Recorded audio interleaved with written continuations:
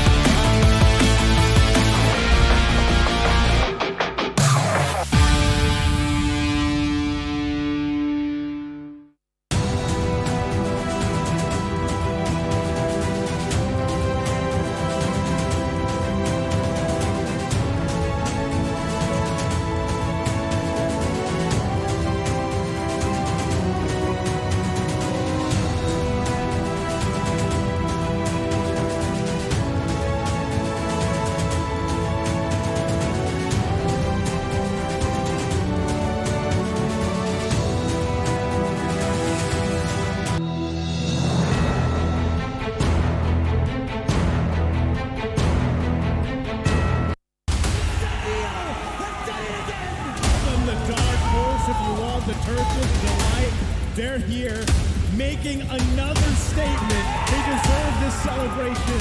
3G Warblade, North America has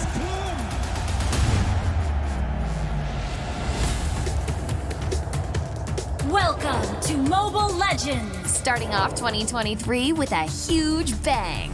The M4 World Championship by Mobile Legends Bang Bang Esports achieved one of the highest peak concurrent viewerships of 4.2 millions, setting the tone for the year.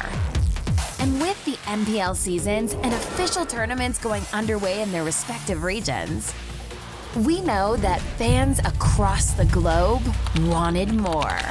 Taking place in Phnom Penh, the vibrant capital city of lovely Cambodia, for the first time in MSC history,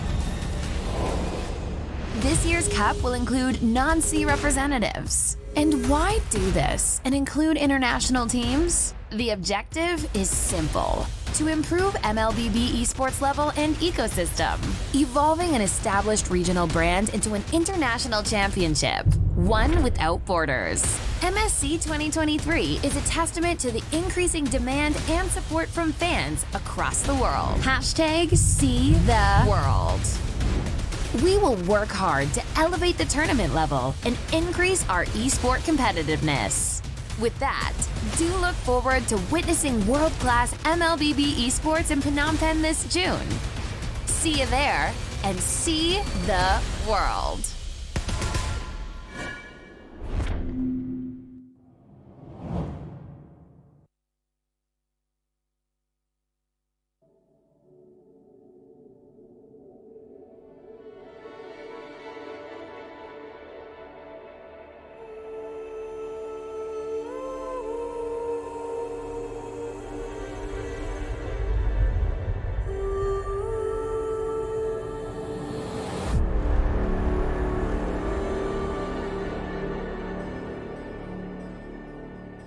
Every day, I have this reoccurring dream.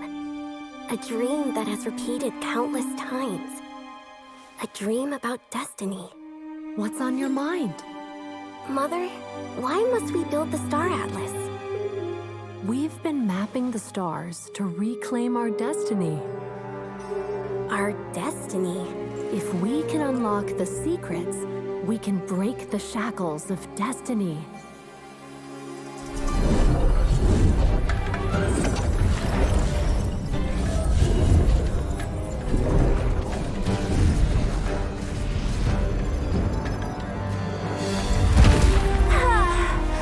Finally! Navaria, happy 16th birthday! Mother? Ooh, star glimmers! Even in darkness, they shine. The Atlas! What's happening?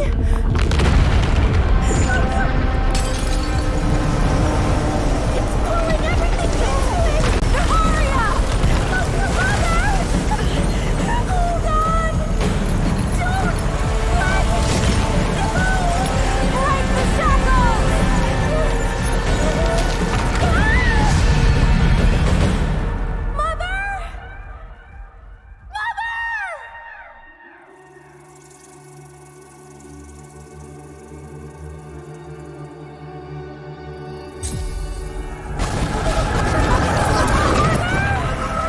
Mother! Mother!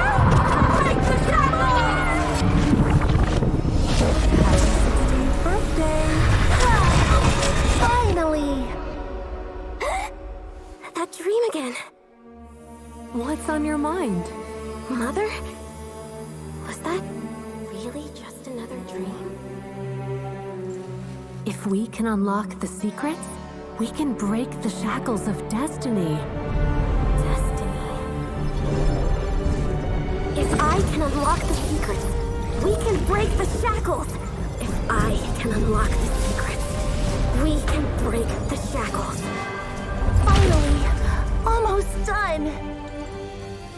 Happy birthday, Novaria! Mother? I will definitely rewrite what's written in the Star Atlas.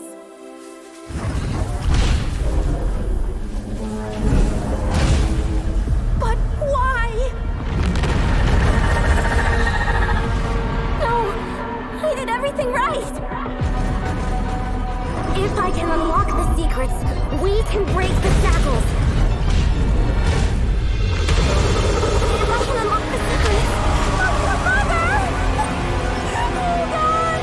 I can unlock the secrets. If I can unlock the secrets. Happy birthday, Novaria! Mother?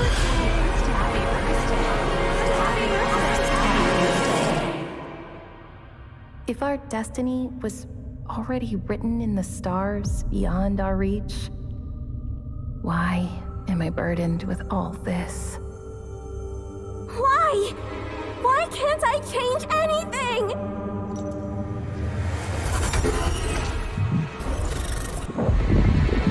Can't change anything.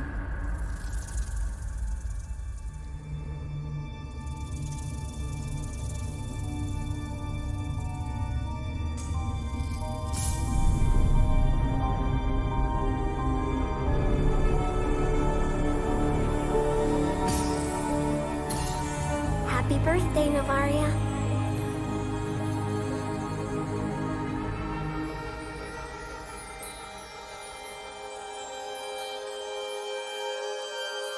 Our destiny was written in the stars beyond our reach.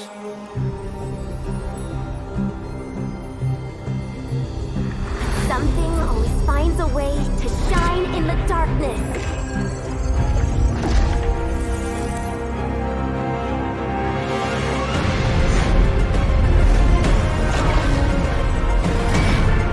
Destiny is in our hands. Destiny is in our hands.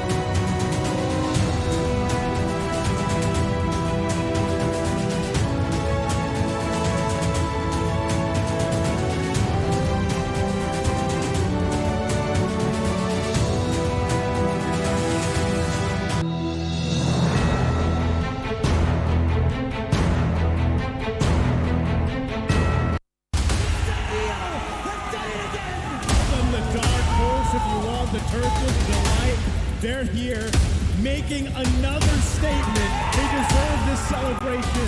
3G Warblade North America has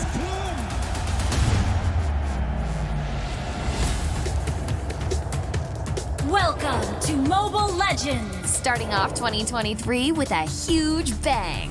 The M4 World Championship by Mobile Legends Bang Bang Esports achieved one of the highest peak concurrent viewerships of 4.2 millions, setting the tone for the year.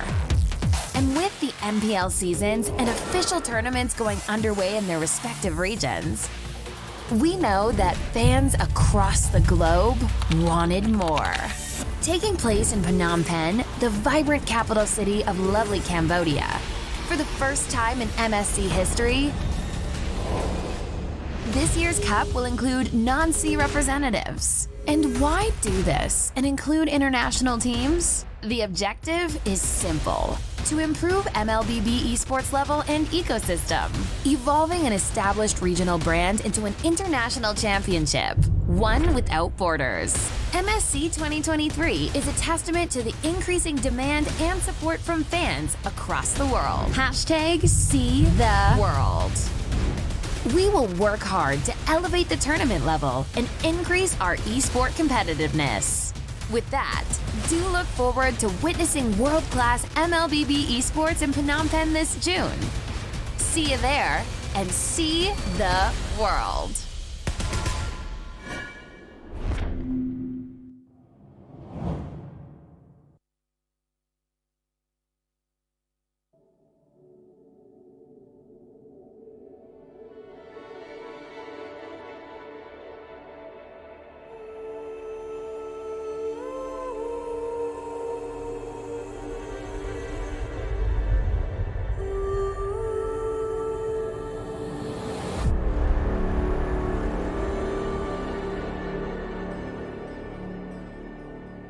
Every day, I have this reoccurring dream. A dream that has repeated countless times.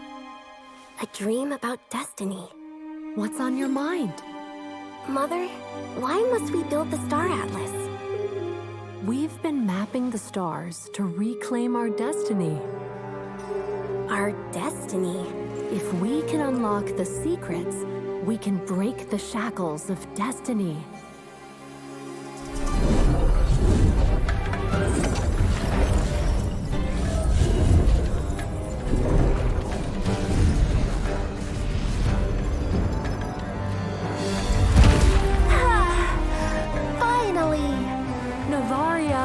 Happy 16th birthday! Mother? Ooh, star glimmers! Even in darkness, they shine. The Atlas! What's happening?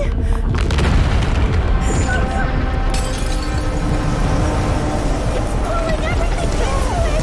Navaria! Mother! Hold on! Don't let it go! Break the shackles!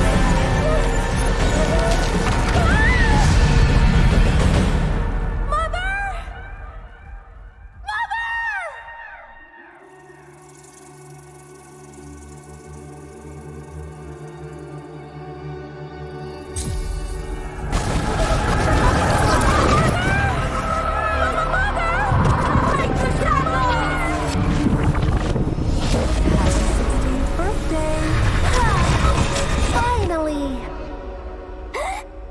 That dream again. What's on your mind? Mother? Was that really just another dream? If we can unlock the secrets, we can break the shackles of destiny. Destiny. If I can unlock the secrets, we can break the shackles. If I can unlock the secrets, we can break the shackles. Finally, almost done.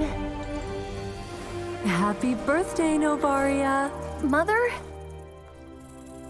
I will definitely rewrite what's written in the Star Atlas.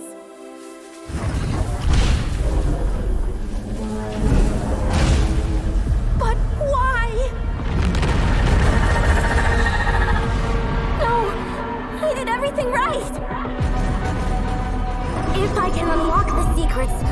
can break the shackles. If I can unlock the secret. Mother! Oh God! I can unlock the secret. If I can unlock the secret. Happy birthday, Novaria. Mother?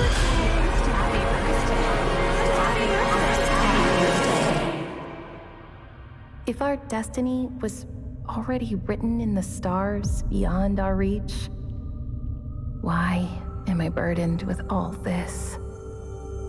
Why? Why can't I change anything?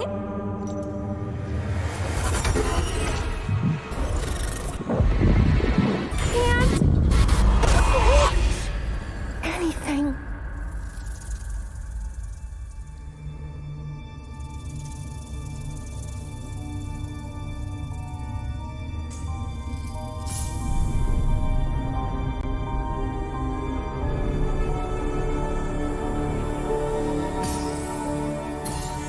Happy birthday, Novaria.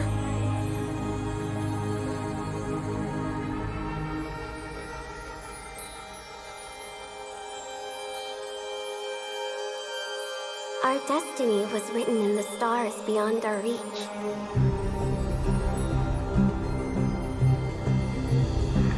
Something always finds a way to shine in the darkness.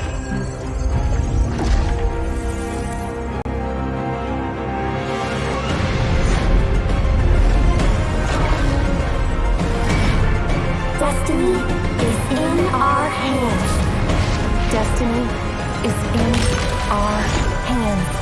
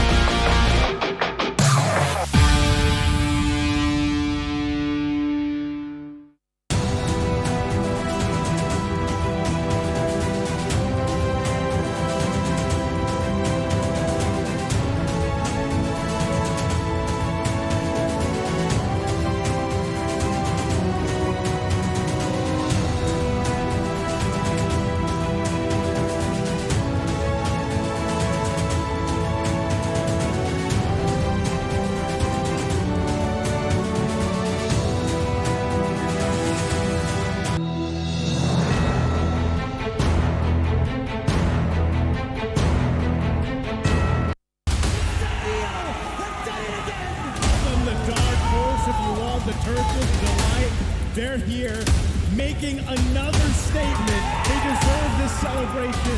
3G, well played! North America has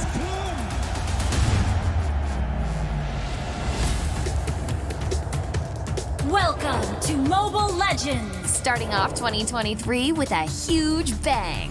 The M4 World Championship by Mobile Legends Bang Bang Esports achieved one of the highest peak concurrent viewerships of 4.2 millions, setting the tone for the year. And with the MPL seasons and official tournaments going underway in their respective regions, we know that fans across the globe wanted more. Taking place in Phnom Penh, the vibrant capital city of lovely Cambodia, For the first time in MSC history, this year's cup will include non-sea representatives. And why do this and include international teams? The objective is simple: to improve MLBB esports level and ecosystem, evolving an established regional brand into an international championship, one without borders. MSC 2023 is a testament to the increasing demand and support from fans across the world. Hashtag See the World. We will work hard to elevate the tournament level and increase our esport competitiveness. With that, do look forward to witnessing world-class MLBB esports in Phnom Penh this June. See you there, and see the world.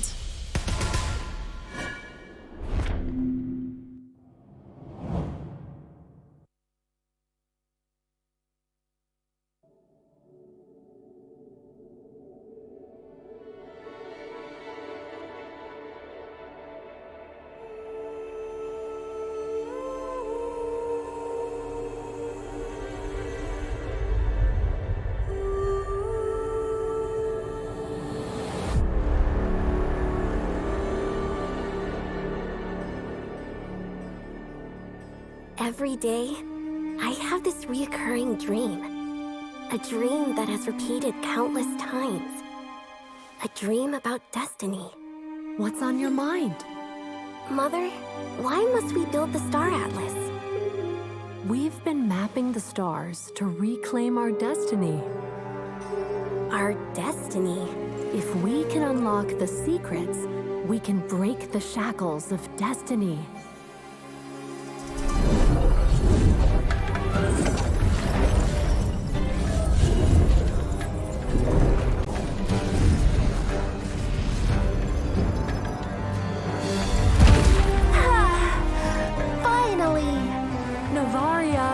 Happy 16th birthday! Mother? Ooh, star glimmers! Even in darkness, they shine. The Atlas! What's happening?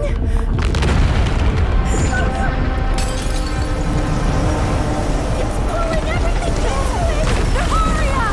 Mother! Hold on! Don't let go! Break the shackles!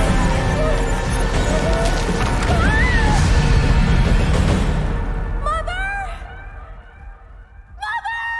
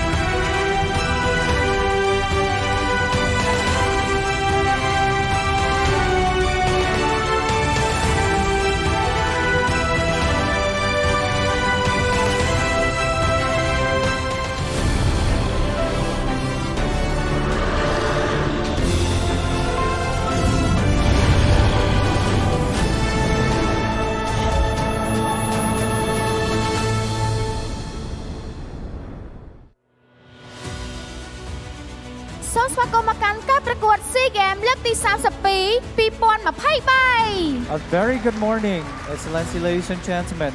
Warmly welcome to your sport event for 32nd Sea Games 2023, hosted in the Kingdom of Cambodia. ចាសួស្តីមកកាន់ការប្រកួត SEA Games លើកទី32នាងខ្ញុំស៊ីនាង My name is Ravi. ចាពិតជាមានកិត្តិយសចាដែលបានធ្វើ MC នៅក្នុងការប្រកួត SEA Games លើកទី32ផងដែរ This is our great pleasure and honor to be the host of this fabulous event. ចាហើយសម្រាប់ការប្រកួតនៅក្នុងថ្ងៃនេះបងដែរគឺជាមួយនឹងវិញ្ញាសា Mobile Legends Bang Bang ផ្នែកបុរសចាដែលថ្ងៃនេះគឺមានការប្រកួតទៅលើ Group Stage ហើយនិង Semi Final For Mobile Legends Bang Bang Male Category, we are going to have a group stage competition and semi-final competition at the end. ចាអញ្ចឹងមុននឹងយើងឈានទៅដល់ការប្រកួតនាងខ្ញុំមានកិត្តិយសសូមគោរពវត្តមានដ៏ខ្ពង់ខ្ពស់របស់ឯកឧត្តមលុនសាមឌីជាអគ្គលេខាធិការសហព័ន្ធកីឡាអេឡិចត្រូនិកកម្ពុជា I would like to warmly welcome His Excellency Lun Samadi, Secretary General of Esports Federations of Cambodia. ចាសូមអរគុណហើយថ្ងៃនេះជាមួយនឹងការប្រកួតរបស់យើងចាដែលប្រទេសកម្ពុជាត្រូវប៉ះជាមួយនឹងចាប្រទេសមីយ៉ាន់ម៉ា Yeah, for the opening competitions is Cambodia versus Myanmar.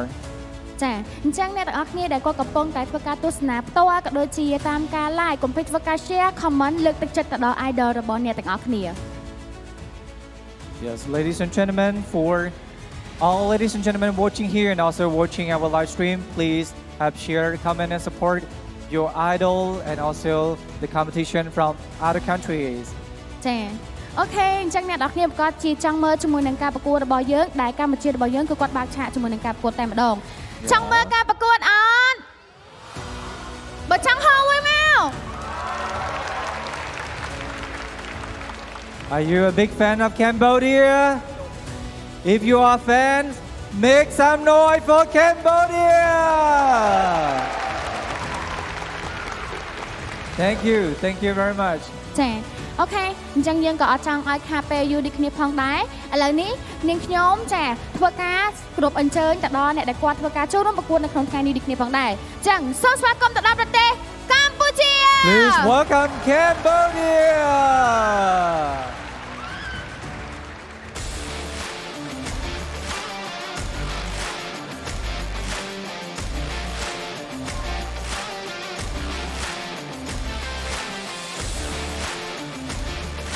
Xong rồi, bật tay Campuchia với mau.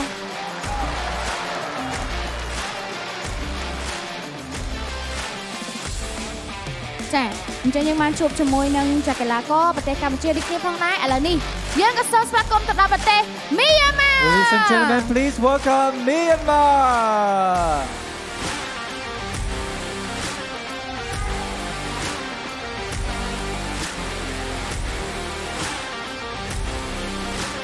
Xong rồi, bật tay Myanmar với mau.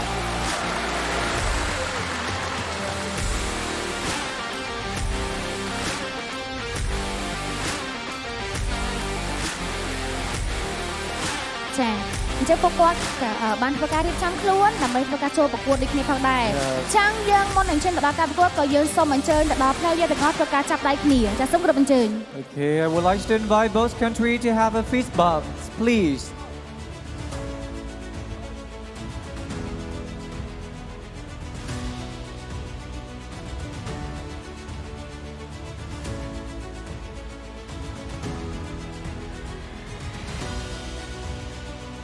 Chà, là ní phục quát ban phục cá chắp đáy kia môn ảnh trên đó cá quát dân cả sông spa công tại đó khởi tiếng pi là một can Vetica. Ladies and gentlemen, I would like to invite the coach from both countries to come on stage.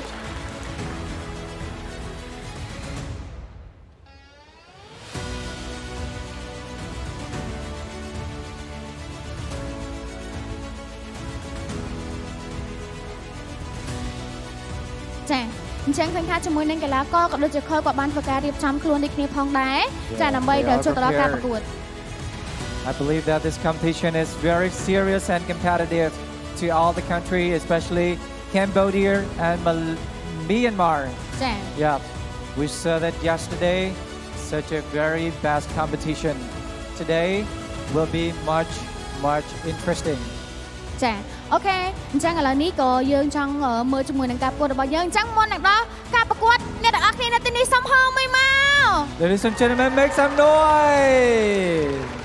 Chà, ចឹងកុំឲ្យខាប់ពេលយូរឥឡូវនេះនាងខ្ញុំចាធ្វើការផ្ដល់ទូតនេះជូនដល់ caster ដ៏សស្សង្ហាទាំងពីររូប Okay, ladies and gentlemen, I'm gonna go back to our caster. Please welcome.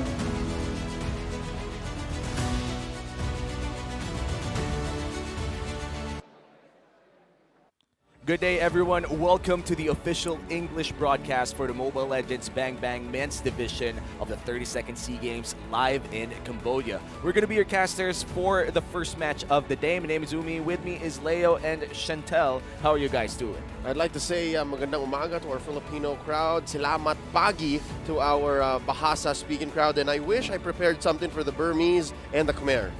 Yeah, for our viewers right now, I mean, I believe that they will agree with what I'm feeling right now, that I'm really surprised with all the outcome that we had from yesterday's performances from our teams. But yeah, we're here for, we are here to look at what our teams that prepared for today. Yeah, and we're going to start off strong with Cambodia and Myanmar. Both teams have shown a lot of not even potential, but great dominance in their matches. Cambodia and Myanmar will be our opener for today, and we're going to head straight to Vietnam versus Malaysia. One of the actually the most crucial matches for Group A. And Laos, Timor, and also Timor. And for our fourth match of the day, we also have Singapore and Indonesia. Though both teams here in our fourth match have not yet seen a victory, it's still very important for the pride of the country. It's weird that we still have best of one today because given how yesterday went, I think that was more than enough to say, you know what, this is the balance of power in the SEA Games 2023. And to think that at the end of today's broadcast, there will be best of threes, and then tomorrow we finally give out the medals, I don't know if I'm ready emotionally. If we're not, if we're doubting if we're ready, for sure, even the players and even the coaching staff right now at the venue are not really sure if they're prepared mentally and even emotionally for today's matches. But definitely for Myanmar and Cambodia, this is the point we're in. They really have to face all possible challenges because they're fighting for the top seed. Yeah, this is such an important match as well. And I think for Group A, it's still not clear-cut on who's going to be the top two teams there. And it's going to be extremely important to basically look at the state of Group A right now. We do have Malaysia and Philippines on the top, but this isn't final yet. For Group B, this is already, I would say, quite finished. But we still haven't seen who's going to be the top one or top two one. But both teams, Myanmar and Cambodia, has already qualified for the next phase. For Group A, though, Vietnam, Philippines, and Malaysia still vying for the top two spot. Group A still feels like the Wild Wild West. Yesterday, we opened up, I swore, we said, you know, Group B is the Wild West. We don't know what's going to happen, and true enough, we don't know what's happening, but again, we are confirmed that it's Myanmar and Cambodia coming through the semis. But yeah, I'm excited to see how Group A finally takes shape. Honestly, I'm still not used to see Indonesia at the bottom of the group standings for Group B. But yeah, it happens with the current meta and of course the preparation of the teams. Definitely, they were looking towards really studying Indonesia's strategy. And you know, this is such a great opener as well because we know that the Burmese here are quite the players. We've seen them in the world stage again and again. The highlights that they produce, and I feel like their overall aura, their overall attitude, and this is like purely based on rumors though, based on the last world stage tournament, I heard from local players from the Philippines as well. They said that Myanmar was actually one of the friendliest teams. Oh yeah. You were there. Can confirm. Tell us about it. Can confirm. Justin is a big fan of my cat cups. Oh, wow. That's really? one of the first few things he told me when he saw him. He's like, I like your cat. Wow. No, I'm not kidding. He's like, what do you mean? Like, oh, and then I showed the pictures. This one, like, yes.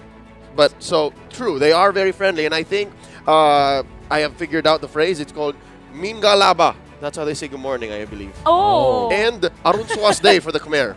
And yeah, I really like that you mentioned that Justin is really friendly. I mean, you know, to be able to know your cat personally, it means that he follows you. He follows you, attention. and most probably all the other players participating here. And we are looking at the players of Cambodia here. Let's put the spotlight on T.Y. Odom. I do hope that I said your name right. He did perform really well with the Grok and the Estes. And I do feel like a lot of the plays that comes from KH here, or the Khmer, is really something that is decided by the play of, I think, the TY Odom. Yep, Odom, also known as the D7 from their local MPL, is the roamer for Cambodia. And it's safe to say that across the board, you can compare him to Naomi. Again, his main rival in terms of laning. But no, the real breakout star from Myanmar, of course, here in the SEA Games is none other than Ruby DD. And it's such a throwback to see Ruby DD once again. I think you said this yesterday. The renaissance of Ruby DD is on the way in this 32nd SEA Games. And you've seen, Chantel, you've seen the performance of Ruby DD yesterday with the Arlet. A lot of great plays. What do you feel about that? This guy has been here for the longest time. And Ruby Didi, is the only player that has a Ruby Didi, a play that is dedicated to his name. That's how glorified Ruby Didi is. And with his performance yesterday, it's different from Ruby Didi play was for Alunox. Yeah. And to play superbly with an Arlot, it means that Ruby Didi is just a player that is prepared for those impressive plays, and at the same time still has it. He hasn't been that active in some of the international games, but at the same time to perform that well in the arena for SEA Games, tells a lot about this guy. He was with them in Jakarta at M4, but he didn't play, right? He was just watching. A different XP laner, he was technically there, but he did not play. Now, oh boy, he's doing more than just being present. He is a force to be reckoned with. And I just love how we're seeing old or OG players in the SEA Games just finding a new groove to their very old careers. And I think we're already here at this point where we could say that Mobile Legends is the biggest mobile esports, no doubt, in the world. No doubt. And when we talk about its history, these players have been with it since, a lot of them, since day one. Yeah, Ruby Didi alone was one of the major players in what a lot of people, very lovingly so, would call that big event from about 2020, 2021, the Great Filipino-Burmese War. It started the pandemic, right? There were a lot of online tournaments. Oh, yes. That began, and Ruby Didi was already big then, and eventually it came to a head at the M2 World Championships. And come to think of it, Ruby Didi is playing right now at SEA Games, and at the same time we also have the same player that was part of that Filipino-Burmese War, which is Arcangel from Philippines. And Canon. So very nostalgic with this 32nd SEA Games. Full circle. A lot of storied players competing in the 32nd SEA Games. And right now, another story is yet to be told. 40 seconds from now, we will see the draft between Cambodia and Myanmar. Speaking of the draft, we've seen a lot of their picks already in day one. We had 10 best of ones yesterday. What do you think would be going through for today's draft? Are we going to see something specific? Khmer Ube.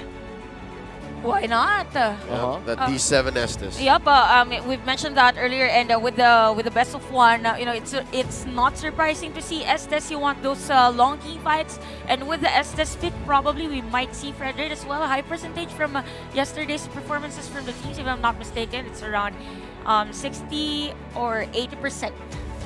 And that's what the coach from Cambodia should be bringing in. If I'm not mistaken, this should be Coach Zen, as it's listed in our documents. But on the other side, you have Coach Zaya, who I'd say, the breakout genius. Alone in that game against Indonesia, he gave no quarter to Coach Zay's. Nothing. Going into the second phase, there were surplus of picks for Team Myanmar at the time, and I'm excited to see what he'll do here. Yeah, it's the draft. I think some people would agree that the draft is half of the game for a lot of people in the pro scene. It's really important to set your team for success. You may have the best players in the world, but if your coach suddenly puts you in the position that you lose because of certain variables inside the game, it kind of puts you in a big disadvantage. And that's why the draft is such an important part of the competitive scene. By the way, I will correct with the information earlier with regards to Ferdinand. It was Arlot that has 100% win rate out of 6 games. Games? Yeah, from yesterday's performance, it's just 37% for Frederick. Oh, so no. probably more on the prioritization with the Lancelot this time around for the jungler hero. And now we're about to begin. The first two bans for both squads here are already locked in. It's going to be the Faramis and the Fanny banned out for Myanmar playing in the blue side. Meanwhile, Cambodia on the red side would leave the 1-1 and the Joy open. They do still have that one ban left, but they decide to drop down the position 4 bans. Ooh, interesting ban for Cambodia, most likely since they are prioritizing on the post 4 heroes against Myanmar. They want to go and have those trades. Maybe I will choose my own path. There it is. banned here for Myanmar, and it is not expected to actually see our lot to be banned on the blue side. So for Myanmar, it is expected to have them prioritize that glue instead for an XP lane. Oh yes, I do agree. You have the Faramis already banned out, but now the Joy is open. You either go for the glue or the Joy Or here. the 1-1! Or even the 1-1. That's crazy. And of course, they're going to arm Zippy here with basically nuclear levels of efficiency in the gold lane. Here's something I gotta say, man. Coach Zen, Cambodia, the Khmer, look at this. They fear Justin. That's 3 mid lane bans, and yes, they are going to get the Joy, but Chantel, the Kaja and the Franco still open. I believe for Cambodia, they should pick either of those 2 heroes because there's a possibility for Myanmar to actually ban that already. But yeah, for Cambodia, maybe an XP lane. Since they have an option to either take Franco or Kaja, regardless. But more on the trades, but definitely has here for Cambodia. Although they are a bit on a double down in terms of the magic damage, so definitely for Cambodia, they will prioritize those sustain heroes that has physical damage. You know, I like this decision coming in from Cambodia. You take the Joy after you give up the 1-1 and also take one of the counters known to Joy. The Franco is still available to take from Myanmar, and we do know that Naomi loves playing around it. It looks like they're not going to take any suppression ability this time around. They're going to match the Joy with the glue and take the Grok as well to give themselves a better team fighting presence. Oh wow, this is an interesting turn of events. Naomi decides, Coach Zaya decides, the rest of Team Myanmar says, you know what? We could get the Franco, go 50-50, or we could pick up the Grok and play with the I'd say more diverse kit. This is a good call. Yep, and for the side of Myanmar, with this 2 heroes being picked for the team, it is expected for them to really rotate really fast and Myanmar in terms of the speed that Cambodia has with the catch-up pick. Now for Cambodia, they could already prioritize either Beatrix or even Kari, since the next 2 bans most likely for Myanmar is focused on the marksman. But yeah, it's really Melissa. Although we don't usually see Melissa and Kaja together. Yeah. Most of the time, you want a specific hero that can do pokes if you have Kaja on your lineup, or even any hero that is on the single target. So since that is because, again, of the bans, I almost forgot that Cambodia focused on this 3 mage heroes that is a good counter against this Melissa. So maybe, oh wow, smart move by Cambodia since Blue has been exposed as well. No chance for Lapu-Lapu for Myanmar in this game. It's pretty clean. Both these teams understand what's allowed and what they are working with. There goes the Alice. Are they closing up gaps for the jungle? I'm honestly not sure for Cambodia here. The Atlas is a very specific ban, I would say. We rarely see the Atlas ban come through, especially in the second phase. It looks like both teams here are focusing on the junglers. In terms of possible jungle picks, you could say that this Grok could be a flex inside the jungle, but it's I feel like that's a bit too much of a reach. Maybe an Akai for Cambodia if they're focusing on those jungler heroes. Wait, consider this. What? I'm not so sure, but maybe what if? Joy jungle? A Ken specialty. What if he picks out the Granger here? What if? Given the lack of the Farsa and the Eve, what if it's the Granger that close the gap between Team Myanmar and Cambodia? Look, you can blast that Melissa. Yeah, he could, and that is definitely an option here for Myanmar. Right, especially after the Lancelot ban. Yeah. Ooh, the Hayabusa is still open if he wants to play. My pleasure. Your And team they're gonna take out the is picking. Karina. One thing, we don't really see Fredrin to be banned for this two teams. So most likely for Cambodia, Fredrin is a nice choice for them. Since it's really the most. Although we can still see Fredrin and Akai matchup for this draft. And Martis still out there? And Martis, by the way. So probably for Cambodia, Martis is nice against the 1-1 actually. Yeah. Right after that Divine Judgment play plus some damage and then secure the kill with the Decimate. So Cambodia nice, Martis is a nice option for them. Let's see if they lock in the Martis Your here. team But is Oh! what a swerve here coming in from Cambodia. They're gonna get that Julian. We don't even know if Where's it gonna go? it's gonna be a jungler or maybe a post for here for Cambodia. I mean, be. we see that. Oh man, but hey, that's still a lot of magic. That's too much magic damage. Yep, too much. I mean, they have 3 magic damage dealers, and the thing is, That's gotta be it. That's it. Yeah, that's gotta be it. And I have to say that this is still gonna work mainly because you have the Kaja that reduces magic damage. I mean, magic resist, and it allows you to burst down anyone you pull. And then a Genius Wand on either the Joy or the Julian. Exactly. Like the way you build it, it's gonna be important for Cambodia. But overall, despite the surplus of magic damage, they do have the Kaja to fill in the gaps. Zippy's gonna get no wait, what?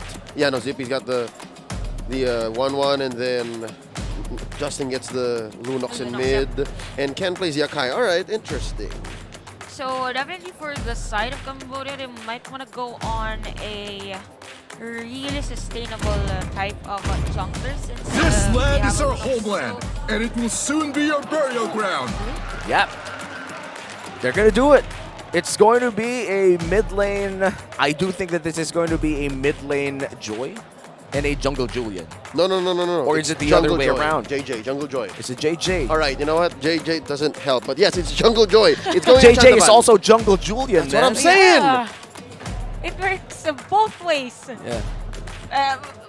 Jokes aside, I was speechless on that moment. Jokes aside, for this changes on the draft of Cambodia, definitely the rotation is gonna be really fast. I mean, with the Joy, it is expected once level 4 that there might be some pokes at the middle lane. So yeah, but what's different this time around is we usually see Joy with a Vengeance spell, so might be not that aggressive for Cambodia. But it is the sustain that we were looking for. Yeah, it was sustained, and honestly, we could see the re-debut of the Tank Joy. We've seen Tank Joys from way back when it was still, I think, newly released. Yeah, like a hybrid Joy? Like a hybrid Joy, like getting him inside the jungle and just giving him a lot of tank items after securing that, securing your first magic item, I would say. But let's head on to the Land of Dawn. This is the game.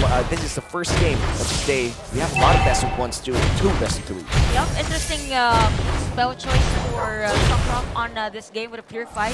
I mean, usually when we see a Julian, it is expected that it would be easy to like really dodge against the plays. But just for Cambodia, by the way, additional thought on this Joy pick is that there's a possibility that majority of the players of Myanmar will use their skills in crowd control, but Joy is the one hero that is very difficult to like really kill. Talking about using their skills, yeah, no, what was that? Yeah, what was that? Like, I was like super confused. Did Naomi slip? Naomi probably slipped, but that's basically him saying good morning, Cambodia. You know, it's our first match of the night. I mean, day. Is still trying to get his groove. And again, good morning in Burmese is Min Galaba. Waiting for a skirmish here in mid. Look at Chandavan dashing on through. This is the right thing to do. Pressure. Oh no! Oh! Ken may regret doing that. He pushed Chandavan into Justin, but they do get the trade. A mid laner for a jungler. Oh man, that feels a bit bad if you're Justin. You literally threw the bomb. If you're Ken, you threw the bomb back to your teammates. It's like batting the grenade back to you. Actually, it was a good thing for Myanmar because it was the jungler of Cambodia that was killed during that attack. Imagine that no box still have to wait for those gold cooldowns, and at the same time, it was Myanmar that is already positioned on this turtle objective. Oh, wait a minute. Check it out. Ruby DD very deep. Gets a split, gets a grab in. And what? That was a long Divine Judgment. Did Odom pull the trigger? Indeed, he did. But the turtle goes over to the Myanmar squad. Ruby DD flickers on out.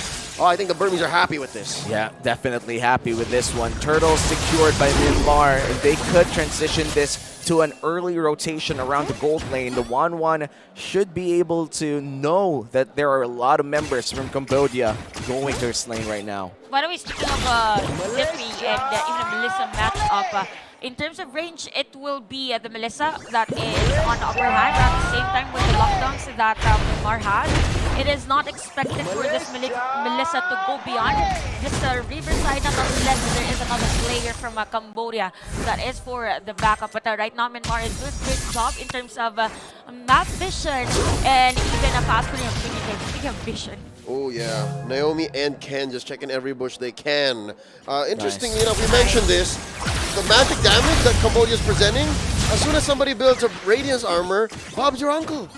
And Myanmar right now, still holding a very slight gold lead here. I do think that the longer this game goes, the better for Myanmar. You're literally giving the 1-1 free reign to farm up in the gold lane. You could say the same for the Melissa. Oh no! There's the Divine Judgment. Zippy so close to falling. He lives, but just barely. Now Ken going 1v2. Here comes Naomi with a wild charge! Down goes Kuname. Odom can only watch. Eyes wide open for Naomi. He sees everything. He sees everything with a flicker play as well. And looks like Cambodia has to back off for a bit right now. They did not see that incoming. And look at that, the goal lead already for Myanmar because of the play. Again, we mentioned earlier the lockdowns here for the heroes of Myanmar. And with the Grok, it is expected to like really have that rapid take on the top lane. Imagine two players from Myanmar after that setup play from Cambodia. So nice kill for Myanmar, by the way. Oh, wait. Oh, that one goes for both our teams. Going back with the Julian. He was about to secure the kill against Zippy, but at the same time, Zippy was still alive.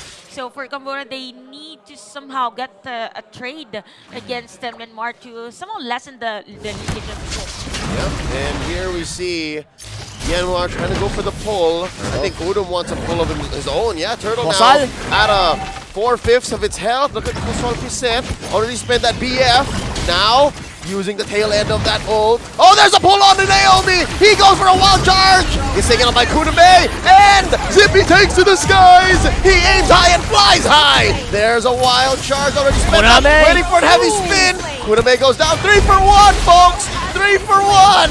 What a great take coming in from Myanmar. They secure the turtle, secure kills against Cambodia, and the Burmese are basically on fire. They lost Naomi, sure, but the trade was well worth it. Yup, but speaking of Naomi, just a little second of delay in terms of casting that wild charge, but even before he has been killed by the side of Cambodia, there was his wild charge. We will see that on this replay. Little life from Naomi, but was able to secure that wild charge. As to why for Myanmar they were able to like really deal damage against the players of Indonesia. There was Indonesia for It's fine. Same group. Same group, man. It's Cambodia. And for this one, I believe Cambodia, they really have to focus fire. Oh no! Another pull! They don't focus fire. Another pull, another kill. Naomi goes down once again. Great. It looks like Cambodia, they want blood. Ken stole the buff there, and now he goes for the heavy spin, saving himself. All right, a stolen buff for a Grok? For a roamer? And Justin's not yet done. Oh, He no! wants revenge. Odom. Oh, that was... Then flicker on forward, taking a page out of his teammate. Ruby Diddy's book, and now they're going for it. Justin gets taken down though. Sokroth gets away with it. Ken trying for a revenge kill as well to Myanmar. I feel like overall they still won that trade, and look at that. Zippy. Zippy knows. Zippy. Oh, solid kill for Zippy at the bottom lane. Again, we've mentioned in terms of range, it is going to be Melissa, but at the same time, after that go away, there's no protection anymore for this hero. It is a lot easier for Zippy to another one at the middle lane. Just about 5 meters from where the camera was. I was just explaining what happened at the bottom lane.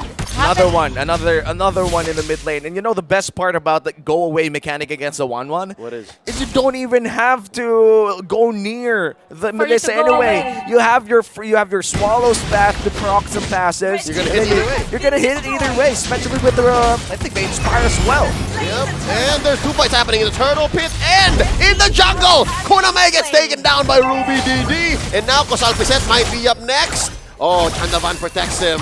Justin very low. Can he get the brilliance out? Oh, wow. Yes! Just in the nick of time, but Chandavan wants to finish the job. Eventually gets down the mid laner from Myanmar, and now Kosal Piset Spider with a BF of his own, Naomi. Oh, keeping himself alive with the power of nature and the Earth and Force passive. Here comes Zippy. Trying to finish the job too. Down goes the Lapu Watch Lapu. out. And now Odom's gonna fall as well. And he does. Ruby DD is on a killing spree. But he might just go down too. Look at the damage coming in from Koname. But looks like they will back off after that big engage coming in from Myanmar. Oh, wait a minute. hey. There's a 1v1 in the river. He's but still Ken going. is still going at it. The blue, he's trying to survive, and he is gonna get some major treatment here from Ken. The joy goes down. Commendable patience from Myanmar during that middle lane team fight.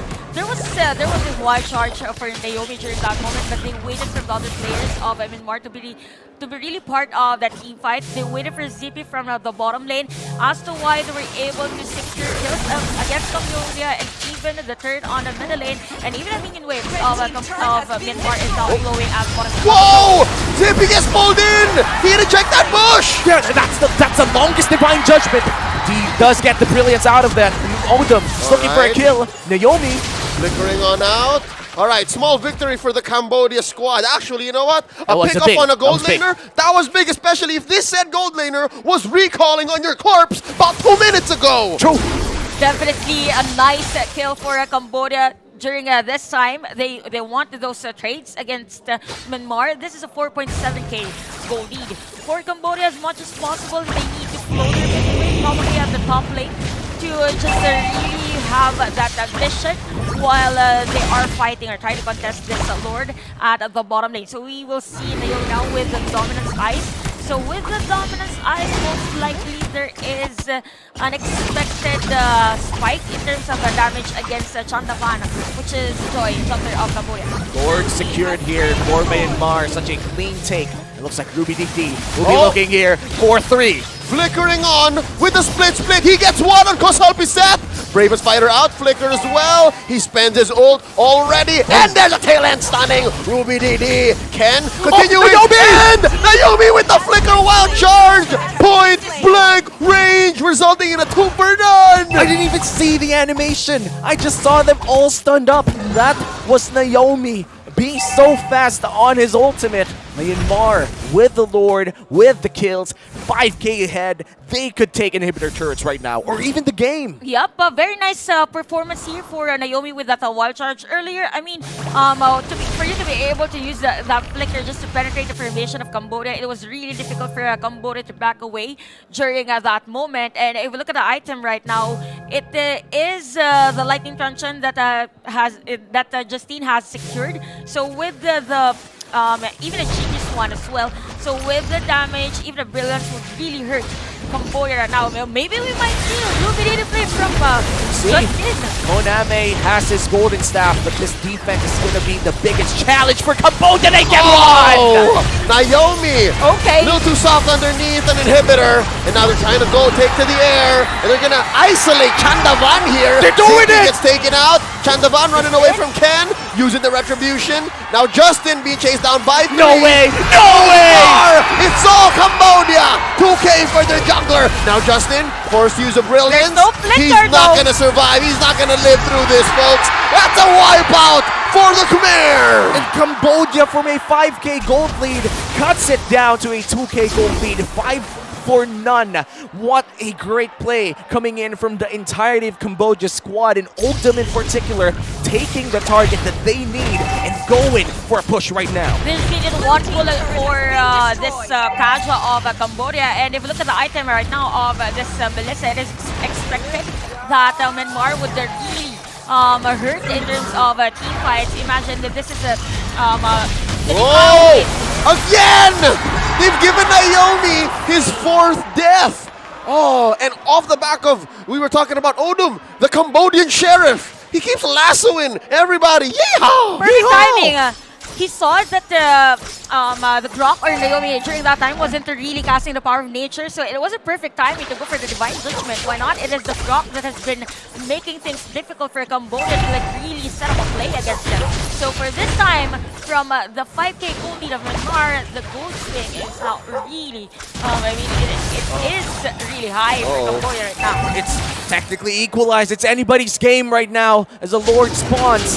Battle between the Cambodian Sheriff and the Burmese Python about to find its end, probably for this Luminous Lord. Ken, half HP on him. This is Odom looking for an angle. Oh! That's a Cambodian sheriff! Sandwich, but there's not enough firepower! Look at Ruby DD! Split in the back! And oh! We can barely see what's going on! But Zippy goes down. Chandavan as well, 2 for 1, the current trade. Look at Justin in the back line trying to take down Kosalpi Seth. But the XP laner from Cambodia gonna back out. Look at Ruby DD. He's getting chased down. Kuna May and Sokroth versus the M2 alumnus. What's gonna happen? Ruby DD goes down! Oh, another trade won by Cambodia. Cambodia this time around is just doing so many good plays from, I think, starting 5 minutes ago or 6 minutes ago, and you could feel the tension in the production. Because they've been changing the camera too. Justin gets away. Naomi's gonna fall. His immortality gets popped. Wild charge away! Although wait. Wait, what's Justin doing? This is like a really bad time. I mean, he was part of the team fight earlier, but this is not expected draw. No, Wait. Okay, almost now. The Cambodian sheriff caught him. There is no burst damage from Myanmar, but it's time for Cambodia now to really secure the Lord. And by the way, all eyes on Sokroth's KDA. This is 207. Even if Purva is not really used by the player, but at the same time, he is dealing damage against Myanmar and sometimes delaying that heavy spin from Ken. So this time around for Myanmar, they really have to focus fire on Kon Ame, because if not, we saw the shredding of their HP earlier on that team fight. And look at this Joy with the Blood Wings. He already hurts. Ruby DD can't even survive. Pops the split that early. Naomi! They're isolating the roamer. They force a conceal, but look at Zippy. Look at Zippy working down that bottom lane. And you could hear the Cambodians' home squad or home crowd already cheering for their teams. Myanmar had a great control in the early to the mid game. But right now, it's Cambodia's story to finish. Chantel, where did it break down? Well, for this one, wait. They're trying to break down Chandavan. Can he survive here? Look at Kuna May. Watch the marksman. Watch the gold laner. Ruby DD with the split and the grab. The pass. They pop. Chandavan wide open. That is a nice grab from Ruby DD at that time. All along, I thought it was going to be a kill from Chandavan at that moment, and even from Kon Ami. I believe for Myanmar, they're just really waiting for the other players of Cambodia to use their skills, which is a perfect timing for them. And now for Cambodia, their strength is forcing Myanmar to be near each other. That's a pick-off. That's a nice pick-off against Justin, a Lunas that is needed for this Lord team fight. Something tells me Justin may have either decided to die there, extend this fight, or just did not have brilliance on. Down goes Naomi once more. Courtesy of Kuna May. Odom very low. Zippy pops him. There's a knockup. And look at Kuna May still firing away. Down he goes. Ken gets it. Odom as well. 2 for 2 so far. Heavy spin by Ken. The Burmese Python making space. Look at the back line. Zippy versus Chandavan. And Zippy is winning. Chandavan backing out. Tactical retreat. Look at Ruby DD. Can he stop the retreat of Cambodia? The answer is no. And this is such a big start to a long day. A very close game between Cambodia! Kosalpi Seth spots him, but now it's a 3v1 situation. He might take down Zippy. Oh no, he won't. No one falls. And for the side of Myanmar, they decide to wait. I thought the Ruby DD's teleport is going to be delayed here for this one. Again, another one. Chandavan! Kachow, he is speed! They don't want to stop fighting. They literally just want to fight again and again and again for this Lord. Naomi burns the wild charge, and now you have 4 people coming in from Cambodia trying to steal away the Lord. Ruby DD out of vicinity in the ball on Naomi once again. Ruby DD here making space, trying to help Ken secure this Lord. Wait, the Lord? This is a Luminous Lord, folks. I wonder if he's going to get a Chandavan on him. Chandavan takes it. The Cambodians go wild. Oh my god, Cambodia, a 3K gold lead. Koname They're not might be in getting trouble. Justin! Oh my god! Where did the damage come from? I mean, Justin was just there to deal damage against Koname, but anyway, it was Cambodia that was able to secure that Lord against Myanmar. All along thought that Ken is going to be there. A bit early on, I can say that Kevin's been low during that Lord take, so as to why it was a lot easier for Chandavan to secure that one. We could see already Sakura on the Winter Truncheon, so really a player that is prepared whenever he is going to be targeted here by Myanmar. Again, for Myanmar, they don't really see those skills, knockout skills from Julian, but it is the one that is delaying them in terms of how they set up play against Myanmar. Sokrov had to die, man. I can't believe it. Sokrov is deathless. I would have thought that it was the Julian that was dying instead of the Lunox this often.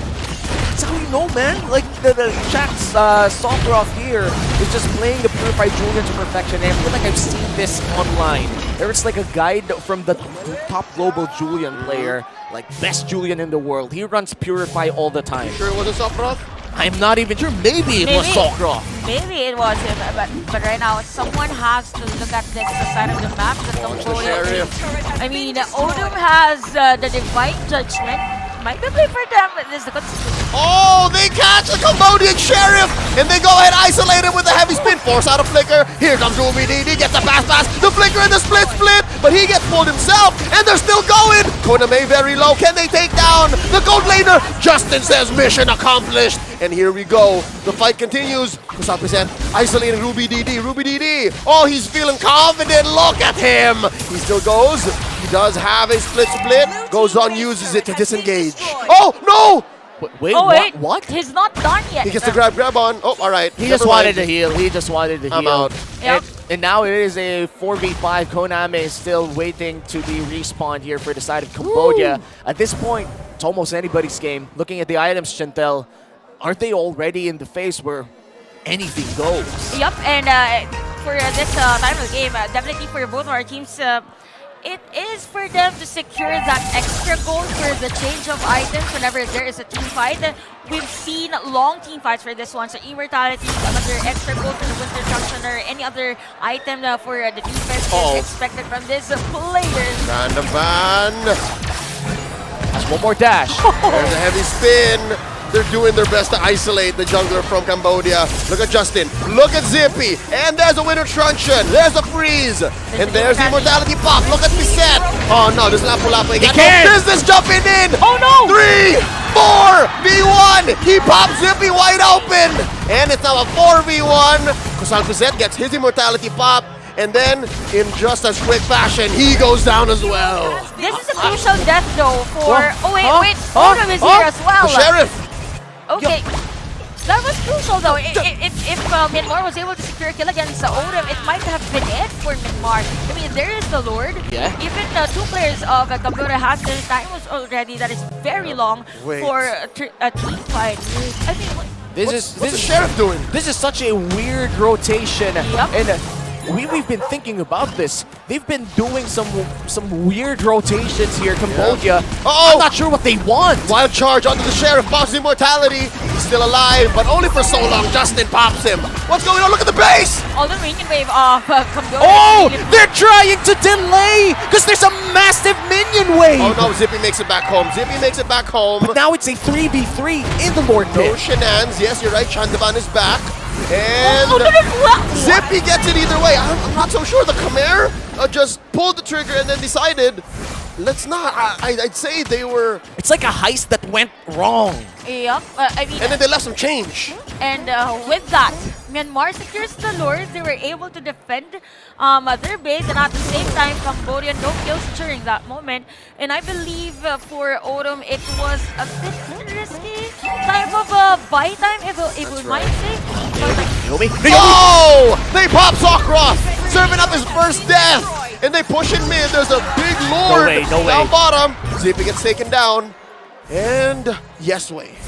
The minion wave, by the way, at the bottom lane is still moving, but for Myanmar to finish Oh! off it. Here There's goes a the defense. BF. The ult off of Justin, still in its tail end. Now it goes off. A wall keeping Kusal Piseth and the rest of Myanmar in arm's reach. Again, for Myanmar, the nice minion wave flowing, by the way, for the bottom lane. So it is expected for at least 2 lanes. Yeah. For those tanky type of minions against Cambodia, but for Cambodia, they still have 20 seconds for the Sokros to be part of the team fight. Although in terms of clearing of minion wave, they can with Koname's skill. And Koname has been very crucial here for Cambodia. Forward push down bottom lane, in the mid lane, they're trying to take the turret as well. Naomi in crucial HP right now. Very low. He is in arm's reach again of getting knocked out here. Wow, interesting. Cambodia keeping their priorities in check. Look at Odom pressuring Justin, and there's a heavy spin. Oh, the Cambodian Sheriff taken way out of the base. They up and changed his zip code. Look at the base. Wait. I mean, Odom is still alive? Still alive? I am quite I'm confused. flabbergasted. Oh no way! Koname and Odom go down at the same time. I'm out of words actually with this game. I can't. This is such a confusing game because teams are like pulling the trigger and then stopping and then going again and again. That's about it. There's 5 members from Burmese squad here inside Cambodia's base. This might be the home team's first loss. It's just a matter of time. For the side of Myanmar, they have the minion wave. Yes, they could end this anytime. Oh, that's about it, folks. Ladies and gentlemen, Myanmar here takes the game. It looks like the Burmese Python, or Burma in total, will be the ones taking this game against the home team and the home crowd. We could already see the crowd, or hear the crowd rather, in game. When they were winning, Cambodia was definitely in high spirits. But of course, Myanmar had to crash that party. I mean, Myanmar during that time, on the latter part of the game, they were aware of the strengths of their lineup. But they saw that Cambodia has been prioritizing that divine judgment against the Gok. So why not be the first one to initiate against Cambodia, since we have that damage from the Lunox as well. Although at the latter part of the game, there were a bit of a miscommunication from both ends. But yeah, for Myanmar, it was just them securing that Lord. Nice defense, by the way, prior that Lord take, and Cambodia's play was just all over the place. Yeah, Cambodia, they had questionable decisions in the last 3 minutes of the game.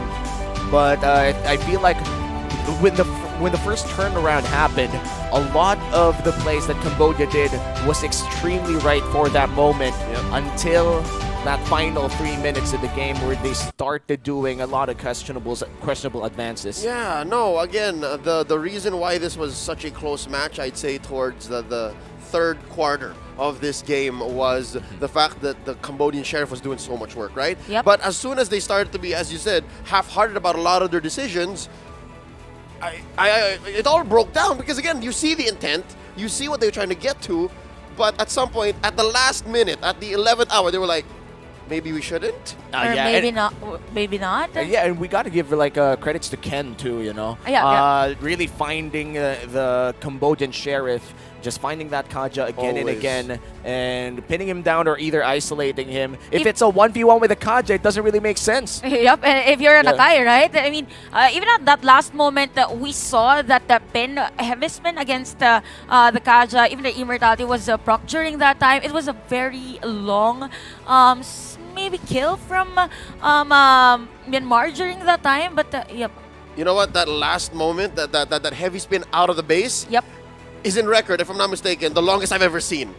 What? They took the Kaja all the way to the river and out. You know what? We can't really track how much distance they've traveled in that scenario. But Chantel, this has been quite the long game in 24 minutes in. Can you break it down for us? Yep, definitely a long game from Myanmar and Cambodia, but it all boils down with the hero composition of Myanmar in terms of late game.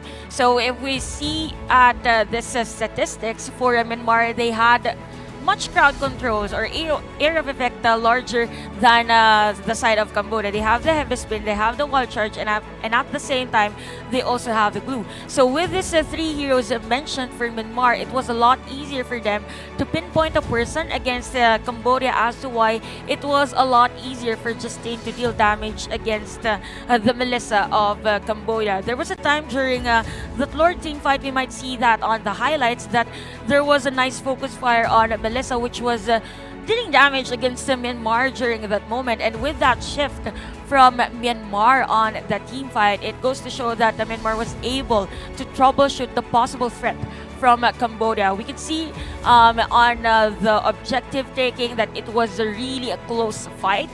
It was 23 minutes, by the way, with the turrets destroyed. Even the turtles, though, went to the side of Myanmar. It was 3 turtles for them. Even the other factors for this game in terms of objectives and resources, but Cambodia was able to really stretch the game, as to why we ended with an almost 24-minute game time. So with the itemization as well for this Grok, there is the blade armor for the team.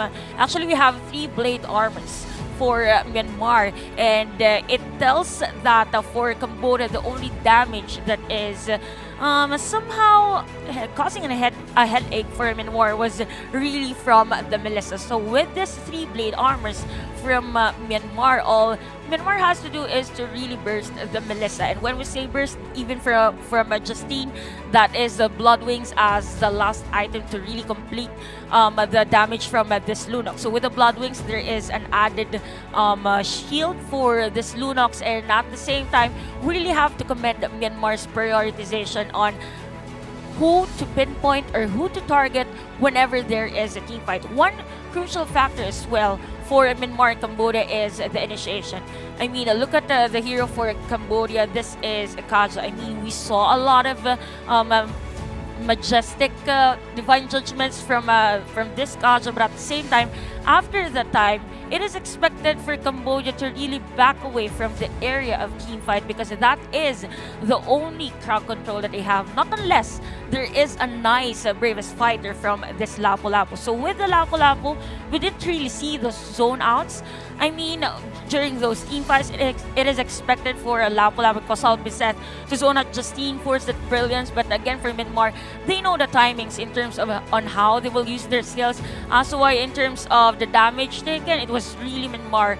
See the difference. I mean, it is the epitome of the difference of the hero composition of Myanmar and Cambodia. For Cambodia, there is no really hard tank for the lineup, as to why the damage dealt is higher as compared to the damage taken.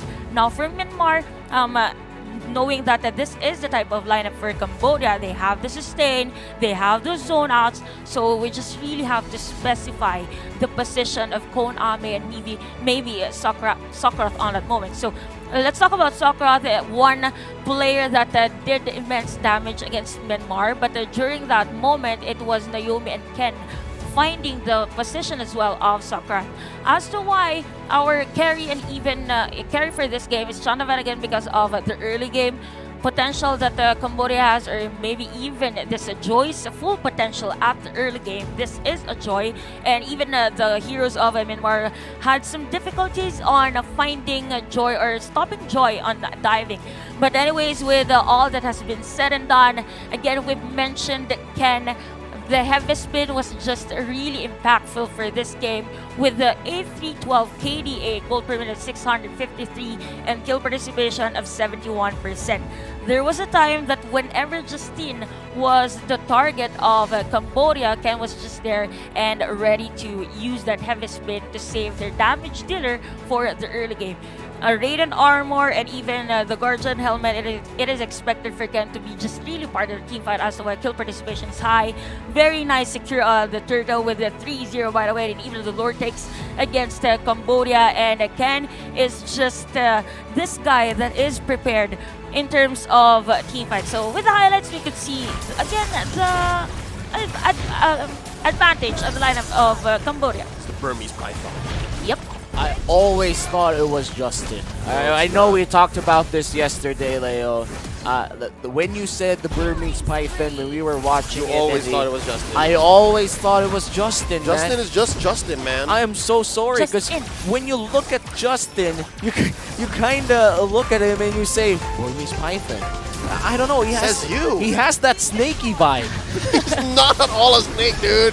I know he's a great guy. He's one of the warmest players I've ever met. I'm not saying he's not friendly, but the hairstyle, the eyes, you know. It's like a newsflash. Just in. Yeah, just in. To be fair, Justin was also quite the force to be reckoned with here. I always thought he was a Burmese Python. He survived situations wherein he had no business doing so. And yeah, here another. You know what? Ken is the MVP, but Naomi, man. I mean, everyone. I mean, for this game, everyone is MVP deserving. All that they did, it was a collective team effort, anyways, for Myanmar. And look at Ken. Yeah, he's probably just gonna slam him down. But in this particular highlight, he gets slammed down. Still the MVP though of this game. Yeah, that was. For the highlights, I'm really waiting for that play for Odom. Remember that? I want to see what really happened there. You know, there's like a lot of questionable rotations at the latter part of this game, but I feel like it's just the pressure of competing in the SEA Games, you know. It's a lot of weight to carry, a lot of decisions to make. Here, it's going to happen here. It's going to happen here. It's like, this could have been a one-way push. Oh, wait, no, Odom died already. Yeah. Never mind. So we didn't catch in the highlights that basically coast-to-coast heavy spin. But yeah, no, I'd like to agree. Again, the fact that Cambodia have gone undefeated so far, up until this point, pressure may have gone to them. And this is just one of those matches that I would say that is a nice opener. But of course, the home crowd would be a bit disappointed with what happened there. We could already hear the crowd going wild as Cambodia almost won that opening game. But we still have a lot of best of ones in store for you guys watching the 32nd SEA Games MLBB Men's Division. And also 2 semifinals matchups which would be like a best of 3 series, both of them. Oh yeah, for the second to the last match and the last match, of course. But this one. And we have our next match. It's Vietnam and Malaysia. Perhaps the most crucial match of Group A. Everybody's going to be watching this. And we do hope that you guys are still going to join us for our next match because this is going to be so spicy. We have been your casters for match number 1. My name is Umi. With me is Leo and Chantel. Don't go away because the official English broadcast of the 32nd SEA Games MLBB Men's Division will be right back.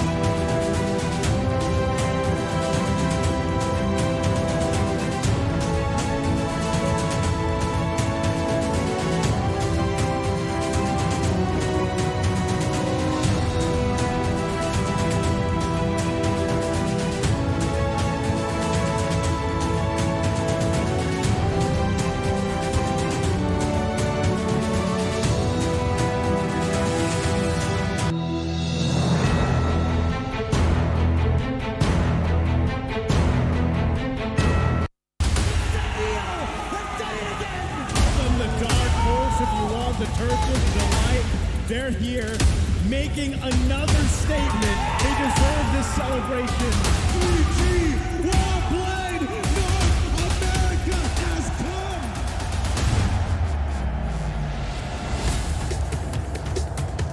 come. Welcome to Mobile Legends, starting off 2023 with a huge bang.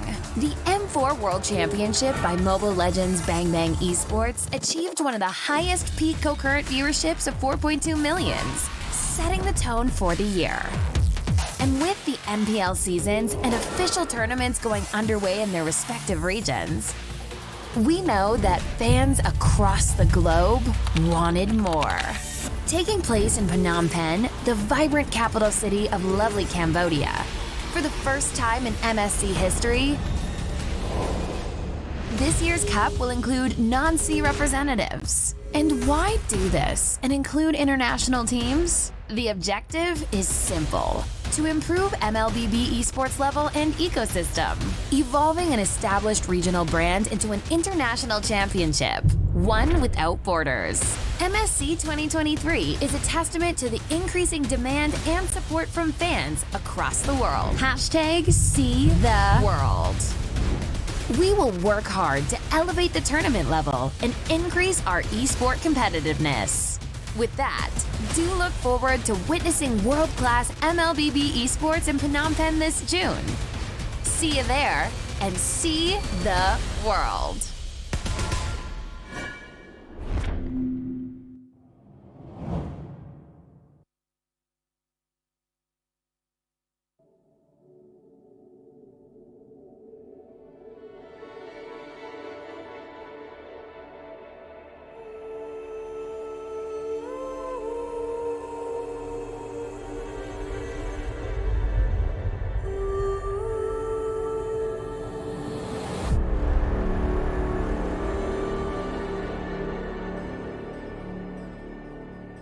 Every day, I have this reoccurring dream. A dream that has repeated countless times. A dream about destiny. What's on your mind? Mother, why must we build the Star Atlas? We've been mapping the stars to reclaim our destiny. Our destiny? If we can unlock the secrets, we can break the shackles of destiny.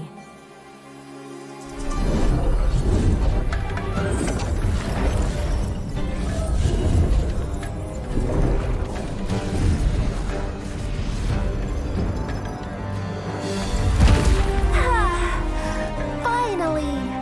Navaria, happy 16th birthday! Mother? Ooh, star glimmers! Even in darkness, they shine. The Atlas! What's happening?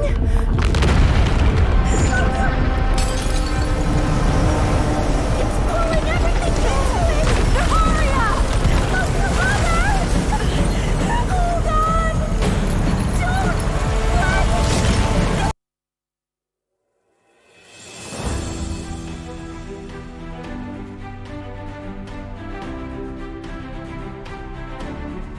it...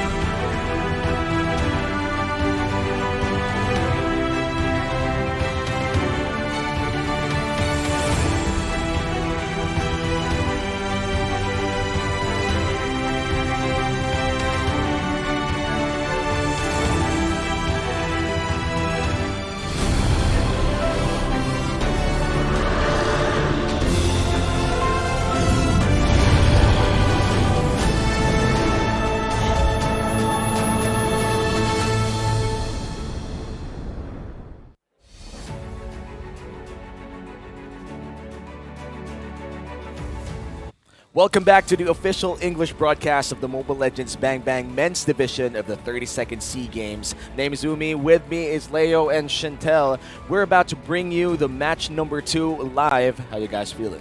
I am, safe to say, I speak for a lot of our viewers right now, nervous.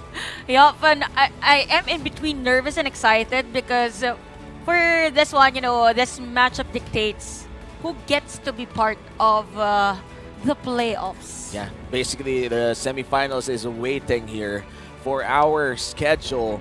We've already seen what happened in our first match, a 24-minute game between Cambodia and Myanmar, with Myanmar securing a victory after a very messy late game. And now in our second match, it's going to be Vietnam and Malaysia. A lot is at stake here, and I think there are very specific conditions, Chantel, that I think you've listed down. Yep, actually, again, we've mentioned earlier that this is a game we're in. It will dictate the possible teams that will be part of the playoffs or semifinals for this category. So for this one, as much as possible, the game for those Filipino fans right there, for Philippines to be part of the playoffs or semifinals, the game does not have to end earlier than 10 minutes and 27 seconds. It's going to be a tough game for both teams here, and I'm sure Team Philippines will be watching this game very intently, hoping for the best. But the story's not yet really over, because this is assuming that they beat Timor-Leste in our 15th match of the best of ones, which will happen way later on the schedule. So if ever the conditions aren't met for this matchup, all the Philippines has to do is defeat Timor-Leste. But who knows? What if Timor-Leste, still with no wins right now for some reason, defeats Philippines? It's not impossible. Well, I love the story of those surprising plays, you know. I mean, it's a now or never for Timor-Leste. Why not grab the opportunity to show how powerful they are? I'm here for it. I definitely am not counting out all the possibilities presented. And who's to say that when we do get to our semifinals, or what we call the playoffs here, the dynamics might change. Because again, I believe we're going to best of 3s. Yeah, and it's the same day too. You wouldn't be feeling fresh in your best of 3. And it's going to be really hard for a lot of players here, especially with those, actually all of them have grueling schedules. So the best of 3s would definitely take a big toll on their physical and mental, I wouldn't say health, but perseverance, or what's a proper term for this? Their physical state? Yeah, I guess, you know. Their endurance? Their endurance, there you stamina? go. Their stamina. Yes. The constitution? The constitution, the strength, I'm plus gonna 1. Thesaurus. Thank you. We've mentioned earlier, by the way, we see the standings right now by group. So we've mentioned the 10 minutes and 27 seconds for this game, particularly for the fate of Philippines for this SEA Games. So if we look at right now, we have 3 teams rather that is sitting at 2 points. Yep. So there's a possibility for a tiebreaker if Vietnam wins versus Malaysia. Then Malaysia wins versus Laos. And that's basically a timeline that could happen as well. Now that we are still very much early on to this day, we're still just at our second match, a second BO1. We have like 6 BO1s and 2 best of 3s, as far as I know. So we're not even halfway there. We are far from halfway there. Truth be told, I am still living in yesterday. That's how crazy day 1 was for men's MLBB, and I'm barely recovering. And now we're here again. We saw Cambodia take an L from Myanmar, and then now Vietnam and Malaysia threaten the 3-way tie. You know what? We are currently in the 3-way tie. We are. Again, complicate the situation. There you go. That's where I'm getting at. So, with that being said, it's not impossible. It's not impossible that Myanmar actually, rather that Malaysia actually gets one over Vietnam. Vietnam gets one over Malaysia. Definitely not impossible, because from the games yesterday, they just needed one team fight, and then it just happened.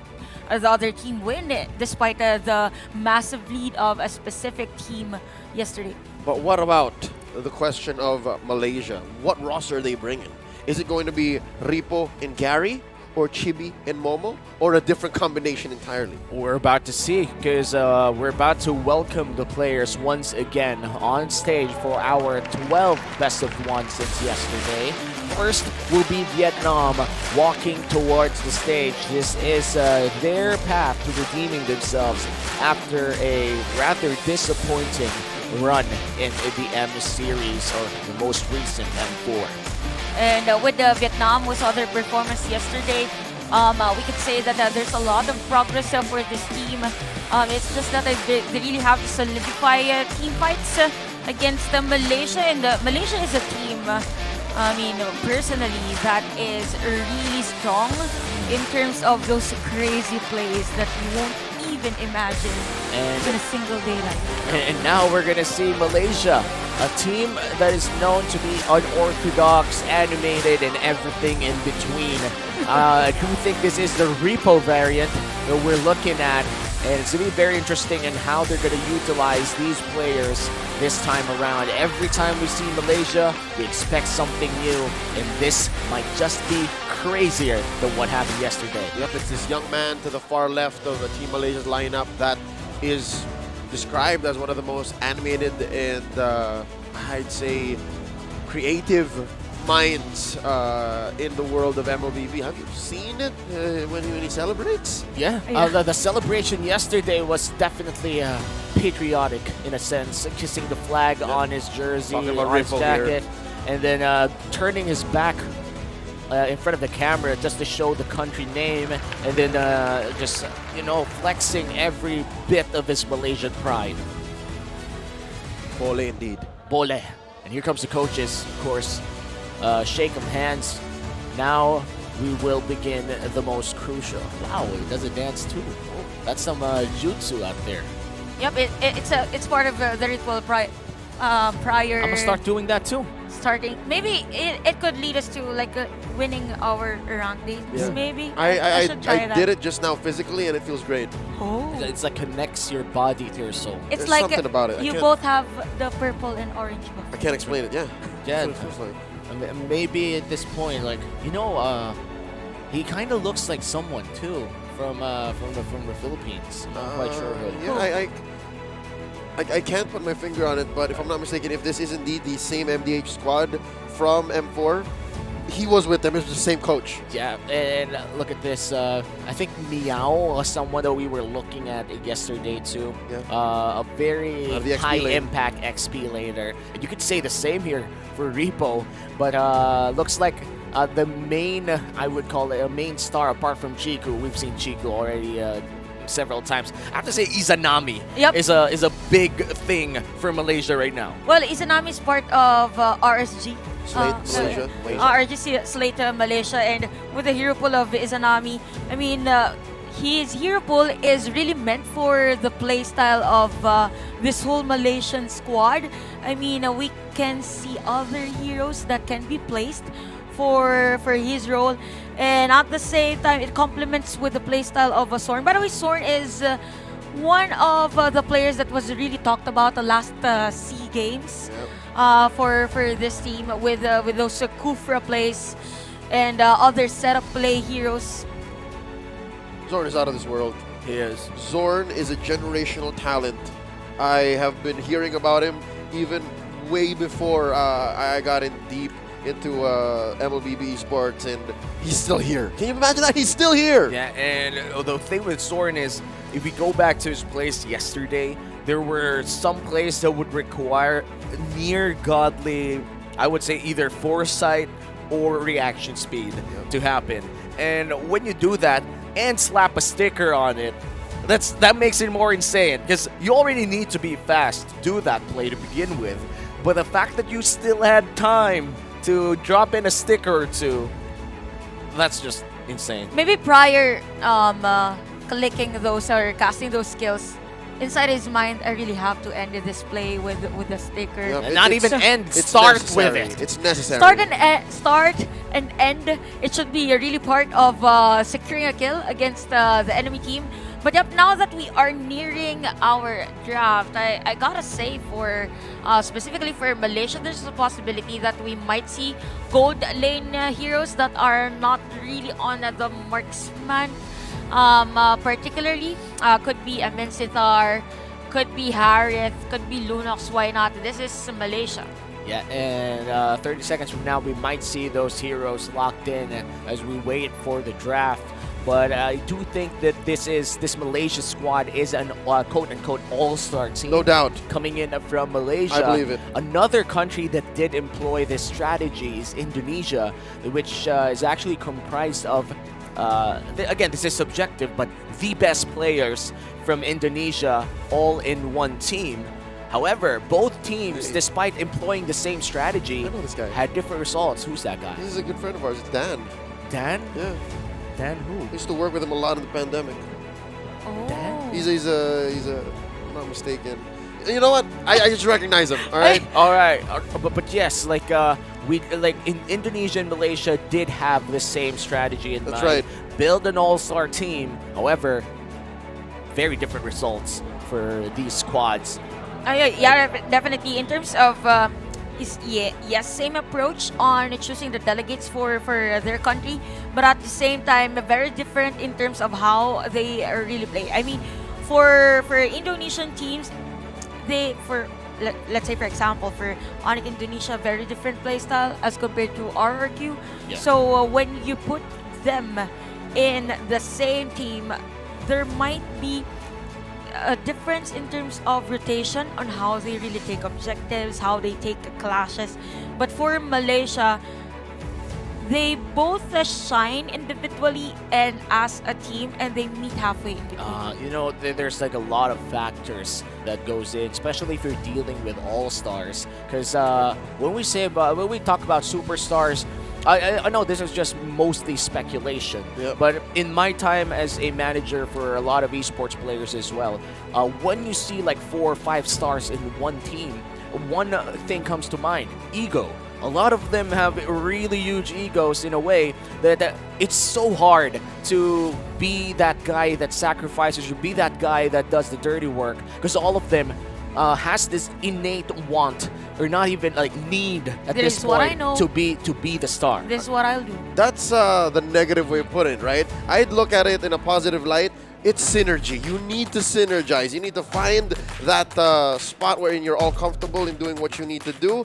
And I think so far that's what Malaysia has done. Yeah, and Malaysia has been stellar on this composition, or this a set of particular players to begin with, and now Malaysia will be playing on the red side. But before we actually lock in this draft, we'd like to announce that we have observed a visual bug into Diggy's lock settings and Young Gen's passive ability, allowing the users to see outside of its vision range. With this, Diggy will be globally banned from the tournament until May 16, 2023. This measure was implemented to maintain tournament integrity and fairness. Rest assured, all teams have been informed ahead of their respective matches. Going back to this draft, we've already seen quite a few bans. It looks like we're gonna have to redo a bit of it. I'm not quite sure on how extensive that went down. You mentioned Diggy. I remember my friend's name. His name is Diego Nguyen Mai. Oh, Diggy. He's part of the Vietnamese contingency. He's with the Vietnamese national team. There you go. I see. All right, I recognize him now.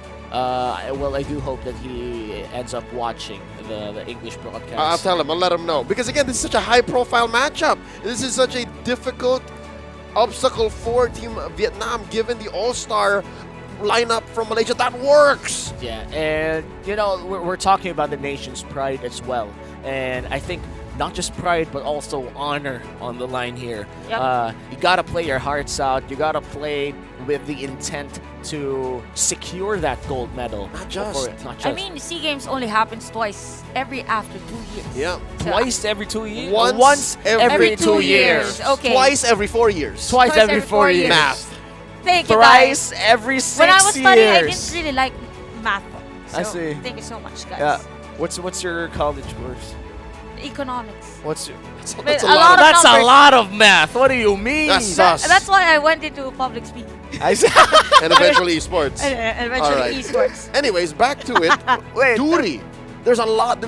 Basically, being a national athlete, is a responsibility. It is. You know, you kind of have to uphold a lot of virtues, a lot of basically this guy. Ripple, you were saying. Ripple had to do it, you know. He knew that the camera was right in front of him. He was like, oh, hey. He had to acknowledge and it. then had to be serious. And then we have like players. I'm not sure who this is. This is Gary. Gary, who's just all about the game. And now we're going to see a lot of nationalists. Hey! Is that a wrong flag? There you go. Did they flash the wrong flag at first? They did. Oh, they did. Yep. What are you gonna do? Okay. Oh my God! All right. So I believe that they were also supporting Cambodia earlier. They're happy to be there. They're happy to be there. Thank you for hosting us. They probably removed their jacket in game 1, and then reapplied their jacket Just to game get 2. just Just to slide into the vibe, you know. I do that sometimes. When did you do it?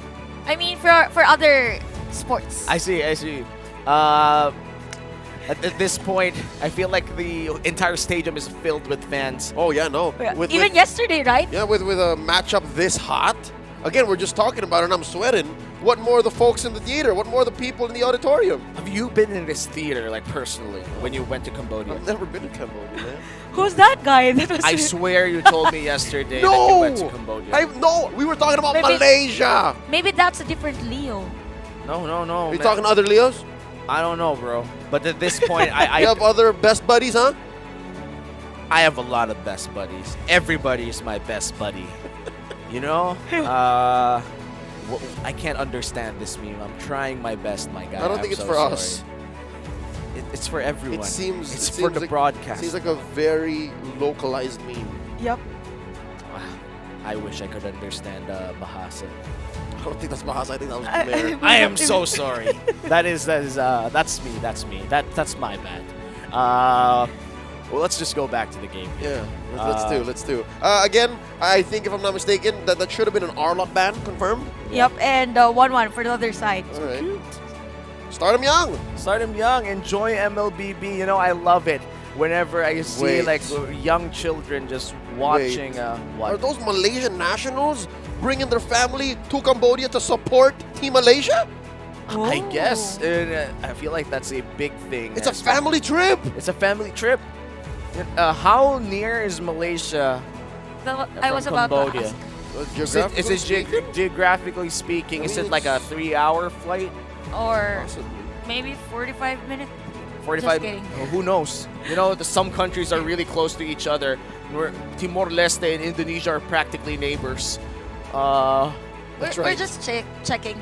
All right, here we go. We have to be sure. Oddly enough, man, Malaysia is actually connected by land to Cambodia. Oh, really? I wouldn't say it's a trip you want to take though. Not by land. You know, if it's by land, you gotta you have like a right angle. Yep, here, they're connected via Thailand. Yeah, and you're gonna pass through an entire country if you want to go to Cambodia from Malaysia. Yeah, Singapore to Malaysia, that's definitely a day trip. That's a day trip. That's like you're gonna fly out here, and then you're gonna land in Cambodia. So if they take air transportation, yeah, it's really fast. Yeah, it's gonna be really fast. Maybe probably an hour. 12 hours? So. No, 12 hours. Way too long. I was just kidding. You're gonna end up in America by that time. That's not wrong. That's an actual estimate. Yeah. Actual estimate. All right. If you're from the Philippines, it takes about 4 hours to fly to Indonesia. It doesn't look like it's impossible that maybe the Malaysia to Cambodia trip is 2 hours. Is about 2.5 hours. Okay. Yeah, because you just basically take a straight line throughout the Gulf of Thailand. All right, quick. Geography 101 here. Again, but that's how important the SEA Games is. We were playing the highest level of esports disciplines with our neighbors in the region. Yep. Again, SEA Games was created to really have this connection with other regions and know about their culture as well. So aside from the competition, we're here to really solidify the countries.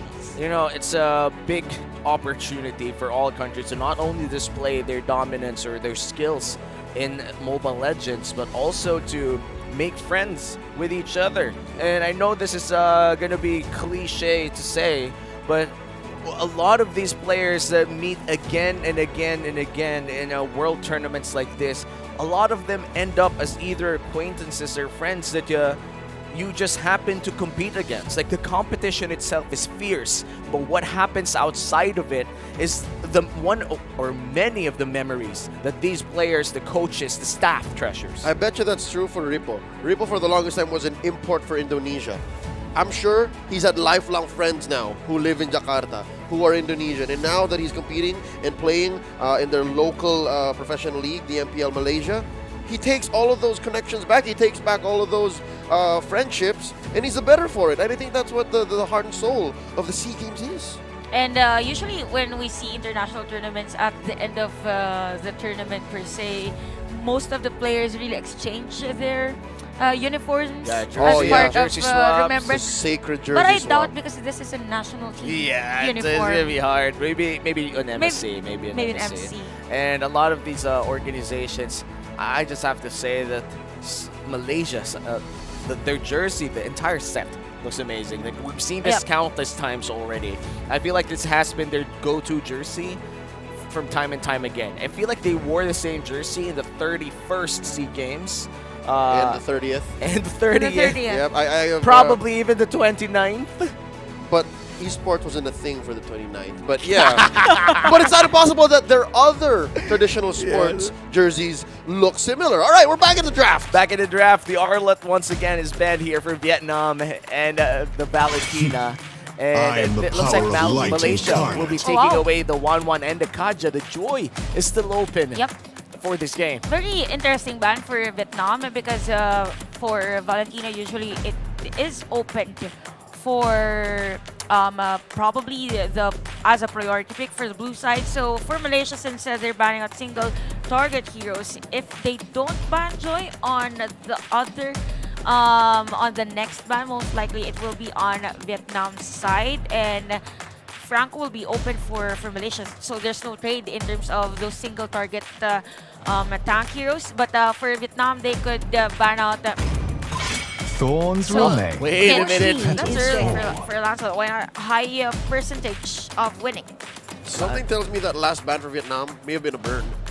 What do you mean a burn? Like, again, they want the Joy open. They want the Franco open. Oh, that might just be it. They want the... What else is out there? You know, the Kaja being banned gives more value to the Joy. Yep. Yeah. Potentially, they could give up the Franco to the hands of Malaysia, get the Joy, or put it on mid lane and even get the glue. For the second rotation. And since they have like 2 picks on the second rotation of this picking phase, they could even secure a Faramis with the glue after they get the Joy. A lot of heroes has been hoping for with this bagging sequence. So it's going to be Joy here for Malaysia. So for Vietnam, they could go glue, or maybe Faramis first and open glue on the other side. Among the planes exists the equilibrium. I'd say that's worth it. Which I mean, the only counters left is probably the Kadita. Or you could match it with a Farsa. No, the Farsa closer to a 50-50. The Kadita, that's a winning matchup. Yep. So for Malaysia, they could now take maybe glue and even Kadita for this 2 picks, just to secure that counter against either any other hero, actually, even if Vietnam will choose to pick Akai for their lineup. So they have sustain, they have magic damage, not unless they go for Karita and even Fredrin. Let's see what the first 2 picks are for Malaysia. What will you respond to Eve with? Are you going to go for the Kadita route or the Farsa route? Oh, yeah! Nope. It's going to be the Fanny. Woo. And I feel like this is going to be the first time, or maybe one of the very rare times, where we actually get to see the Fanny in play in the SEA Games. So is this a gut check for Malaysia? Is Vietnam Gut saying, check. do you have a Faramis roam? Right? Because look, if they go Faramis roam here, they can answer it. But no, they don't care. I was about to say for Vietnam that it is advisable for them to take Franco or even Moskov, just to counter out the Fanny. But I agree. that is really focused on the Fanny, so it might be a disadvantage for them. But you have an option for Vietnam. But for Malaysia, since they have the glue, they could now take Fanny or maybe secure a marksman hero just to the flare that's gonna light as much as possible secure already. So it's gonna be Beatrix for Malaysia. So next ban for Vietnam, an XP lane. Let's see if it's going to be an XP lane. But right now, Vietnam is looking like a great team fighting composition here. They do have a lot of tankiness coming in from the Fredrin and additional crowd control. And I feel like this Eve is already one of the best, or not the best mage right now in terms of utility and damage. And you put the Melissa inside of the real-world manipulation, that's just free reign for the Muddles as well. Yeah, if anything, the real-world manipulation is another layer after the go away. Like, when you try to get out of it, you actually get immobilized. You try to get into it, not a good idea either. So I like what Vietnam has set up for their artillery. Malaysia taking out that Hayabusa, and Vietnam closing up the gaps for mid. What is a Nami left to play? Are they not afraid of Kadira? I don't think they care. Yeah, actually for Vietnam. But interesting ban for Malaysia actually banning out Hayabusa. So they want to force this Fredrin not to be used on the XP lane. So it is forced to go on the jungle role. So probably an Akai ban for Malaysia. Yeah.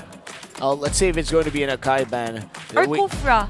Kufra could be banned here. And mainly because you have the Fanny. All shall succumb to my power. Perfect guess there, Chantel. And I have to say that this Fanny is looking to be more of a liability right now. My domain. Vietnam, Karita, nice choice for them. Now Malaysia has the option to take Faramis as their mage. Yeah. Yeah, Faramis, yes, for this game. And they can also cover for the roamer. Like, at that point, if you pick up the Faramis here, you still don't know who's going in the roam. Which could be a surprise pick right after Vietnam secures that last two picks for their lineup. If they don't secure the Faramis here, I'm pretty sure Vietnam will. I do feel like the roamer for the side of Vietnam does have that Faramis in him. You kind of I feel like it's one of those soft requirements. It's a soft requirement for roam. You have to know either the Kadita or the Faramis, plus all of the other tanks. The normal tanks, the expected ones. All right. This is, the gentleman to the left is indeed Gnart from Vietnam. I wonder, what's the call? Could be an Akai or Franco is our for... homeland, So and it's it going will to soon be your burial Lap. ground. So Jungle Fred. The ocean is not just a Is picking. It is Although, I mean, this is an interesting lineup for Vietnam. We were actually pinpointing Franco and Akai just to, zone out the Fanny. But with the lineup of Vietnam, they just really want to go aggressive against the Lilia and even the Beatrix. No Minotaur? No, not today. You know what this is going to do? It's going to force at least 2 Purifies from Malaysia, right? Yeah. But also, this is more in their wheelhouse. I think this is more of an art hero. So yeah, they did stray too far from the tree. And that could be a great decision for Vietnam if they're playing for comfort here. So let's see if it's going to be enough to stop a Fanny. Because as far as I'm seeing it, the only person that could stop the Fanny here will be Melissa's Go Away or a well-timed energy eruption coming in from the Fredrin. And meanwhile, for the side of Malaysia, all of them are slippery and one of them sticky. That is a signature Cho on Sorn.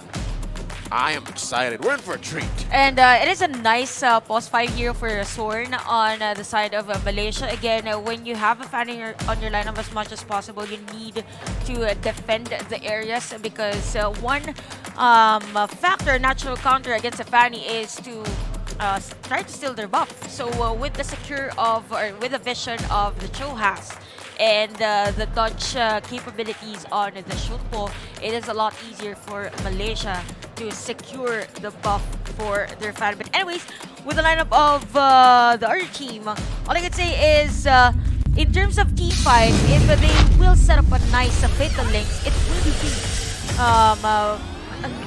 it will be nice for their Melissa. Yeah, better box for Vietnam. A lot of team fighting capabilities for Vietnam. Meanwhile, for Malaysia, gotta give it to them in terms of pickoffs. It's going to be very interesting to see Sorn on his signature hero here to try and find the opportunities for Malaysia and maybe even avoid team fights from happening. Take note, by the way, that for Gary, he already used his retribution. So although for Vietnam, there's no real vision. Usually we see some of the post fights to really go on those area, but definitely no steal from Vietnam because of that. Oh, but also, look at Soren. He's been going 2v1, at least 2v1, since the game started. He's been holding down the fort. That's just confidence from Soren. He's been emoting as well the entire time. He knows for a fact there's two people. He just kind of wanted to play with Vietnam here, but no retributions will be burnt. I still think that Malaysia, with this type of attitude to be in the beginning, could definitely mess with the minds of Vietnam here. There's mental warfare. Yeah, but I mean, you always see Soren to go beyond that leader side. So a lot of information for Malaysia right now.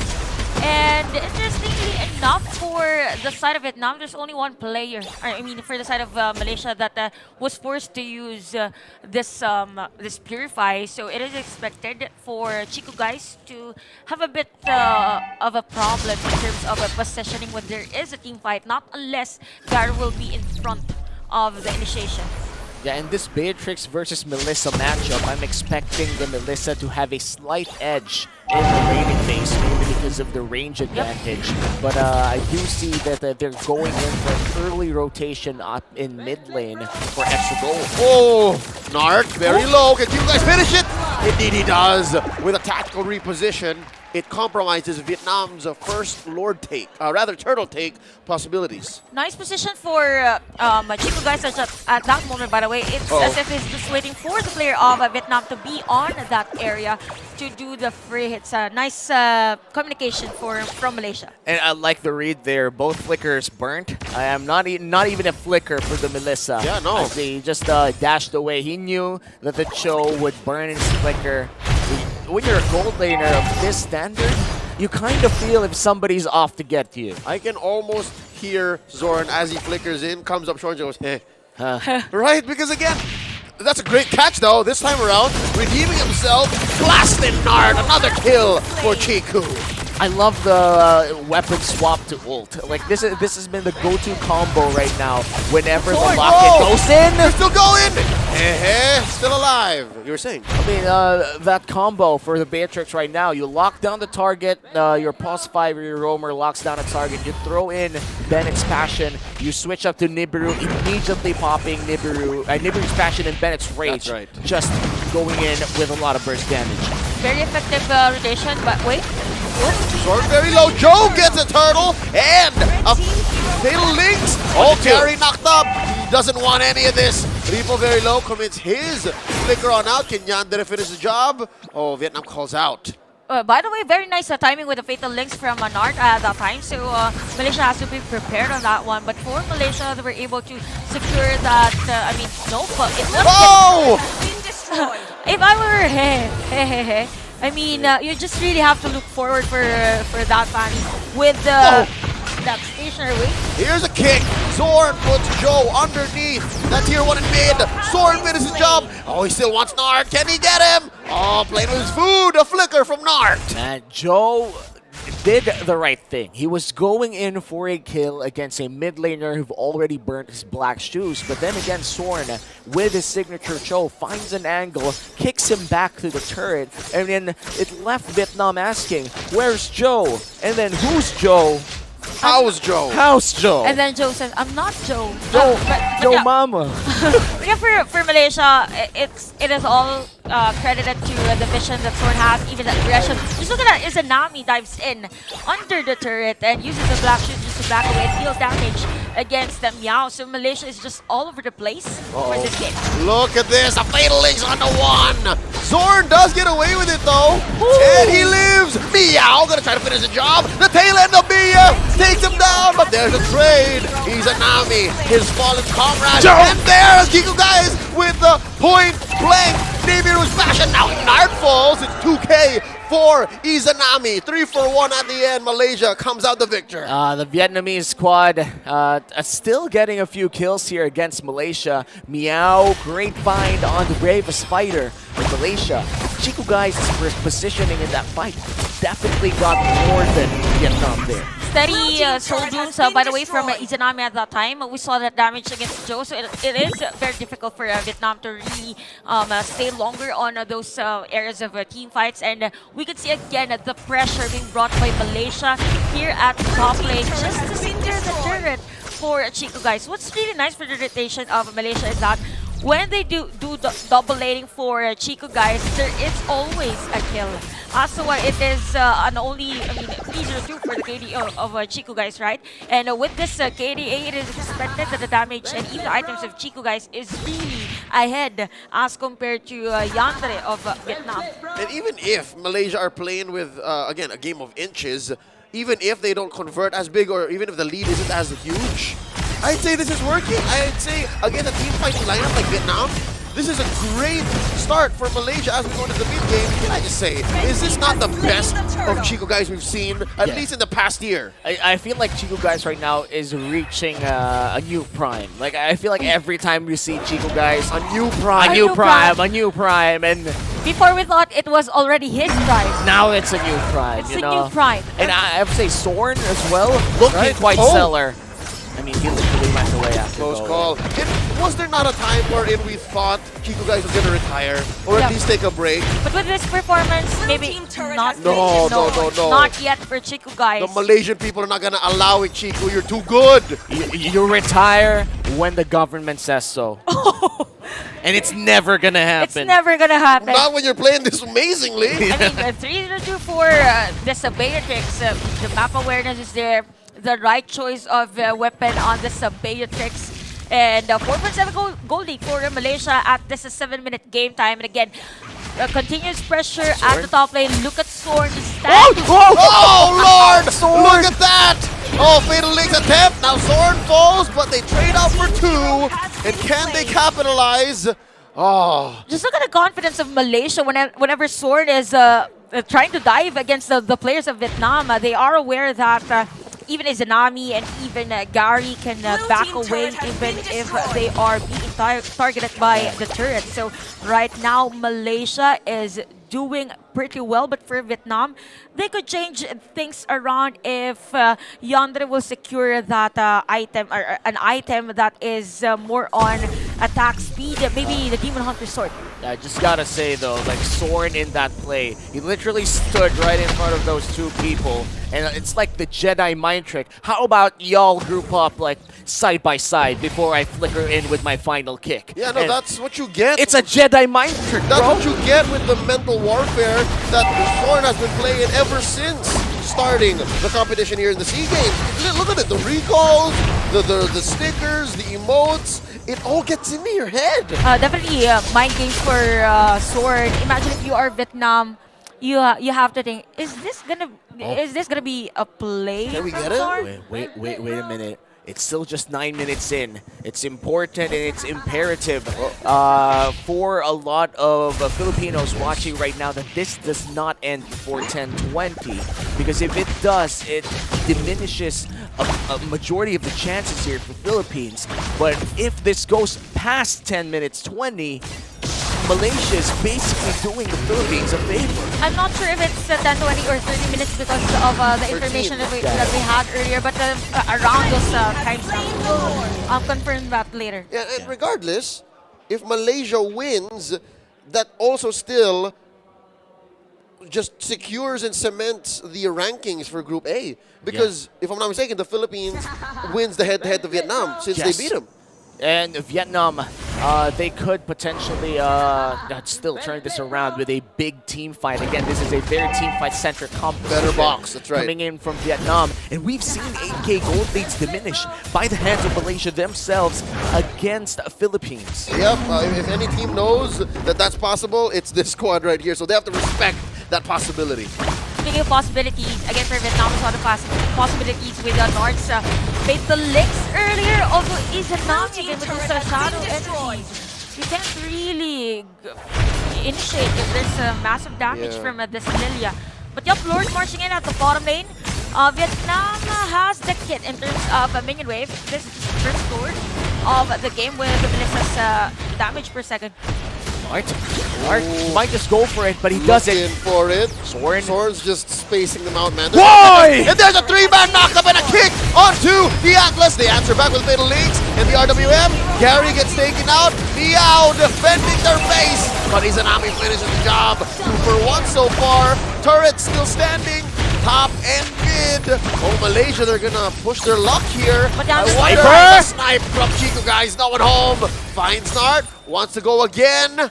And, oh, there's a breather.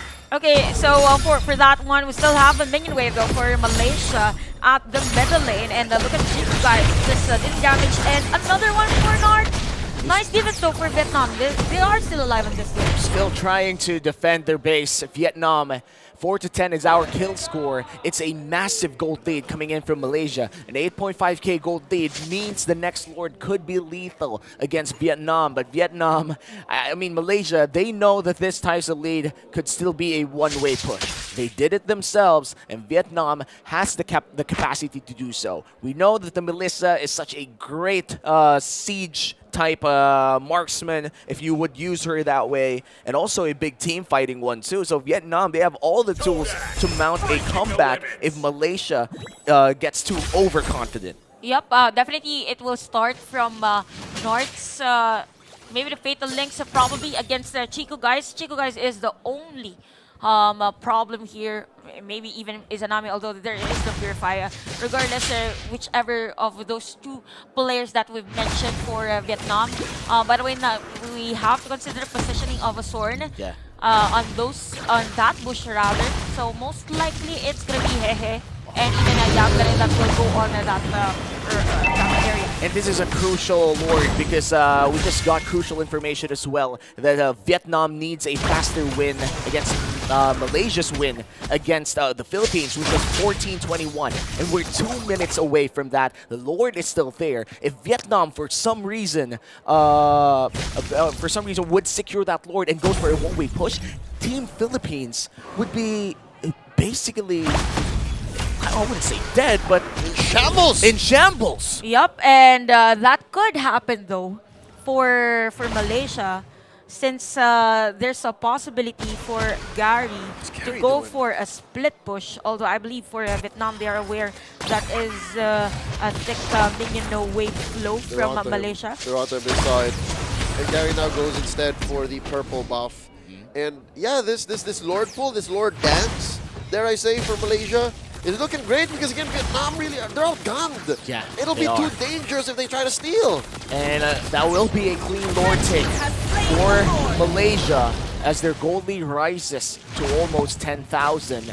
They could potentially end this with one big push, and I love the setup that they're doing right now with their waves, Chantel. Yep, and speaking of setups, I believe with the item right now of Sorn with the Immortality, it's a lot easier for him to like dive on the base of Vietnam and go for a lock against Yandre. For Vietnam, the only player that could actually clear the mid or have the mid this Lord is going to be Yandre with the help of the initiation, of course, of his teammates. Now, for Malaysia, they could go and really have Gary bait the skills of Vietnam with this Lord marching out of the bottom lane. And there are waves as well in the mid and the top wave. It's going to be massive for Malaysia. It's quite clear that they want to end this now. Yep, they understood the dynamic. They respected the fact that a comeback could come out of nowhere. Hence why they played it very clean, very safe. And look at the positioning of Nart. This is interesting. What an angle. If he can get this. Yup, although there's a vision already from Gary. By the way, Izanami's Black Shoes has been used. And even for Zorn, he is a bit disciplined on that aggression. I mean, with the crowd control that Vietnam has, it is a bit difficult to dive in again with that Jeet Kune Do and Way of the Dragon combo on his choke.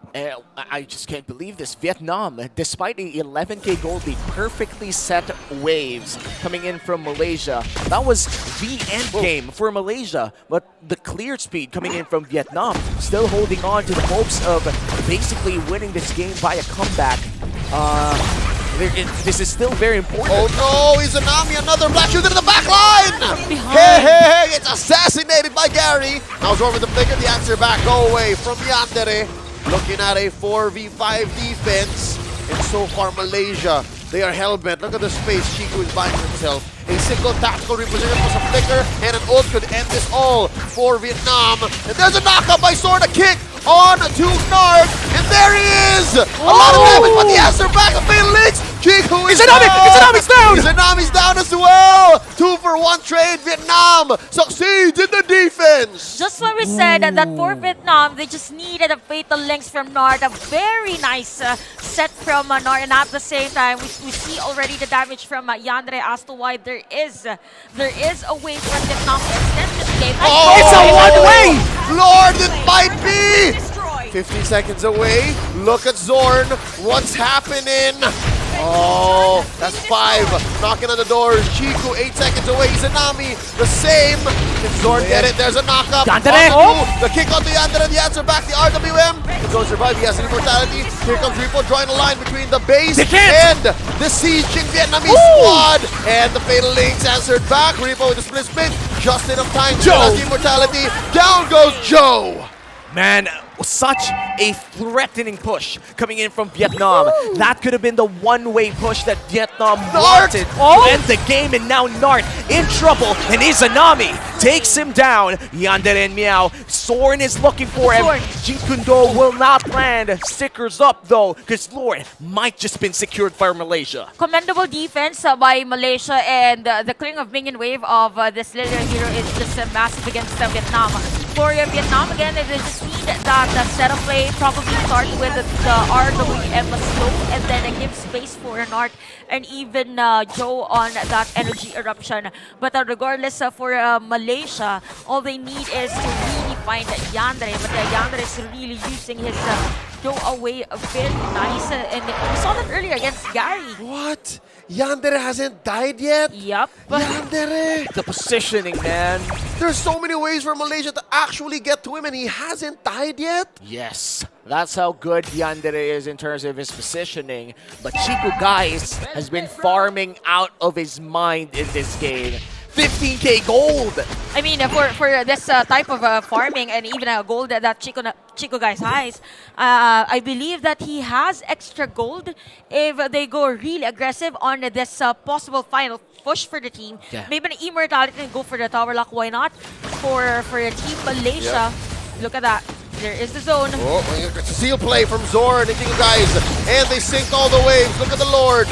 Threatening to crash into Vietnam base. And there's an RWM coming in from Hehe. Down goes Yandere. Gary and Zorn punching away. Chico guys falls. Repo still here. Izanami as well. 3 members from Vietnam still defending. Gary goes down. Hehe as well. Ladies and gentlemen, Vietnam, their last stand. Is it going to be enough? Zorn just punching away. Malaysia takes the win. And here we see Repo once again. Another iconic celebration, I think. Well, of course he's gonna do it.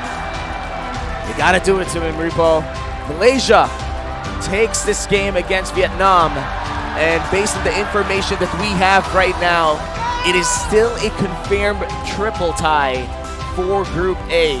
And we have to wait for the game between Timor-Leste and Philippines.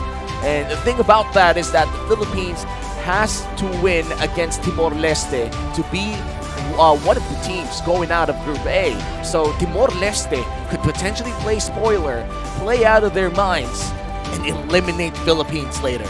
That is a possibility. A lot of stake for the next match for Timor-Leste and the Philippines. But of course, who's gonna love the attitude, by the way, of Repo? I loved a lot of character during that moment. But kudos, of course, to the whole Malaysian squad with the performance that they had. Probably one of the cleanest games. Could have sworn that in addition to the scrims and the preparation and the studying to prepare for this matchup, Repo also has his own preparation as to how to celebrate. How was the celebration for you? Can you rate that celebration? Earlier. Removing the jacket. Removing the jacket, showing the country. The matador. And then the matador. I'd give it, I'd say... let's call it the Matador. The Matador. The Matador by Ripo. 4 out of 5. 4 out of 5. Pretty solid. I love it because there's a build-up to it. Yeah, even the facial expression was really on point. How about yesterday's kissing the flag? Oh, kissing the flag for me? That's a 5 for me. That's a 5. That's a 5. That's a 5. You know, a solid That's my favorite. Repo moment. And I wish more players would be like that. I have to say, because a lot of our players are actually shy when it comes to the camera. There's nothing wrong with that, don't get me wrong. But when you're representing your country, let's take that spice out a bit, you know? Let's show everyone how, let's say, how proud you are to represent your country. But let's go back in this best of 1, Vietnam versus Malaysia. Chantel, please break it down. Speaking of spicy plays, Malaysia definitely played the spicy against Vietnam on this game. Again, we've mentioned the plays from Chico guys, and at the same time the map awareness that he has during that game. I mean, there was a time that it was a 4-0-4 if I'm not mistaken for Chico guys, and even the first blood on that moment was from him at the mid lane, and he was just waiting for the play for his teammates to like really secure the kill on that part. And at the same time, the whole composition of Malaysia, by the way, is very nice against the lineup of Vietnam. Although we saw the potential or full potential of Vietnam's hero composition on the latter part of the game, but at that time 3 of the inhibitor turrets was already destroyed, as to why it was difficult for them to defend through base. Now, for the totality of their statistics, it is very evident that Malaysia did have the upper hand in terms of clearly taking objectives against Vietnam, primarily because Gary's hero is a Fanny, and if you have a Fanny on your lineup, it is expected for the other team to like really scramble or be rattled whenever he will dive in on their formation. So with this alone, Malaysia, all they had to do is to clear the minion wave, zone out the players, and we really have to credit Zorn's aggressiveness in terms of the vision that he gives to his teammates. Even on the start of our game, while the other team is securing their purple buff, Zorn was there to give vision to Gary that, hey, the other team's jungler is still securing his buff. So the movement of Malaysia is just really finding where Zorn is. If there is a player from Vietnam, why not to secure a kill? As to why for that game, it was really a nice performance as well, with the other guy that was part of Zorn's rotation that was securing those kills whenever the players of Vietnam was retaliating on their initiation. So that is Izanami with 817 KDA, gold per minute of 643 and 94% kill participation. Take note of the spell Purify again, since he is very vital in the team fight against Vietnam with the item as well. Oh, that is a dire hit for the boots, by the way. So there is a change in terms of the boots. So with the dire hit, that is as to why it is a lot easier for Vietnam or Izanami. The damage is just really high as compared to the other Lilias that we see. And he also rotated away earlier too. And I have to say that this it's amazing how he brought out the air Izanamis in this important game. Air Izanamis? The air Izanamis. Right, we'll allow it. It's amazing. That's a 5. It's standard issue for Malaysian athletes if your name is Izanami. Air Izanami. Yeah. Out now. To be fair, Nart and the rest of Team Vietnam were presenting quite a threat, right? Because again, they have better team fighting capabilities.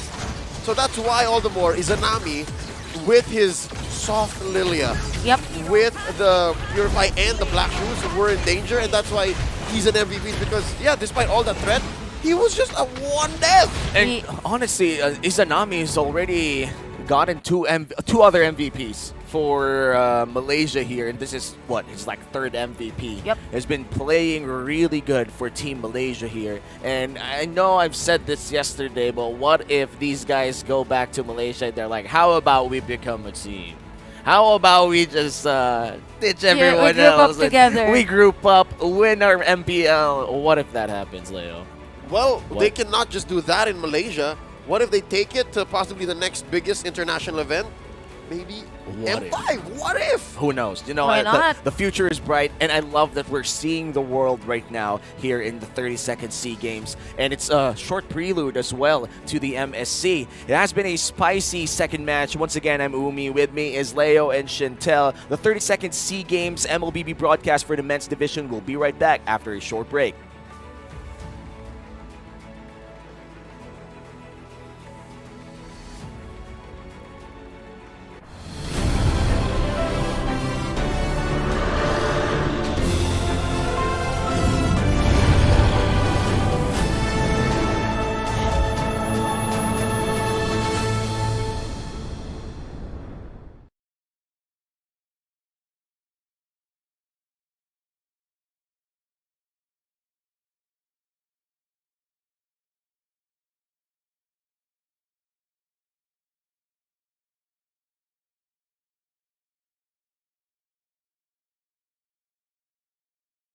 From the dark horse, if you want the turquoise, the light, they're here making another statement. They deserve this celebration.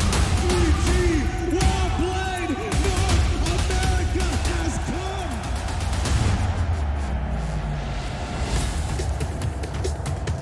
come! Welcome to Mobile Legends! Starting off 2023 with a huge bang.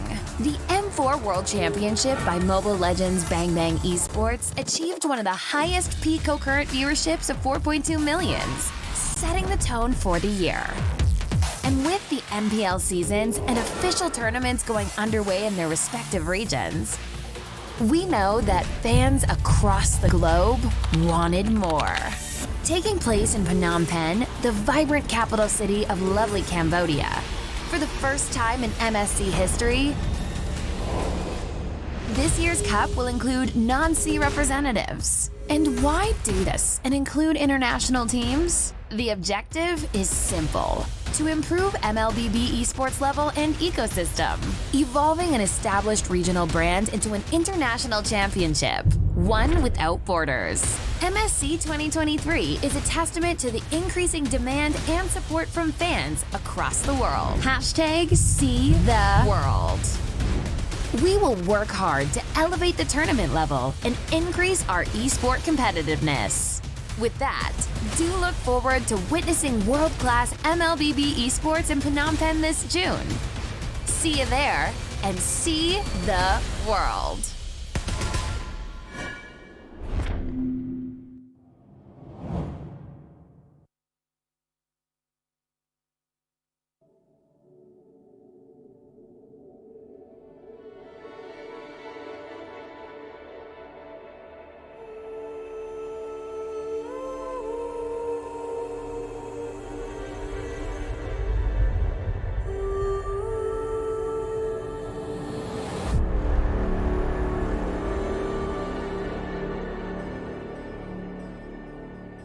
Every day, I have this reoccurring dream. A dream that has repeated countless times. A dream about destiny. What's on your mind? Mother, why must we build the Star Atlas? We've been mapping the stars to reclaim our destiny. Our destiny? If we can unlock the secrets, we can break the shackles of destiny.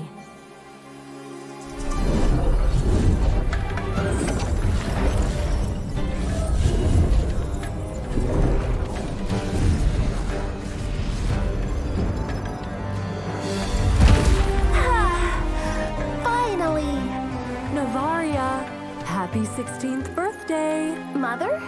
Ooh, star glimmers! Even in darkness, they shine. The Atlas! What's happening?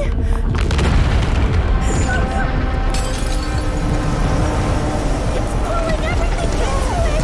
Aria! Help your mother! Hold on! Don't let go! Break the shackles!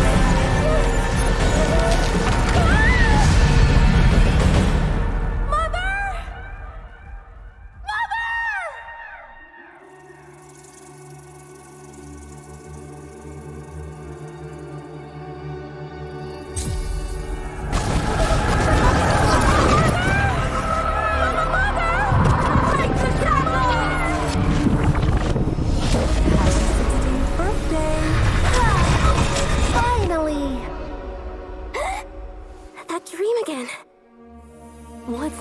mind.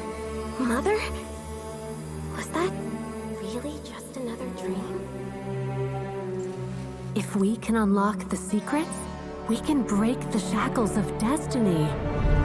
Destiny. If I can unlock the secrets, we can break the shackles. If I can unlock the secrets, we can break the shackles. Finally, almost done. Happy birthday, Novaria. Mother?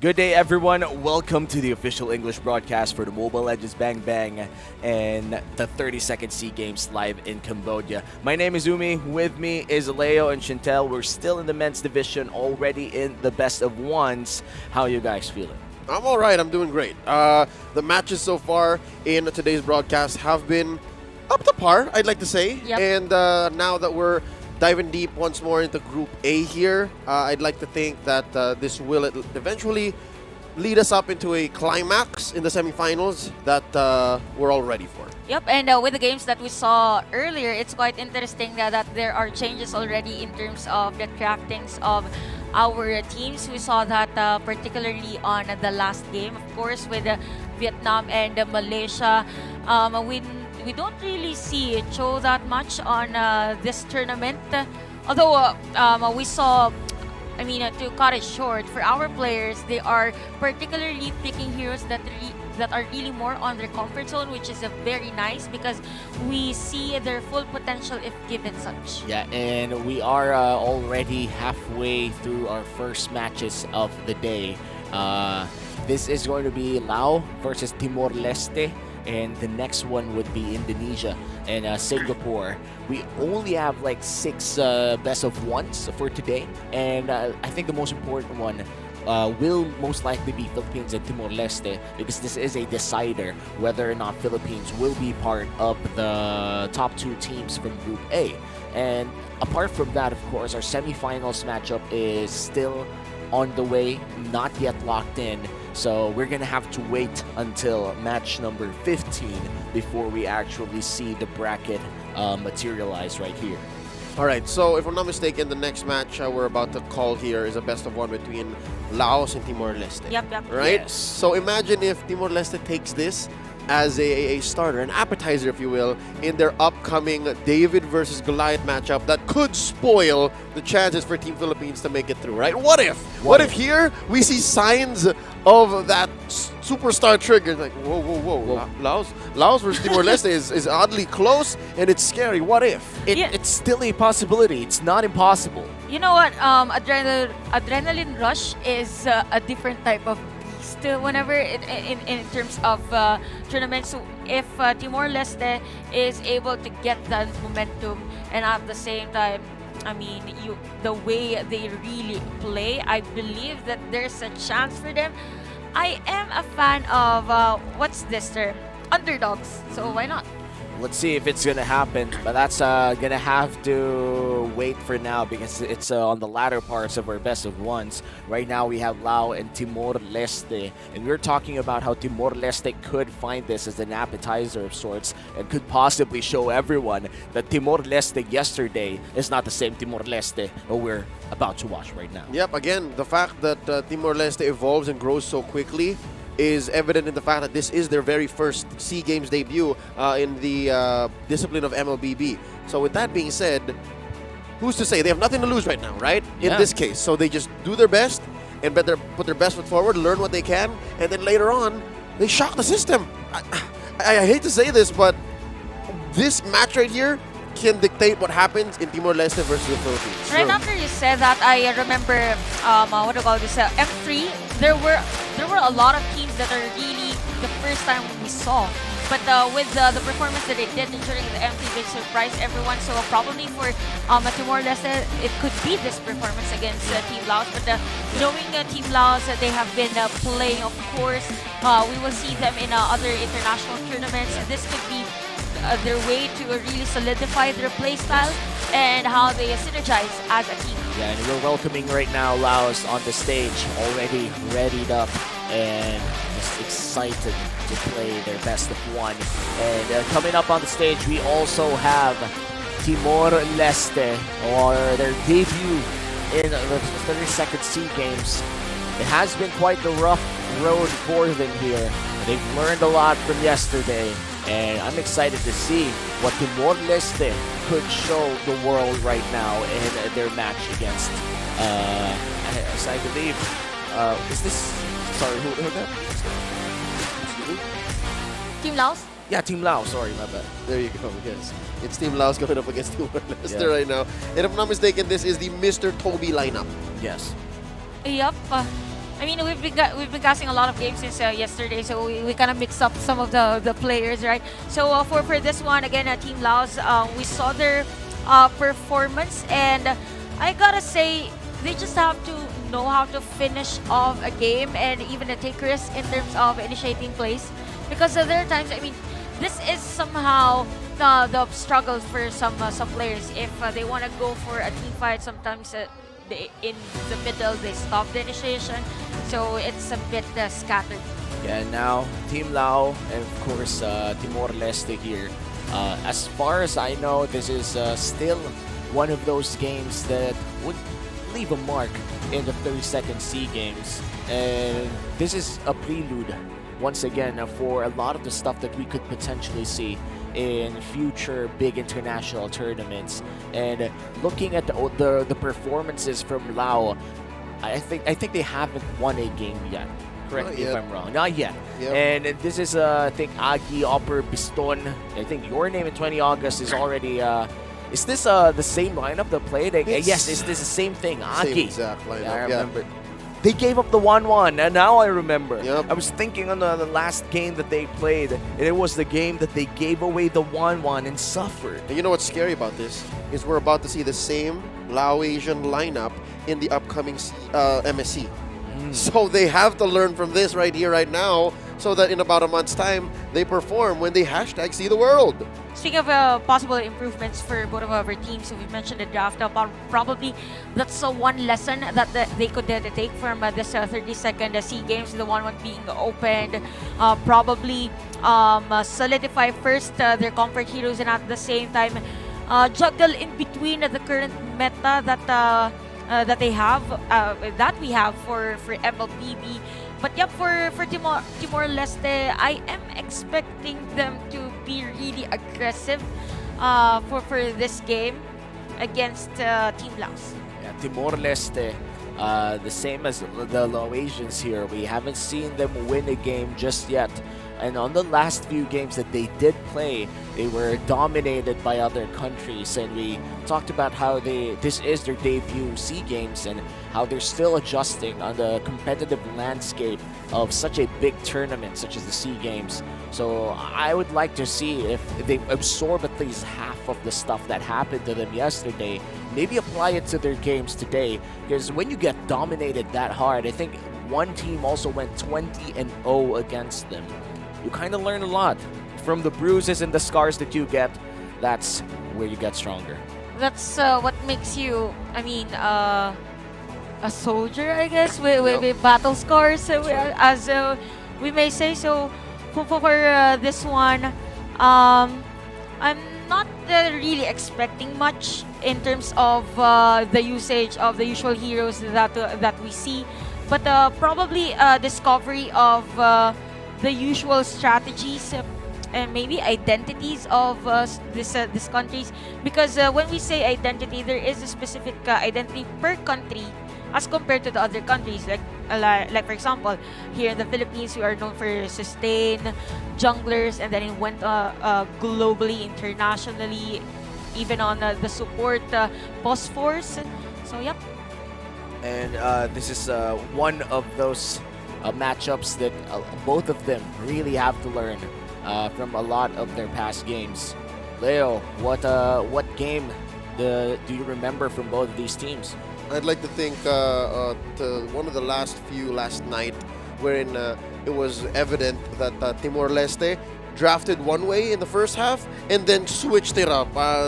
Very rarely does that happen in more established regions, but it's evident that in that game last night, Timor-Leste was rattled not only in the draft, but also in game. So I think that's something that they can learn from, something that they can take into consideration when they play against Laos here today, and of course later on against Team Philippines, because yeah, that's two different flavors of MLBB, as Shanta was saying, the identity, right? Laos, still I'd say it's a developing region, still a developing country. Team Philippines, that's basically a pillar of the current house that is MLBB. So that being said, is that Justin asleep? Yeah, it's Justin asleep. Justin, wake up! You're on top of Group B.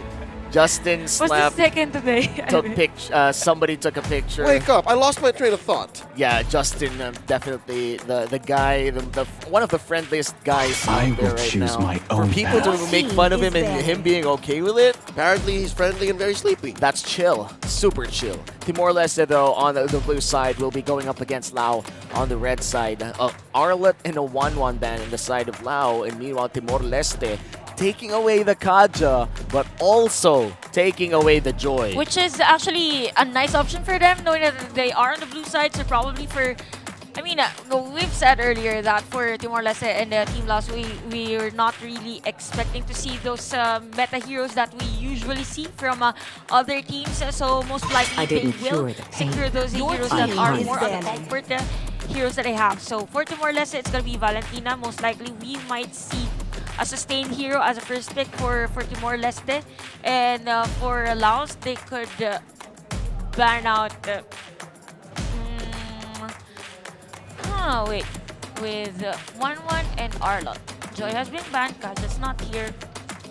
I'm thinking too, like Faramis, maybe? at this point, if you ban out the Faramis, it does give a lot of value for the glue first pick if Timor-Leste knows how to play around it.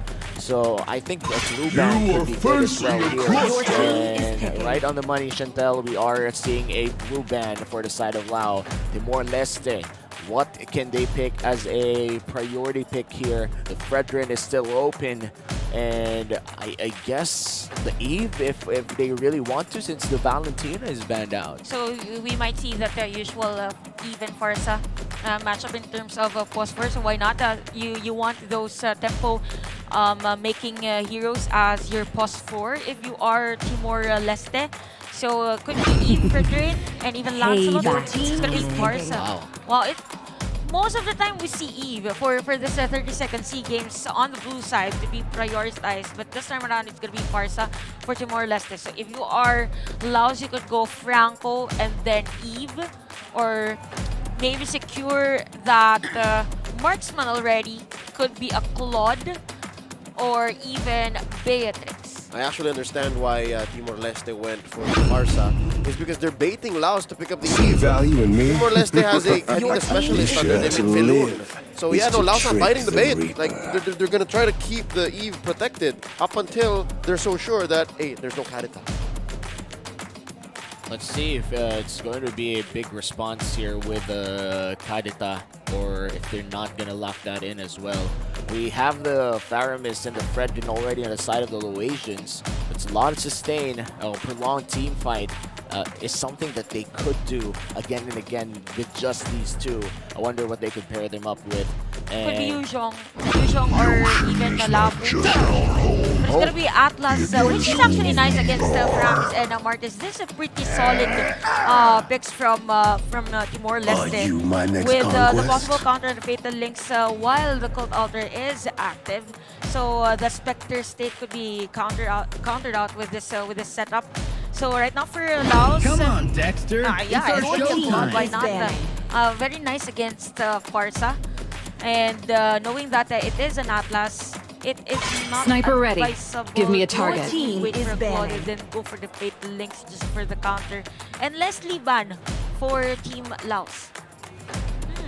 Gotta say though, this is I would say very reactive lineup from Timor-Leste. They can pull the trigger anytime that they want to, but the way that they drafted this is more so of a response on how the Laos team drafted for themselves. And what worries me about this is, yes, the Martis is a great jungle, I would rather but then betray again, I feel like the the last time that world we saw than let the Timor-Leste world run betray a pick like this, Need some they were stitches? switching up a Checking lot it of out. things, trying to do a Is lot of things during the draft, and then suddenly, like, They switched ended up with something that's less stable. Yep, that's what I'm saying exactly. Because again, that's what happened last night, wherein they drafted towards one direction in the first half, and then yeah, you can see how they were being clever about it, and then eventually they ended up with barely a lineup that works. Yeah. So yeah, here I hope that's not the case. I hope that this is indeed a jungle Martis. This land is our homeland. Even if Laos is actually covering up the possibilities coming through again from the gold lane,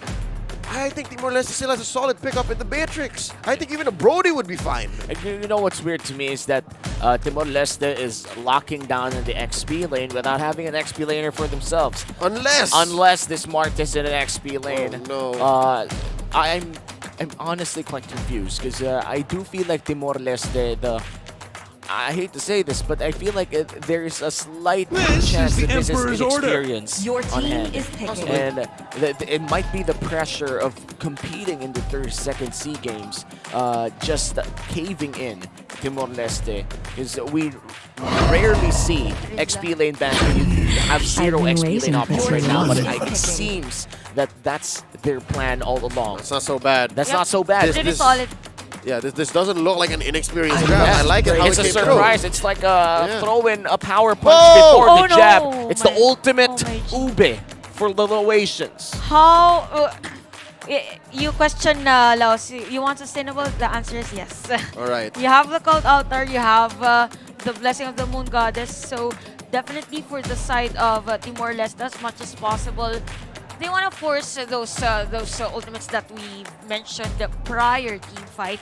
So Terizla Terizla's performance and zoning out will be very crucial on this game. So yep. It's the Laotian Yam. It is the Laotian Yam. At this point, I think the MPL Philippines has coined it as the ultimate ube, in which case the ube strategy that everybody saw on the world stage again and again that comes from the Philippines relies and heavy sustained mainly on the hands of the Estes. But this time around they made I would say a deadlier version, in which case they also utilizes the Paramis ultimate or the Cult Altar. Expect very long team fights here. Not just team fights, but also very long skirmishes as we enter the Line of Dawn.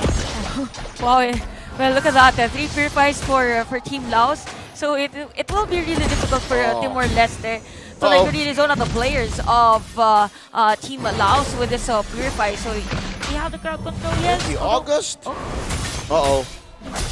Too deep, and that's first blood drawn by Timor-Leste. What was 20 August doing there? Timor-Leste looks like they woke up today absorbing everything that they saw yesterday, but your name trying to mess with Timor-Leste's mind right now. That's really deep for 20 August during that time, and because of that, the death of the Estes on Team Laos, it means that if the turtle is already up for grabs, there is no available ultimate for this Estes, so probably Timor-Leste will be on the upper hand in terms of setting up plays against them. And this is a really nice and solid defense for Timor-Leste against the Team Laos. Yeah. So far, again, I think Team Laos, they overestimated what they're able to get away with against Timor-Leste. Obviously, the less experienced squad here in this matchup.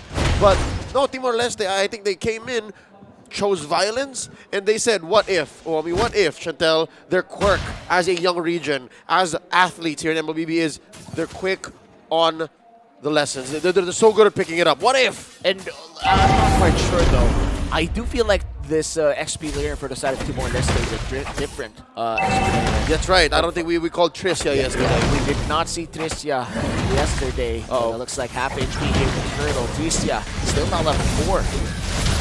Ooh, hits it, gets it, and now he has level 4, and there's a Decimate, and there's a heavy spin. Your name trying to break the line here. Look at Tricia, wailing away. There's a flicker away from Oper, and Your Name gonna barely survive. Oh, they overextend. Down goes Tricia, down goes Hitokiri, and as well Feilun, and it all falls down. That is indeed an error from Timor-Leste's side. A bit of a miscalculation on how to really secure a kill against the players of Team Laos. The Decimate's damage is not enough to kill a player. That's why Team Laos executed them and punished that error from Timor-Leste. Now for Timor-Leste, we see them really setting up nice plays against Team Laos, and during that time, even the Purifies weren't used by the players of Laos. So if they really secure a kill against Laos, this might be it, or we might see a gold swing for the team. Lao definitely knew their strengths. They were running a very heavy sustained lineup, and they knew that an extended team fight, they would absolutely win it. They stayed, they fought, they got 3 kills for it. Timor-Leste, they underestimated the sustain that came for Lao, and now they're paying the price for it. Almost a 2K gold lead for the Laotians. Pretty high for a 3-minute game for this type of goal lead. And look at the rotation of Team Laos, definitely looking at the possible positions of Timor-Leste. Oh, that's dangerous. Butterfly barely had any backup. Pelun here, able to cover this vulnerable angle.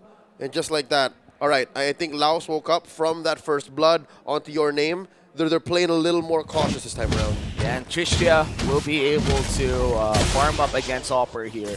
Rare do we see Tirizla in Sea Games, and I do feel like we've seen this in the pro scene for some time, like a time for last weeks of our pro scene here in the Philippines. Actually, more than just maybe a few other MPLs, not just the Philippines. Tirizla has been a slowly rising star, and look at this. Oper drawing a line between Turtle, again goes over to Timor-Leste. Pop in an early called alter. That's Agi, but look at the back line. Down goes Toby, down goes Pelun. This is deja vu from that first engagement. Hitokiri not long for this world. 3 for none. They weren't prepared to fight the ultimate Ube experience here.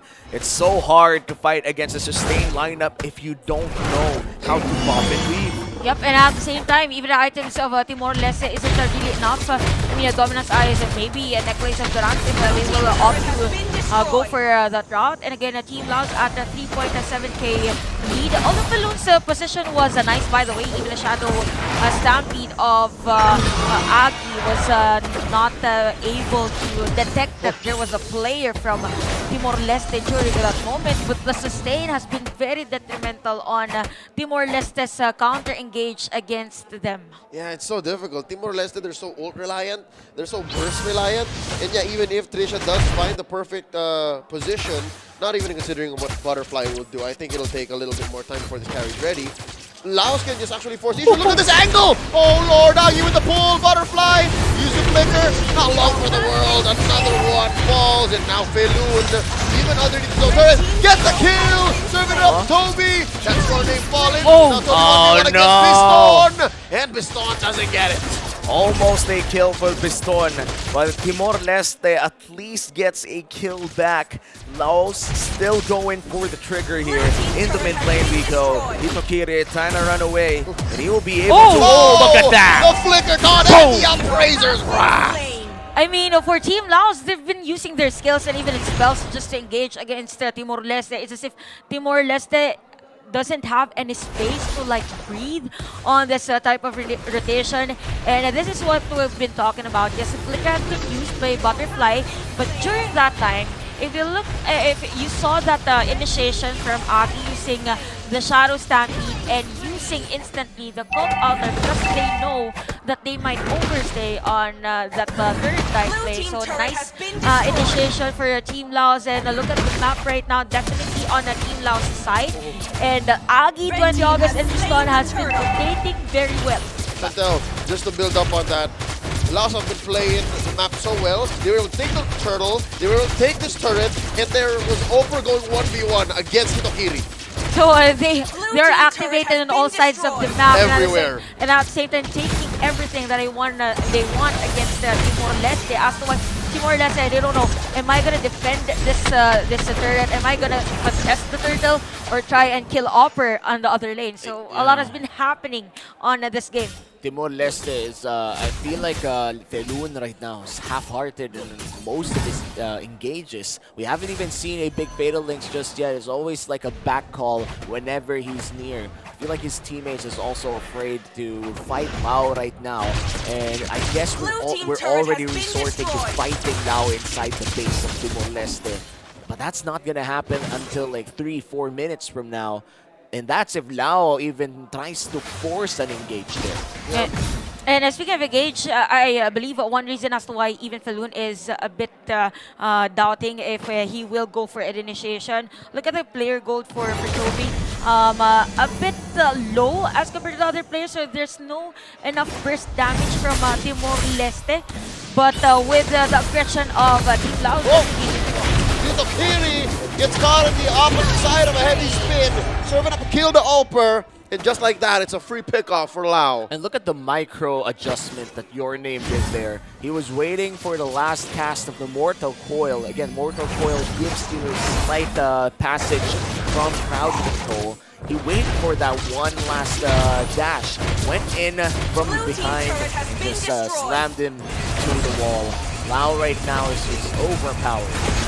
But for Timor-Leste, one of the things in terms of their year competition is that they could go for that flicker penalty zone, and then majority of the purifiers will be used by Laos. And then after that, Felun will go for the flicker fatal links, then go straight for the other skills that Timor-Leste can use against Laos. But that is what if they have the damage. The question right now is if they have the damage. Or if they could actually do it. That's like 3-4 steps. I'd say 3 or 4 steps is generous. It's a grocery list of things that Timor-Leste has to get right before they can even consider contesting anything from Team Laos. Looking at the items here, Chantel, look at how far ahead Biston is. Yep, and at the same time, I mean, from the items of Biston and look at other items of Timor-Leste. The only player that has that counter against the sustain is Felun, and Felun against the damage of Biston has because of the items. I mean, he won't be able to use the dominance eyes to like really penetrate and have it activated, the passive against Team Laos. Basically keeping a building together with duct tape. Here we go. Laos crashing in to that mid-tier 3 turret. They are inside Timor-Leste's base. Hitokiri and the rest of them are just trying to protect what's left. But it looks like Biston, Dalbot, and Opera Plop have other ideas. Felun might just go for the engagement. Look at the taunt on Trisha. Oh, look at that though. That's just but the tail end of a fatal link. Now Toby falls too, certainly. Going down, Hitokiri the third. Oh, Butterfly still here. Oh no, that's it. Ladies and gentlemen, Laos takes the game. A 12K gold lead to boot too. Laos definitely showed Timor-Leste that they could dominate as they secure their first win in the 32nd Sea Games. Pretty solid performance from Team Laos. All along with thought that Timor-Leste's lineup would deal damage against Team Laos in terms of early game. But with that counter engage on the purple buff at the early parts of the game was very detrimental against Timor-Leste as to why Team Laos just capitalized on the lead, moved forward, and eventually won that game. And now we are seeing the Norwegians here still celebrating, but not that celebratory as Ripo coming in from Malaysia. But we do know that these athletes are very much happy to secure their first win of the tournament. And Timor-Leste, they have 1 game left. It's going to be up against the Giants, or at least one of the quote-unquote Giants for MLBB, the 32nd Sea Games, and they're up against Philippines later on for our 15th match of the best of ones. It's going to be very important for Philippines to win that in Timor-Leste, and they could be spoiler. Yeah, no, all the more important is that Timor-Leste does not crumble under the pressure. Again, here, just mere seconds ago, they lost at 10 minutes. That's a crushing defeat, and that's no understatement. Looking at them, seeing them, like with the camera on site at Cambodia, you can only really imagine what the communications are amongst them. Like, how'd that happen? What did we do wrong? Right? So they have, what, a couple of hours to gather themselves, regroup, and again, face that upcoming giant. And with the rotation as well of Team Laos earlier and Timor-Leste, I believe for Timor-Leste, they are more equipped for their next game. I mean, yes, it is against the Philippines, which is a dominant team, but at the same time, it's really all about the lessons that they can learn from the other teams, and hopefully we see their improvement on the next game. And despite this being a dominant win for the Laotians, we will still be able to learn a lot of the things that the Timor-Leste did wrong or the Laotians did right, or maybe even the Timor-Leste squad are doing right in this game. Chantel, what happened in this 10-minute game? Actually, for this game, it was a pretty fast game for Team Laos. Again, the swing in the gold because of that because of the kill on that purple buff was really difficult for for Timor-Leste to really recuperate from that. Again, the lineup that they have is pretty nice, but with the Atlas pick against 3 Purifies from Team Laos, and at the same time Cult Altar and Sustain from Estes, it is really difficult knowing that they are slowly trying to lessen the gap. But with them slowly trying to lessen the gap, it was easier for Team Laos to pinpoint who the target is. And that moment, it was the carry of Timor-Leste. And even on the other factors, the turrets, no turret pushed by Timor-Leste, by the way. Even the turtle is taken by Timor-Leste twice. So that time, I believe we will see that on the highlights. I believe the first blood or the kills that we said that was good for Team Laos was during the second turtle. And for Timor-Leste, there's no real objective after taking the turtles, and somehow they overextended on some points, and Team Laos just punished that moment. So we'll see in the overall statistics, damage taken for Team Laos definitely is higher as compared to Team Laos because of the difference in terms of the items and even the levels. There is a massive level gap for our players during that time. Sandbag of the game was Hitokiri. So with Hitokiri, actually that is the jungler of Timor-Leste. So with the damage taken from Hitokiri, majority of Team Laos is just bursting Hitokiri, and even the other players of Timor-Leste was a bit doubting on engaging against Team Laos. And with the Shadow Stampede, by the way, of Agi during those moments, even using the Flicker just to have that successful Shadow Stampede against Butterfly in the top lane, while using the Cult Altar just to give us go signal to his teammates that we need to secure this kill against Butterfly, was really nice for Team Laos. Even the healing was on point for Tuay August. By the way, they are both at 100 kill participation during that moment. And with that rotation, I mean, you have your name. I mean, you have Akai, you have Estes, and you even have Faramis. Anyone that wants to penetrate that formation, I doubt that it will be easy for them to really secure those kills. And speaking of securing kills, we've mentioned Agi's performance with those Shadow Stampedes, those on-point Cult Altars. He is our MVP of the game with that 509 KDA gold per minute of 723%, and definitely the center of rotation for Team Laos with 100% kill participation. So went in for those seed reduction items, and then Lightning Truncheon plus the glowing one. So the emblem earlier was more on the burning. So imagine the damage that Agi has against the players of Timor-Leste, and even the range that he has using those Shadow Stampedes and even those Ghost Bursters against the players of Timor-Leste. So all in all, for the side of Team Laos, it was just a really collective team effort, and at the same time, they know when to punish, when to dive in against the players of Timor-Leste. We'll see that on the highlights. This is particularly this play is what we have been discussing earlier. A bit lacking the damage for Hitokiri's Decimate, and at that time there was that blessing from the Moon Goddess from 20 August, and then it continued for the rest of Team Laos. Even the other players of Timor-Leste lacked in terms of damage, probably because even Mr. Toby was the prior target even before the team fight started. A lot of sustain really coming in for the side of the Laotians here, and this is just a taste of the full potential of the ultimate Ube composition, which is the Faramis and the Estes in one composition, even pairing up with the Fredrin too.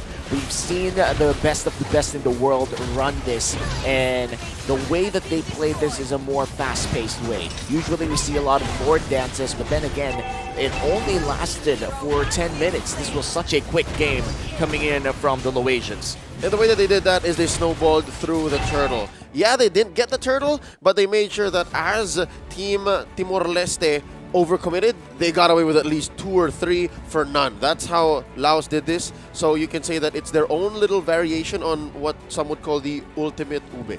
Yep, and we saw that for Team Laos as well. That I mean, in terms of map awareness, it's on point, and we've been talking that it is a developing country. So with this type of performance against Timor-Leste, it is expected from them that their performance would be higher or better as compared to this one. And speaking of better performances, I'd like to see better performances for our next match in this best of ones. It's going to be Singapore versus Indonesia later. Both of them, surprisingly, still hasn't secured a win in their group, which is Group B. And I would never really dare to say that Indonesia still hasn't won a game, but we might see that change as they go up against Singapore. Keyword, a might. I've been Naomi. With me is Leo and Chantel.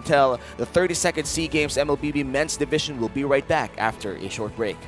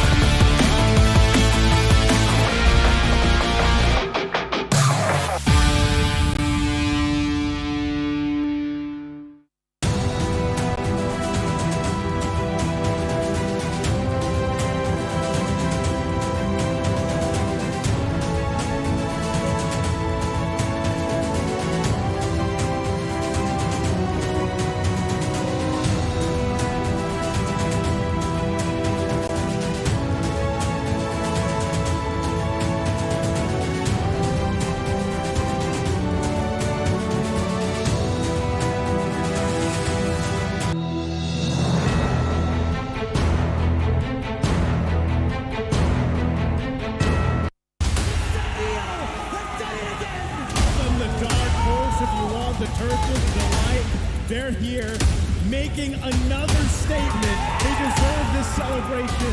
Fiji, well played! North America has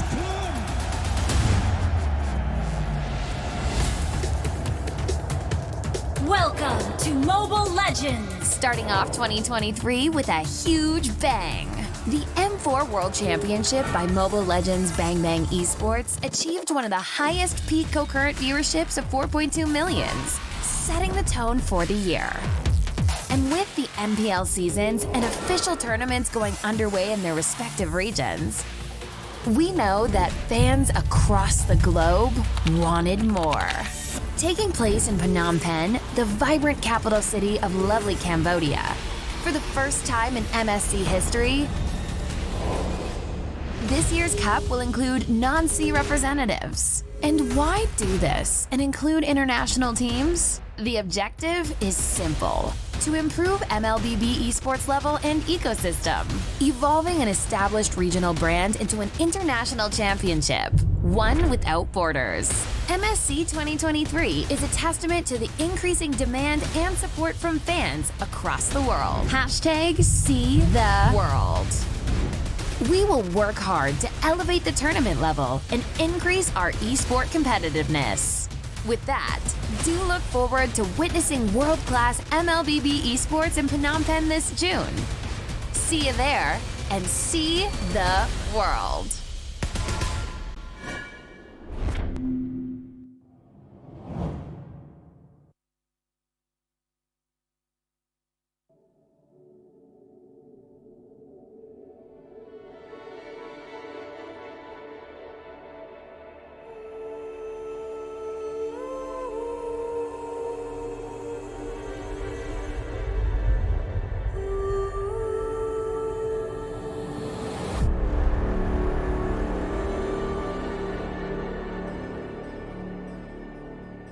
Every day, I have this reoccurring dream. A dream that has repeated countless times. A dream about destiny. What's on your mind? Mother, why must we build the Star Atlas? We've been mapping the stars to reclaim our destiny. Our destiny? If we can unlock the secrets, we can break the shackles of destiny.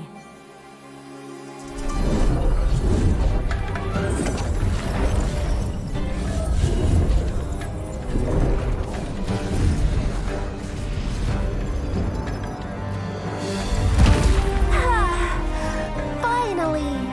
Navaria, happy 16th birthday! Mother? Ooh, star glimmers! Even in darkness, they shine. The Atlas! What's happening?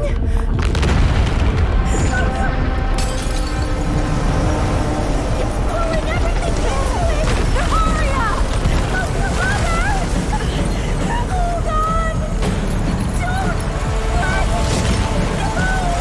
Break the shackles!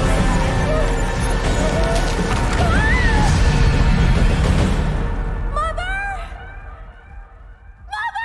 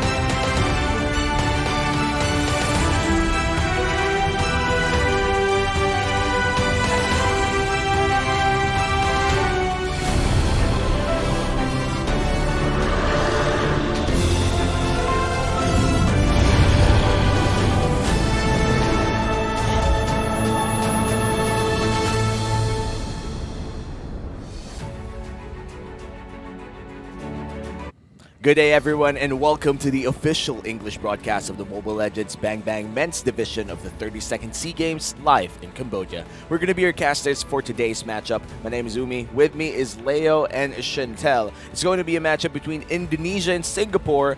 How are you guys feeling about this one? I'm going to leave my expectations at the door. Given what happened yesterday and how difficult so far the 32nd Sea Games has been for both Singapore and Indonesia, I would just be happy to see them back in shape. Yeah, probably for this game, same with Leo's sentiments. I just want to see the strength of Singapore and even Indonesia being visible on this game, how they really play as a team, the synergy, all factors to prove that they are the strongest in their countries. Yeah, and it's going to be a very interesting matchup for sure. Singapore is known to be one of the regions that's not super strong in MLBB, but not entirely weak as well. They've always been in the middle of the pack, and they've always been that team that you respect, but not the team that you consider to win a big championship. It's a lot of categorical descriptors for Singapore, but just to put it into context, 2021 ended with Singapore as the third best in the world. And then, in 2022, mid-year, Indonesia was second best after MSC. And now we're here both winless in the 32nd Sea Games. Exactly. It's just a big shift on the strength levels of a lot of the countries involved in the 32nd Sea Games. Looking at today's schedule, we're already in our 4 out of 6 best of ones that we could watch today. And it's going to be Singapore versus Indonesia. And right after this is the most important match for the Philippines. Winning against Timor-Leste means they get to go to the semifinals. But if they lose against Timor-Leste, that is an entirely different story. Also for Philippines and Timor-Leste, it's also for the Philippines to actually prepare if they win against Timor-Leste, prepare their possible strategy going into the semifinals, because the semifinals will also happen today, and that is a best of 3. So if they want to pick a different hero this time around, they could go and use that against Timor-Leste. This is privileged information, right? Given that we are in the same circles as the coach of Team Philippines, Glindro, I would not be surprised if the Florin came out later on today. Definitely. I think Team Philippines is known to play around with the concept of a roam Florin. So yeah, if Chantal, if that's what you're referring to, then maybe we might see it.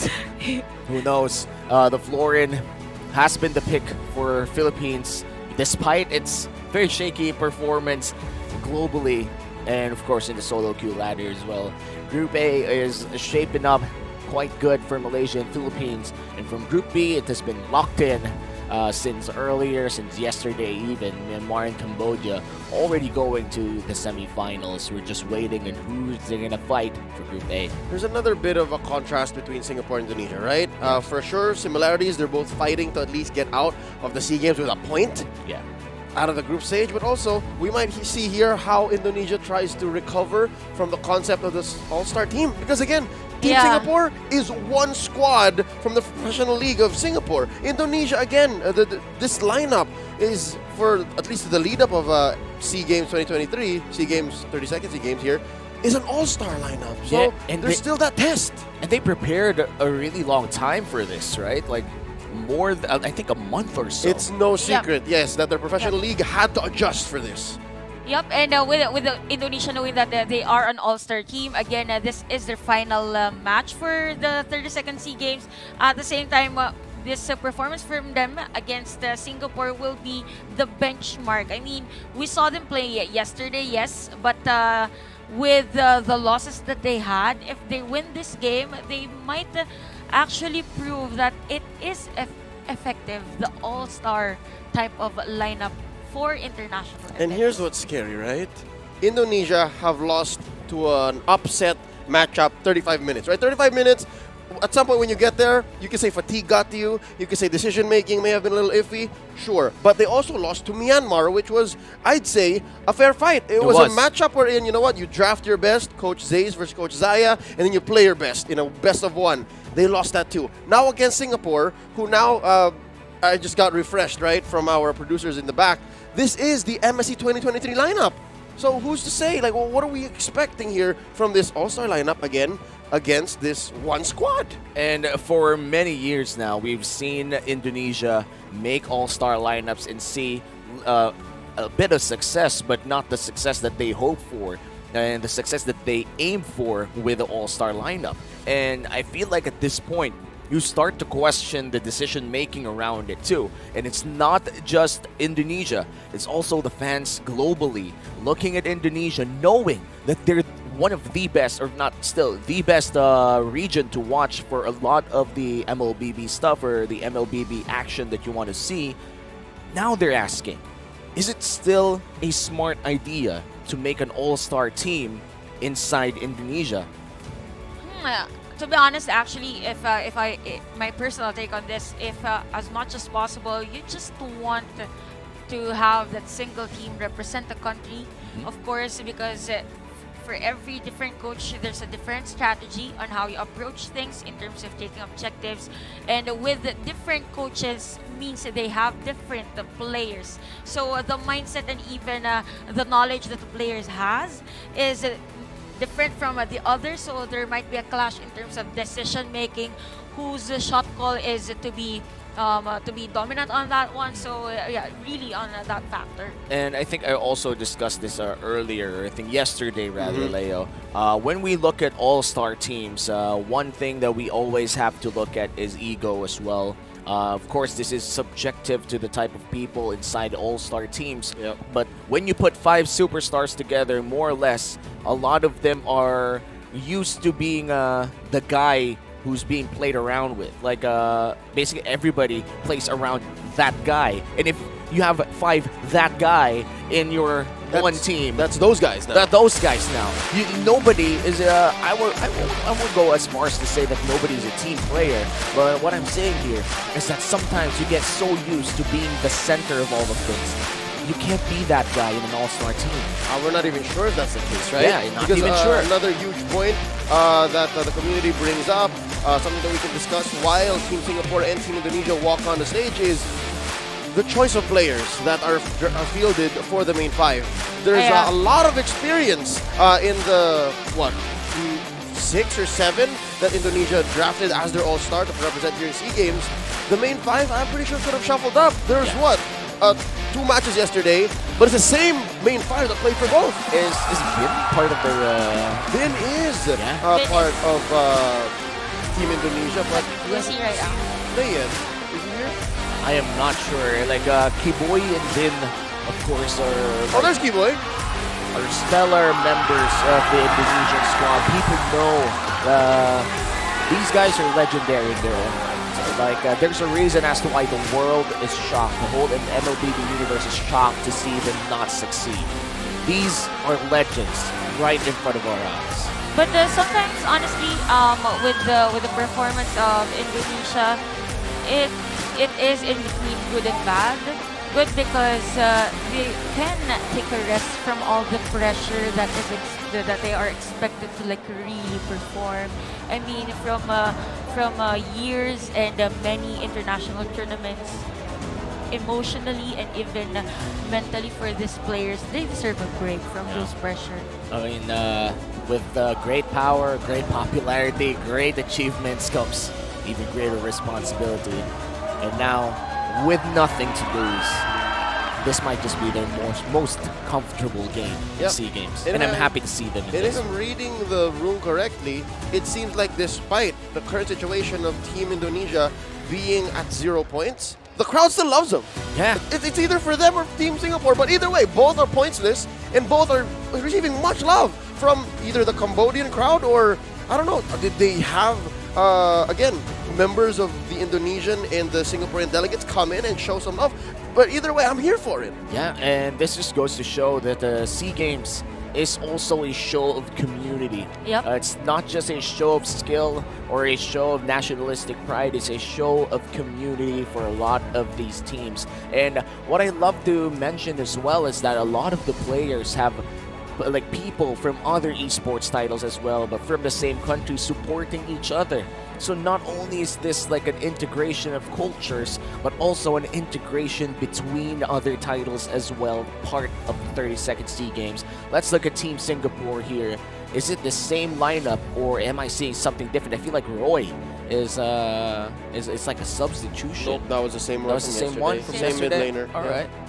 We've been seeing Baby Kicks. Baby Kicks has been part of the Singaporean lineup for many seasons and probably many international tournaments now. So we can focus on his performance. It's a battle between veteran moves and same with the Indonesian lineup, the superstar veteran moves. So it is more on how you will dominate the other team in terms of the knowledge that you have. Against the other rather. Yep, and here we finally do see the switch up, right? Team Indonesia has a 7-man lineup.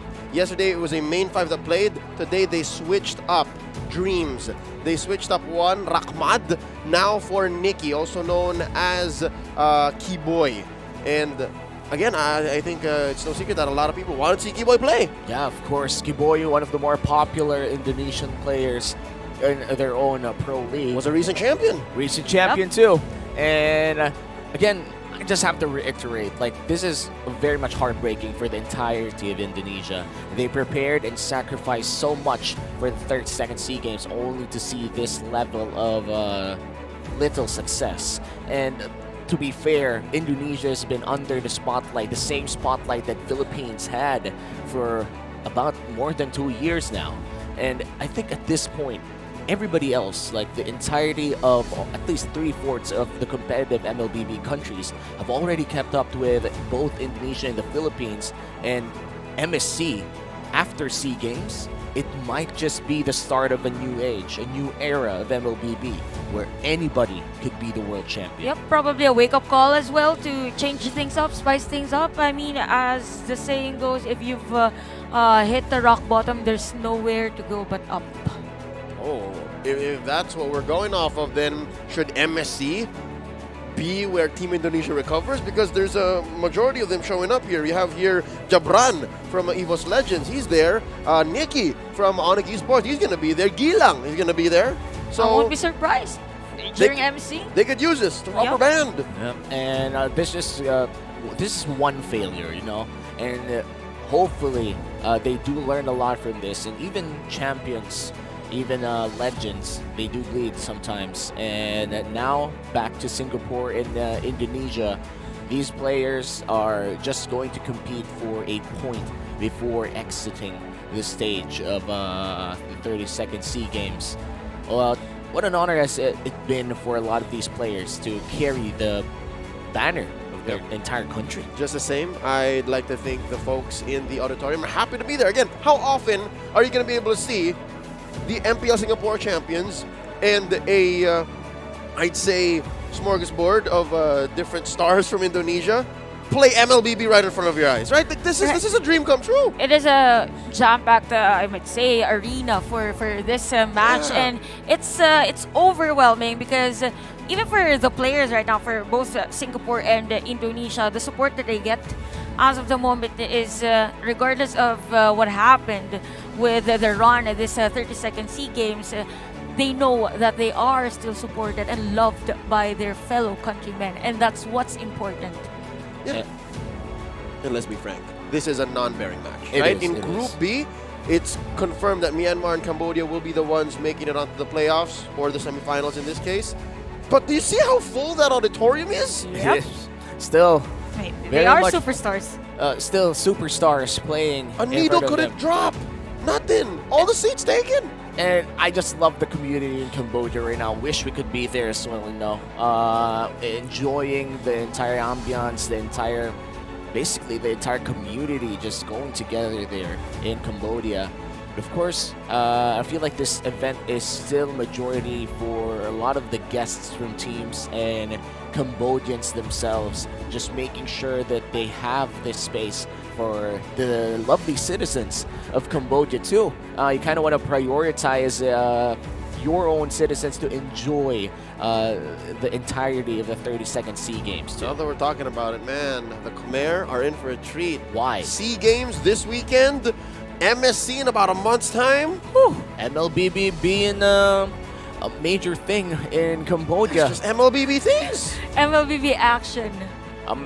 Honestly, at this point, like I want to go to Cambodia, by the way, because how far is it Cambodia again? Again, like, we talked about this earlier, man. from where you stand right now, I'd say a it's 4-hour flight, give or take. Yes, give or take a 4-hour flight. That's right. How much for a hotel and accommodation? Right. You're not really doing this. Oh, folks, he's bringing out a pen and paper. Oh man, I mean, he's looking up flight tickets. Can we start right the computation now? Why is there a burning shark? Yeah. What? I don't understand the memes, brother. Oh. Is he plugging a bakery right now? He's plugging a bakery. One smart guy. That's a tons of eyes. I'd say millions of eyes right now on this broadcast. And the cameraman doing him a solid too. That's free marketing right there. Free marketing. Yep. And wow, a non-bearing match, but still, you can see it in their eyes that they want to win this. Indonesia and Singapore, let's get it on. Blue side for the side of Singapore, and looks like they're going to take away the blue and the R-lock. A lot of focus on the XP lane. Meanwhile, Indonesia is doing their homework, taking away the Wan and the Kaja. So most likely for Singapore with this final ban is Paramis. So with this, wow, interesting. You both ban Paramis and blue at the same time. So Indonesia could be a joy. Time to drop and the it's gonna beat be of joy. the So Your team is picking. Franco could be on Indonesia's side on this game. So Valentina is open, by the way, for Singapore. Which is viable pick. Your team is Valentina. There you go. A lot of power picks still left for Indonesia, though. Something I'd like to note. Are we going to see a Khalid ban? Are we going to attack Diablo? I'm not even sure. Is that what Zayt is thinking? If ever he does, like... Why not? Why not? It's ban. Respect. That's his decision to take. But Indonesia right now, they could go in and steal away powerful. I think just a mage that would be able to match the Valentina could be fair, but gold laners right now looks to be a hot commodity. Maybe steal away things like the Fredrin. You should. Payback. Are they gonna take like they're gonna go for the classic Farsa Fredrin instead? Oh, nice move from Indonesia, going for the safer route in terms of their next picks. Probably for Singapore, they could go. Although we see some matchups we're in, regardless if the Farsa was picked, the Melissa has still been prioritized by the other team. So for Singapore, they could go and take a marksman, probably Beatrix, and even a Martis or Akai, maybe even a Lancelot for this game. Yeah, the carry seems dangerous, especially since of the Farsa. Even the Melissa feels dangerous right now because of the Farsa. Beatrix seems to be a fair choice here for the side of Singapore. It looks like they're going to go for the Franco instead. Here comes the brightest flare in this galaxy. Decent choice from our Singaporean team. Again, this is the usual gold lane boss 5 tandem that we could see. Now for Indonesia, they can take Claude actually with this lineup.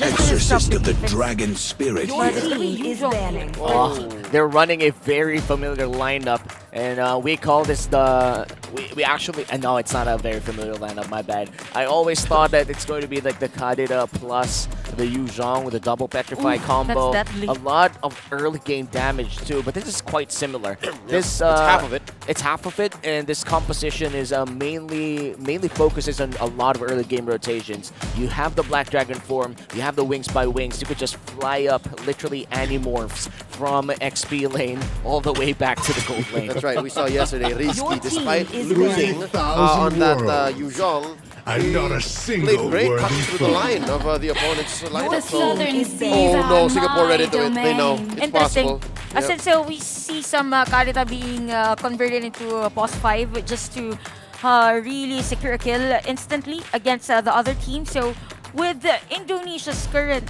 ban, they could ban out Akai and or either Lancelot against Singapore, just to limit Now more. Akai enters So the it's going to be scene. Your Akai team yes, is for banning. the team. Yeah, they're forcing out other junglers here. Not quite sure what's left for Lancelot. Singapore. Lancelot. Are they going to force like Lancelot and Karina's left. You know what? Injustice Singapore in the is. I world. forgot Singapore is a Karina country. Like I've always seen Singapore in. Even before. Even before they're like, oh, Karina, let me lock that in. Karina's my favorite. Why not Karina for Singapore? Now looking at the hero composition that Indonesia has locked, they are still in need of that post 5 hero. Yeah, you can rover for Nikki. Yeah. Oh, that's nice. I like it. Yep, Nikki has a pretty solid coup for him. I know. As well, he has a solid Kadira, so this is a good read by Singapore. Although for this hero composition of Indonesia, it's a lot easier for the Valentina user of Singapore to like really switch up things as to what ultimate is better. Yeah, Roy has solid 3 picks already. Yeah, it's as if he's a Kufra and even Yuzhong and Farsa at the same time. Yeah, he could be. He could throw He could down be a feather anyone. strike. He could be a dragon too. You could like 2 dragons dancing in the air and then a bird. Animals. He can't be a bird, you know. Whoa! Badang! No, this is also a Diablo thing. Well, actually, yep. And look at Albert's face. I mean, Nielsen's face is like Badang. Really? Appa? Yeah, that's Badang. all right. You know what? Don't worry. Not just, lady and gentlemen, not just. Is that a jungle grok? Perhaps. Probably. Wait, you know what? Or What if it's a Badang jungle Badang, bro? What if I it's a made it jungle? for it. No, What I if think it's it's more likely jungle grok. You know what? You're right. But we like to see But it we as like to see Okay. something Juggler. different. All right. Some You know? people just want to watch We the want world it burn. spicy. I get it. That's all right. And- Okay. They close up with a Claude pick. A Claude pick. Honestly, at this point, okay, Indonesia. A well-rounded lineup. We know the goals. Team fighting, skirmishes, rotations. This is a great composition. It's not as spicy as the Badang. Badang is. Badang be like sambal right now. Yeah. Sambal is my favorite Indonesian dish. And it's not a dish, it's a condiment. That's right. Is it a spicy? It's like the spicy ketchup. All right, since it's Singaporean, it's mala. It's mala. Smaller. It's Mala is like a spicy kind of. What's the... I know there's like a spicy Singapore soup. Is that laksa? Or is it Thailand? No. Laksa is Singaporean. Singaporean. It right? has variations. Oh, I see. depending on which country. That's right. Yeah. Singapore and Malaysia share a lot of specific yeah. Bak kut teh is another one that they share. What's a bakute? It's like a pork stew. Oh. How do you know all of these foods? I don't know, man. Had the pleasure, have a lot of good friends from the region. So I wish I could go to Singapore too. But let's head One on day. to the land of dawn for Indonesia versus Singapore. Roy will be having a great time here, just farming up, except if Nikki wants to ruin that for him. By the way, guys, this is gonna be a XP lane Badang. So the dream of Badang jungler has been shattered. But yep, why not? We're in to see that performance from a Diablo, and it is a Diablo thing. By the way, take note of the spells for Jabran and Gilang. This is a Purify. So just to counter the wild charges, they are ready for those setup plays from Singapore. the wild charge and oh wait, already some action here. Nikki at half health. They want to try to engage. Bray getting out of it. There's a jump by Nikki. Not enough damage output though. There's another one. They put Bray at a fourth of his health. He gets out. We were talking about the Purify. The Purifies from Indonesia. And I do think that's smart. As Chantel said, it's something to counter the wild charge. And also the crowd control from the Badang's hero. That's right. Oh yeah, you could just purify and walk away. And the terror. Yep, from Valentina. And the hook. And actually, a lot. A lot. Now that I think of it, it's a lot. It's just baby cakes, right? I was just looking at the Brace hero earlier. I forgot the other heroes. But yeah, they're definitely prepared for those counter engage against Singapore. But for Indonesia, this is a very fast positioning on this virtual objective, considering that this is where the usual precision of the post fight of the other teams. A catch Bray. I wonder if he was ready for it. He's still here sitting at half health. Here comes the backup, Diablo and Roy. Roy, check him out. He has a better airstrike. Nicky and Risky going for the jump in. No one home. They do find him. Better airstrike coming in from Gilang.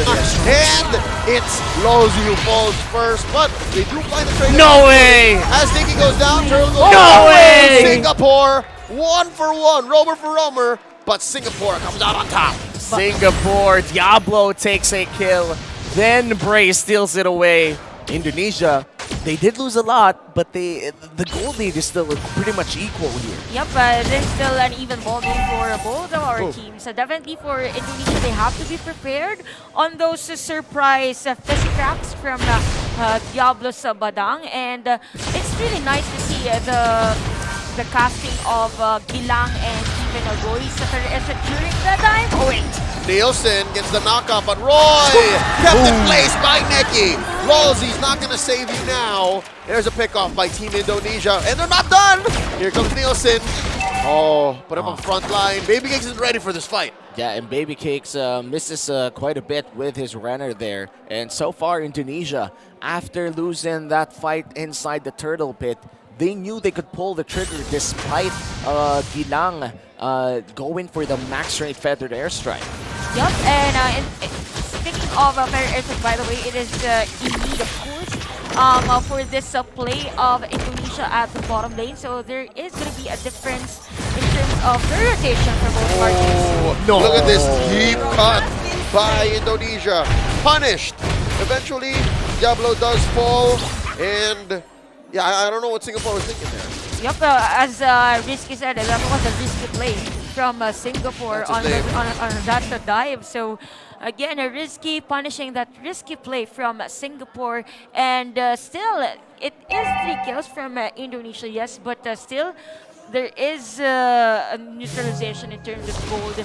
Again, with that turtle take earlier from Singapore. Nice position, by the way, from Nikki and Risky. Able to go on. Look at that sticker. Nikki knows Singapore knows he's there. And the turtle has spawned already. That's the second turtle of the game. Nikki does find Roy. And puts him in range for the feathered airstrike. No one home. Bouncing ball away. Looking for the re-engage. And there's the punch. The fist track from Diablo. But the fight continues. Look at this turtle dance here. Second turtle of the game. And the Black Dragon form coming in from Rizky. He takes the skies, spacing out Bray and Diablo. Oh, watch out. Bray still has a wild charge. Oh, they're going to have to concede.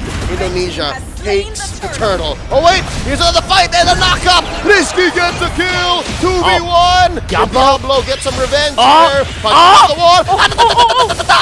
Rizky still continues. Oh, they don't get the fight done. Indonesia, a show of dominance. Almost a kill for Singapore there for Diablo. But, awesome sound effects, by the way. Awesome sound effects.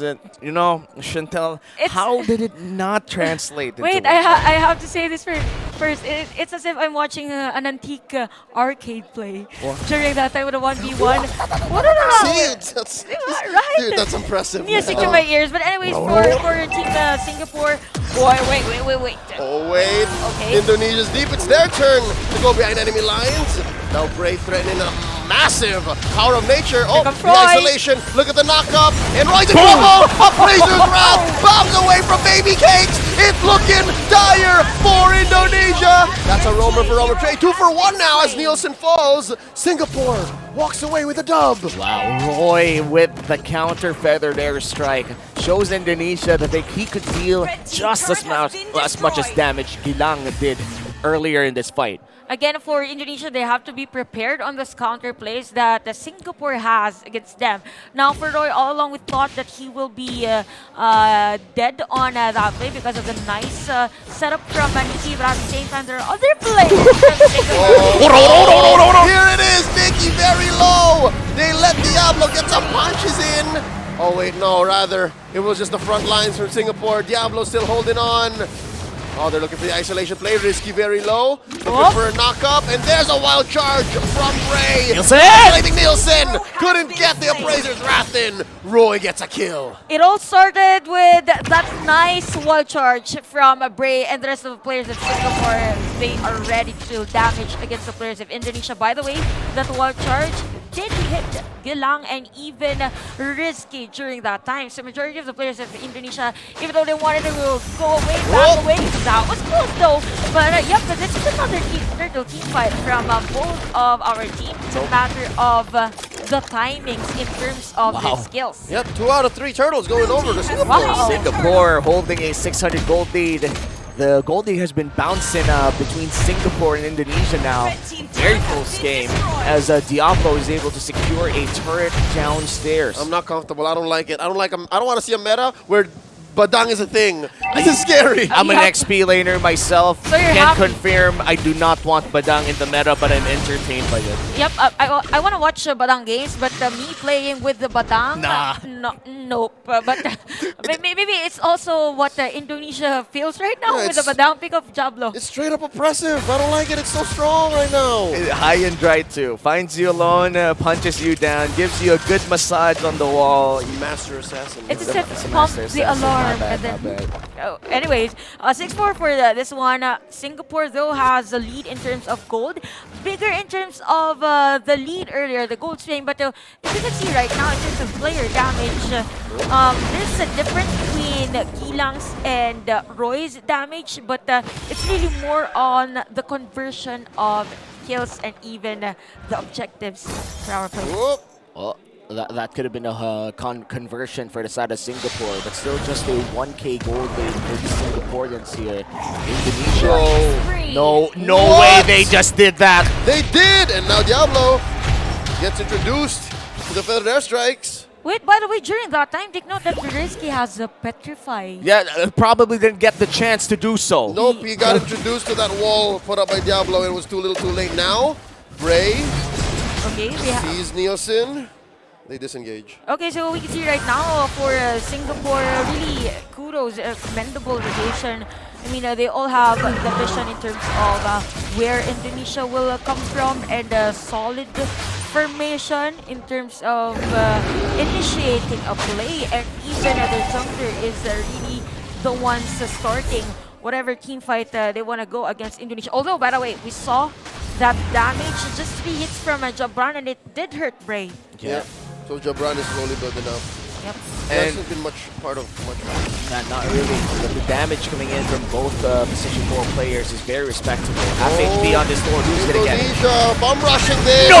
Bray Oh steals my it away. God! And look at the back line. Jabran is out of here. Risky, very low. Lowsy traded out 2 for none so far. So yeah, bodies going over to Indonesia, but the major objective stolen away by Singapore. Can they finish off Nielsen? Oh, the answer is no. And look at this push by Jabran. He's rushing, he gets it! Oh my god, Bray in this game, his retribution steals has been on point. And we know Albert, we know Nielsen, we know he's a great jungler, but Bray is showing up and Gilang shuts him down. Again, it has been a retribution battle for Nielsen and even Bray on this game, but definitely Bray uses the wall charge and retribution spell beautifully against the Fredrine. Even the cross control here of Indonesia isn't really working. So for Singapore right now, 2 turtles plus the Lord, but it will be easily defended by Indonesia. So right now, for Indonesia, all they have to do is to connect that blazing to it from Jabran and even the set from Nikki. So we see that we've been mentioning Jabran hasn't really been part of the team fight, but we need that cold conversion. Yep. Showing the mechanics here. Now here's the thing. Risky picked off. Gilang couldn't protect his XP laner.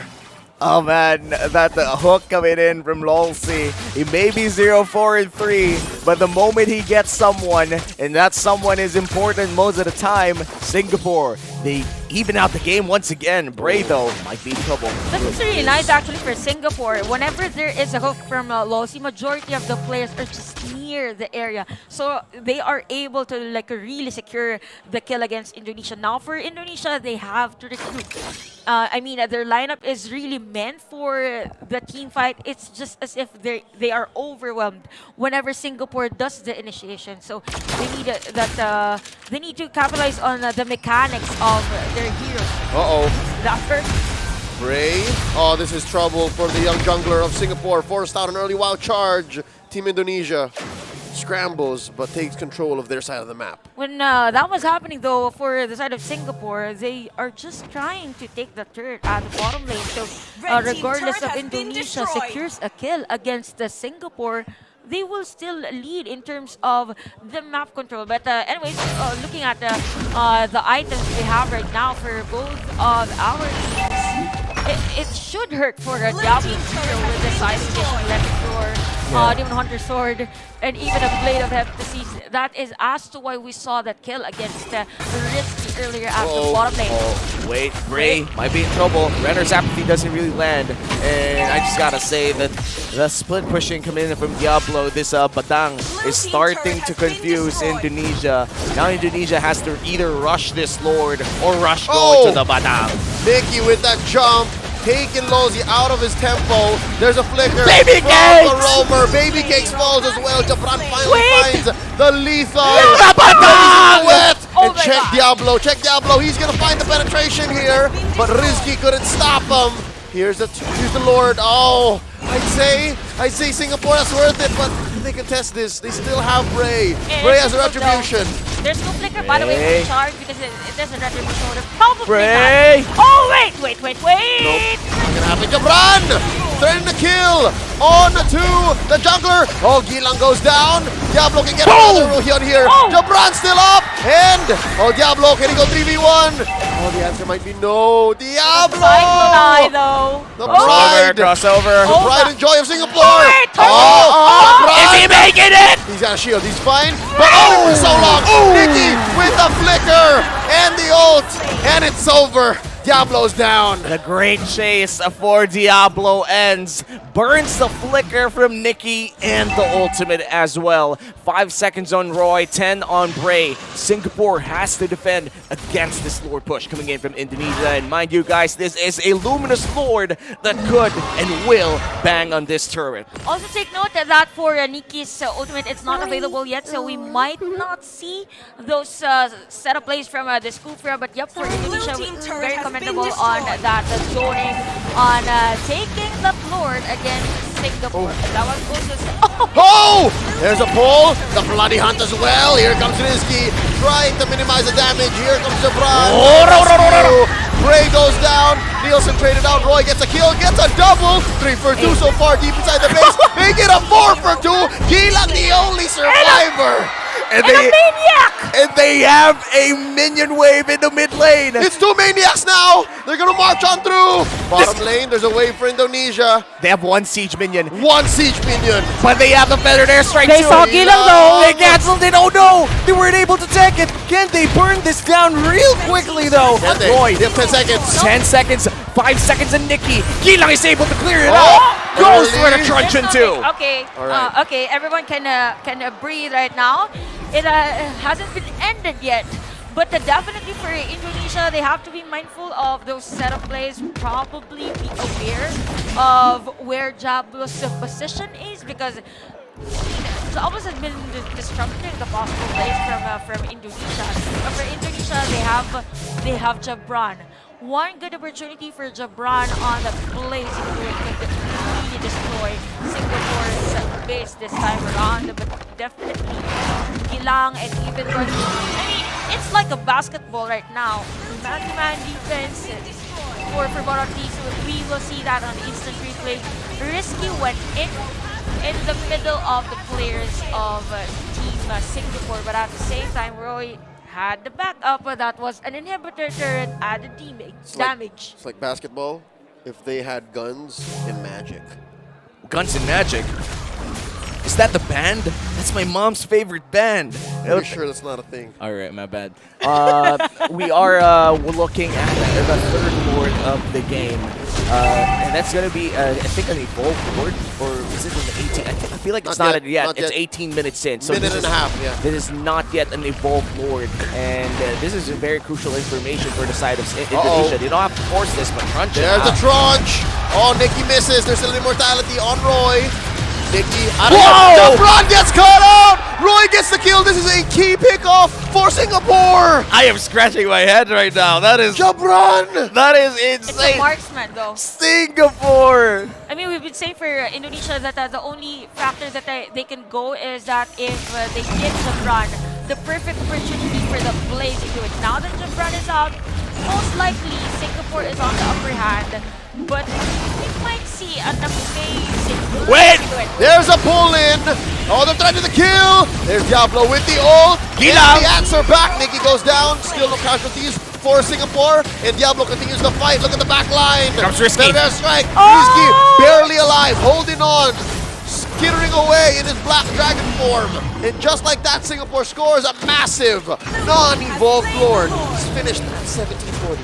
Oh man, that could have been an evolved lord, but you know, that was a circumstance that they had to take. It was now or never. That's right. In Indonesia, they're gonna have to defend against a luminous lord for the side of Singapore.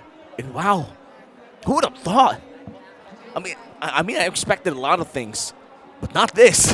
Not like this. Not like this, man. It all started with a medal, right? But yeah, for Singapore, a very nice performance for them. They really have to defend this one. What's crucial is that for Roy, he has to take the first feathered airstrike from Gilang just to zone out the players of Indonesia if they really want to secure an inhibitor turret with this Lord push from their side. But definitely this is a weird position from the Kufra of Indonesia, probably taking information as to where the players of Singapore will come from. And this might just be a big push here for Singapore. This is their biggest chance to finish it all. Indonesia, big defense upcoming for them, and Nikki, unseen to the regular eye. Oh, here we go. Diablo and Lozy check in. There's the ult by Nikki and the jump by Indonesia. They oblige, they follow through. But look at the damage put on by Baby Cakes. Down goes Rizky. All that on Nikki. But still, they fail to convert. Down, they take Roy. Oh, look at the jump in by Nikki. Oh, Singapore gets a penetration in mid as well up top. There's no more turrets. Satu left. It's just a base for Indonesia. And there's a winner crunch trigger. Diablo! And the jump in. Nikki takes down Diablo. 3 defenders from Singapore. The Lord's still alive. Look at Nielsen and Nikki. They want to finish the job. They want to clap back lethally. Nikki, Albert's angry. He wants Bray. But looks like he won't get Bray anymore because this is going to be another reset. 20 minutes in, this is starting to become a trip, boys. What an anticlimactic way to end that defense. Yeah, a bit early though for Diablo to use the Winter Truncheon at that time. That's why it was he was a viable target for Indonesia. So right now we can see an immortality for the players of the Indonesian squad and flitting time for Losi on this rank. He just wants to go fast. He wants to bite everybody. I mean, oh no. There's a jump in. Will he survive? Likely, he's okay. Look at Bray, looking for the angle in the back, looking for that perfect wild charge. He has to run away. He's doing okay. And wild charge on out, baiting out a feathered airstrike from Gilang, and we reset. Respectable. Smart move though from Singapore to really disengage against Indonesia. Again, Roy was a bit struggling on finding where Gilang is. So there's no IMU feathered airstrike during that time, which is one possible source of burst for Singapore during that moment. Now, with the movement of Diablo being here at the box lane, I believe that for Singapore, they want to force a split push from that lane and at the same time force a team fight at the Lord's Gate. They have to perfect the long lane defense because look, there's a fight in mid near the purple buff and Diablo hasn't moved. He's still here. Yeah, and this forces Indonesia to defend it. Nikki's all alone. How come it didn't go through the wall? Actually, is it not because he spent the... Is it a flicker or is it the bouncing ball? I don't know. Flicker. He used his flicker. It's on cooldown. 96 seconds. Wait. finds a wild charge. Philadelphia strike coming in from Gilang. And look at Jabron. Wind chant. Oh, down goes Baby Cakes. That's worth it. Indonesia, they smell blood in the water. They're going to force him back. Look at Bray. There's a jump in by Nikki. How low is the Lord? Oh, Not that low. That was tough. That was tough. Clear win for Indonesia right now. 21 minutes in. Look at Diablo though.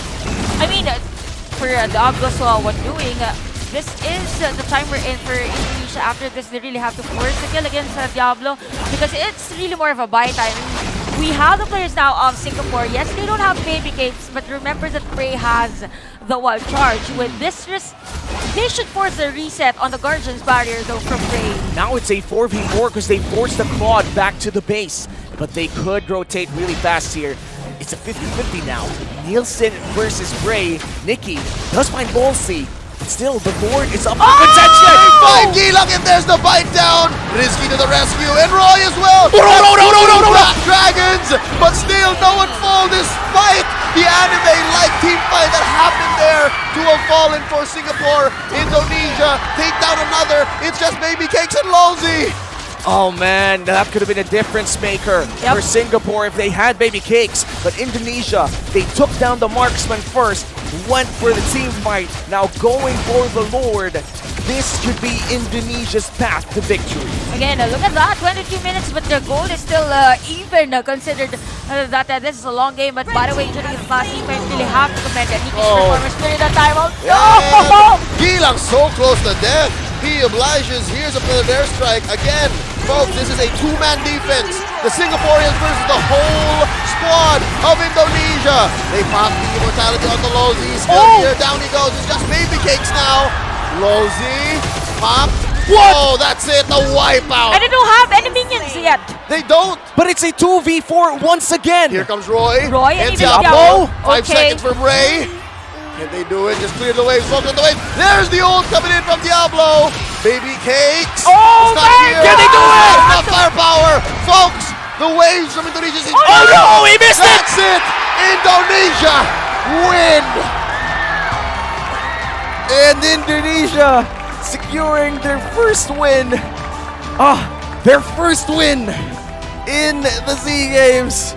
I lost it. We lost. Oh my god, I'm losing my mind. I'm losing my voice. This has been such a trip for this best of one. I mean, everyone's enjoying this game, right? I mean, beautiful ML for both Singapore and Indonesia. But yep, very breathtaking. Even on that last moment, all along we thought that it would be extended, but Indonesia, they are here to secure their win in the 32nd SEA Games. And this is a crucial win for Indonesia as a nation as well. Having at least a win before exiting the 32nd SEA Games.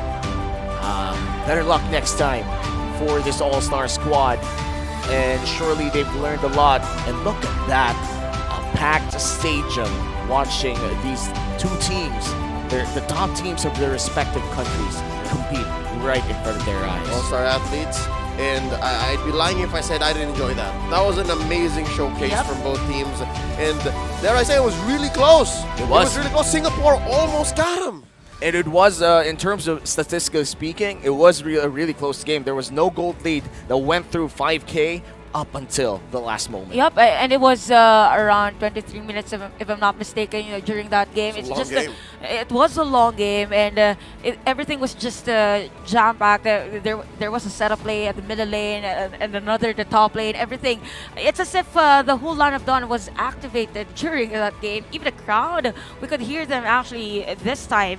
And yep, it could have been a longer game, how I wish, but yep, Diablo was near that moment to defend the minion, but sadly didn't go through. And you know, it was such a close game, a nail-biter for sure, and the Indonesians watching it surely thought that they could have lost it, but they're happy that they won it. Now, how exactly did Indonesia win this? Let's talk about it. Chantel, can you break it down for us? Oh, it's actually hard where to start for this game. Definitely, it could have been Singapore's game or Indonesia's game, but yep, Indonesia won during that moment. But we go first on their composition. Definitely very nice for Indonesia with the Fredrin, the usual and typical lineup that we have.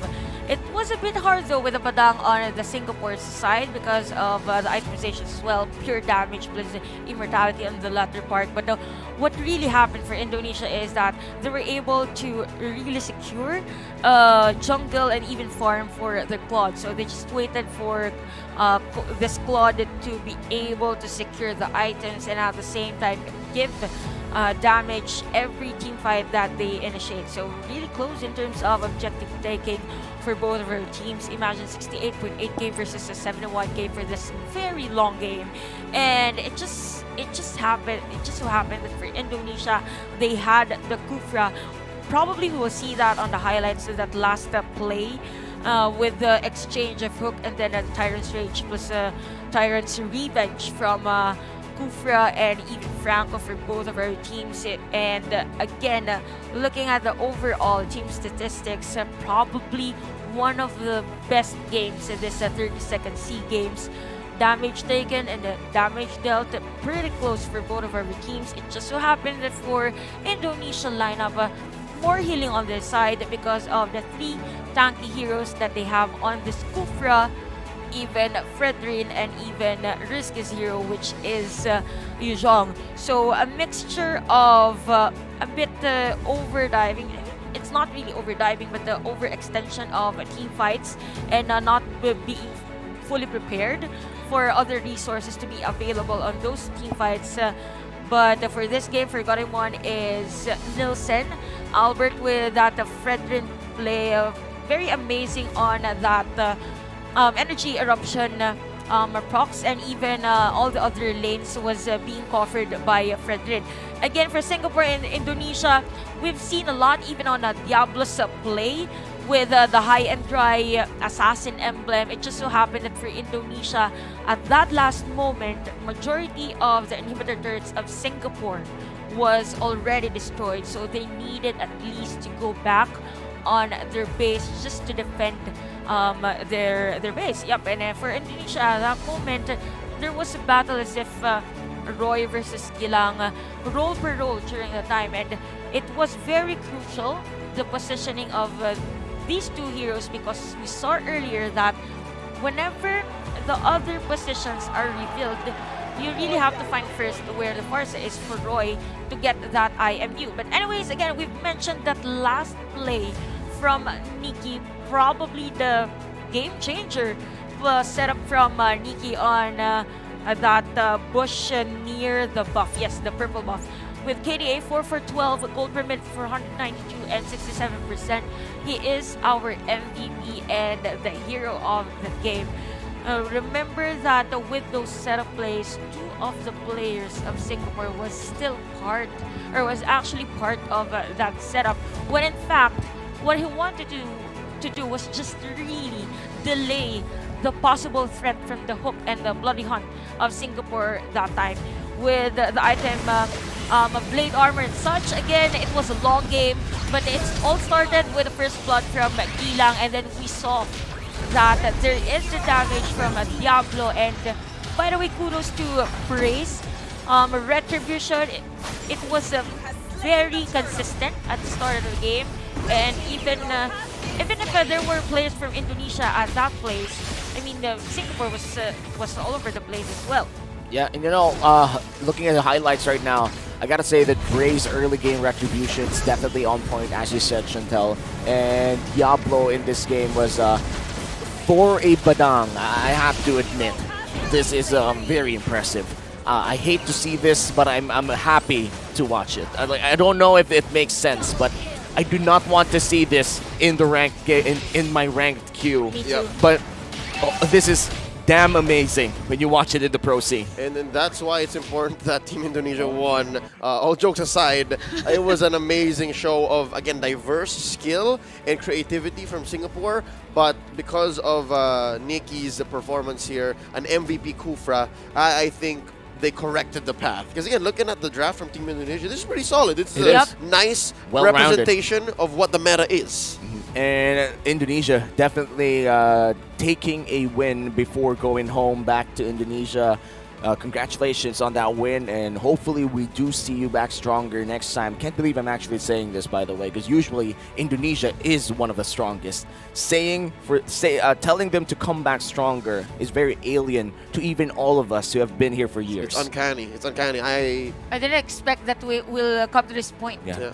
But next up we have the decider. It's East Timor versus the Philippines. Once again, I'm Uomi. With me is Leo and Chantel. The 32nd Sea Games for the men's division of MLBB. We'll be right back after a short break.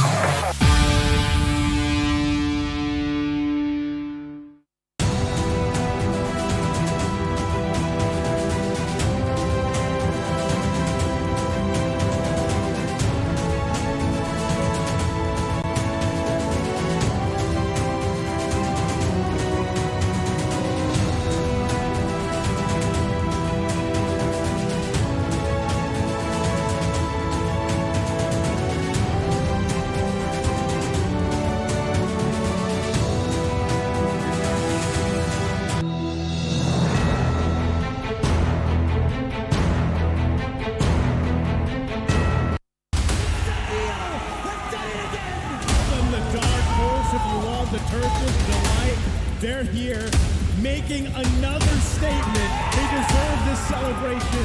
3G well played. North America has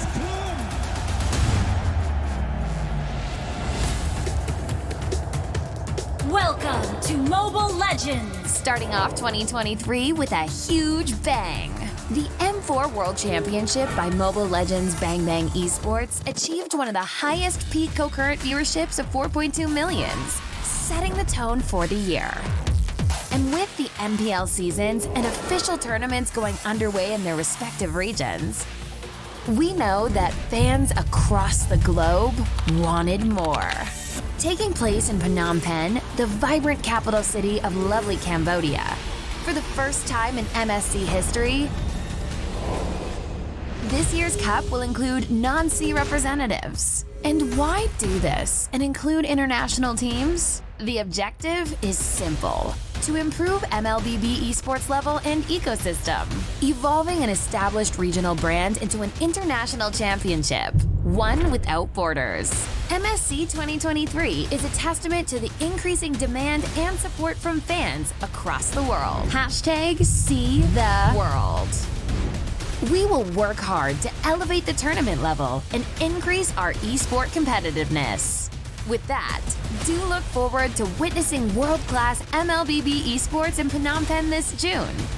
See you there, and see the world.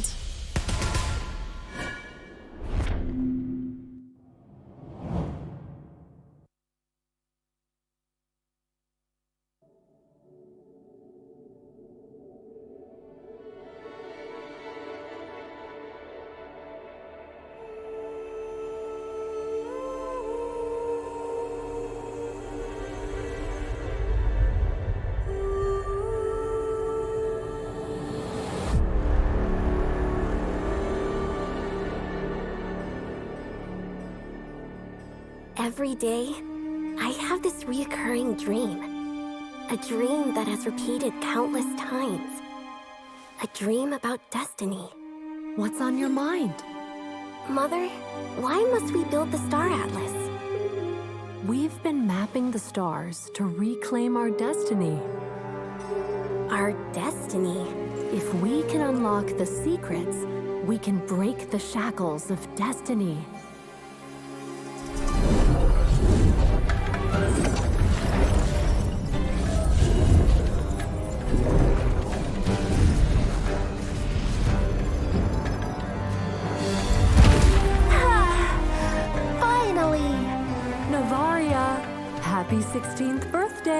Mother? Oh, star glimmers! Even in darkness, they shine. The Atlas! What's happening?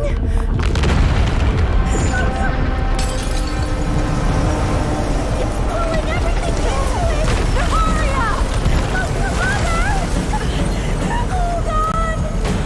Don't let go! Break the shackles!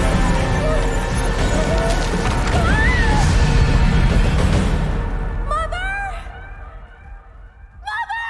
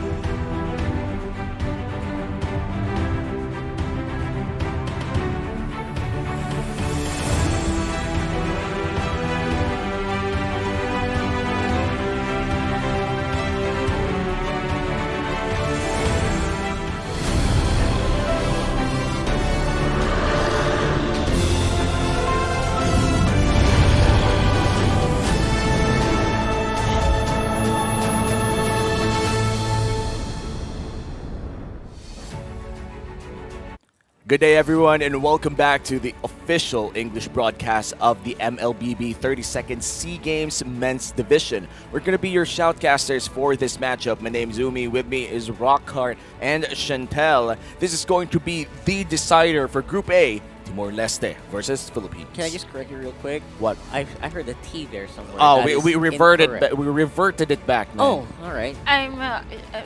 She's back. Do you want me to be Chanel again? All right. Anyway, just kidding. Just a little joke here. But yeah, welcome back, ladies and gents, and we are in our 5th match for the day, I believe. And it has been a treat watching Indonesia play, by the way.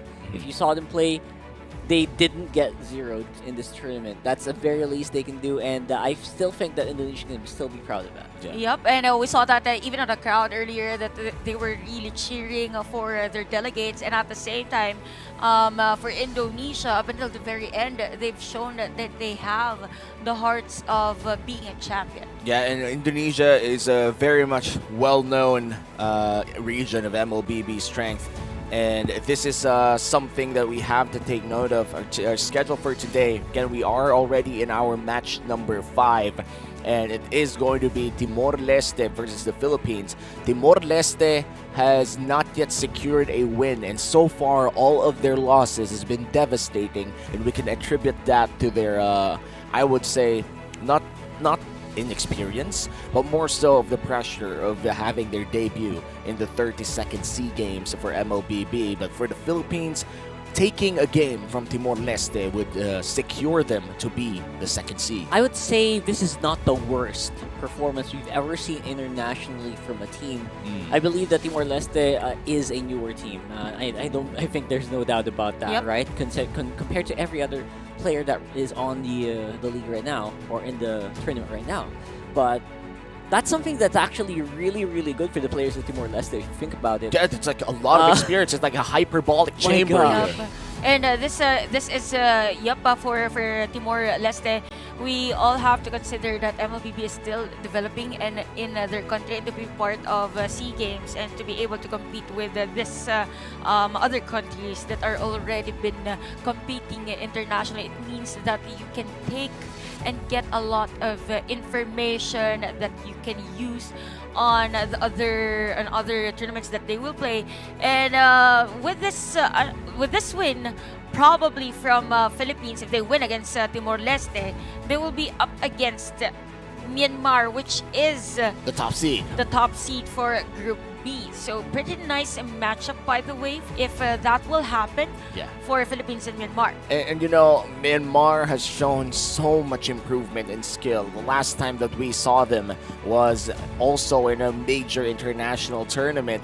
And I would say that the way that they play around their heroes has improved quite a bit. I remember back in, I think, the M4 World Championships, we did see very particular picks from the side of Myanmar, but this time around they're more versatile, a lot more deadly, and there's a reason as to why they're the best team of Group B. Now for Group A, we just have to know if Philippines will be the one facing Myanmar. And it all boils down to how Timor-Leste plays in this matchup. It's so interesting because of all the games that determine it, so Philippines seems to be more in control of this one.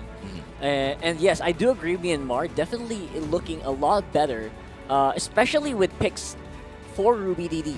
Their XP lanes, right? I believe we went through a phase, like a whole year, where the meta really didn't favor the playstyle of this person, and now with the rise of XP laners like the Arlot and even more ferocious XP laners, he's back. In the lack of the Diggy, the Arlot is just destroying everybody in this tournament right now. And to add to that, imagine he is part of Malaysia, and the Malaysian team is expected to pick different types of heroes that you won't be expecting to be part of a lineup. And we are going to welcome Timor-Leste possibly one final time here in the 32nd Sea Games. It has been an honor seeing the debut of what could possibly be a bright future for Timor-Leste MLBB. I'm sure they've learned a lot so far, and I'm sure once they go home, they could share all that learnings to their region. Yeah, this has been evident throughout so many eras of MLBB where you really learn, right? You learn from the best and you apply it in your area, and then give them like a few months, give them a few years even. They become just so strong. And speaking of the best, Rockhard, we have the back-to-back gold medalists finding a few rough patches here in the 32nd Sea Games, but right now they're all smiles. They have one last chance to secure a semi-finals berth by going up against Timor-Leste this time around. You know what, with the Philippines against Timor-Leste, we've been discussing this earlier, Omi, that it is expected for them to like really test something new against Timor-Leste. Wow. To be prepared. Wow, a lot of this is nice. I mean, it's over heartwarming, rather. I just want to appreciate the moment right now. This is a very sportsman moment between two countries here in the Sea Games. And I actually didn't expect that. I didn't expect that. That was so cool for Timor-Leste. Yeah. And seems to be accustomed there. Seems to be accustomed. Show of sportsmanship. And you could see that the Philippines they like it. They're not even going to remove it for the game. They're going to wear it. If I was there, I would hug the players of Timor-Leste. 100%. But maybe like maybe there were some restrictions, you know. But, of course. We're still in the pandemic. Right? Yeah, so I understand. I almost forgot. But maybe Timor-Leste. Sometimes the emotions get the best of me. I don't blame you. I would do that myself. If nobody stopped me.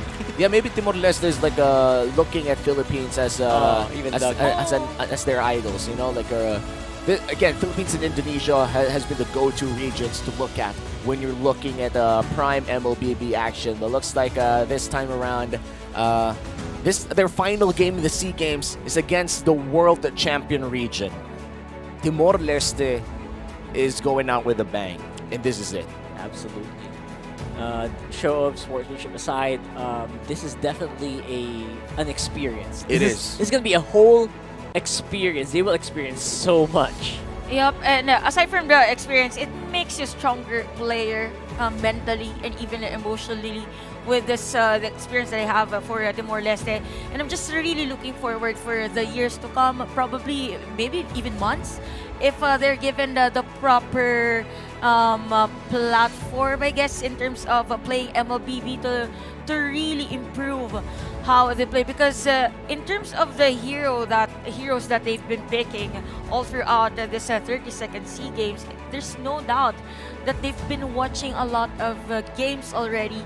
It just so happened that they can't really apply it too much because of the available tournaments in the region. I actually understand what you mean, because if you cover the name tags in the games that Timor-Leste has been playing up, the way that they draft, at the very least, they look really good. They seem to be at par in the draft. It just so happens that it kind of crumbles around the mid-game, where you see that Timor-Leste, the refinements in terms of the macro really are still pretty much points for improvement. Yeah, in terms of execution as well, you kind of have to keep up with the best players in the world. Again, this is also a prelude to what could happen in MSC. A lot of the people that you're looking at right now would be or could be the same people that you would see in MSC happening soon. Also in Cambodia, it looks like Philippines are feeling a bit confident here. Saison waving some dance moves in front of the camera, and we are just about to wait for things to happen. It looks like it's so hard to be part of the crowd, especially like I mean, it's fun, you know. Yeah. But if you're, I don't know, man. Like, how do I even explain this? Like, sometimes you just kind of want to watch MLBB, and then suddenly you're in the big camera. And now you gotta do something. You have to, you have to be remarkable. You know, you have to be remembered. But speaking of remembered again for this squad, Timor-Leste, may this be a remembrance to keep their fire burning. Yeah. I mean, it's what if Timor-Leste takes them down? And look at this, the man himself, Coach Glintro of Team Philippines. Artistic. writing down Florin with a heart. I am pretty much sure it's Florin. Please, make Oh it no, it's a Florin with a broken heart. Oh, well, Florin did kind of break their hearts in one of those games, right? So, or maybe, I mean, maybe it's just a cryptic message as well with a broken heart. Maybe majority of the audiences have been questioning the Florin pick. Well, maybe the broken heart is for the audiences. I mean, it's all over social media. It's no secret that a lot of people are questioning the Florin pickup coming in from Seabull or Team Philippines here. And I would be surprised if they suddenly put up the Florin once again. And honestly, win or lose for the Florin pick, we've seen it countless times from even when they're not rocking the Seabull jersey, when they were still rocking the Bren Esports jersey. Because for everybody watching the English broadcast right now, this 5-man squad, including the coach, is actually from Bren Esports. That's right. And they have had I would say, around middle of the pack result in their previous regions. MPLs. Yeah, so in the playoffs. In the playoffs, they really did make a run-in for it. And again, some people would attribute that to preparations for SEA Games coming into their practices. But overall, no excuses were given, no posts, no long messages were taken.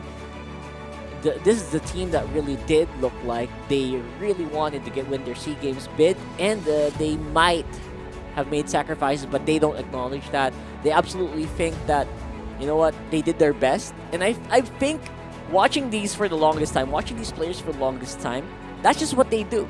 They don't have any like major, they don't post a lot of stuff on social media. They don't add any flair. They just do their very best. And they have gotten results so many times. It's not always the top result. It's not always like world championship level.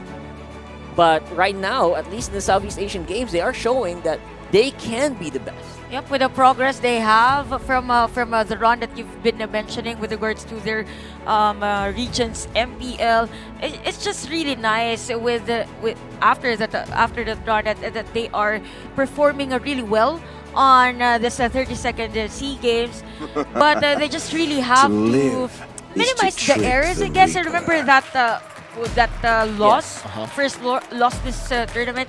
And yes, with all of those being said, the Philippines will be the first pick here on the blue side, and Timor-Leste will be the ones on the red side. They will take away the 1-1 in the R-Lot immediately. Canon has played this R-Lot quite a few times already in the SEA Games, and Philippines will be focusing on a lot of position 4 and 5 bands. Possibly for among the Philippines, planes exists the equilibrium, for the team. So most likely we might see Valentina pick for Philippines if Joy is not to be banned by Timor-Leste.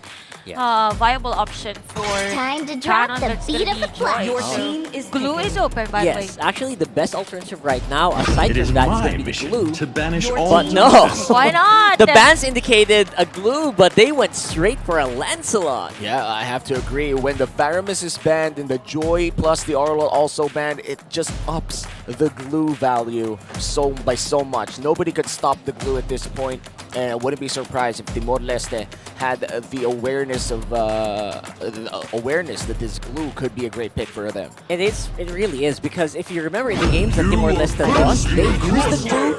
They were able to prolong the games. Wow. It was not like 10, 13 minutes. They went around 20 in their previous games just because of that glue pick, able to soak up so much damage. By the way, this is a different pick for Timor, but it's going to be Canada possible, but the carry for the side of Philippines. One good option also is Canada, but it's going to be Franco. Why not? Wow, they're able to secure Franco. I don't think this is a good thing, though. You're up against a Valentina, and a Valentina against a Franco is just a free bloody hunt for a Valentina that's more mobile than the Franco. So right now, Philippines is employing a very weird strategy in terms of the drafting phase. Same with Timor-Leste right now. They're having some fun here in the draft. That show did not really make the most efficient pick, I would say, but you know what? Based on the players' reaction, they seem to be happy about it. quite happy about it. They seem to be quite here for the fun of it. Yep, but I would agree with you that it could have been a different hero for Timor-Leste instead, and went for the Cho probably on the last pick for Team. But yeah, for Timor-Leste, they could ban out another post for hero against Philippines. Could be a Kadita for them. And for the Philippines, they can probably ban out Smart. There it is. I think the mids, right? You're absolutely right. If you're banning anyone out of your Timor-Leste, mid is a great pick. Although for Timor-Leste, they have the Valentina. So Farsa could have been a better option to open. Yeah, I mean, they could have done that, but I do think that they respect the Farsa coming in from Arcangel. Going back to Arcangel's last game was definitely such a great Farsa performance. I wouldn't be surprised if they also banned the Eve, but looks like they're going to take away the Turisla. Wow. And this is a very particular ban coming in from Timor-Leste. I actually love that. That is so good. Digging really deep into Canon hero pool. That's very interesting. Your team is now the artist is being taken away here by Philippines. Last two picks here for Timor-Leste, they have the chance to secure a powerful jungler here, and I feel like this will not be a jungle show. Yep, could be Fredrin, although with the Fredrin, most likely they have to stop this carry as much as possible, as early as possible. Even an Akai, by the way, for Timor-Leste. Yeah, that's pretty good. Akai is actually a good pick if you go for jungle. Although Rome Cho obviously is going to be the pick. There are teams that did use Jungle Cho before. I don't know if Timor-Leste is quite there yet, but they might be warming up to it. Having a Cho on the road is very classic. Your team is Fredrin, like Chantal mentioned. Classic Fredrin lock-in. The Southern Now the Chiefs Kadita and the team is Duzhong. picking. This seems to be a very, I would say, a very comfort pick-centric composition coming in from the Philippines. A lot of the draft choices that Coach Glindro made for Team Philippines here seems to be more inclined to what the Philippine players are more comfortable with. This is super interesting. They're not giving away anything new. Yep. That is cool, right? I would have expected something new to come out of the Philippines by now. I was actually expecting Florine. You were still expecting Florine. I mean, it was written on the desk of the players. But yep, Brody picked for Timor-Leste to complete their lineup. So with this here composition of Timor-Leste probably lacking in terms of burst. I mean, the Valentina user has to find Kadita first to deal damage, most likely, or massive damage against the Filipino squad. And it's extremely hard to go full combo on the Lancelot in case you do want to take him out before the Turtle, before the Lord. Especially this Lancelot would most likely be building the tank build that allows the junglers to just survive tremendous amounts of damage. And of course, the statistics never lie. A lot of us here do side with the Philippines. Yes. Back-to-back gold medalists. Did lose a game against Malaysia. Timor-Leste yet to win a game. What if this is a timeline where their only win is up against the Philippines? That would be saying something, man. Of all the multiverses, the Doctor Strange favorite, I would say if there was any one moment that could happen, you know what? This lineup might not be it. Unfortunately, I would have to double down on what Chantel mentioned. Very reliant, or excessively reliant, on the burst coming in from a Valentina, which of course you don't always rely on that. And if Emperor, wait. Oh, there it is. They're slowly whittling down that glue, which is a good call, right? You have to force the glue into bad positions to get ready for the next turn. By the way, two petrifies were used by both Karen and Arcangelo during that time, and you have to agree further on Rockhart's thought is whenever Philippines will be on the lead, particularly on taking objectives, I mean, clearing of Minion Bay will be a problem for Timor-Leste with the Valentina. But early aggression for Philippines. Oh, Saison takes it away from Hitokiri as well. And this is looking to be Philippines asserting their dominance inside the jungle of Timor-Leste this early on. And Rekishano, this was a 1v1. No external factors gives him a trip back home. If the flicker was used during that time. So this time around for Philippines, they're just prioritizing those usual rotations that they are usually doing. And for Timor-Leste, First blood. Oh, off-camera kill. that is. Off-camera kill. I mean, I guess the Obs didn't expect that. That was actually way too good. I would say, considering that we don't even have Petrify for Canon and Arcangel, I would be surprised as well. And at that time, even the players of the Philippines were able to take some of the outer turret energy shield. So definitely, Canon will be part of the team fights later on, probably on the other side of the map. Oh yeah, for sure. And now first hero of the game will be going to the hands of the Philippines as they score another kill in the mid lane. Action happening in two places at once. Philippines now ahead by 2.3k. Philippines might be microing too much. Yep, this is a huge lead for Philippines actually. And if we look at the top lane, particularly Butterfly, he is still at level 3. He's now level 4, but definitely a gap in terms of level for both of our teams. And this is a big micro, in terms of difference in micro in the gold lane, it's a, I wouldn't say it's a huge gap, but Philippines really outplayed at the range of the Brody. Oh, wow. Inigo with the last hit hook as well.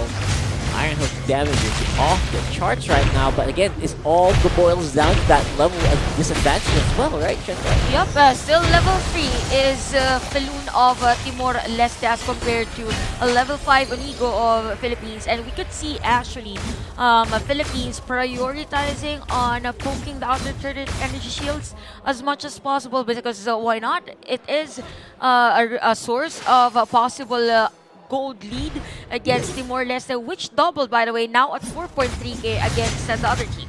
Now Philippines slowly, you know what, rapidly getting more gold as time progresses. Now on a 5k gold lead. Feloon is actually level 4 right now, but will not have the Way of the Dragon available. No good angles for him to use that ultimate, which means Timor-Leste is gonna have to chill out for the meantime. Clean rotation from Philippines and a very visible plays from RTL, and even the cameraman or the observer isn't able to pick up those solo plays. Yep. Such a fast play coming in from Philippines, and it wasn't even Arcangel's Petrify. It was Canon's Petrify that they used for that engage that pickoff coming in from the Philippines. Now on a 5k gold lead, almost landing it on Butterfly. He's in trouble, and Butterfly knows it, so he's calling on Feloon and maybe Nobsky to come in close. Hitokiri behind them as well. But while all this is happening, obviously we still have Saison working on that turtle on the bottom side. And that's the second turtle of the game, once again secured by the Philippines. Feloon slightly dodging that hook from Inigo. And the purple might as well will be going to the hands of Saison, and that's the second purple buff stolen. Quite happy with this. And with the Rough Waves, Breath of the Ocean combo, Petrify wasn't even used by Arcangel, which means they could actually still go for a fight on the mid lane if they wanted to. Ooh! And there goes the hook on Inigo, forcing the flicker out of Butterfly. Trisha here trying to support his teammates on the mid, making sure that turret does not go down. Indeed, Philippines is really boxing out the players of Timor-Leste. I mean, their movements are just restricted even before the riverside. So for Philippines, all of the resources of Timor-Leste would probably go into their hands. But for Timor-Leste, they could spice things up and maybe split push, but I highly doubt Philippines will let them do that. Flight of the Black Dragon on the back side of this matchup. Looking really good. Hook going down. Hitokiri is gonna fall. Butterfly in front. Not really the ideal position for your marksman. So right now, there's Arcangel just going insane right now. And that's a triple for the mid laner of the Philippines. Requitano with a kill of his own as well on the glue, and that is a wipeout. A 6-minute wipeout for the side of the Philippines here, and now an almost 10k gold lead with all of the buffs respawning for the side of Timor-Leste means Philippines will also be able to steal away major objectives, at least micro objectives on the side of Timor. I mean, kudos of course to the synchronization of skills and even the nice placement of the spells from Philippines side. There was a setup play from Arcangel to begin with prior to Petrify play in front of the players, 3 players of East Timor. Goes to show that there is consistent communication from the team, because they didn't really cast and exhaust their resources simultaneously during that team fight. 10K goal lead in a 6-minute game, which is huge. Yeah, it is huge, and you know, this turtle is a reminder on how early it is. That was the final turtle of the game. It's still 11K in terms of gold lead. Looking at the items, Chantel, look how far ahead Rekishano is. Yup, and looking at Rekishano's item, actually, we have 2 core items already as compared to the Blade of Heptasis from Butterflies Brody. And the Blade of Heptasis is one of the cheapest items in the MLBB store. So in terms of farm, definitely Rekishano is on the lead as compared to the rest of the players of Timor-Leste. But Timor-Leste... Oh. He goes straight up, walks up into the bloody hunt. And there's not really much Hitokiri can do. Talon quite far away, can't really provide any backup with the way the Dragon Butterfly as well, close by Nobsky. They're trying to find a way in, but they're just not being given any quarter by the Philippine squad right now. Turn on top side goes down. Inhibitor on the mid would be next. Nobsky as well with the way Black Dragon 4. Trisha. And there you go. Rough wave with a combo. Beautifully done here by the Philippines. Not really much left for Hitokiri to do, but try and wait as the inevitable comes, and Timor-Leste falling to the Philippines. 8:23. They break their own record of the fastest game in the 30-second Sea Games. The Lord didn't even have the chance to spawn. Philippines will be moving on to the semifinals. A very clean performance from the Filipino squad, and at the same time, it is a statement that they are prepared for the semifinals match later on. But definitely for Timor-Leste, kudos of course for the sportsmanship that they've shown all throughout this tournament, and at the same time, we're really looking forward to the improvement of the country. Yes, definitely a record set by the Philippines, 8 minutes and 23 seconds. That is a very quick game here by the Philippines, really showing the dominance of the region in the league of MLBB. Yeah, and I'd love to see them just shaking hands right now. You know, they would watch this video again and again, the game. They'd learn a lot from how the Philippines dismantled Timor-Leste. And what I get from this entire interaction with Timor-Leste is that the Philippines is very much a friend to the Timorese. And look at this, they're even gonna go for a group photo. Everybody in the arena clapping their hands. A great show of sportsmanship. The Timorese and the Filipinos definitely found a new set of friends here in this tournament. From what I see and from what I know of these players and Ducky, I'm sure they're gonna make friends here in the backstage. And I know that the Timorese delegation will definitely learn a lot, even after this game, maybe later on when they do more scrims. I know Ducky, right? I know Ducky when he sees a team like this with passion, with burning desire to become better. I believe he's going to help them, and that's something I know is probably going to happen later. Probably, why not? Maybe this teams will be scream buddies after this Sea Games, and with the experience that East Timor has, Philippines, it could be a helping hand. Who knows? At this point, the Sea Games has been a gateway for a lot of friendships, a lot of rivalries, and a lot of interesting stories and upsets. But let's go back to the story of the quickest game in the 32nd Sea Games of MLBB Men's. Breakdown, Chantel. Again, for Philippines and East Timor, it was a nice draft for East Timor, but by the way, it all boils down to the mechanics and even the micro and macro skills, individual skills that the players has for Philippines. For East Timor, not really much in terms of rotation. Even Cho wasn't really able to give vision against the Philippines, but at the same time, Close to no errors for Philippines. They just maximized the potential of their lineup against East Timor and went in for objective after objective, as to why even the turtle is all the turtles are on their side. The item choices are on point. Even for Onigo, by the way, didn't go in for that Dominance Ice, but the Athena Shield rather, because that is the major source of damage later on from East Timor. Rotation was very fast for Philippines as well, even on the top lane, forcing Butterfly to be restricted on specific areas of the map. And we will see that later on in the highlights that there was a time wherein Philippines was able to take a turret. There was a kill from Canon and Arcangel at the bottom lane, and at the same time some pokes on the outer turret energy shields on that lane. So it means that for Philippines, every possible source of gold against East Timor-Leste was being taken by the team. So damage dealt was pretty high, 102k versus 22k. Arcangel did a splendid job on those rock waves and even a petrified place. But again, the MVP of that game is none other than Arcangel. This is the second, if I'm not mistaken, or third for Arcangel on this game. 4-0-10 KD, a goal per minute of 748 and 82% kill participation. One of the major reasons as to why most of the teams, if they face Team Philippines, they ban out Katita. After this Clock of Destiny went straight for the Genius One. Definitely wanted to burst down the heels of East Timor. And again, we've been mentioning the nice rotation and even the map awareness from Team Philippines. This is the time we're in.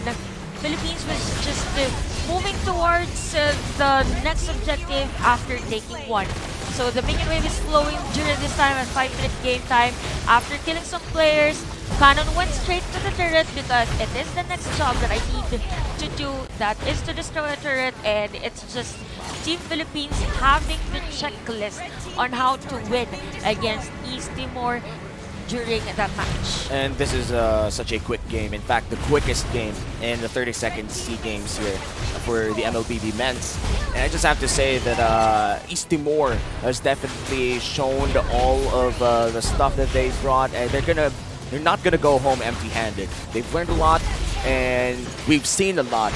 And hopefully they return back stronger. After this though, this confirms a lot of things, in which case our semifinals brackets are now confirmed. The Philippines will be going up against the Burmese once again. It's going to be Myanmar versus Philippines. Going to be an interesting matchup in the semifinals. That's right. Already looking forward to this best of three. It's a best of three, so if ever there were any, any odd combinations, any weird strats that you have, this is the time to pick it out. And of course, these are for the medals already. Yup, and for those two teams that will be playing, of course, with the strategies that they have and even the identities, it is going to be a clash of the coaches. And there will be a lot of clashes going to happen tonight. We still have one final best of one and then two semifinals matchup for the night. It is a long day, but you guys have been sticking with us, and we are really glad to have you watch the SEA Games, especially in how special it is right now. Malaysia versus Laos will be our next matchup. And once again, I've been Uomi. With me is Rockhard and Chantel. The official English broadcast of the 32nd SEA Games MLBB Men's Division will be right back after a short break.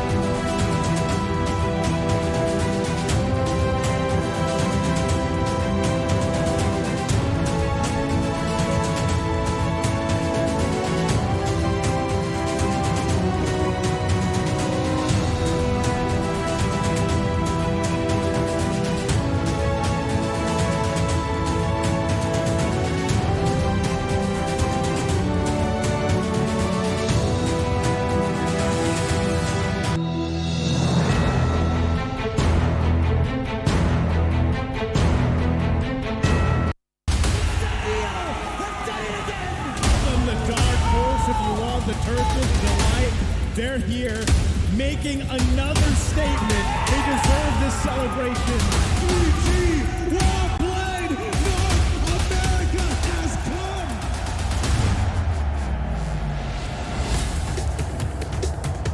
come. Welcome to Mobile Legends! Starting off 2023 with a huge bang. The M4 World Championship by Mobile Legends Bang Bang Esports achieved one of the highest peak concurrent viewerships of 4.2 millions, setting the tone for the year. And with the MPL seasons and official tournaments going underway in their respective regions, we know that fans across the globe wanted more. Taking place in Phnom Penh, the vibrant capital city of lovely Cambodia, for the first time in MSC history,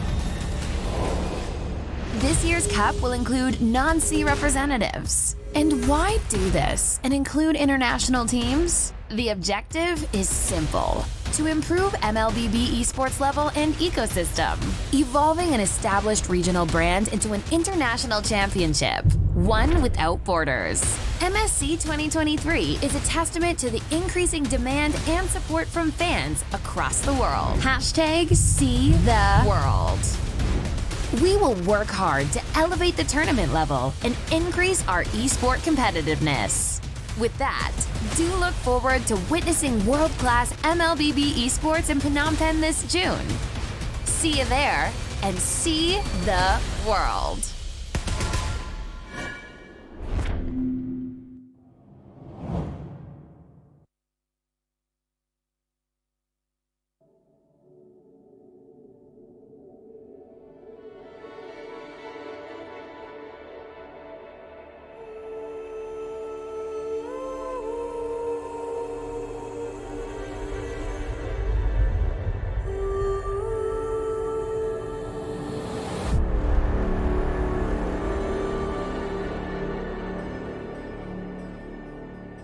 Every day, I have this reoccurring dream. A dream that has repeated countless times. A dream about destiny. What's on your mind? Mother, why must we build the Star Atlas? We've been mapping the stars to reclaim our destiny. Our destiny? If we can unlock the secrets, we can break the shackles of destiny.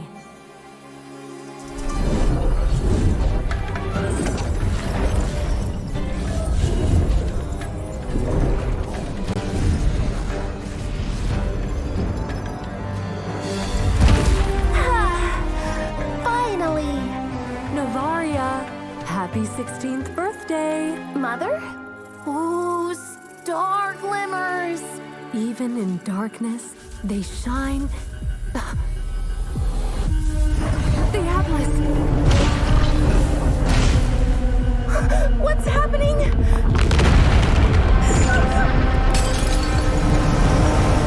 It's pulling everything into it!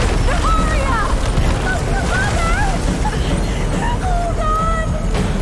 Don't let go! Break the shackles!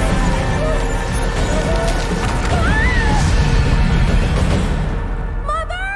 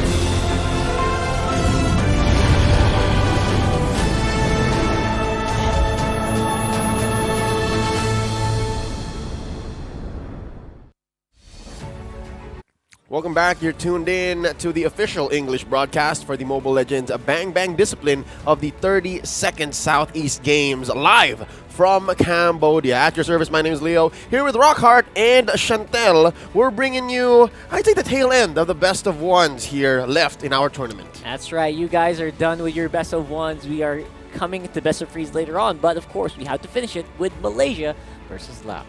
And you know what? With those two teams remaining, I'm just really expecting them to play their hearts out. I mean, this is the last series for them. At the same time, knowing that it has been a long journey for everyone prior SEA Games, it's just it. End it with a statement. Yep. Again, we just came from a long line of best of one, starting with Cambodia versus Myanmar, wherein the Burmese served up the first loss for the home team. Yeah, that was actually something, and obviously the Burmese are definitely I would say one of the dark horses, stallions, mares of this tournament, really. It was unbelievable, honestly. Really the whole run. And speaking of unbelievable, I'd say, if I'm not mistaken, match 15. Yes, match 15 recently just concluded, and with a record new finish at 8 minutes 22 seconds.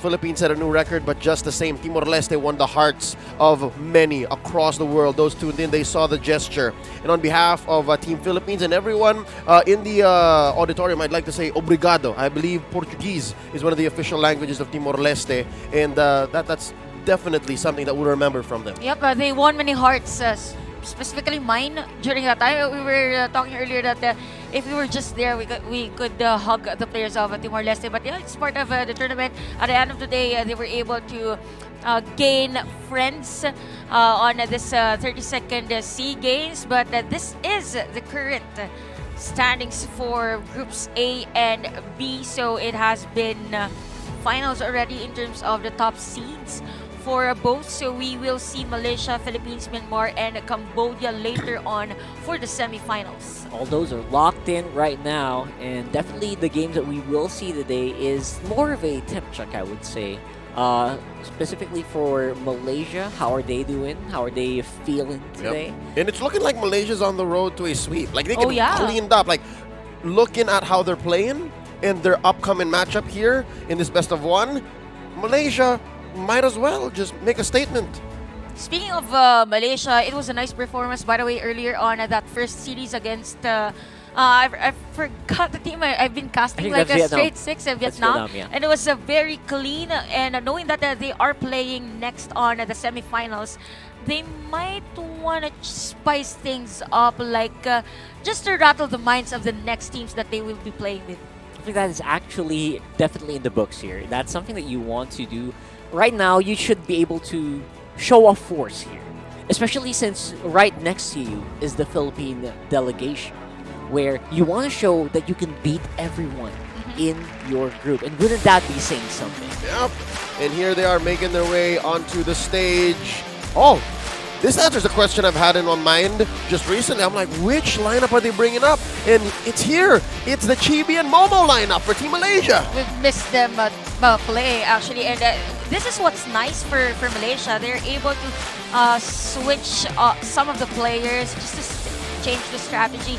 I mean, if you change a specific player, it means that there is going to be a different rotation, different hero pool, and at the same time, different strengths for this individual players. So this is essentially the same as cheesing, basically, because you're not really giving away anything, and you could probably give your opponent a surprise with what you're going to show here, because this is something that's not seen in the tournament so far. Yep, and this is the team that they will be facing for this game. It's Team Laos, again for Team Laos. They haven't won a single game on this group stage, but definitely, same with the performance earlier of Singapore, might be a surprising one. It was against Indonesia earlier for Singapore. Yeah, in the realm of best of ones, I'd say winning is great, especially if you're trying to make a run for the medal.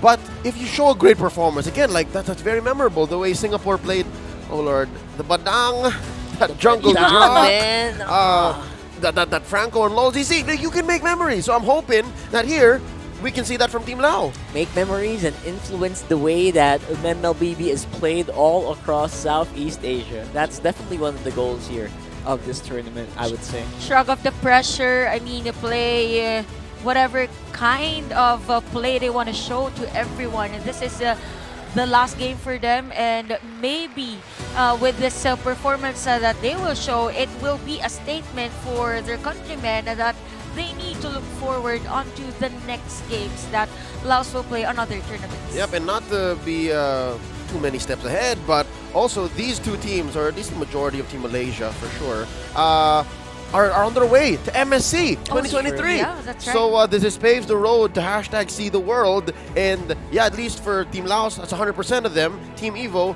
they're going to, well, stay in Cambodia for MSC. They are going to stay there. There you go. Are they going to fly out? They don't Then have come to, back? right? I don't know. It seems more efficient to just let them stay there and practice. But it's a month, It's Carl. a month, man. I don't know if they know. want to stay there That's, for a month That's what longer. I'm thinking, right? I mean, Cambodia's a pretty good country. It's a pretty nice place to have a vacation and maybe train. So I actually have to ask Manjin that. We have to get him to ask that. That's so cool. Figure it out. If they stay there a month, I'm not sure what type of improvement. I mean, that's a lot of improvement for a month, like just playing and practicing whatever it is, whatever strategy that they're preparing for MSC. Yep, it's a huge land mass between Laos and Cambodia, man. Literally, Thailand in between them. Thailand's in Actually, between. no. There is a straight line between South Laos and Cambodia. Okay. With Vietnam as their neighbor. But then again, geography aside, I think these boys will go home first. They probably will. earned the It's rest. pretty close. I thought they had to deserve a fly. break. Yeah. I think with what I saw on the map, they could actually go on a ride. They could go on a land trip, yes. They go on a land trip. I But- thought they would fly. Flying is very Yeah, stressful. but if I a know. majority of these players from Team Evo are from North Laos, then yeah, they might want to fly. Anyways, going back. I like what we're doing, that when we talk about going to a different country from this SEA Games delegates, we are always opening a map. I mean, we have to know. I mean, We have I'm to not, know. We We have a geographer here. Leo the geographer. I'm a Yeah. geographer, I'm a mathematician. Leo the Explorer. You are a Leographer. Thank you. What is that? That's around 7 over 10, bro. Okay, I have I to mean, say, yeah. Low on not bad. delivery. Not Never bad. mind. Could have worked on the delivery, yes. All right, on camera right now is the young man, Zorn. Next to him, Izanami. I think the desk agrees that it's these two that's performing out of their minds. And I think Absolutely. we expected the same from Chico guys anyways. I mean, Chico, guys, you just expect it. You expect the best. You expect nothing less Oh, yeah. from the man, the myth, the legend of Malaysia. I think that guy has been in almost every major tournament that Malaysia has had to participate in for MLBB for the longest time. And everyone knows how consistent and explosive that guy can be. Yep. Chico guys is considered to be the living legend of MLBB for Malaysia. I mean, with the surprising heroes. Let's not forget the Mia during M3, even Hanabi during their MPL. A lot of character for this guy, but his performance earlier, and I think it was a 407 at the early game, very consistent, a multi-role player. Very, very nice profile for Chico guys. You could pull out a dictionary and you would still lack pages in order to write down what makes Chico guys great. The young Muhammad Fuad, but 21. Is he 20? No, he's 20. I'm sure He's about to turn 22. Yeah, he's there about it to is. turn 22. So yeah, at the young Sounds right. age of 21, he has been at every single M series, and he has won the hearts of a majority of the MLBB world already. So since he was a teenager, he's been been playing with. He's been with running the this best. game, man. Yeah, so that's something to say, absolutely.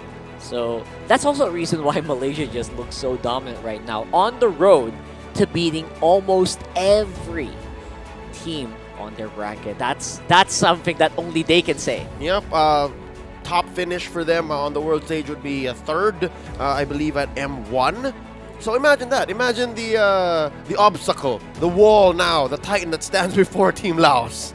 Yup, and Team Laos, I mean, we've mentioned earlier that coming to this game, they just have to shrug off the pressure and learn something new against the Malaysian squad. Is that a picture of a phone being held up on a phone? It is. It's as if a Oh friend my of God. some of his friends can That's you high show level. this on the screen. All right, let me take a picture of your phone. Yeah. Modern technology. I mean, that's a new approach, very innovative. So high level. That's even more high level than Wolf at this point, man. I don't know. By the way, happy birthday, Wolf! Happy Wherever you are in birthday. the world, one of the best analysts that we've ever had. I thought it was Wolf. Oh my God, that Looks would have like been so funny if, Not if that was impossible. Wolf. It's not impossible. He could have booked a flight out early in the morning, then flew back in the evening later on to be able to make it back tomorrow to call these matches. That's right. That guy's everywhere. Yep. But about a minute until the draft begins, and you see here the love and support from all these 1-0. I mean, that's all it takes. Yeah, it's just a best of That's one. that means W as well. So, yeah, basically, you can see on the area, right, on the venue, like people are very nationalistic, very passionate. That's exactly what we want to see for our MLBB players from all over the Southeast Asia region. Yes, and now that we're talking about it, is this not the strongest Malaysia's ever looked in a while? Yes, with the combination they have right now. Yep. This is scary. This is the closest they've ever been to a gold medal in a while. And again, I think the whole region has to acknowledge that. It's interesting. I'm pretty sure that's not English, but it's written with paint. Yeah, it's not even notepad. And in it's Roman paint. font too. Amazing. Speaking of combination, by the way, for Malaysia, yes, one good addition to the lineup definitely is Izanami. Izanami. Oh my God. I mean, Muhammad Lim. The guy has a lot on his sleeves in terms of the possible mages. I mean, they have a very unique hero pool individually and as a team. So you don't even know what type of hero you will be using again. Just 19. He has had so many MVP performances. That's right. I think all of Malaysia's wins in the SEA Games Even so earlier. far. Yep. Oh, yes. then that settles it. I mean, Malaysia definitely fielded, or they found the gem in the rough there. He's just 19. Did you know that, Rocker? Did you know that, Chantel? He's just 19. You wouldn't have told. You wouldn't have noticed, right? Because he looks very veteran. He's just 19. What was I doing when I was 19? Trying to win gold medals? In volleyball? wasn't. Yeah, right. I wasn't. In an online application. Definitely not on Sea Games. I mean, absolutely. The youth today. Bright definitely future. Future is bright for us. It's amazing. Thinking about how Chibi and Momo here might actually make a play for Team Malaysia, because so far, is it just a recency bias? Because I don't know. I personally like the Momo, the Rippo Gary lineup a little bit more. But again, it might be recency bias. But I can say about that, it's definitely the most entertaining variation of the lineup. With the character. Before and after game, Before for sure. and after the game, yes. And even during. So, yes, but wait, no. It's this lineup that beats the Philippines. So might be proven wrong. Let's kind of give them more reps. You know, reps are really good. Keep those hands warm, ready for the fight that's coming. But for now, it is going to be the best of one draft. Yep, here we go. Laos banning out the Vanny and the Valentina. Malaysia takes out the 1-1 and the glue. Where's the Joy? Actually, for the Joy, it should be banned by Malaysia coming to this game. Although Kaja and Franco is open, but I doubt that for Malaysia they'll open both or those three heroes. But for Team Laos, they could prioritize the Eve as well. We saw that in some of their games. And even Faramis, okay, Faramis and even Faramis and Valentina earlier, but Faramis and Estes rather for Team Laos. But yep, last ban could be an Arlot. Yeah, for blue side. Yep. Yeah, for sure. Although I wouldn't put it past Malaysia to just leave the Joy open, knowing they can probably deal with it, meaning that the R-Lot will be open, Valentina's also pretty much there, but what if they go for the Minotaur? I'm just kidding. Why not? That's always something I'm waiting for, but always I'm trying to keep it in the back of my mind. Chico guys, if I remember correctly in my recent memory, he has played a Minotaur. He swaps out every just so many roles, so I know what you mean. There's nothing he can't do. There's nothing he can't do. I'm afraid that he might take LaFell and Gideon's chairs one day. If he becomes a caster, yeah, it's not impossible. Scroll back Not to this, impossible. right? Let's scroll back to this and let's hear it. Let's let him hear it. Leia said you'll probably become a caster. Maybe not LaFell and Gideon. Maybe Karakuri's chair. I don't know. All right, here we go. Opening pick after the Phantom's ban is the Arlott. So yeah, Joy's still out there. They prioritize Arlott over Joy, but Franco possibly for Malaysia since Calzo has been banned. The only hero left to take down or zone out, maybe hero lock this the Joy is Franco. Izanami has the Eve opens. I would not put him past him to pick that up. Why is the Eve not banned out? This is this is Izanami. Also, does Agi have a Kadira? They might be playing that dynamic. I don't want to show it until you show it, or at least until we can ban it out. Oh yeah, that's true. Alright, well definitely the Eve is a powerful pick, if not the Frederick. See value in me? And there it is. Your team. So it's gonna be a Frederick. They're giving away the Eve though. That's interesting. Players or even waiting for coaches. the Kadira. The Kadira, right. I've been waiting for too long. Your team. You said we've been waiting for too long. Still not showing the pos 4 heroes for both. Definitely if Malaysia will pick... this is the safe route to pick Eve. Yeah, Eve or a gold lane. One or the other. Beatrix could be. Melissa. And Melissa is actually. also available. Although Farsa and Eve is still open, but could be banned on the next banning phase. That's why Izanami's not rushing. Oh, there it is. There's just too many things open. You can't ban out everything now. Yeah. All right. And then Malaysia can burn their bans because they're the first pick on the swing. Yup. So probably a gold lane, for Malaysia or Franco for this one. On Zorn? Is not just Atlas. How about an Atlas? Not the third pick we were all expecting. Nope, not at all. No pos 4 picks. Which is actually, this is a smart move for Malaysia. They're forcing the carry to go for that Purify spell instead of Flicker. Yep. This is a nice and a smart move by Malaysia. So they can ban out Karita against Laos or pick their struggle. Is it going to be Forza or Eve? Either of those three, or maybe... Or none at all. Or not at all, So maybe the it's- jungler. Yeah, so Leave it's it open. still open back. Akai. Go for the more specialty picks. If Malaysia has been studying Lao, it's the time to ban out those specialty picks like you were talking about. Ban out the That's the Kadira, sign. and then leave out the Farsa Eve. Among the Oh no! Oh boy! Lao don't want Not it. today, not today. None of it. What a draft battle, man! This is very Well, interesting. Malaysia still has Lilia for Izanami. Yes. Although it's a bit difficult with Arlott. Also doesn't do much with the Atlas. Yep. Because again, you're playing with damage over time and with a one-time big time fatal links. And with that Atlas, if Lao picks up the Farsa, they're gonna have to force a Purify on it as well.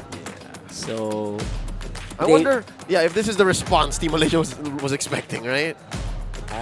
You should. Time to go to the RT show. Let's just wait. They are the ones to ban the Lilia. So Laos should Yeah, ban that's out the a good one. Farsa That's a good if they call. just want to play safe. If they want to Farsa. make it fair, Farsa. do it.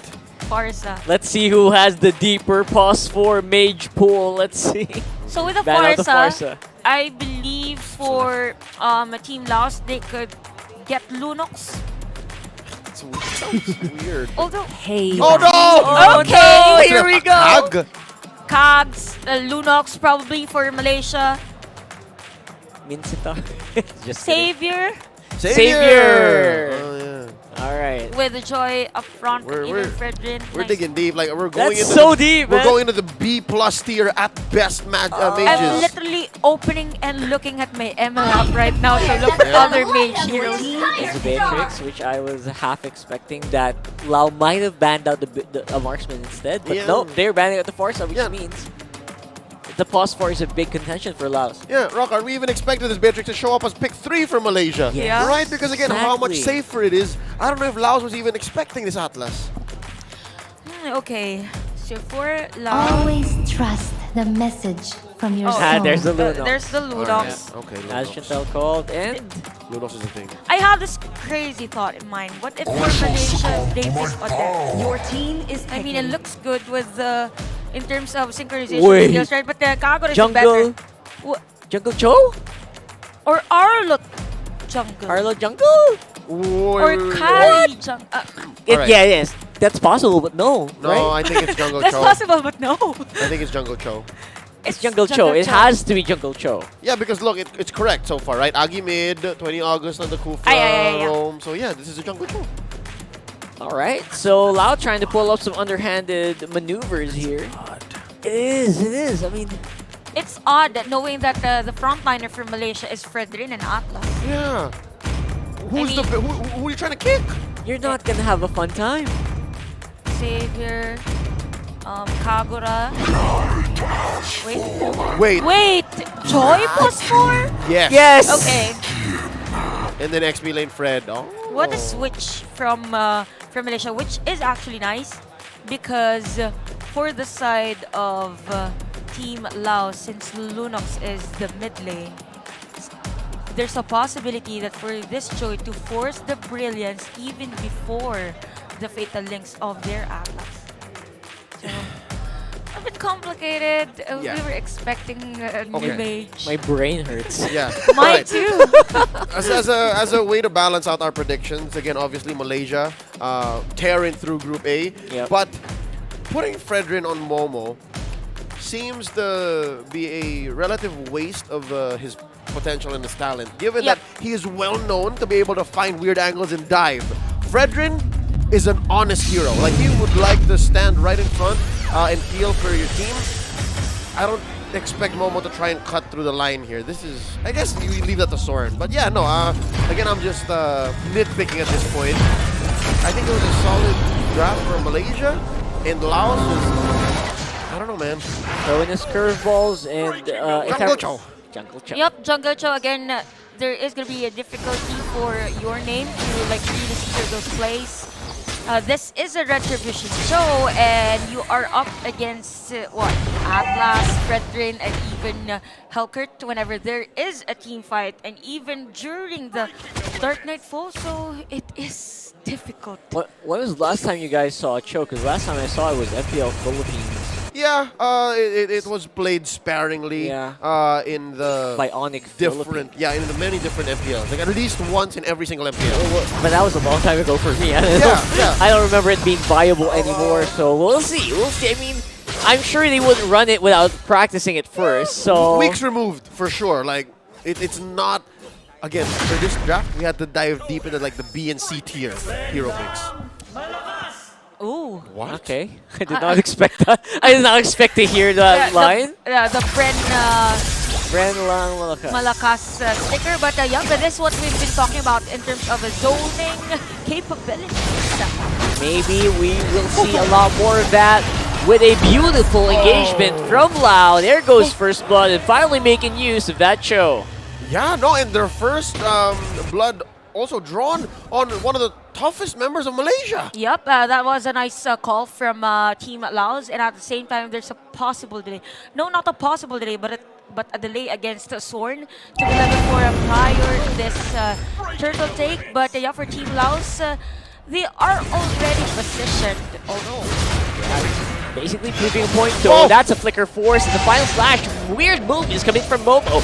Over, dodging out on those stingers. Gonna be able to stay alive here. That's a lot of people flying in the air right now. And everyone just absorbing the bullets coming in from Chikugai.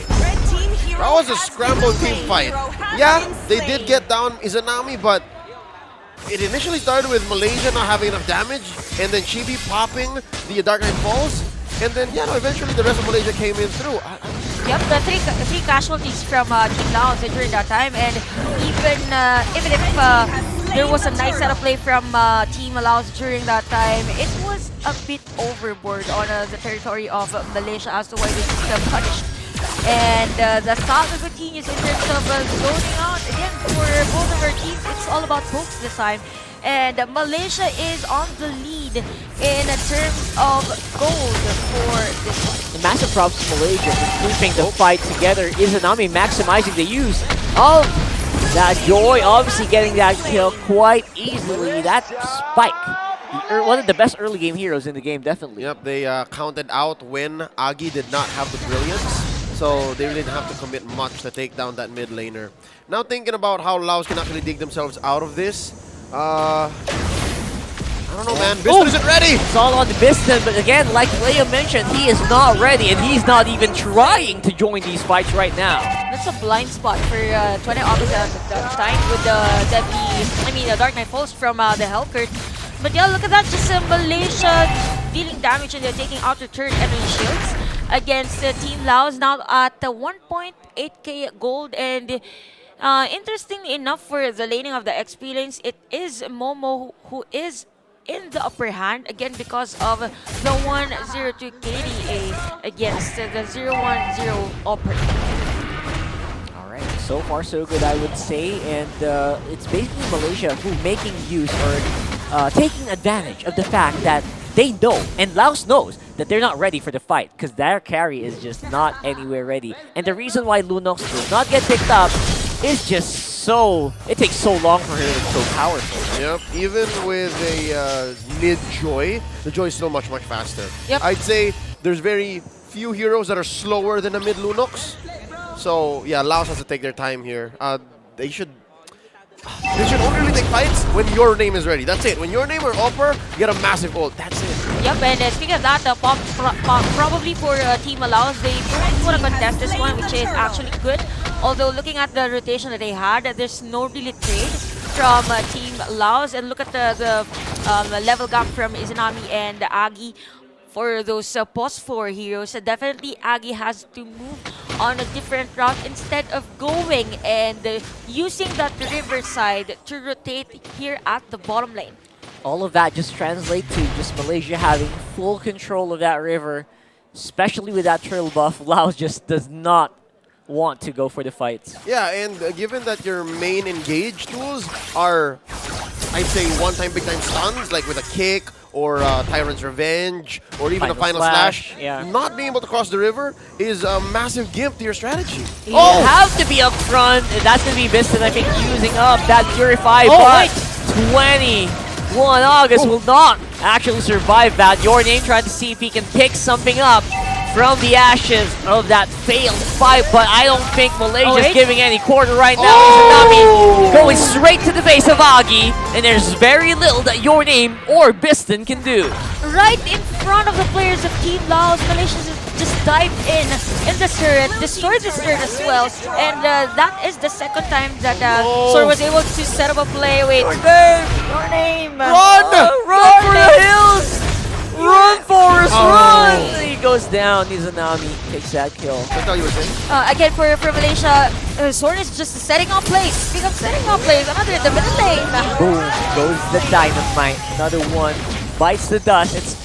They're doing the audition, folks. Something tells me there were no ults spent, right? It was Soren's passive that just made the Oper stop, not even use the flicker, not even use Final Slash, because again, if he did have that window, Final Slash, engage, Final Slash flicker out, would have saved him. Yep, and a bit messy though on Team Laos defense on the middle lane.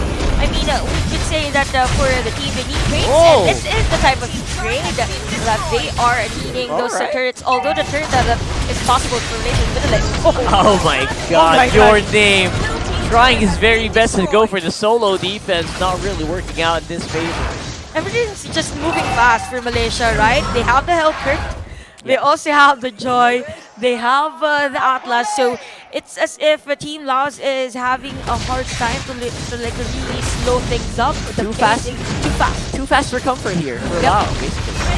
And again, it comes with the draft. It's not even because of the execution, not even because of early rotations. It's just Laos came into this with a lineup that just couldn't keep up if Malaysia did step on the gas. And boy, oh boy, did Malaysia step on the gas. 6K ahead now. Wow, that's very huge for Malaysia. And looking at the difference in terms of the marksman, we've been mentioning that for carry as much as possible, they need this activated. Yes, no deaths for Biston, but look at that. 5K for the carry, and at the same time for Chico Guys, it's 6.5K. And mind you, Chico Guys is part of the rotation with the 304 KDA as to why the gold really spiked up this far. Look at the gold. Look at Chico, guys. Now ahead, maybe 1,800? Yep. Almost 2,000? There's an item difference. Yeah, that's what's scary. What is that? A whole item? Yep. And he's not even doing anything special yet. Like, he's just Not yet, yeah. he's just farming it up. It's a 1v1, Chico, guys. Will you be able to withstand the power of an Arlott? Oh, no. Apparently, he doesn't need to do it alone, though. He's got backup Momo, and as well as Zorn here. Man, they're ganging up so hard on the Arlott. Oper can't really do much against it. Sorn really used the fatal links on one. He just wanted to make sure Opera Noah was up. You can't go away, but this time around the Team Laos is trying to equalize things, taking that to the top lane, but still the lead for Malaysia is really huge. 5.9k, even the minion wave on the bottom lane, by the way, is flowing for the team. And it's as if they're just clearing the minion wave onto the next. If there's a viable target, why not? We go for the engage. And with that, we're looking at maybe 15 seconds away from the first Lord of the game. And Malaysia are shrinking Laos's effective map. Where is Biston going to look for farm? How is Yornim going to find weird angles? Where is 21 August going to set up a miracle rage? And this is what's more difficult, by the way, for Team Laos. Zorn already has the flitting time. So Ooh, this that's might massive. be a limited fatal links, just keep one going. after another. Yes. Whew. There it goes. And now all you have to do is just wait for Loud to walk in here, waiting arms, and maybe go for a play. Well, full combo from 20 August, Yep. yeah? A bit questionable on that set from 20 August. Could have been used for the Lord contest. Your name? Oh! No ultimates available. Your name trying to see if he can pull a tricky one here. But definitely not what I expect. It's over. Going in with a flicker. Final slash, where are you? He's not able to pull it off. He's already used it. And that's going to be a huge fatal links in the middle of everyone. Everyone just running for the hill of the Lao side. And now Your Name, he's still waiting. He's still on the side. 21 August out to run. Your Name trying to go with the 50-50. Goes over to Chibi. Doesn't get it. Now Your Name back in the same situation. Run, Your Name, run! Oh, what is he doing? Just went back. Actually, for Team Laos, a bit disconnected on how they will really engage against the Malaysia. I mean, that full combo with the Tyrant's Range and even a Tyrant's Revenge from 20 August. It was a nice position for Your Name during the boarding, but at the same time, he revealed his position. Yep. So majority of the players of Malaysia, okay, we go first and kill the jungler of Team Laos. That's why they have the Lord. He was too eager. Yep. And maybe there was a chance. Maybe there was a sequence wherein Laos could actually upset that Lord take. But not in this reality. Not like this. With Malaysia 10k ahead. At the very least, it looked like it was 50-50 for a few seconds there. But obviously, Chibi higher level means a very high damage. There's a retribution going in, and that's everyone jumping for the hills. Mega kill already. And there you go. It's just Malaysia going ham. Nice try from Bisson. He's got some damage. It only goes to one target. Chibi trying to eliminate him right away. It will not succeed. That's going to be game. Malaysia pulls it over against Lao. Very clean performance by Malaysia. Nice Lord take, nice positioning, and even at the last moment, they were able to set up a play under the turret with the hands of their Atlas. Very smooth communication on who to target and who to follow up during those last team fights. All right, is the Chibi Momo lineup the clean lineup? Is this the no-nonsense lineup for Team Malaysia? Because again, the Ripo and Gary lineup gets a little creative. They're the ones that are a little spicy, you know what I mean? Yeah. They put a little sambal on their lineup. I would say. I'm trying to remember the difference if it's Ripo, but it's almost the same. But with Malaysia, with this type of lineup, I might say that they are more on the it's setup. It's that Sword. So Zorn just sets It's up all the difficult. time. I mean, it's hard to tell which is better, but anyone, I think. I think overall, this could have been a creative lineup if they wanted to, but they didn't need to. Yeah. Right? Maybe that's the reason why Chibi didn't show up as much, although obviously Chibi did his role properly. It's just, again, not creative, not as creative as the other variant of Malaysia right now, but overall, it is effective. They still got the win. In my eyes, the Ripo Gary lineup is a straight line with glitters.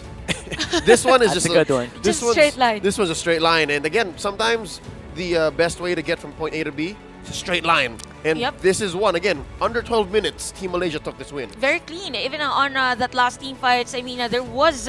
Rockhart was saying that it was almost 50-50 during that lord take, but man, Malaysia was just prepared for the defense and take that objective. Yeah, there's also a reason why the show just does not get picked up, and this is one of them, man. As a It jungler. is- as a jungler. Obviously, we still want to see more Chos in the tournament. Always love to see Chos, but definitely not in jungle role. Yep, in this current meta game, better as a roamer. But let's go ahead and talk us through about this 11-minute, 40-second game, Chantel. Definitely a clean performance from Malaysia with that 11 minutes 40 seconds a game. I mean, the hero composition is pretty solid for Malaysia.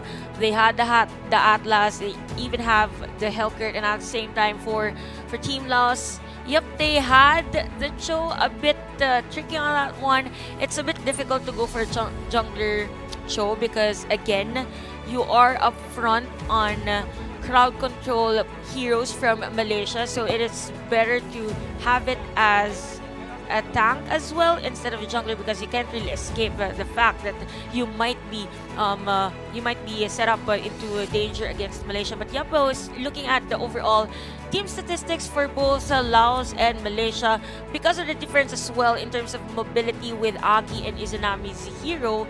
It was difficult for Agi to really rotate on Bistone's lane. So Bistone's lane definitely didn't had any conversion in terms of killings and even objectives because team fight participation is 0%.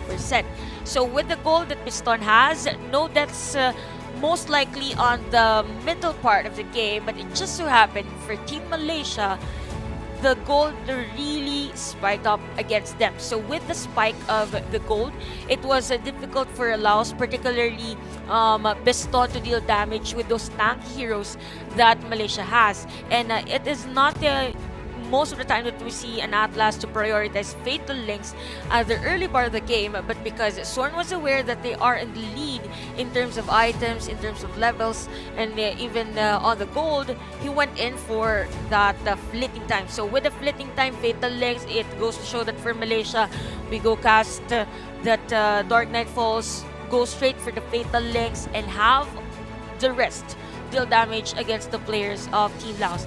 Carry of that game is Chico, guys, but our MVP is him as well. So KDA is 609, 933 gold per minute, kill participation of 79%, and Chico, guys, was just there with the changes from Renner, from the other Bennett or any other options with this Beatrix. I mean, he's been playing superbly with this Beatrix even today from the previous game that we've seen, and Chico, guys, is just fully aware of the possible instances wherein his teammates will bring in other players from the other team to like really build and set up a play for him. So with the Malefic Roar, Haaskos, and even a Demon Hunter Sword, full item to shred off those HP bars from the other team. Decent play from Chico, guys. Again, even at the bottom lane with a flicker out, we might see that on our highlights wherein he was able to escape the threat from the other player of Team Laos. I actually understand the segue that Chantal tried to make before the MVP started. I swore that could have also been an Izanami MVP performance as well. I see what you did there. But yes, absolutely, Chico, guys. No doubt about the performance. We already harped on him so much, even before the draft started. So everyone kind of already expects him to perform, especially when Malaysia wins. He's usually one at the helm. And what's scary about Chico, guys, is there's no basement to his performance, right? You never see Chico, guys, become weak, or even if he does struggle, he finds a way to still make amazing plays for his squad. And here, I think it was around the 4 or 5 minute mark, Rockhart. Maybe in this moment right here where we said, yeah, no, Chico, guys hasn't even done anything crazy yet. Yeah, exactly. He's just shooting anyone that, the teammates put in front of him, and they've been having success with it.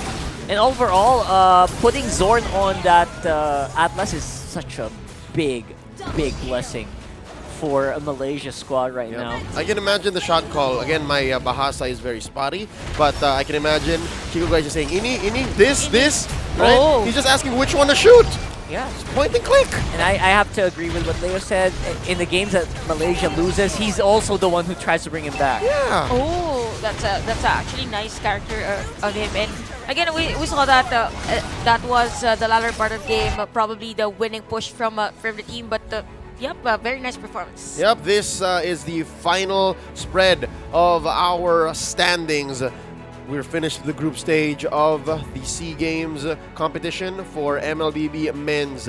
Malaysia finishes with a sweep. They cleaned up house in Group A, and the Philippines tails behind them in second place. As for Group B, it's Myanmar on top. They swept house, not a single loss for them, while the Khmer, the hosts of the SEA Games, come in at second. So that confirms our semifinals, our brackets for medals. And these will be the games. These are all going to be best of threes that you will watch right after this game. Oh, yeah. So, you guys, I hope you're ready, because it is medal time, ladies and gents. All right, just to put into perspective, a win in the semifinals confirms at least a silver medal. Silver medal, yep. And look at that for Myanmar and the Philippines, even Malaysia and Cambodia. If they don't win, automatically that will be for bronze medal. Yeah. So a lot is at stake for semifinals 1 and semifinals 2. Oh Lord, this is again as put so eloquently by our Malaysian friends. A lot of them. My phone is blowing up when Malaysia did this starting yesterday. It's like, yo, we're so close to gold. And tonight we're about to find out, because again, a win in the next series, in the next BO3s, is at least a silver. That's massive. That's huge nationalistic pride on the line here for a lot of the teams right now in the SEA Games. I mean, it's just a best of 3, right? But that best of 3 is the best of 3 of best of 3s of their lives. That's right. Again, I have never heard the phrase Malaysia Bole shouted so loud, and we're in the studio in the Philippines. Like, that's how loud Malaysia's performance has been all throughout. Radiates. You can feel it. You can feel the waves coming in all the way from Cambodia. Man, amazing. I'm pretty sure after yesterday, it's not impossible that there may have been some Malaysian residents, citizens like, I'm gonna book a ticket right now. I want to see. Coming right now. We're at you. I want to see Team Malaysia take home the gold, because it's not impossible. It is. It can happen. Especially with this sweeping their group. I mean, that's a 4-0? mean feat with the bracket that has the Philippines in it. Anything can be possible. Yep. Coming up next, it's going to be that semifinals bout. It's Team Malaysia going up against the Khmer. Team Cambodia, the hosts, in a best of 3 that can confirm at least a silver medal finish. You're watching the official English broadcast of the 32nd SEA Games for MLBB Men's Division. We'll be right back.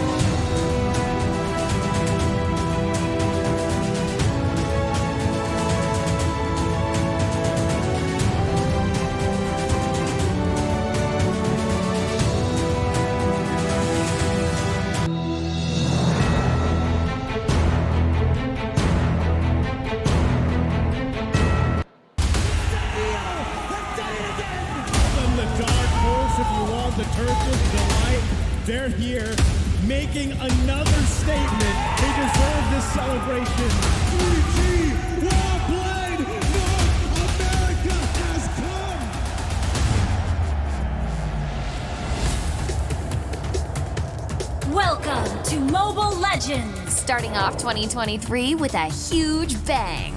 The M4 World Championship by Mobile Legends Bang Bang Esports achieved one of the highest peak concurrent viewerships of 4.2 millions, setting the tone for the year.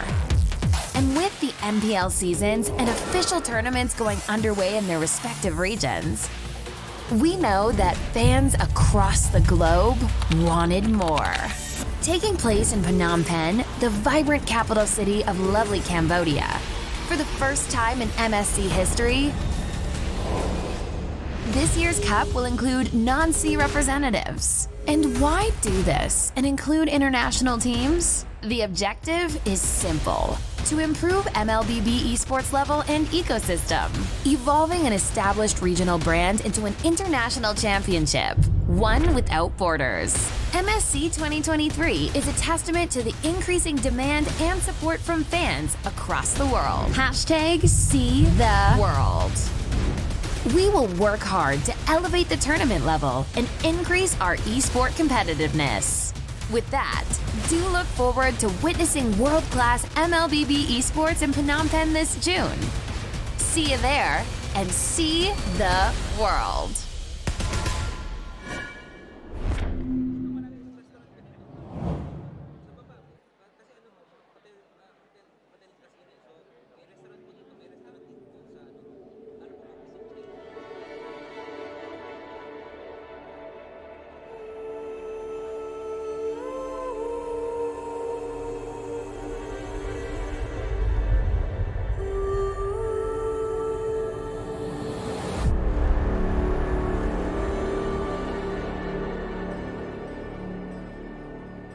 Every day, I have this reoccurring dream. A dream that has repeated countless times. A dream about destiny. What's on your mind? Mother, why must we build the Star Atlas?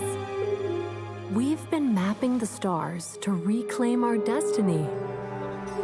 Our destiny? If we can unlock the secrets, we can break the shackles of destiny.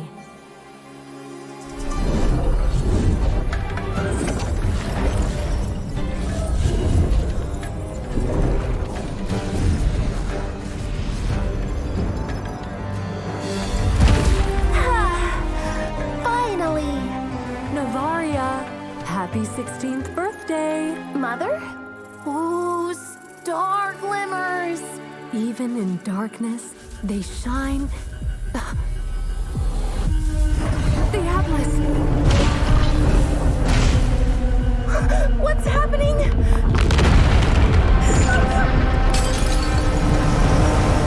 It's pulling everything into it! Navaria! Mother! Oh God! Don't let it go! Break the shackles!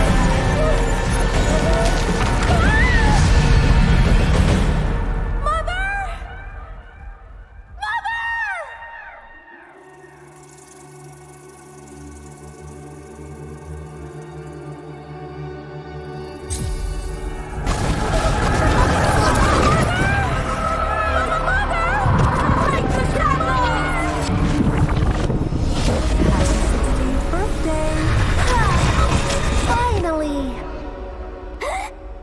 That dream again. What's on your mind? Mother? Was that really just another dream? If we can unlock the secrets, we can break the shackles of destiny. Destiny.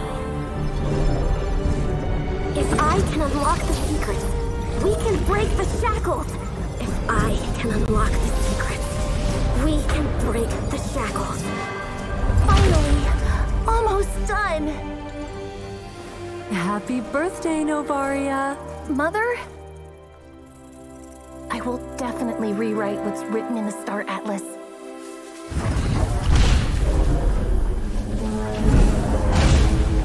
But why?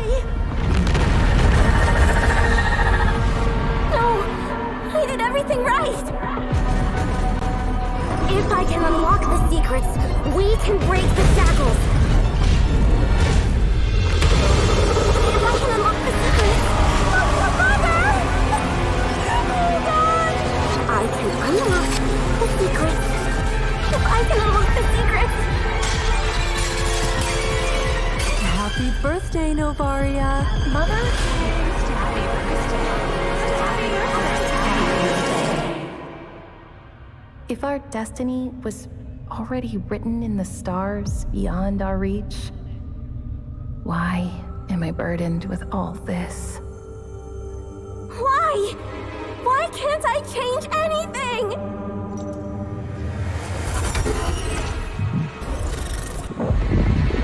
Can't change anything.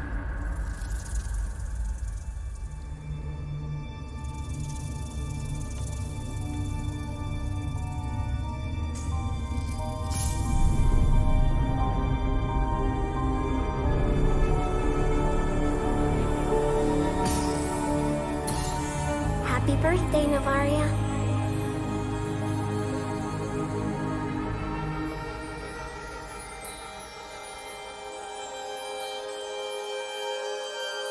Our destiny was written in the stars beyond our reach.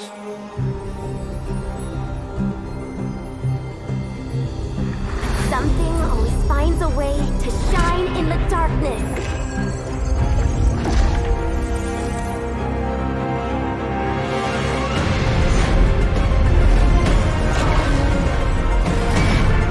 Destiny is in our hands.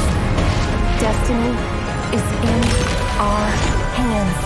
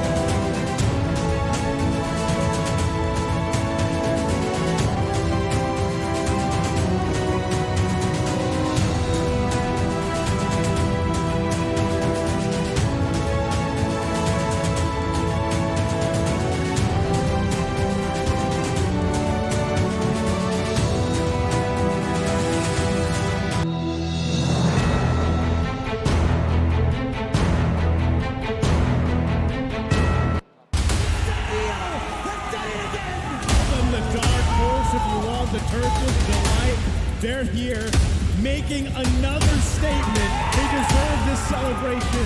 3G World Blade North America has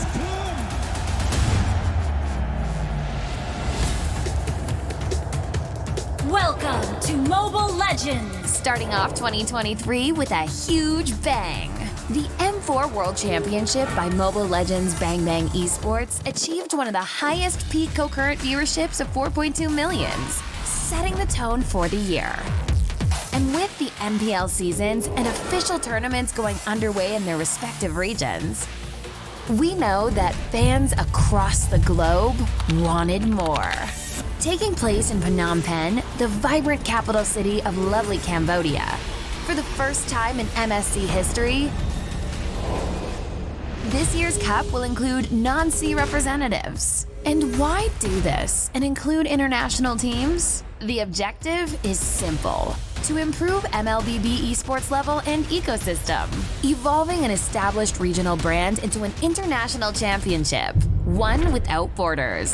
MSC 2023 is a testament to the increasing demand and support from fans across the world. #SeeTheWorld. We will work hard to elevate the tournament level and increase our esport competitiveness. With that, do look forward to witnessing world-class MLBB esports in Phnom Penh this June. See you there, and see the world.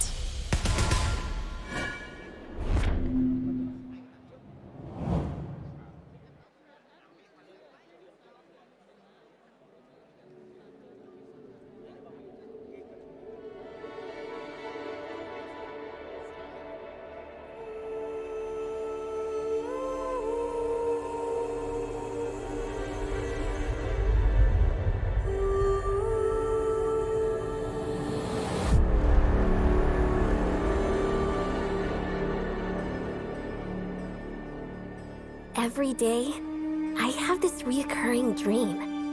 A dream that has repeated countless times. A dream about destiny. What's on your mind? Mother, why must we build the Star Atlas? We've been mapping the stars to reclaim our destiny. Our destiny? If we can unlock the secrets, we can break the shackles of destiny.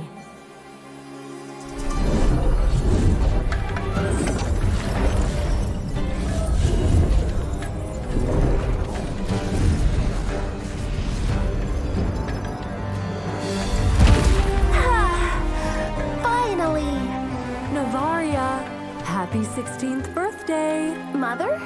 Ooh, star glimmers! Even in darkness, they shine. The Atlas!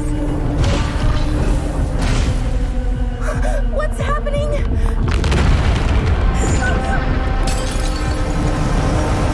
It's pulling everything into it! Aria! Mother! Oh God! Don't let it go! Break the shackles!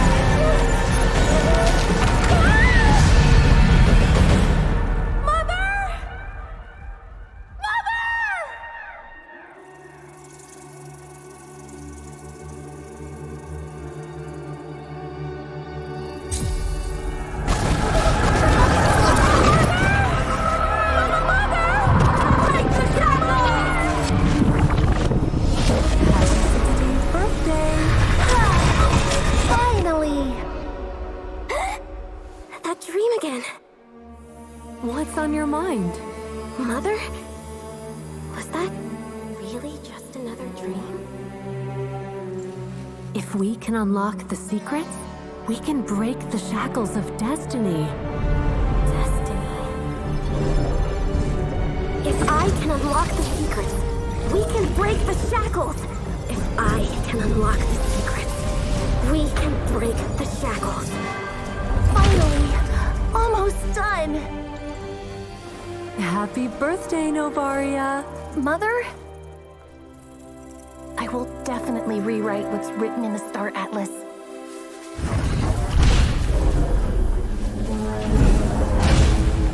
But why? No, I did everything right. If I can unlock the secrets, we can break the shackles. If I can unlock the secrets, Mother! Oh God! I can unlock the secrets. If I can unlock the secrets. Happy birthday, Novaria! Mother?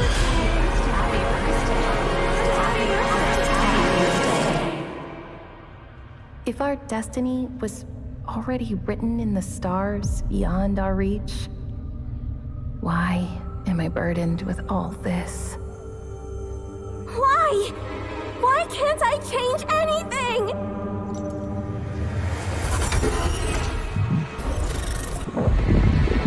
Can't change anything.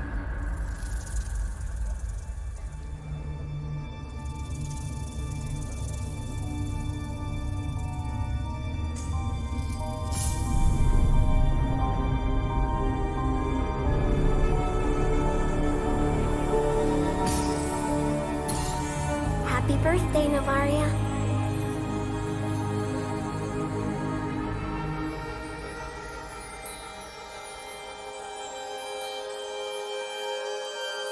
Our destiny was written in the stars beyond our reach.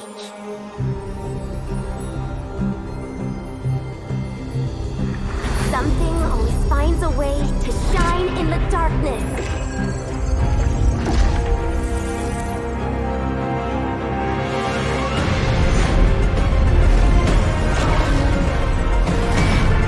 Destiny is in our hands. Destiny is in our hands.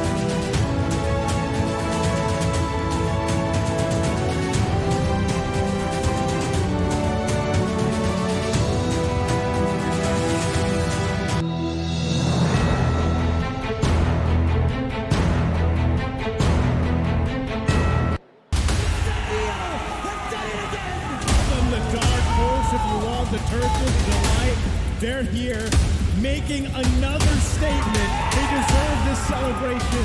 3G well played. North America has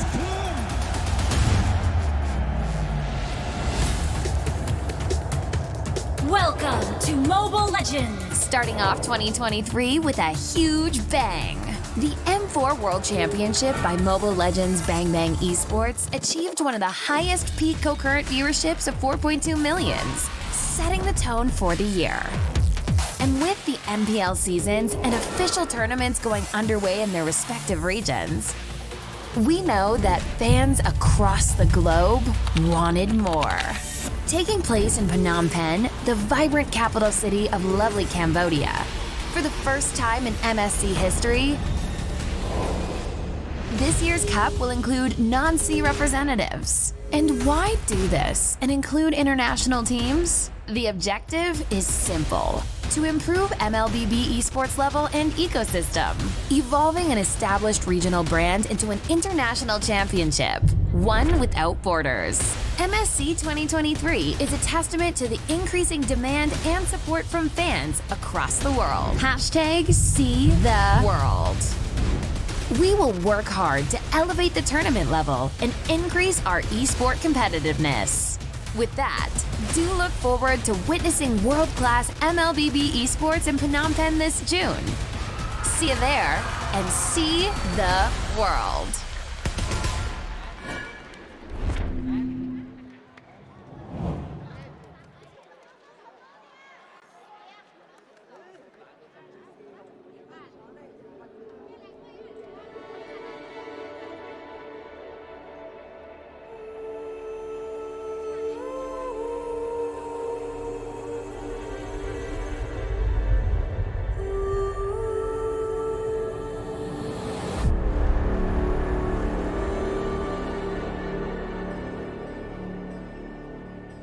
Every day, I have this reoccurring dream.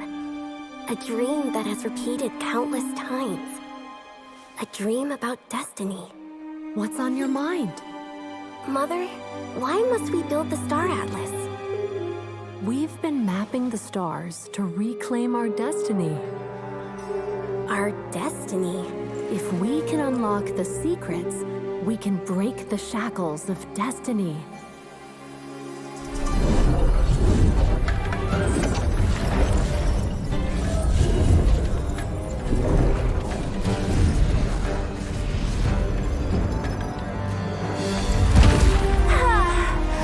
Finally! Navaria, happy 16th birthday! Mother? Ooh, star glimmers! Even in darkness, they shine. The Atlas! What's happening?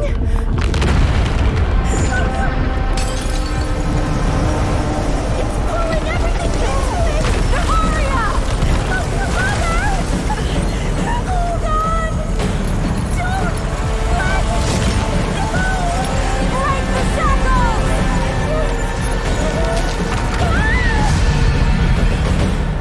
Mother!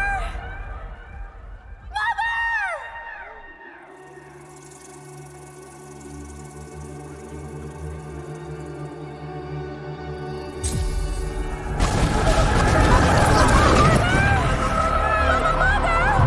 Break the shackles! 16th birthday! Finally! That dream again. What's on your mind? Mother? Was that really just another dream? If we can unlock the secrets, we can break the shackles of destiny. Destiny. If I can unlock the secrets, we can break the shackles. If I can unlock the secrets, we can break the shackles. Finally, almost done. Happy birthday, Novaria! Mother? I will definitely rewrite what's written in the Star Atlas.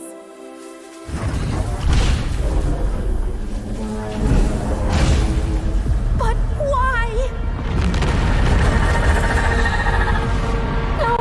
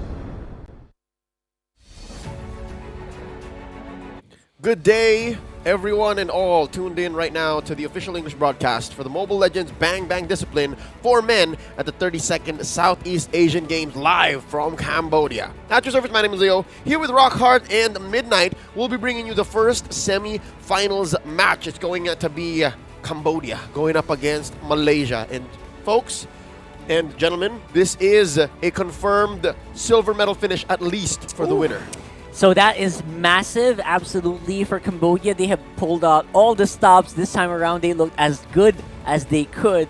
And as for Malaysia, they seem to be a different beast altogether. Yeah, you can say the same thing for Malaysia. You know, they've had a very good run, finishing the group stage at the top. And I feel like this is a favorable matchup for them. But I have to say that Cambodia is writing a good script here in SEA Games. And you mentioned script. Let's talk about fiction. You couldn't write this outcome even if you wanted to. Oh boy. All right? Tolkien, George R.R. Martin, J.K. Rowling had nothing on the way the 32nd SEA Games have come through. Today alone has been quite the revelation. These are the best of ones that we knocked out starting from when this broadcast began all the way up until the very last best of one, which is how we ended up with our semifinals brackets. Yeah, the semifinals are stacked right now, man. These points they have over their opposition has really proven to us, to all the viewers, that they deserve where they are right now. Still a very big surprise that we don't see the biggest contender here, which is Indonesia. Oh yeah, 07 in the chat. Yeah, they were dropped on the during the group stage, but now we are witnessing Malaysia versus Cambodia. Very heavy hitters as well, especially on the side of Malaysia. These are players that we all know and love. And Cambodia, again, this is a region that is currently developing.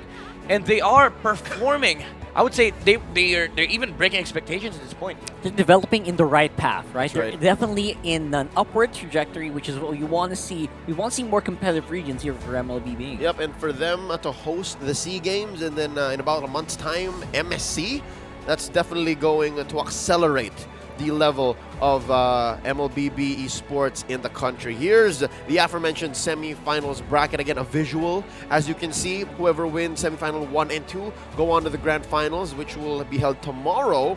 And as well, the losers will be going into a bronze medal match, also happening tomorrow. So tonight's matches are going to be super crucial.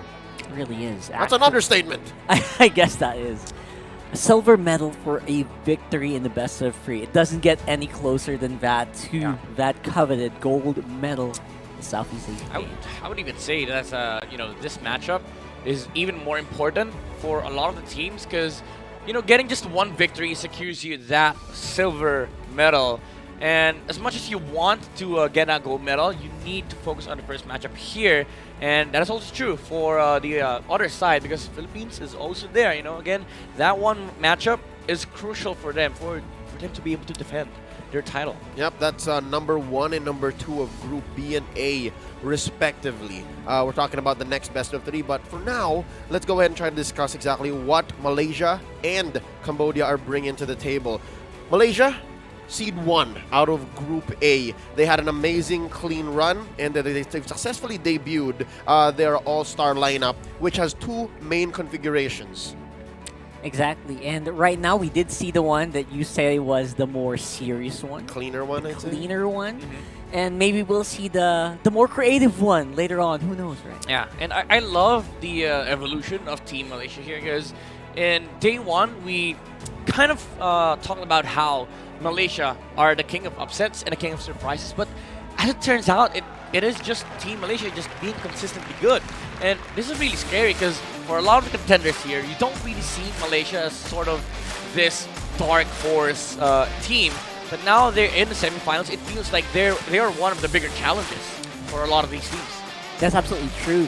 And considering where they were in the previous days, rather, or previous year, rather, of all the MLBB scene, a lot of people are surprised. They actually created a lot of space between them, between the Indonesian squad, and between the Philippine squad, which they also beat in an upset. Yeah, again, there's a lot of standouts here on this roster. Gary and Chico, guys, I would say these are, for me personally, the key players for Team Malaysia. Yeah, but this lineup they're rocking is the Chibi and Momo lineup. and that's going to be standing tall against the home court team. You hear that? You see this gesture? Oh, Lord! Man. They are claiming it! The Khmer! They're claiming the victory right now, and this is a lineup that I really have a lot of respect for, especially the roamer. Man, Odom, my idol Grok, the fastest Grok in the West. I am, and of course, the sheriff on his Kaja. Watch out. I'm trembling, man. Yeah, no, for one, the gesture by Timor-Leste earlier today when they fought up against Team Philippines, that's definitely fixated in my mind, wherein they were handed tais, which are a cultural symbol in Timor-Leste. But now, with the show of force, you see how they raise their hands? I mean, it's just the confidence that they have right now, right? No team has ever done that. It's the energy, you know? You want to build up as much hype, as much momentum as you can, and you want to be able to feel the groove for the team. And I feel like coming into this matchup, getting the right energy, especially against Malaysia, it's required. You don't want to be nervous facing up against this team, especially against experienced veterans like Chico guys. It's actually first-hand experience from people who are on ground. They really do feel the whole auditorium shaking with excitement whenever Cambodia does come up. And it really is a big advantage for the people playing in the home crowd. Interesting to note, the coach for Cambodia almost missed the mark. He was about to march on over through Team Malaysia's side of the stage, but no. Let's go ahead and take a look at the team head-to-head, all right? Total kills, I believe, for Team Malaysia at 64. Lords. Okay, so here, let me try to explain this skew in stats, and Midnight, you tell us exactly why that is. There's more Lords for Team Cambodia because their matches last longer. Are they the record holder? It's a little skewed. I think they are, because remember, there was this match. It was this 35-minute match against Indonesia, and that match was not good for them. Although the following matchups, I'd say it was alright. It was okay. But considering that they have this amount of these numbers on their side, you don't feel confident. That's why you need the energy coming to this matchup. And on the other side, you have Malaysia that is more consistent with their performance, more more good games on their side. Of course, you'd expect more kills, more Lords, more GPM. Of course, Chico guys is consistently farming. And we would want to talk about the support matchups here, the support battle, Izanami and Socorro.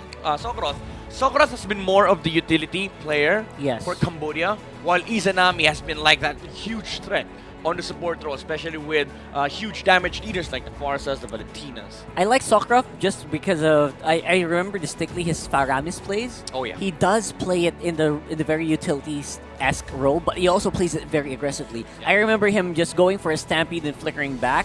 That kind of aggression is very rare. That confidence against very powerful teams, it really does set Cambodia apart. Yep, better known as C-Cat. As a member of Burn X Flash, he is going to be part of the MSC squad later on this year. But again, here's a look at Team Malaysia, and confirmed this is the Momo and Chibi configuration of Team Malaysia.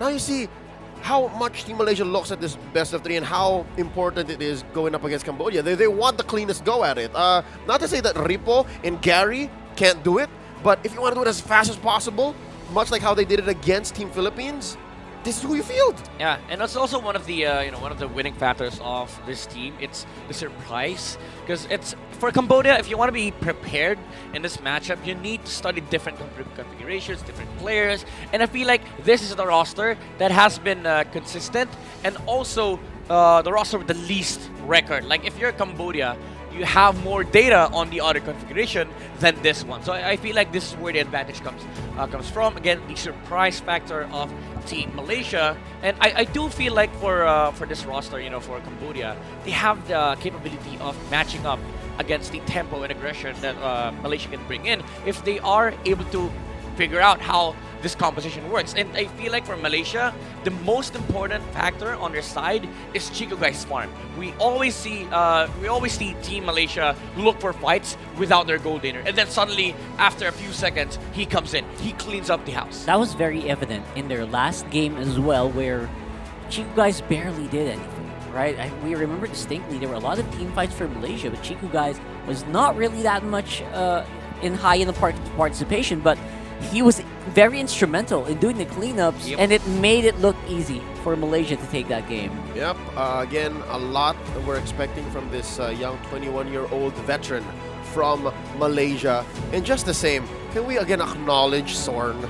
Oh, Sorn is such a showman. Yes, sir. Sorn is such an amazing roamer. He's an anchor. And just the same, he is that spear for Malaysia. Yeah, that victory against Philippines, it was all Sorn. Like a flicker from the Cho, they only needed one kick. And this is where you see the experience, the veteran, the knowledge, of course, and the resilience to not give up on this game. If he sees one win condition for his team, for his game, he will try to find it. He will try his best to look for windows wherein he can abuse his strength. And I feel like that's one of the crucial factors with Malaysia's success.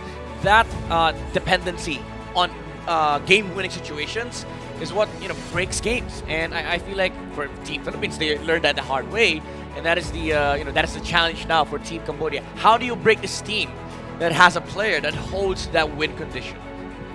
So far, I feel like that's also a little bit of a double-edged sword here.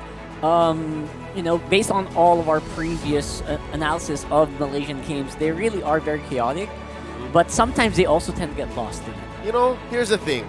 Maybe for us as viewers, it's chaotic, but for them, it's their metagame. So maybe there is a method to the madness, and so far in the SEA Games, that seems to hold true. It's this method to their madness, and again, the fact that players like Sorn, who have been playing since 2018, are so persevering and are so skilled at what they do that, hey, I recognize this young man. There's a lot in of the lower young men left. there. That's a MPL Cambodia player. Anyways, I got slightly distracted.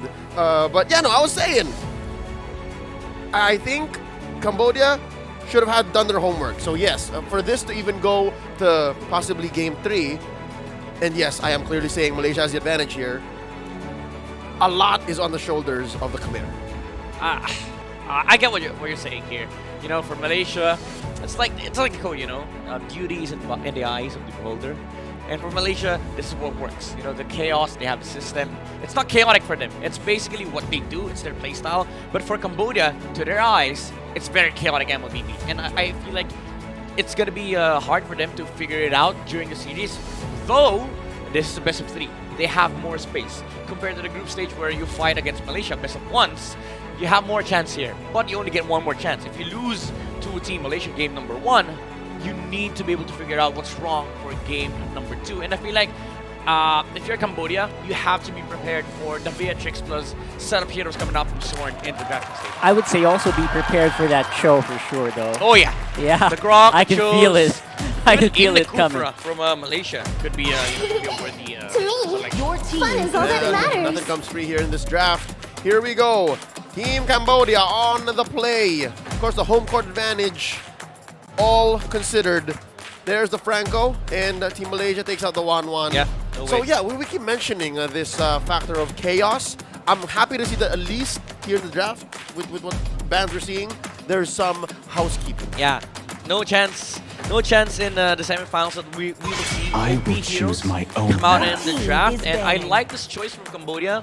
You remove the Arlot, so you force Malaysia to think about upcoming trades, right? Like the Joy, the Kaja. Because Kaja's still open. Usually we see blue teams ban the Franco plus Kaja, but now you're twisting the game. You're allowing Malaysia to think that the Kaja is a possibility, and it requires a Joy ban. Now, if you're Cambodia, you can open up the Kaja for yourself, or you ban the Eve.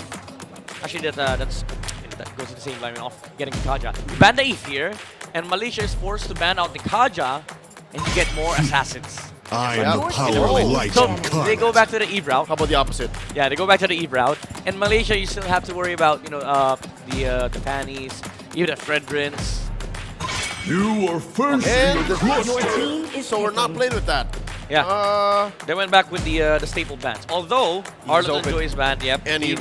Eve is open, and Faramis is open for Sokroth, I think.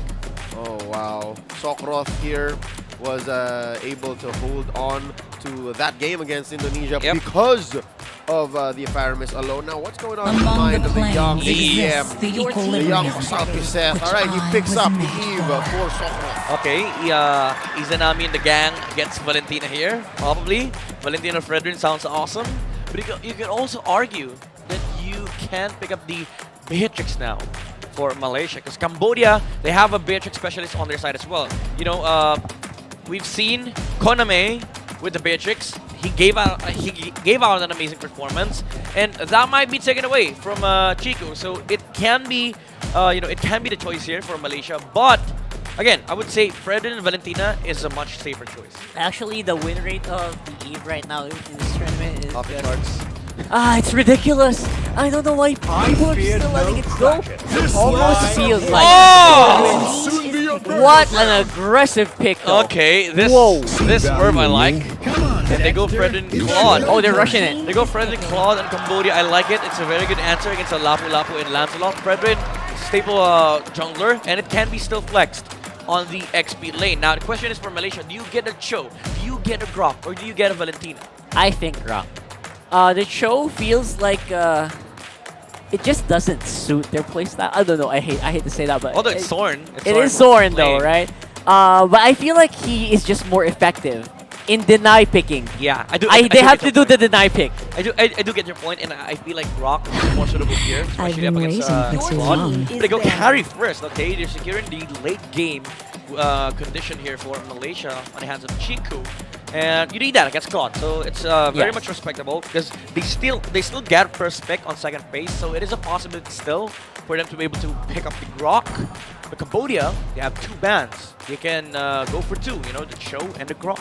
That for me though is out of character for Malaysia to maybe prioritize Chico guys, because normally he's the guy with the biggest hero pool in this whole squad. Especially with the Beatrix. Exactly. Still on the table here for Malaysia. So Malaysia has something special planned here, for sure, with this consideration. And now they will have the option to ban out a lot of these jungle, a lot of these roam picks. Atlas maybe next. You know what's crazy?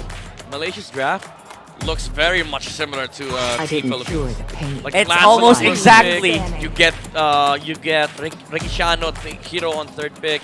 So I get the sequence. I get the the ideology behind the draft. Cambodia answers back with a Valentina ban, which is respectable because again you don't want to be giving that out to the support player of Malaysia. But also Grok and Cho.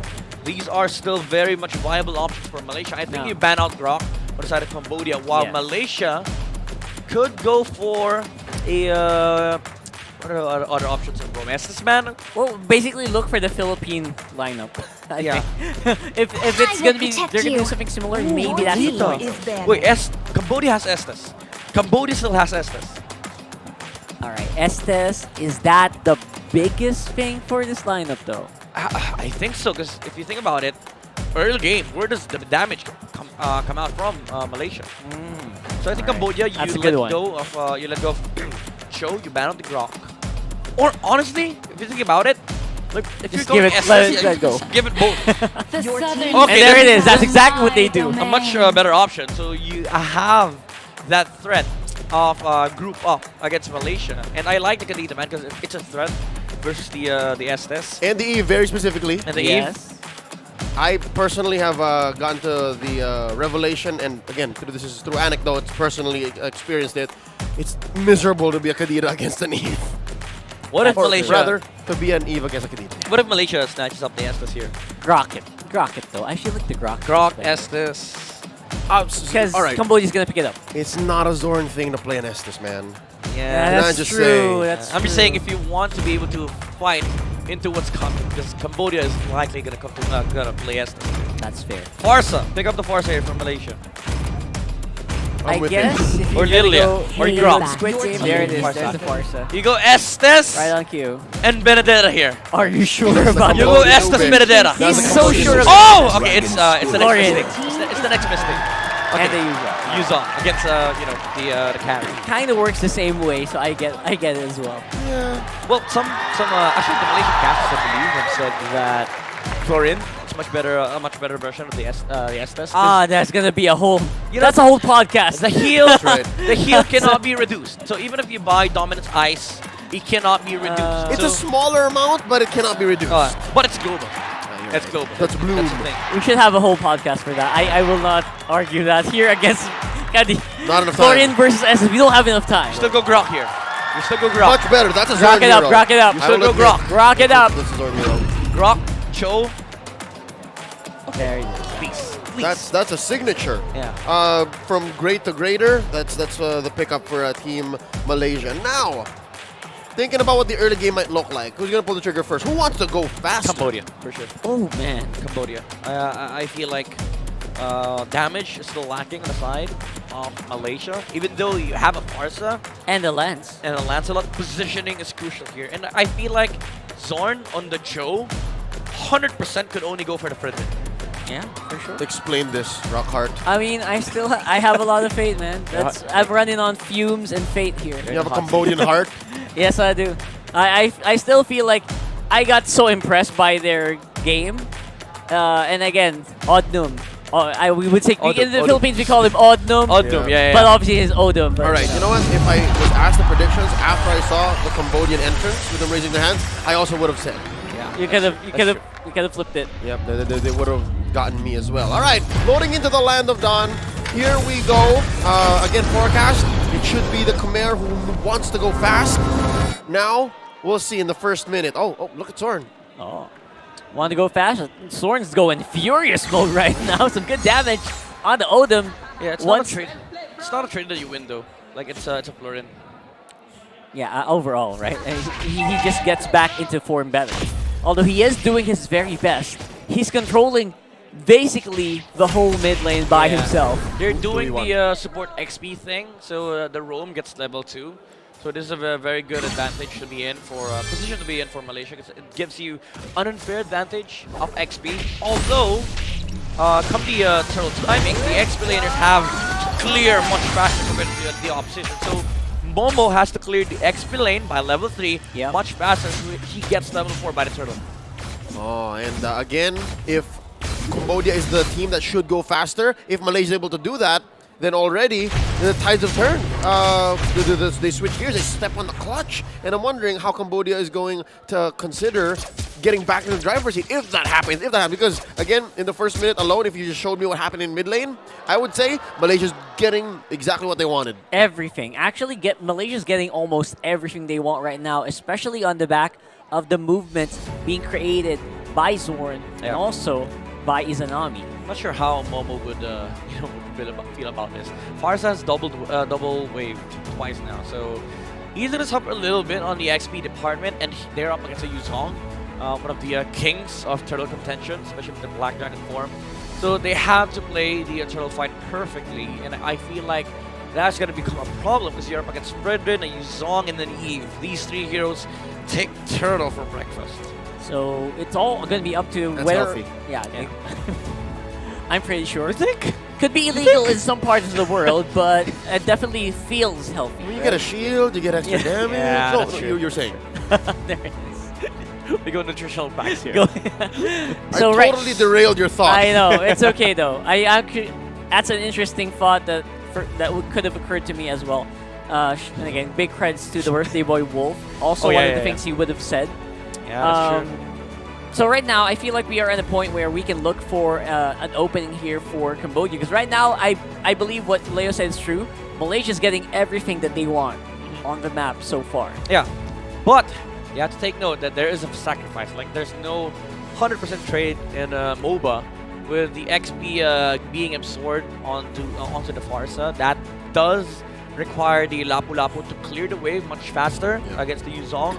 Prior to level 4, it's hard to do that because Yuzong will just zone you out during the last minion wave prior to the turtle. So it is a challenge. It has to be executed perfectly by Malaysia because, again, as I mentioned earlier, there's this huge wall, huge problem that you're facing against three monstrous turtle-taking heroes in the form of the Fredrin, the Eve, the Yuzong, and to count out, add to that, the additional layer of heal coming out from the Florian. Florian, that Ducky's been doing a lot of fury crafting with that hero, so I'm sure Cambodia has something up their sleeves in the late game. But it's very straightforward though. There's nothing that you can hide with a Florian pick. It's basically a global Estes. Yeah, it has to get it right. In addition to just going fast, I'd say you don't want to be Cambodia as a struggling team going into the mid game. Yeah. You want to be able, again, as you said, dictate the turtle takes, dictate where the box happens, because again, that's what you're investing in. If you're not able to say where the fight happens, as an Eve, as a Fredrin, as a Yuzhong, what do you get with this draft? So yeah, I think Malaysia has to work on that, and so far they're getting that done. Yeah, and you also have to consider that Fredrin is a much stronger variation of the normal Fredrin, because he has the flower given to him by the Florin. So Yeah, the more dew. HP, Yeah. the dew. But with the movements that Malaysia's doing, basically what they did in the early game was just make a different hero go to level 4 first, right? Yeah. So who were those priorities for that? I think Soren comes to level 4 is at the top of the list. Get that kick. Like again, Get the that kick, kick right the away. kick is Yeah. so important against Fredrin. Like you have to make sure that the Fredrin does not get a first throw. They're gonna be able to snowball. And this Fredrin with a Claude in their lineup will be happy to trade forms with you. We're back in the game. You can see Zorn's not quite level 4 yet, but Nem Chandavan definitely is. Wait. Yeah, no, starting to get hit. He literally was just out of range of the Appraiser's Wrath. Barely hit it. Okay, Izanami level 4, Momo level 4 as well. So they cleared the wave with each other. So they're level 4 now. Alright, so we are in that area where Midnight did mention they can go for Vistra if they want to, and they do get it! Oh my goodness, I did not expect that, but then there is going to be the punish coming in from the Malaysian squad. Momo in front with Zorn and Izanami doing the majority of the damage as well. Perfect timing in the Retribution. If you're able to see both Retribution, both are going down at the same time. So they triggered at the same time. Claude! Solo kills the carry. What? Like, how? That's not supposed to happen. How? Without even popping the Purify. Not on Chico Guys too. Oh my, Koname. There's a reason why, a lot of the posters that we've seen yesterday, Koname's name alongside Claude. So maybe this is the Koname special. Now the Dew has been transferred to Claude. So Autumn's like, okay, man, you got this. You get a solo kill, you get a Dew. Snowball. Is that it? Is that the condition to get a Dew? Yeah, because you're already gearing up for the late game. Alright. You accelerate it. That makes a lot of sense then. Alright, so now there is going to be a clear advantage on top side. What? And I don't know how Cambodia is doing this. This is by pure sorcery at this point. That's not sorcery. That's a home court advantage. Yeah. Chandavan and the rest of Team Cambodia are channeling the crowd's energy. The cheers, amazing. The energy. Again, this is the vibe that they have right now, and this is what's required of them coming into this matchup. You need to feel good. And I feel like Koname with this Claude, he feels good against a carry.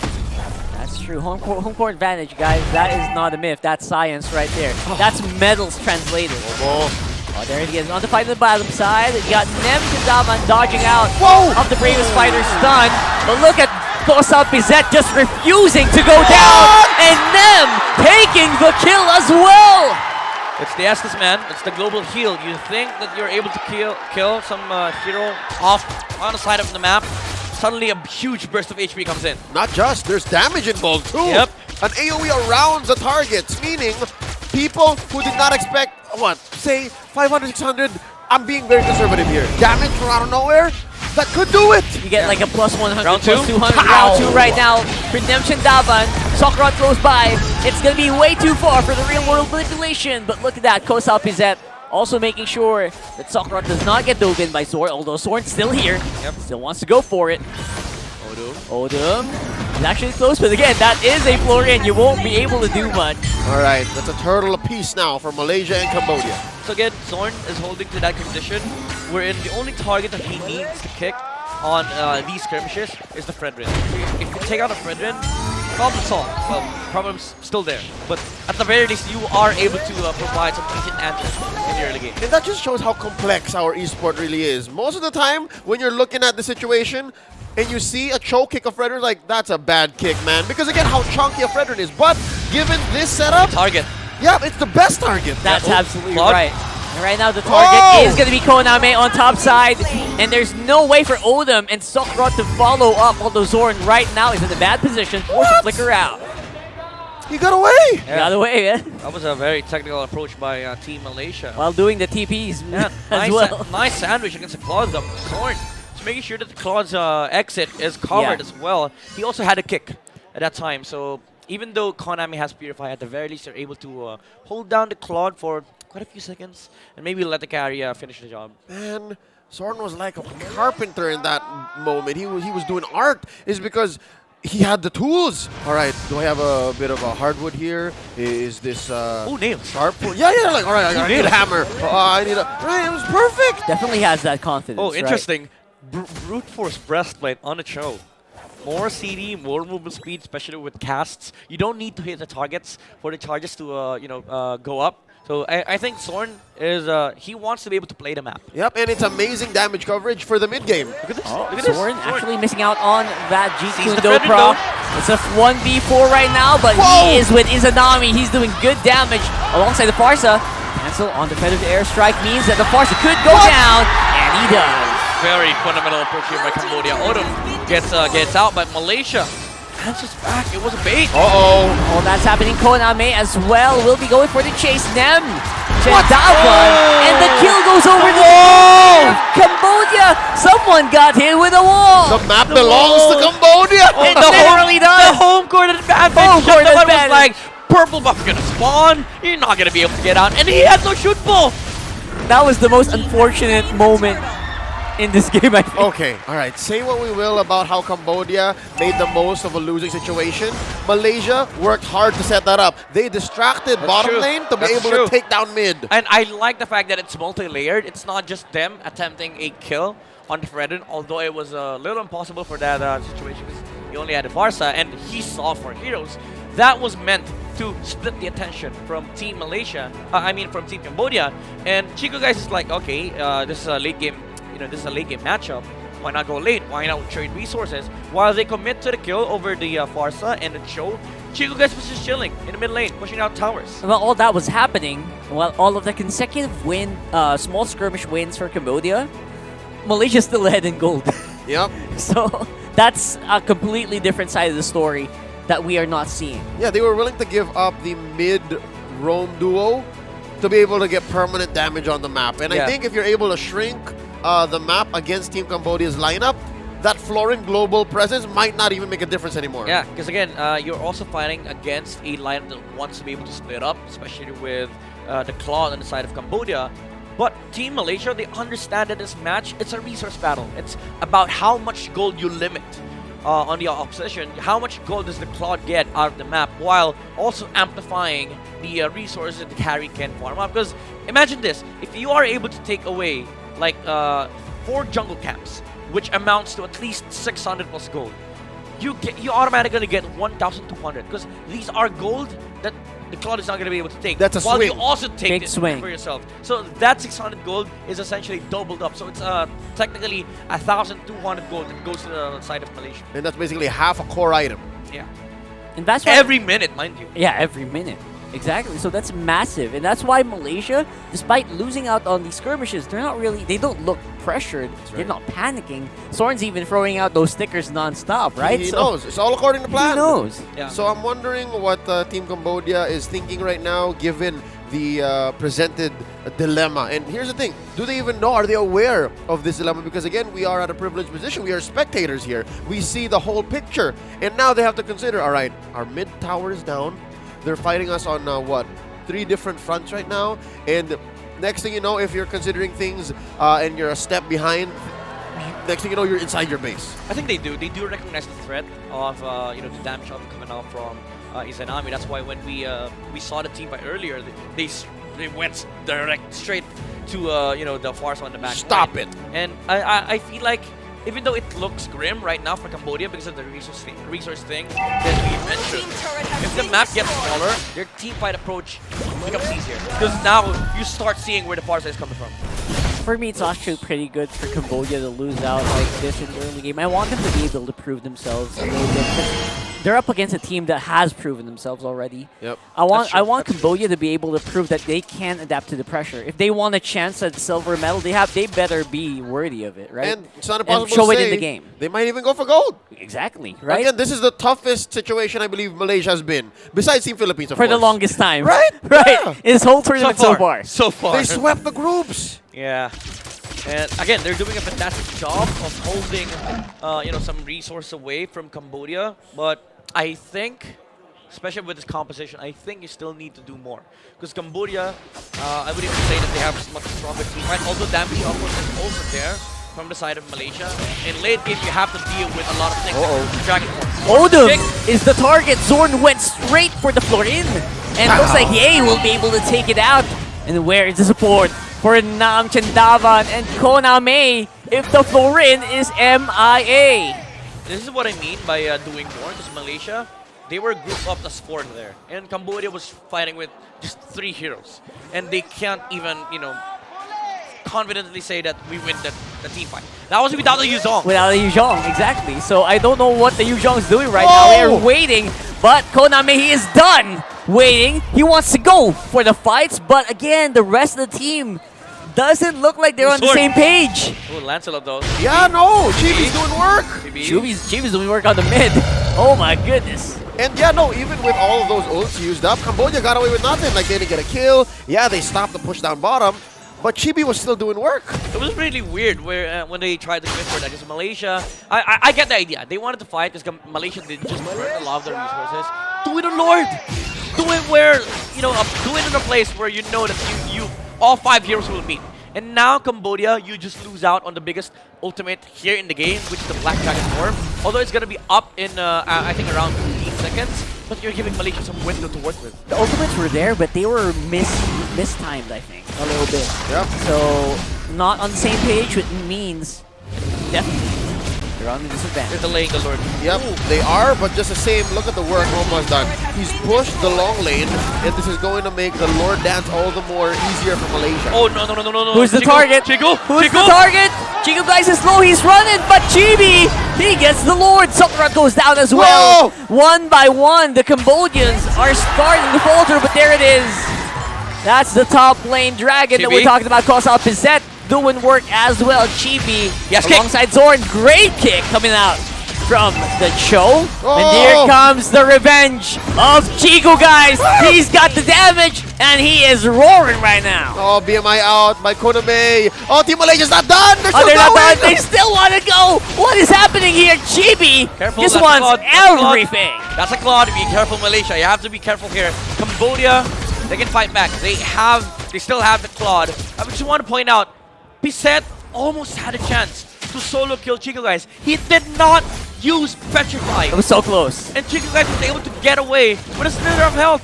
And now Malaysia with Chico guys turns the team fight around. But Cambodia still have the Claude. Again, this is their their win condition. If the friend in the Claude is still alive, they have front line, they have damage. All right. Especially if you don't have kick. You're not able to get any response towards the Claude. Yeah, it's not too late. Again, I think Kosa got the Zanami on the way out anyways. But yeah, it could have been so much better if he got Chico guys, guys first. Yeah. Then it would be a better situation for Team Cambodia. Yeah, Chico stepped in the wrong bush. So maybe he meant to use Hong. Yep. Maybe Kosa Pizzette he was overly conservative. Yeah, I think he overestimated his damage. And something tells me maybe even it was off camera, right? Yeah, off camera. Because Pizzette may not even have expected to see Chico guys where he was immediately. No, but he saw him for a good 3 seconds. We're gonna have to watch the tapes later on. We gotta know that. That's very important because of that, Malaysia's definitely in the lead. Yeah, despite Koname being the main damage dealer, or at least holder of the do, and at this point the main key to victory for Team Malaysia. Oh wait! Oh, that's a huge pick off Sokron. If he goes down, that is trouble for Cambodia. And he does. Momo close by Kosa Pizzette as well, making sure that the Black Dragon does not come out. Watch Koname. Koname.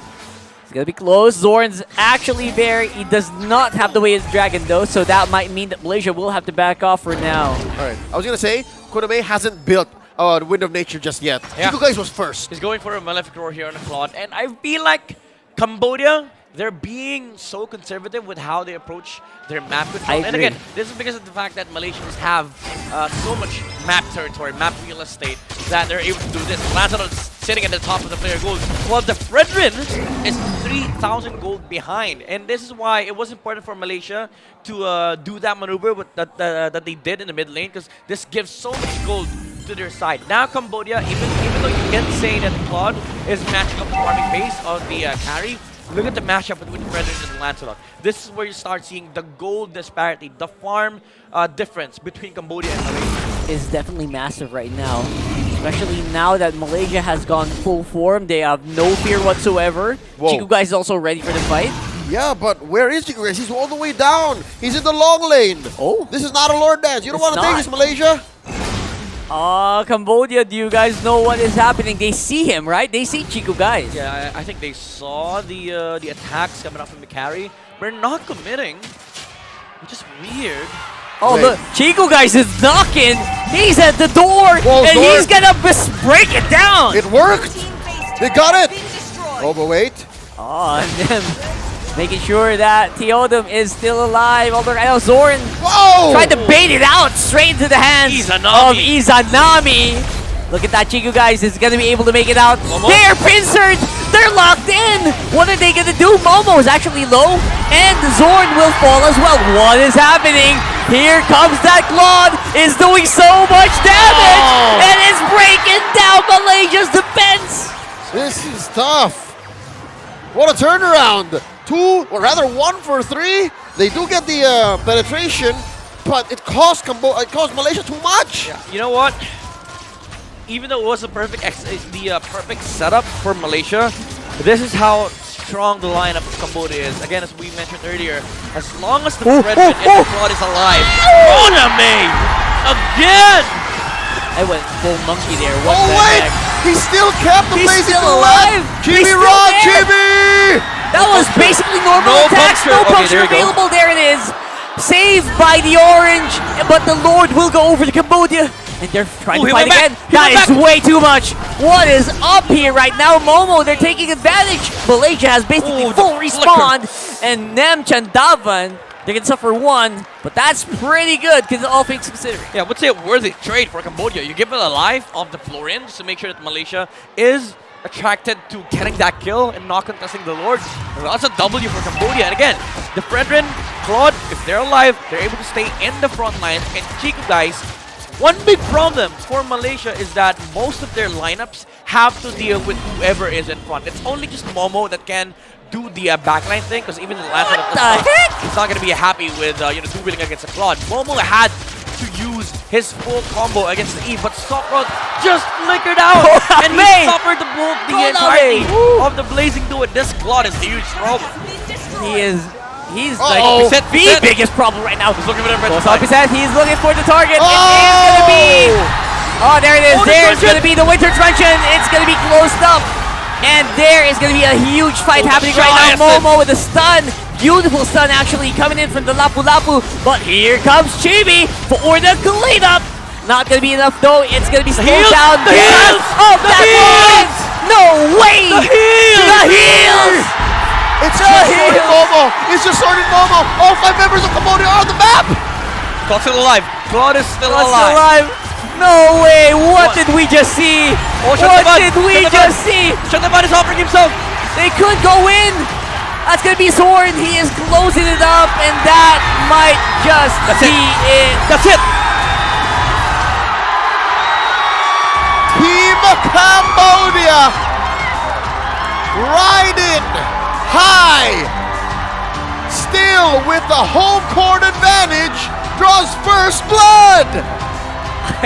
I am lost for words. All right, that was way too good.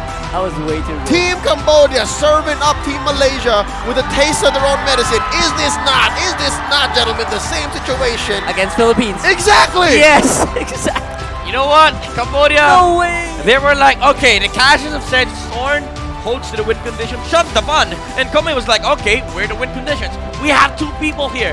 And Chandavan, he's very careful with the Fredrin. He tanks most of the damage but he makes sure that he's not in a position where he dies, so that the Claude is allowed to just relay hit the backline. That was alright. I was about to say unprecedented, but no, we saw that in the Philippines versus Malaysia. That was beautiful, but a lot of that really rode onto the back of what was Konami having for breakfast, because I want some of that. Konami, I guess for the majority of that, you know what? Konami had a solo kill against Chico, guys. Twice. Was that not level 4? At level 4. There you go. Was that not a preface? Was that not a prelude? Was that not a teaser? Foreshadowing to what was eventually going to happen. We should have seen it. Right? That and Kusal Piset. Kusal Piset had a superstar trigger, man. He struggled for the first maybe 2/3 of the game, and then eventually like, what's up? Again, I think midnight someone was just shouting, "Shaw Essence, Shaw Essence!" Dude, he triggered it thrice. Well, the other one was the hero from the Florian, but was able to survive a lot of things. Overall, it was obviously a very holistic win for Cambodia, where everyone really was pulling their weight. But in the end, you know what? You can really see the standouts here. This is Malaysia's first game loss in the whole SEA Games. Midnight, talk us through exactly what happened here. It was just 16 minutes. Well, what happened was Cambodia, again, utilizing the strength of their lineup.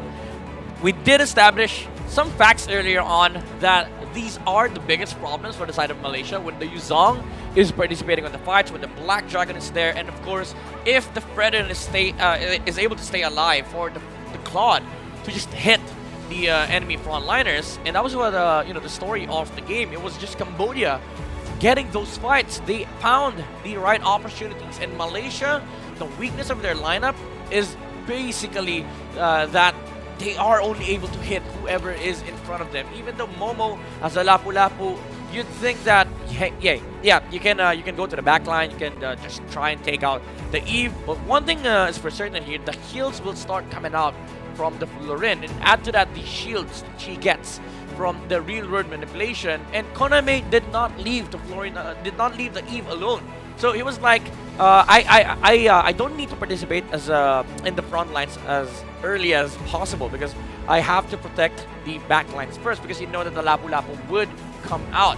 But Malaysia, even though it was Cambodia's game overall, they did a fantastic job of holding the early to mid game. Even though Chico guys died solo to the Claude, they had the right idea. You need to abuse the windows that Cambodia is giving you. Like for example, when they didn't have the Yuzong on the bottom lane, Malaysia tried to fight. When Zorn was looking for a potential pickup on the Frederick on the bottom lane, they were pushing mid lane. In Cambodia, they did not have any response to that, and that's fine, because your lineup, again, as the map gets smaller, team fight starts getting easier, because you'd start seeing that the only way for Malaysia to do a sandwich play is with certain territories, certain avenues.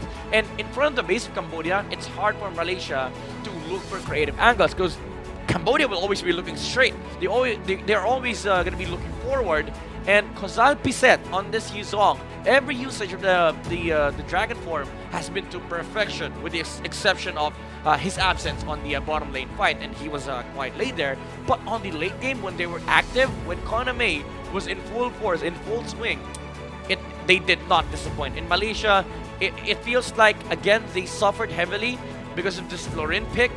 And with the presence of the Yuzong on these fights, they're not able to fight, because there's just so many problems and hard CCs that could come out from Kusal Piset that will not allow Malaysia to fight. And also you have to think about how Malaysia approaches these fights. It's not just Chico guys that is dealing damage here. It's also the Lancelot. But even the Lancelot cannot survive the hits coming up from Con Ame on this Claude. 613 on the KDA.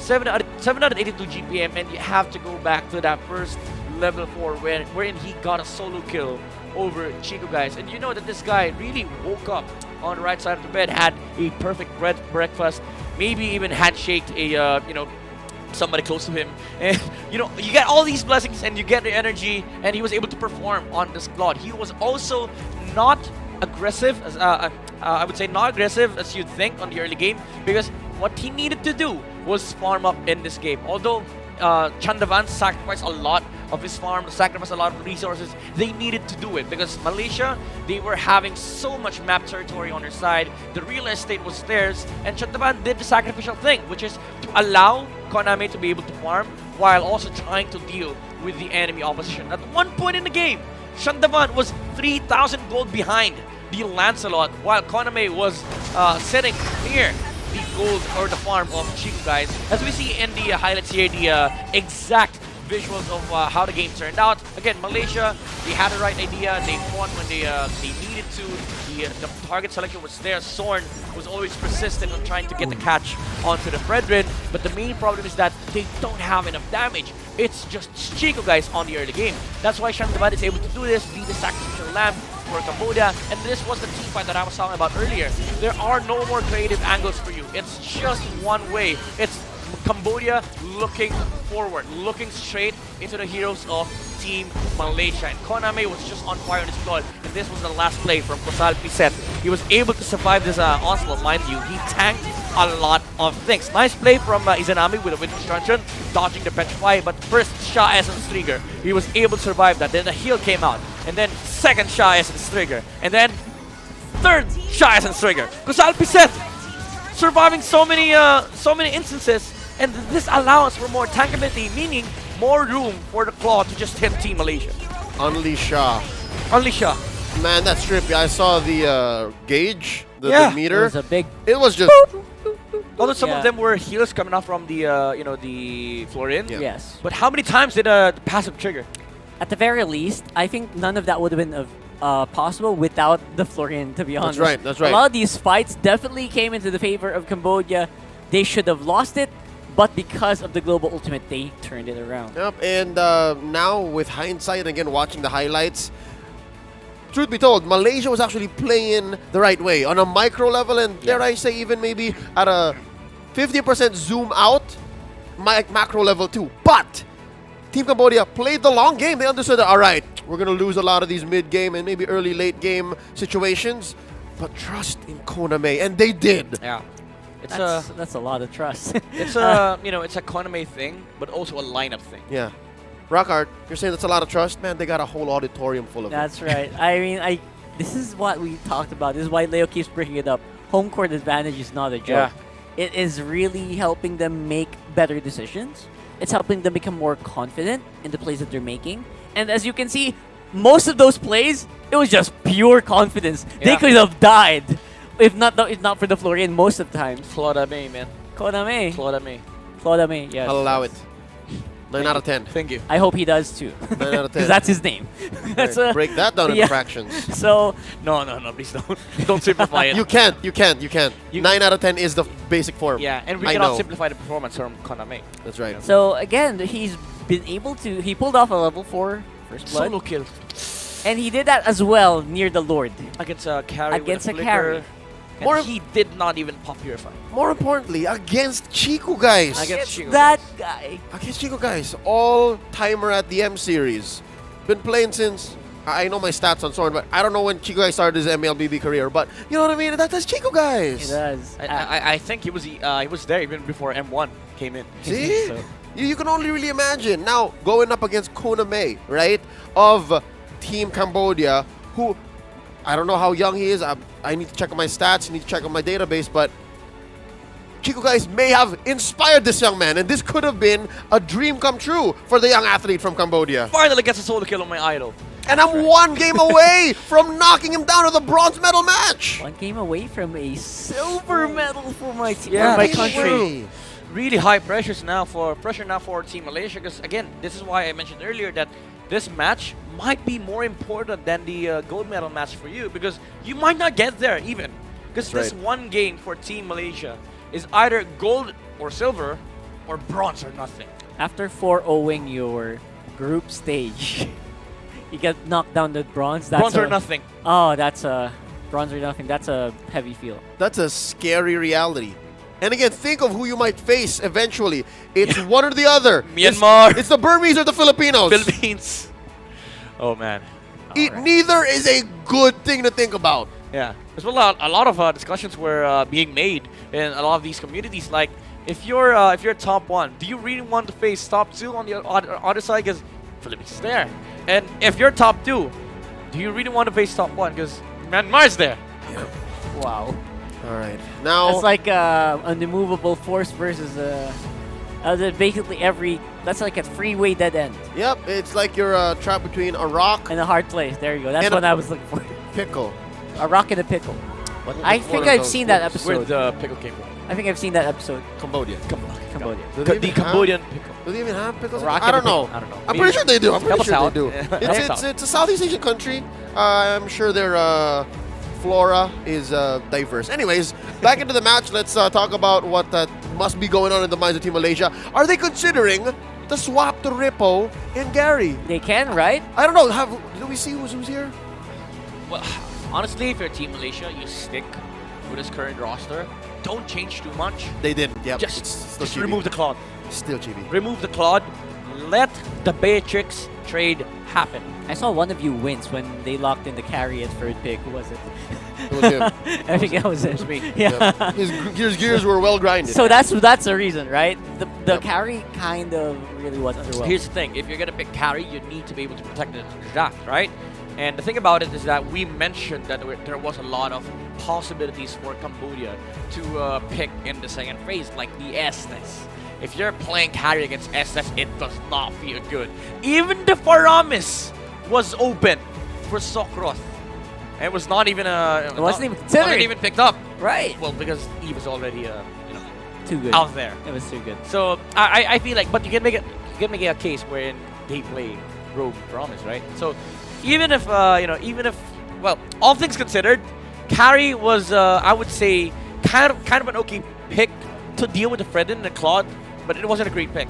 Like the Beatrix could have been more consistent with how they were used to playing group stage. Yeah.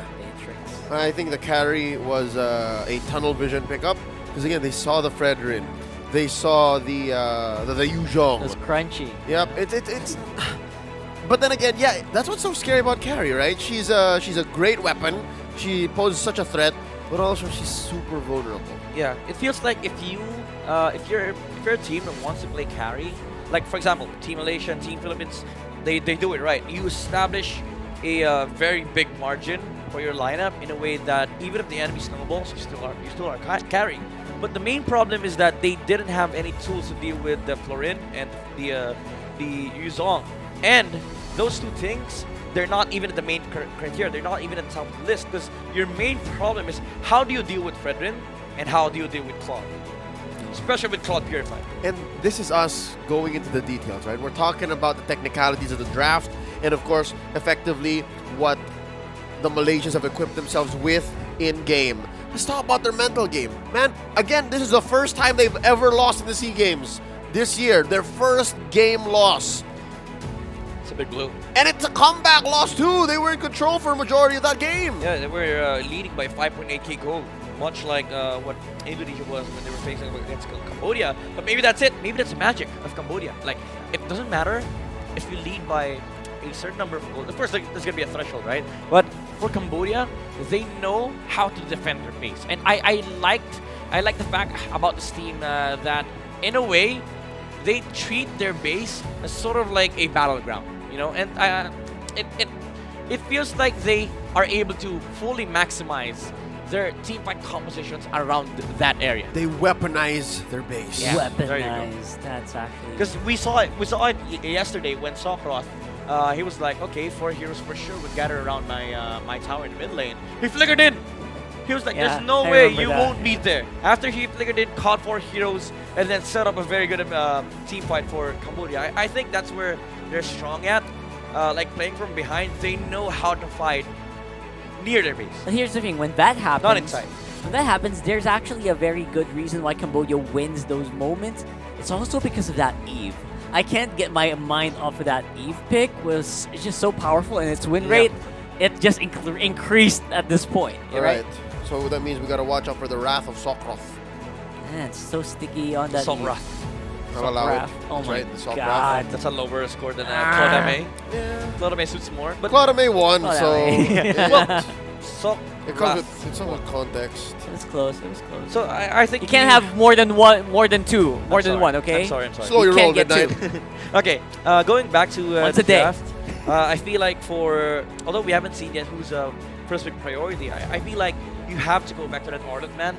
It was wonderful coming out from Cambodia. Yeah. Because it swerved the draft towards their favor because they were able to get the Eve, and Malaysia did not get anything powerful at all. And also, if the opponent had an Arlot and they cannot, well, of course the Arlot would be contested if they didn't ban it, but if the opponent had the Arlot in this case, in most cases, they also can't weaponize their base. Because with a single final slash, it's ruined. Yeah. That's true.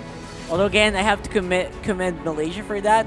I remember that play from Chico guys on the bottom side. They got a free inhibitor turret all on his own. Yeah, that was nice. If maybe they could have prolonged that game longer, maybe something else would have happened in that game. You know, Malaysia's not completely out of it, but you're right, Leo. Their mental, their their confidence must have been shaken. I also feel like the show was a factor because we did harp on it earlier. Like the only real choice that could be made for Zorn in the early game was just kick the Fredrid. Because you're not going to be able to catch Blood, especially with the Purify. But with Grok, you're able to cancel that place and do it, right? So again, it's just a lineup thing, and Malaysia kind of put themselves in a spot where this lineup could steamroll, but not win endgame conditions. Because that's also one of the one of the factors that you have to consider when drafting. What's your end game conditions? Do you actually win end game against this lineup? Because even if you're leading by 8,000 gold, but the enemy win condition gets to live the entire game, you're still you're still playing 50-50. And some people would argue that maybe they thought about the end game too fast because that first pick carry. You don't. So they were like third pick end game. All right, here's the thing. Yeah. You were saying they pick up an Eve. And then what did Malaysia get? We get a carry. Yeah. It's so weird, right? It wasn't even endgame, right? It wasn't even endgame. endgame. Like most of the times we see carry endgame picks, it's mostly because of the fact that the enemy has so much frontliners, no CC. That's endgame carry for you. Yes. Look at this. They did not pick XP at all in first phase for Cambodia. Usually XP laners, when you see them, you start getting the carries. It's like they jumped ahead to the end without finishing the whole story. Yeah. If Cambodia picked up the Arlot, then carry makes sense. It's a great pick. It's a great pick because it's a hero that can deal with the Arlot when he goes backline. So if that's the case, enemy of course would would adjust and put the Arlot front line and then strengthen your front lines. What do? Maybe you get a Lancelot so that the front line does not matter. He gets backline access and then get a something like a Kufra, so that those frontliners will be punished. So I feel like that's how you go about it. But with the carry pick, it was too early, and it was not even endgame. Well, maybe that's something that Malaysia will learn, maybe a lesson to be had from game number 1 here. Again, these are just fundamentals. Malaysia was winning a majority of that game.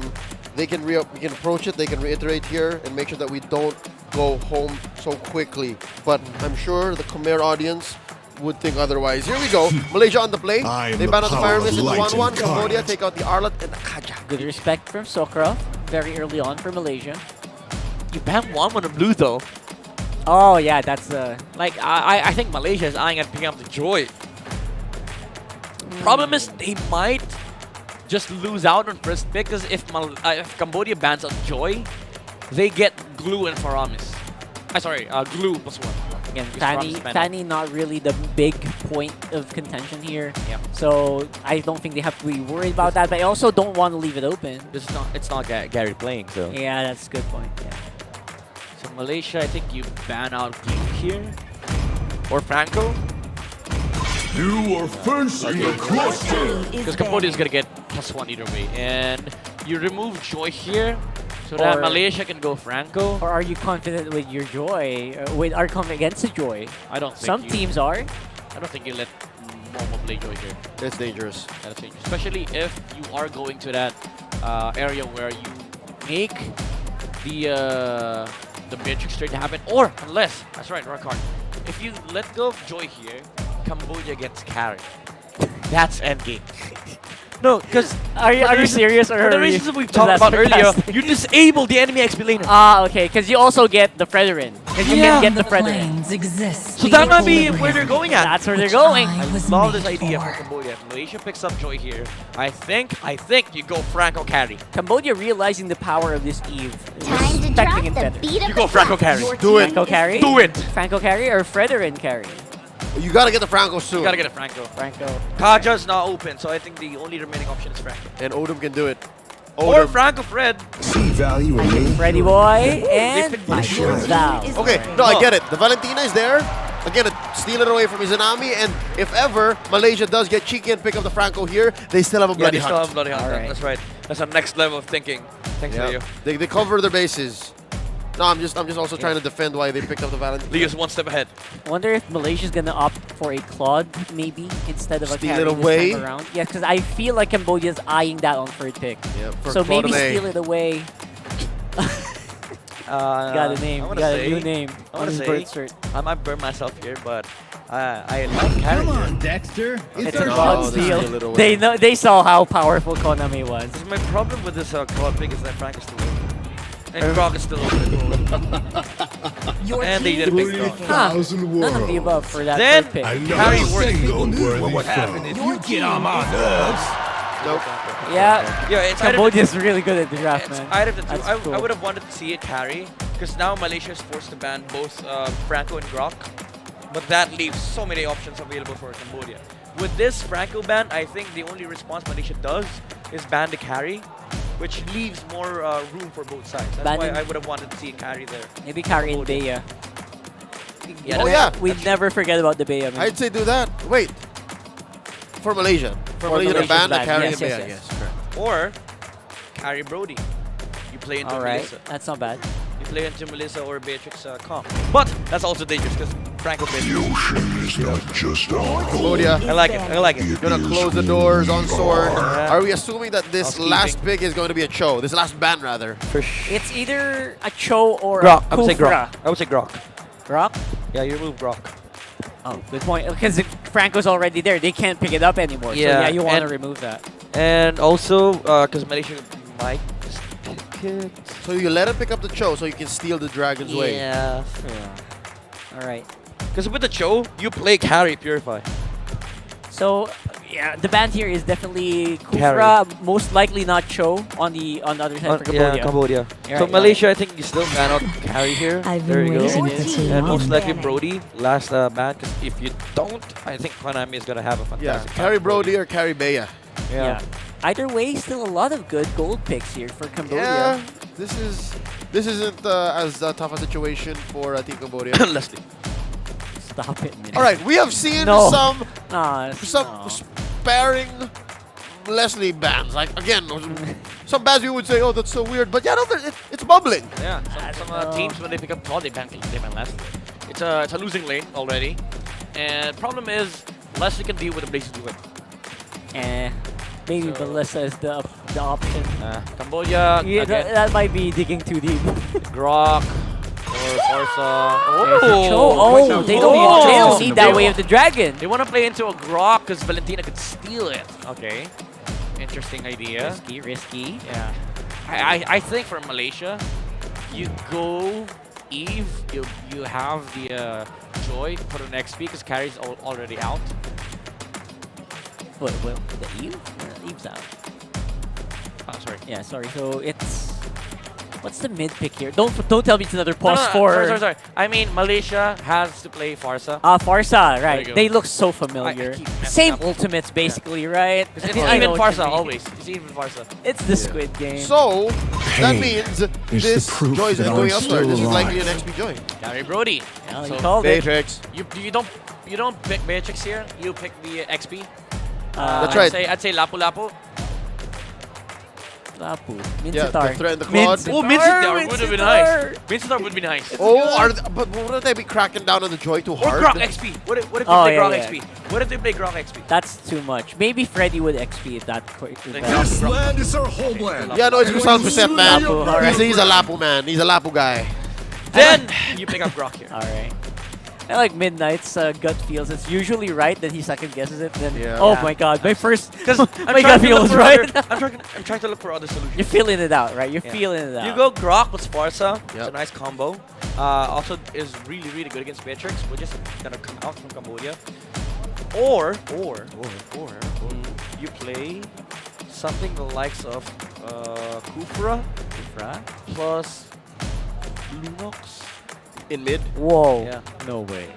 Kufra Lunox. Did we close the door on Farsa because of the Lapu Lapu too? Kadita's open as well, by the way. I don't know if they're thinking about that. Decent here. Kadita's decent. I'm just worried about the order. early games. It's quite massive. Akai roam. Okay. And Kadita. And Kadita. Well, it's a lot of CC from Malaysia, man. That's a ton of CC. With the Akai, I think Beatrix sounds more awesome. Compared to Belissa. Yeah. I think you play Beatrix still here. Bay or Melissa. The flare that's gonna light up the entire store. I like Cambodia's draft, man.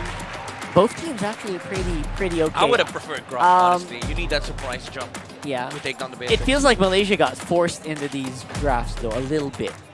Yeah. And in 2023, in May of 2023, Arom Akai just doesn't hit the same way. Hey, I'm a huge fan I agree. of Arom Akai, okay? I would even argue that this is a undiscovered pick because Akai does a lot in team fights. He can reposition, he can delay the fights, he's sustainable, he has mobility. My one big problem with the Akai pick is that they don't have that instant jump against this Beatrix.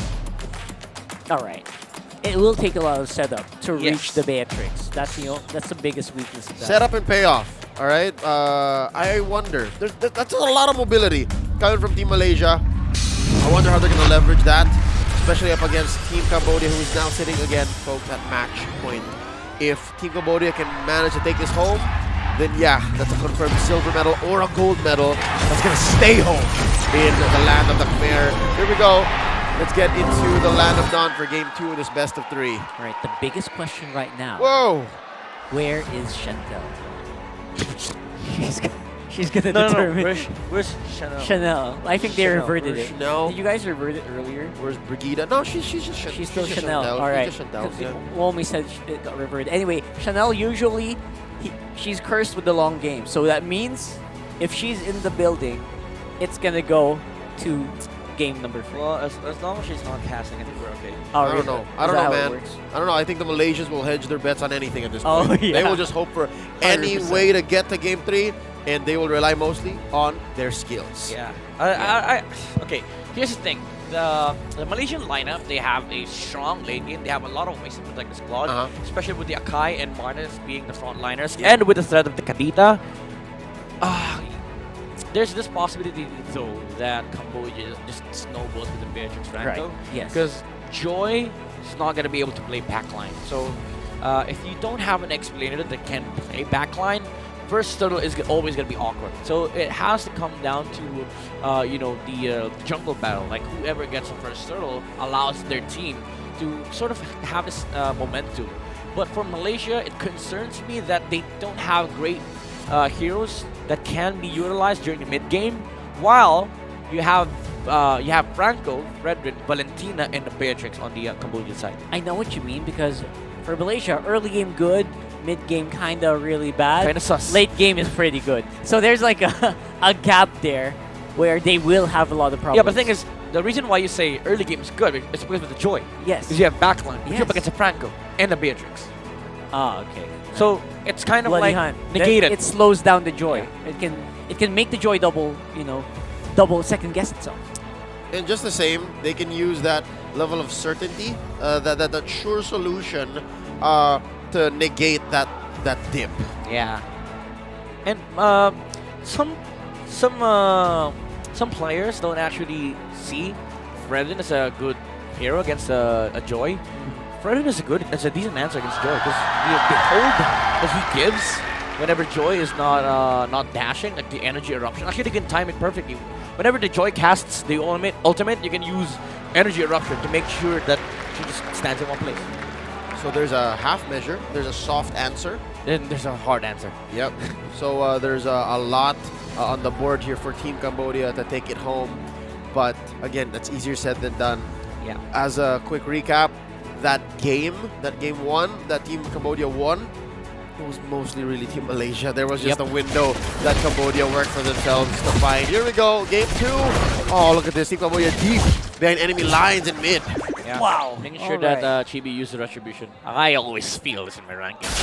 Just making sure. Whenever there's a Franco, you think to yourself that, okay, I'm going to use my retribution. That's right. So right now we are going to be seeing the slow. I think this will be a relatively slow early game for Cambodia.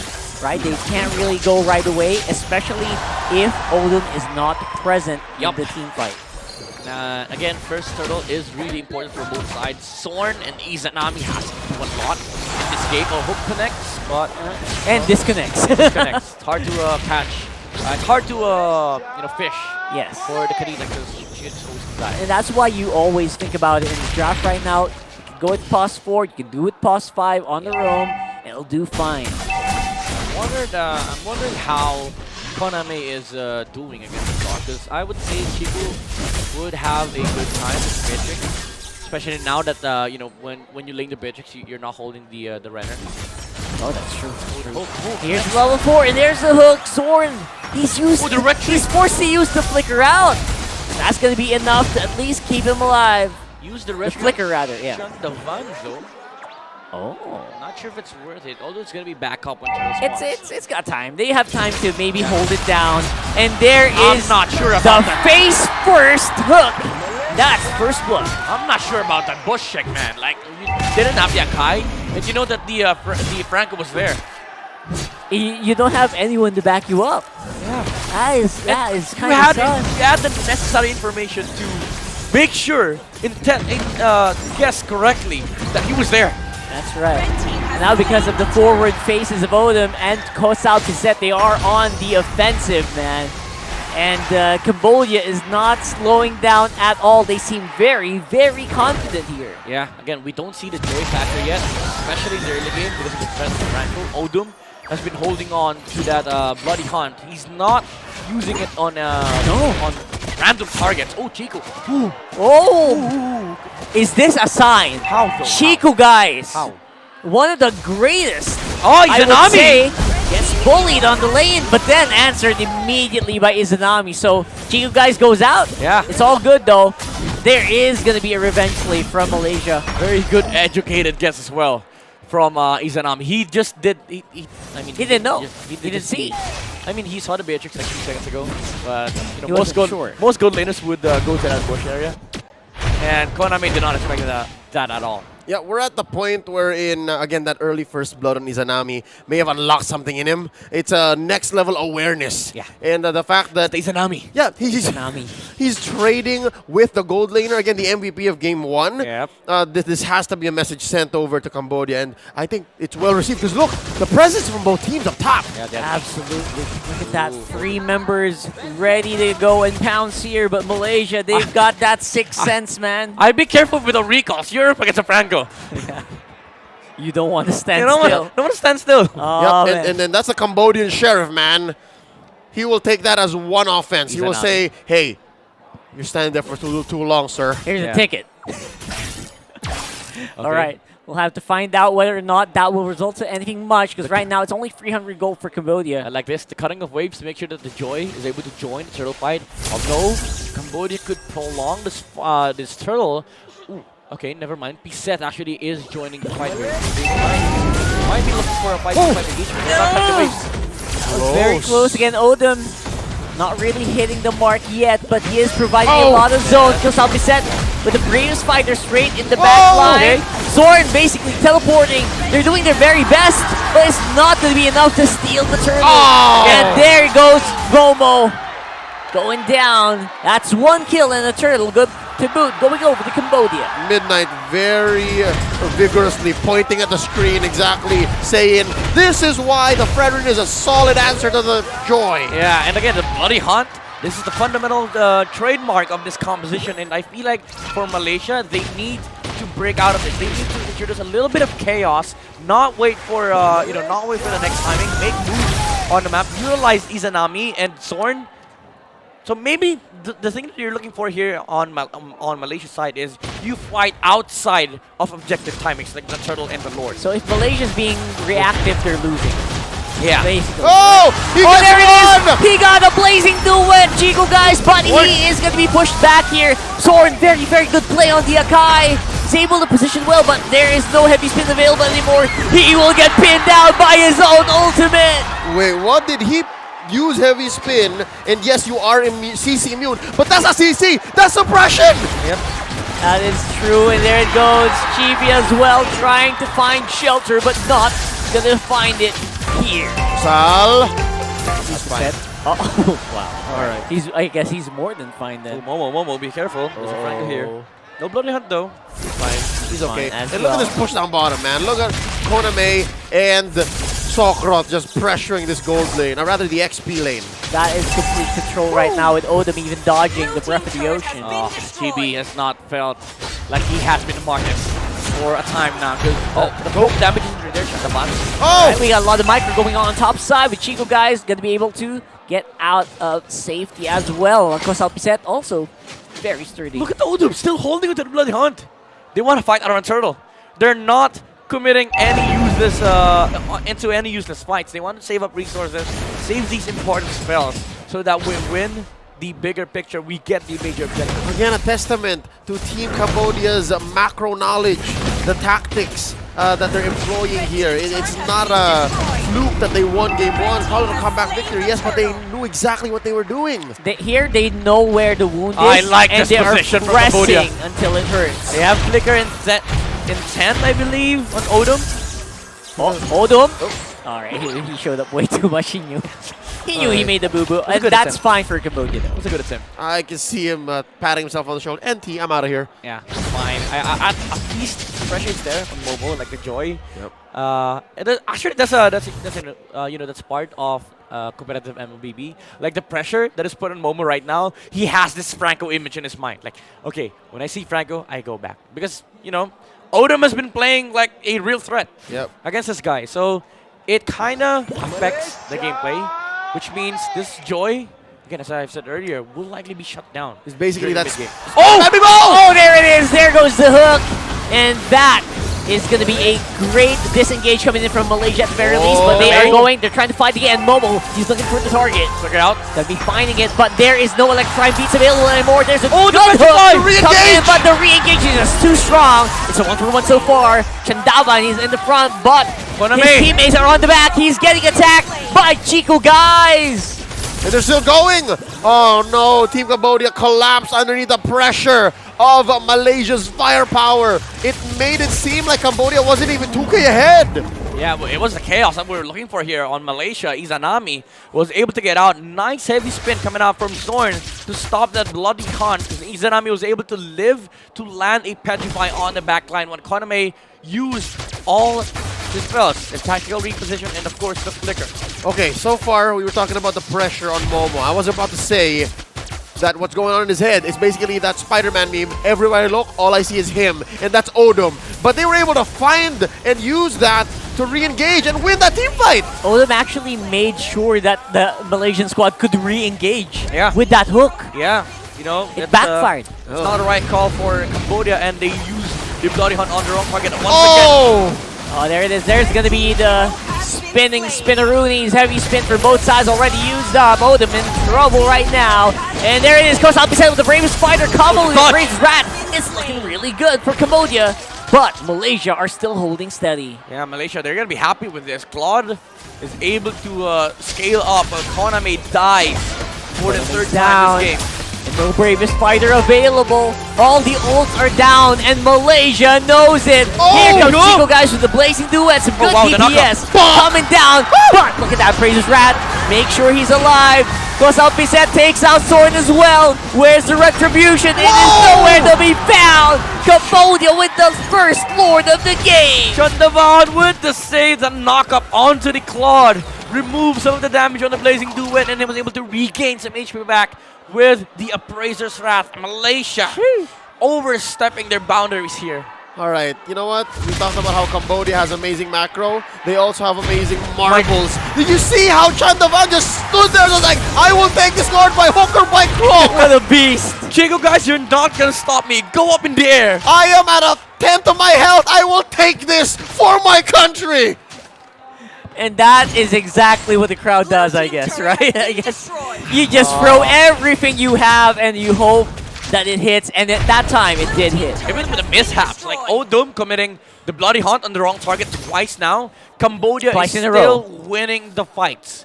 And Konami really needs to be careful with the with the spell usage. Exactly. So targeting is important. Make sure you're also alive, and still a Claude though. You actually might get away with it.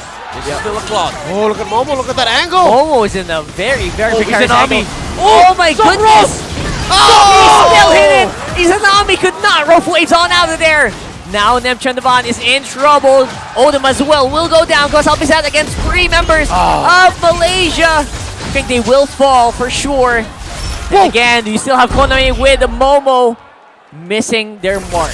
They're focused too much on the Kadita, and I like the way that Izanami is playing in this way because he becomes a huge threat on the front line. Like, he has been asking to be hooked. He has been asking to be bloody hunted by Odom, so such that Momo will have backline access towards the Beatrix.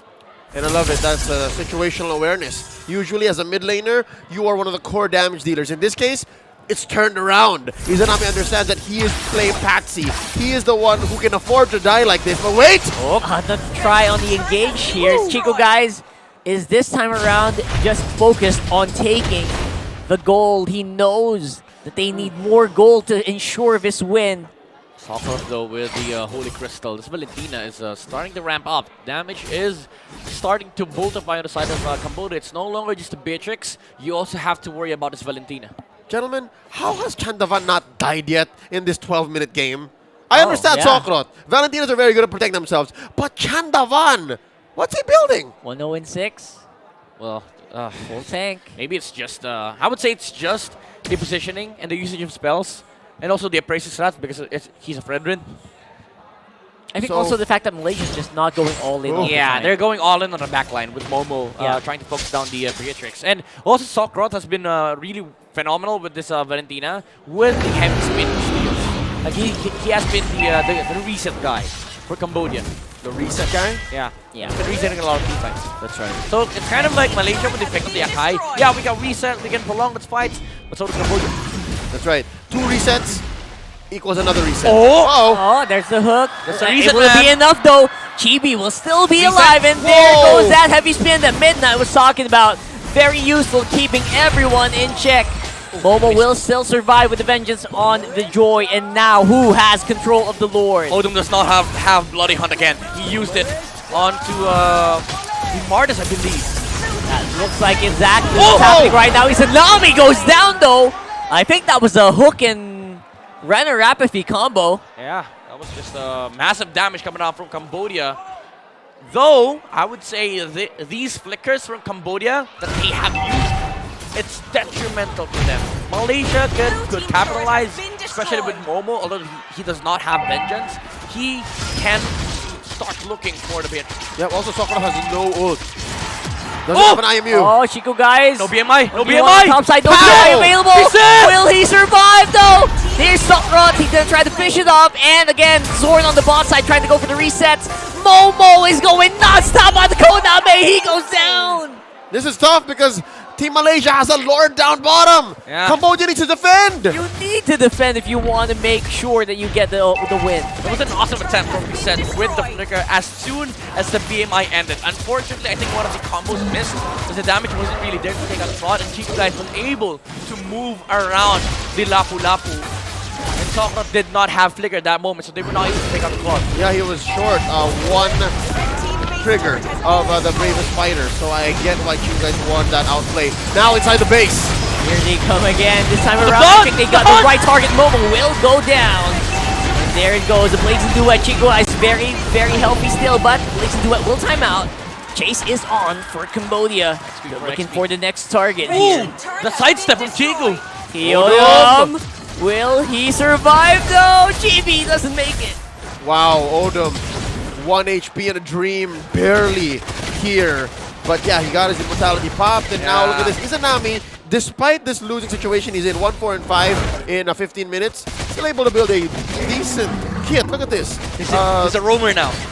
He is. I'm gonna die. Exactly. I'm gonna die in front line, but if I don't die, I deal so much damage. But also, they're building double roam. Yeah, he has, again, the dire hit and then conceal on Sorn. Immortality now up on Mardis, and for Malaysia, you're happy with the current situation right now because Odom does not have Flicker, and he does not have Immortality. Momo will have a better time on the back line, even though we saw earlier that Odom was able to land the Bloody Hunt. I'm actually curious why he's building up so much damage here. I think Immortality is crucial for Momo. This might bite Malaysia in the end. He does go for Blood Wings, meaning more HP, but his main concern is, you know, surviving that initial Bloody Hunt. Well, I think at this point, since you did mention he's building a lot of a lot of magic, the Bloodwing should. Yeah, it could be healthy. Give some shields. Make sure you're still alive and participating in the team fight at the very least, right? Very helpful. Maybe look for Shorn to be able to reset the fight with the heavy spin. Is this a trade?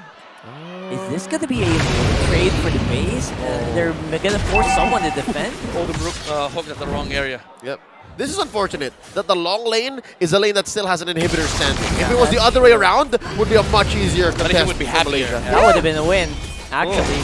Right now, Malaysia realized this. They're trying to reconverge onto the Lord area. Looks like the reset is going to happen. Energy eruption on the bush, getting some of those ants.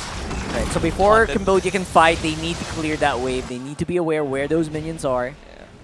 It's a two-step plan for Cambodia. They need to clear that wave, manage the permanent damage Malaysia has done to them, and of course, Sokras to find an ult. Oh, you gotta find it. Short! There it is. Heavy spin. That's gonna be early heavy spin, fam. Oh, that is big. Yeah, that's why you don't stand in front of Franco.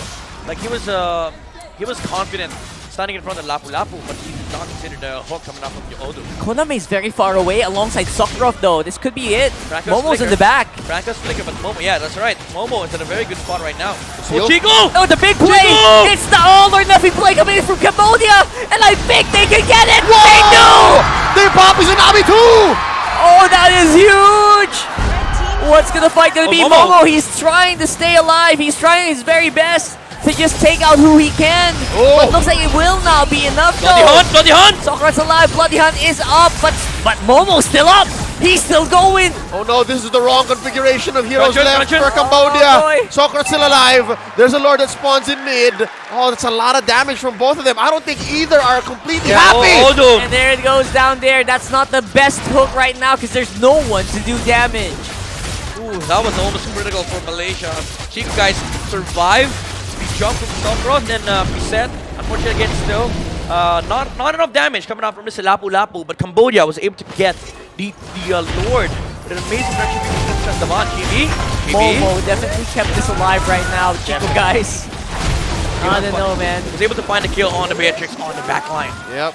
Man, Koname here on the Beatrix as compared to his Claude isn't as effective at protecting himself. He's always caught out. But here's the thing, Odom has been committing bloody hunts on the front line, in front of Brethren. At that time, yes, it's forgivable, because Shandaman was able to get the Lord, but you need to start protecting the Beatrix, because Malaysia has been finding so much creative angles. Again, Momo, standing on that area, he saw Konami walked out.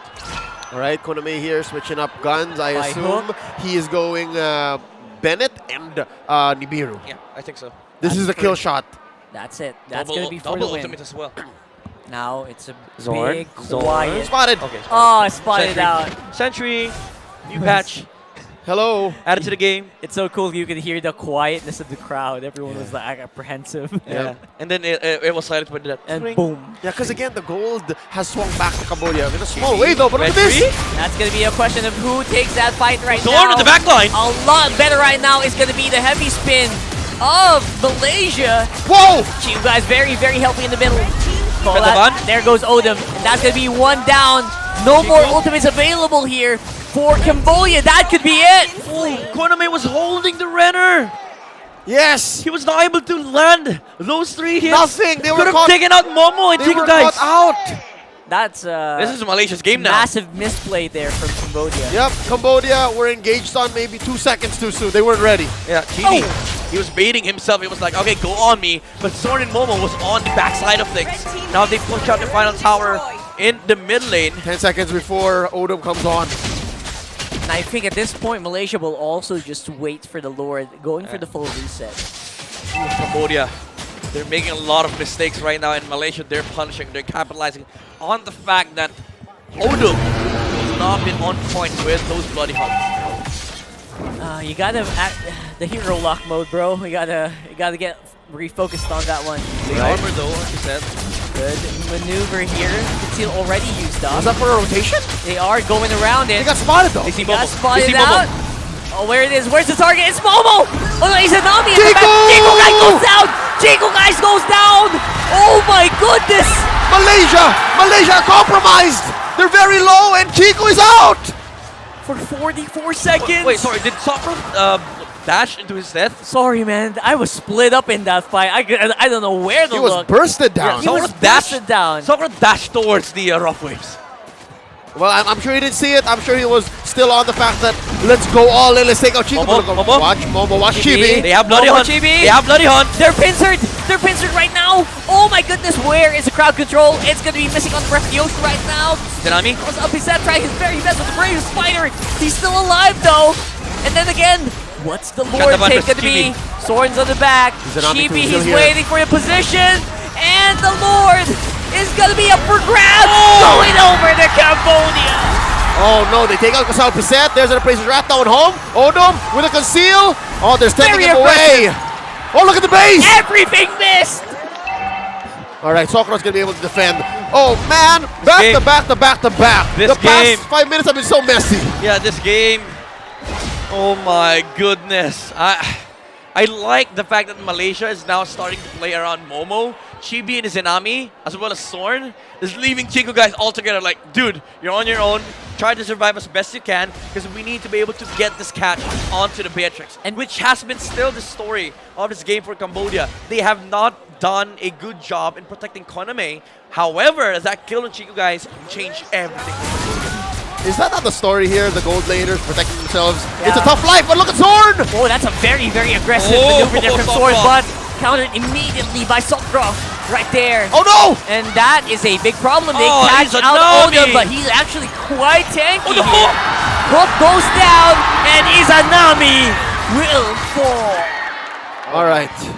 In that engagement, it was a close call. Twice in a row, but Cambodia was better at keeping their composure. I like that they were able to trade, and then eventually they put the damage on Odom. That's the right place to do it. Yeah, but this time around, it was still the same play. Zorn was doing what Chibi did earlier, but the problem is he's required to be with Momo because the Bloody Hunt will always be coming in, and Koname was near those mid lane clips. Yep. Oh no! 4v5 right now. Look at the speed! They're trying to go for it fast clear. Sokro, he has so much damage on the Valentina.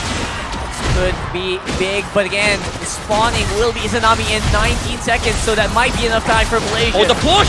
Buy back here.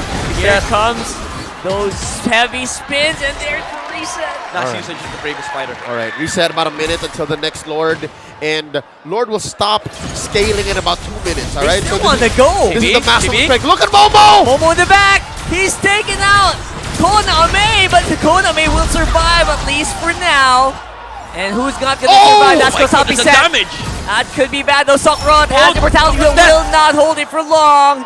And all the 3 remaining members of Cambodia are on the run once again. Wow, Momo has been the hero here for Malaysia on the back line. You see that little decision he made? I'm going to sell a little bit, pick up a Guardian's Helm. I'm not going home. Yeah, regenerate.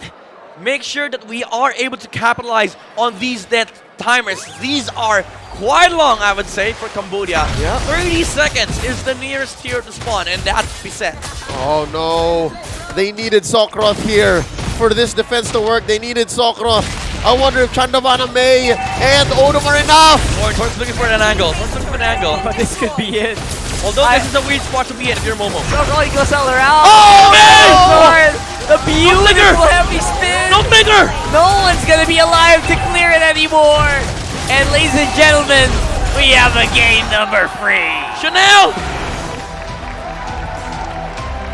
Team Malaysia able to hold on, and as you can see, Chico Guys saying we got this. We're okay. We're okay. Oh. Yeah, we did say earlier that Malaysia in late game is a powerful lineup. Man, Cambodia mid-game. You can see the Cambodian crowd. They are bummed. They couldn't believe what they just saw. I actually have to echo them and say, it's hard save. I don't know what I just saw. I don't know what I just watched. Definitely one of the closest fights of the SEA Games, I have to say. I like that choice. This wasn't a match. This was a fight. That's, as you would normally say, a slobber knocker of a fight. That's right. Oh, a man. marathon. What did we win? 24, 25 minutes? Yeah, 20 minutes. And it was on back of a joy that was, in hindsight, was controlled from the draft, but Momo was allowed in the mid-game to just have a wonderful time just catching out the MVP of game number 1. That was actually pretty amazing for that joy because it was a joy that did not really fall in value as the game progresses. Normally, you would see joys hit a ceiling, but Momo's sorry, that's a different person. Momo's ceiling was nowhere to be found in this game. Yep. Again, as far back as the year 2020, our Malaysian friends have told us the legend of Momo. How no matter what hero you give him, no matter what role, I'm pretty sure Momo has some time in the jungle, now in the XP lane. He would just be so good at hitting the back lines. Yeah. That's all he did here. For the better part of 25 minutes, he was just threatening Koname. Yeah, we saw it earlier, like the amount of times Koname was forced to flicker back, use tactical reposition. It did not feel like the Beatrix was part of the majority of these fights. Although the damage was there, mostly it was because of the fact that either the initiation failed from Malaysia, or he was hitting a lot of these runners from far away. But again, the story of that game was Momo controlling the back lines and Cambodia not respecting the joy at all. And of course, all of that really did boil down to good decision making from Malaysia. I would say it was risky for them to just sacrifice 4 people with Momo very far away. And trusting Momo to be able to pull him back from them. Yep, could have sworn there were so many moments where Cambodia had this, yes. Malaysia had this, yes. But we had to go down to the 11th hour here and say, yeah, now that there's just 2 of y'all left, this is the final blow. And yeah, is that not the case? Was there not just all members of Malaysia and then just the 2 remaining from Cambodia? Three. Essentially, yeah. 3 and 2? Yeah, it was a 5v3. 5v... That's tough. It was tough. Now, that being said, how do we even reset? What's the play here, right? Because again, this is the best that Cambodia has gone. It was a good back and forth in the mid. As for Malaysia, Izanami had to sacrifice himself. Yeah. I think we'll have to go back to the stats first and check out the highlights before we consider what game 3 is going to look like. Yeah, again, Team Malaysia adjusted so well in the mid-game, especially Izanami on this Kadita. Although you would not see the Kadita buy tank items, the way he played the map here for Malaysia was essentially he was willing to sacrifice his own life just to be able to put a joy on the back lines and annoy the Franco in the front line. For a lot of the times, we've seen Odom commit the bloody hunt against Izanami, and even though some of these times he died, he is enabling the joy to have that access against the Beatrix, and it makes the game hard for Cambodia because suddenly it feels like this Beatrix does not work out. It does not fit in the draft, and it feels like some of these team fights you don't have the Beatrix at all. And it's really important to recognize where Cambodia fell off. It was because of the fact that Malaysia started playing the chaotic gameplay. The surprises from Sorn alongside Momo, Izanami giving up his knife, Malaysia giving up on the Claw. Like Chico guys was left to his own devices in one Lord fight, and it basically meant that Malaysia was willing to go all in just to make sure that this Joy is allowed to do what he wants to do, which is again, fundamentally speaking, just get on the backlines. Just make sure that Koname is disabled on the majority of these fights, and it reflects on the stat line. Koname was not able to participate on a lot of these skirmishes and team fights. It was mostly Shantaban on the front line, Seth being the explainer, the sacrificial lamb to try and take out the heroes of Team Malaysia, but also Izanami. He was mostly the target here in the mid game for Cambodia. Maybe because Odom and the gang was scared from the burst damage that can come out from Izanami. But at that point, he only had the Clock of Destiny. So the biggest threat was still Momo, and Momo was allowed to play the Joy game that he wanted to. And meaning that just allows more room also for Chico guys to hit the frontliners, because Cambodia would likely try to rearrange their team fight whenever they see Momo on the back line. They would respond with Shantaman going back to utilize their energy eruption to catch Momo off guard. Odum trying again to look for potential targets on the Bloody Hunt. But mostly the Cambodia's attention is saving Koname. And that allows, again, more fighting room for the Claude, which is Chico Guys to just hit on the front line. And mind you, Malaysia, we did mention during the drafting stage that they have the necessary tools to take this towards the late game, but it just has to be chaotic, because the joy essentially was negated in this game, and that is true as well for the gameplay, because Cambodia did not respond to what Momo was doing at all. And again, there's a lot of these surprises where Malaysia was able to creatively start the fights, like Chibi baiting himself in front of Team Cambodia, Izanami dying, and Zorn plus Momo jumping on the backline, which allowed this guy to be able to perform this time around on the Claude for game number 2. Again, the amount of space that he had, and the amount of times that they also survived against some players on the side of Team Cambodia, with Biseth trying to outplay the Claude. Chico Guys always prevailed and made sure that he had the foothold and the foundation of the late game strength that they will have come the end game. Because this Claude, if he died so many times, I believe Cambodia would have made a harder game for Team Malaysia. Sure. But Malaysia really kept their cool, made sure that Momo was enabled during the mid game, so that they are able to enable Chico Guys for the end game conditions. They had the firepower to do so. There was a big difference, right? From game number 1, where we saw Chico Guys basically fall. I mean, this time around, he was definitely more conservative. A lot more conservative than the normal Chico Guys I've seen. And it did pay off, because they're finally aware that, or they're finally, I guess they realize that they're fighting against a completely different beast this time around. Is that not the magic of Chico, though? The fact that he's so versatile, the fact that regardless of the situation, regardless of the game state, he can switch modes. Exactly, he's able to provide what his team needs. And at this point, it's not even just Todak, it's Team Malaysia he's fighting for his country. And looking at his stats, man, this MVP performance of this Claude, that doesn't even look like a gold laner stat line, bro. Yeah, he only died once, mind you, and that was a time when Malaysia was like, okay, Chico Guys, try your best to just survive. Because look at this, 4 heroes on the backside. I mean, Chibi was trying to control the lap, because Chibi's not allowed to die here, because he's supposed to be the ones who take the Lord. But again, that was a time where Malaysia was trying to look for other solutions, other angles, other ways of getting inside the line of Cambodia, and that was the only death, Chico Guys. And that's what should have turned the tables for Cambodia, but eventually still, because of the impact that Chico Guys has left, and because of the fact that it's so hard to kill, I think Cambodia was too spent to even re-engage after that, and that's what led to their eventual loss just under 25 minutes. I would say what we saw in the whole battlefield here was what we discussed before the game started, the chaos, right? In most of the team fights, it was so split, like left and right, up and down.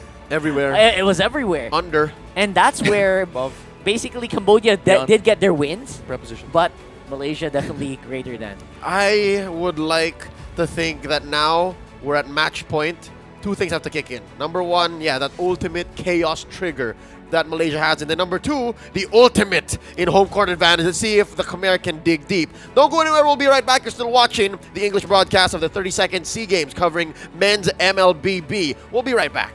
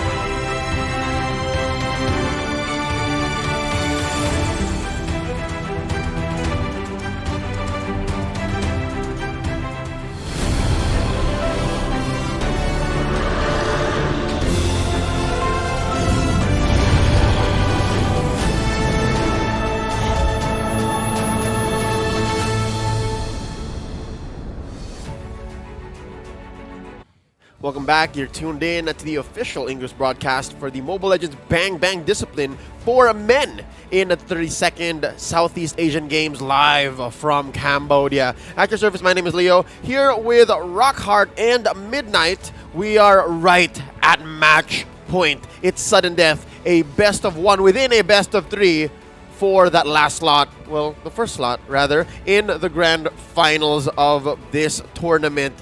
Gentlemen, now that we've gotten a breather, we were able to set the pace once more.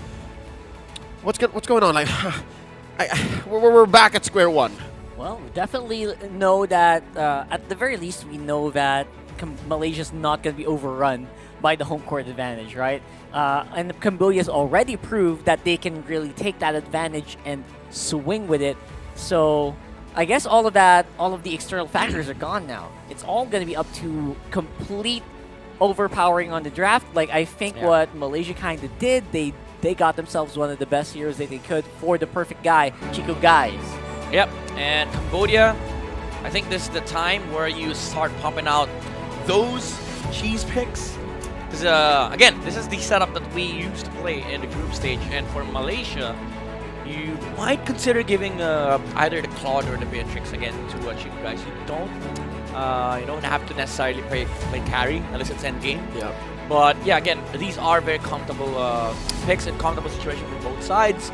And I do still think that Malaysia is the more favored team to win this matchup, although there are possible poisons that can come out from Cambodia, such as the Estes. Yep, again, a quick recap. The recent game in this series, Game 2, ended in about 25 minutes, 24 and change. So with that being said, the local time in Cambodia is about 6:28. So we're approaching the evening now. So on behalf of our Khmer friends, I'd like to say Chom Rip Sur. And for the Malaysians who are tuned in with us, Selamat Malam, and everyone else around the world, good evening. We're in for quite the ride because after this is another best of three for that, now I'm going to say correctly, last slot in the grand finals between Myanmar and the Philippines. So that's the stakes. That's the stakes, and that's the pace that we're at right now in this best of three.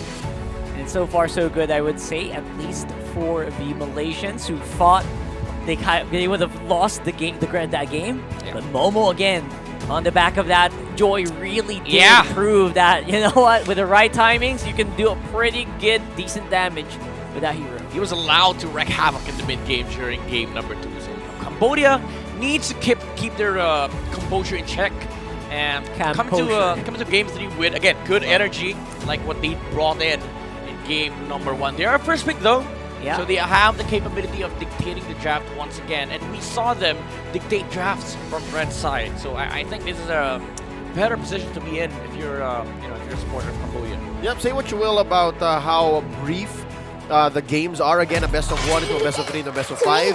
But I guess that's where drafting all the more becomes important. The fact that now we've discovered that, hey, it's not about blue, man. Despite the win rate there being so high, you can still win off of red. Ooh, Cambodia doing the same thing what they did in game number 1. Although Arlot is positioned now as first ban with Kaja, Malaysia is thinking of removing Joy, but you're also being threatened by a Franco here by the blue side. Yeah, we're not really 100% sure yet. Both teams have been shifting in their priorities so much. Carry is out. That's interesting. Oh no! Not sure where that came from though. Something tells me they're planning for it. Yeah, for sure. Are they going to invest in a Fredrin hard? Well, first pick Claude. That's bold. That's very bold. Would they rather do that?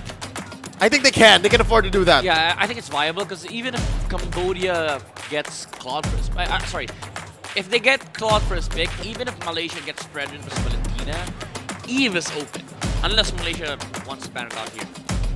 If they don't ban it out, I know Cambodia's gonna pick it up on first pick, So right? I think Oh no! It's the Claude pick! That's it! I knew it!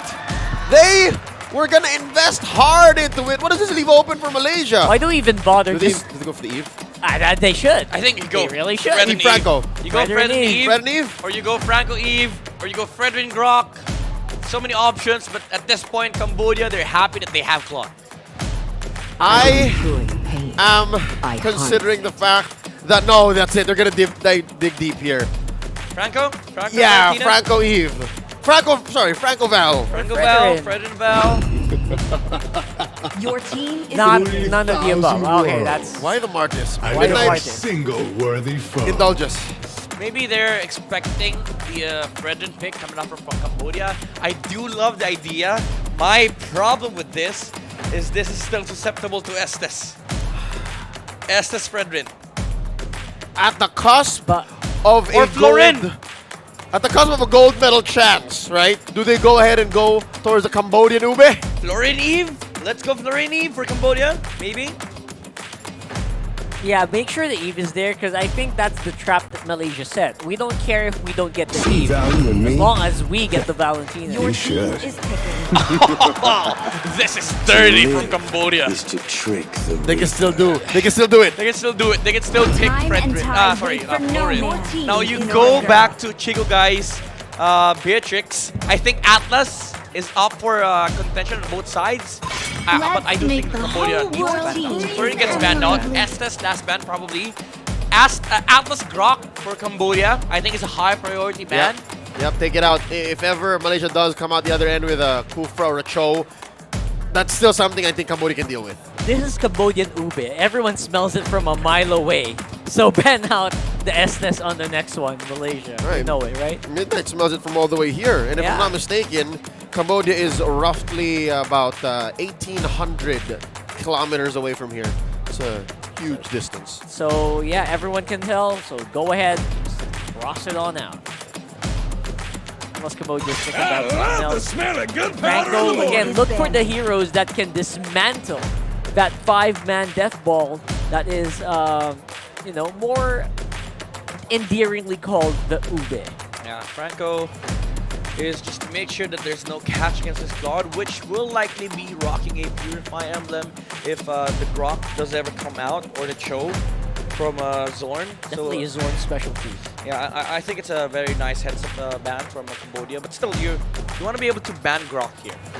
Because I think the only choices remaining for Zorn is Cho and possibly the Atlas. But you can also make an argument wherein they pick Atlas, Akai here. You have that full reason. Oh, wow. Make sure that there's no cheese mix coming out from Cambodia. I like this. But still, all their bases. the Estes stands. Estes still stands. And I do think if they pick Estes here, they might just pair it up with either a Lapu Lapu or a Yuzong. Alright, I had to think about that really, really long. Grok ban is still the thing, I believe, for Cambodia. Grok or Atlas. We're not gonna see the likes of like a Benedetta come into play here at all. No, Maybe for Cambodia. Maybe for Cambodia. I feel like we might be able to, but then again for Malaysia, they are lacking a lot of that technical that we'd love to see. They went with the Akai ban instead, so Sword is allowed to play either Atlas or Grok. But you pick it last, I think you go XP here, you pick up the Lapu Lapu or the Yuzong. So you steal the Yuzong, steal these strong picks away from Cambodia. Yuzong is more viable, I think. Now let's wait and see if that's gonna come out here though. Because for the XP picks, obviously, there's still a possibility of a flex, but for that Fredrin, obviously, but again, very unlikely. But then it's still there, right? That's true. You know, if Cambodia plays, Cambodia plays XP Fredrin, I think you can make a hard case here that they can play Assassin. Hayabusa sounds awesome, Lancelot. but also the Lancelot, yeah, yeah, sounds decent. Either of them, or you want to go heavy. You want to go Hellcat here. That would be They have a Hellcat. a big swing. That would be I think it's a possibility. Yeah, but given how Chandavan played in game 2 and won, I'd say the Cambodian Ube is Or more you go Lolita. Exorcist of the dragon spirit here. Yes! I told you they're gonna go Estes Yuzong! Why would you even doubt yourself, Midnight? Don't doubt yourself. The Grok It's the pick. Cambodian Ube, ladies and gents. That Grok pick allowed this to happen, by the way.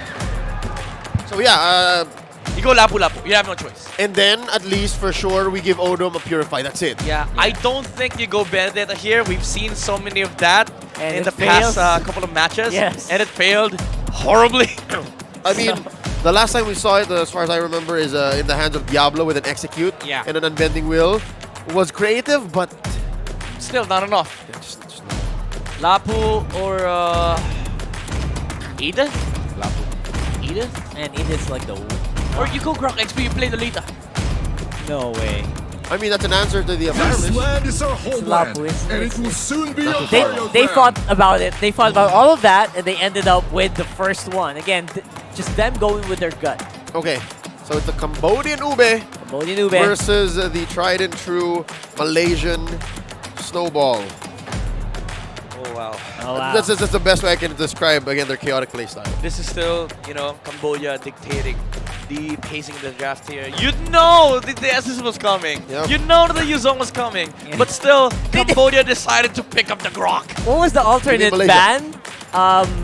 Florine and Angela? Yep, Come that on. was a ban, yeah. Come on. Cambodia were so honest. Welcome to our country. We are hosting you for the SEA Games. By the way, we're picking the Ube. By the way, we love Blacklist.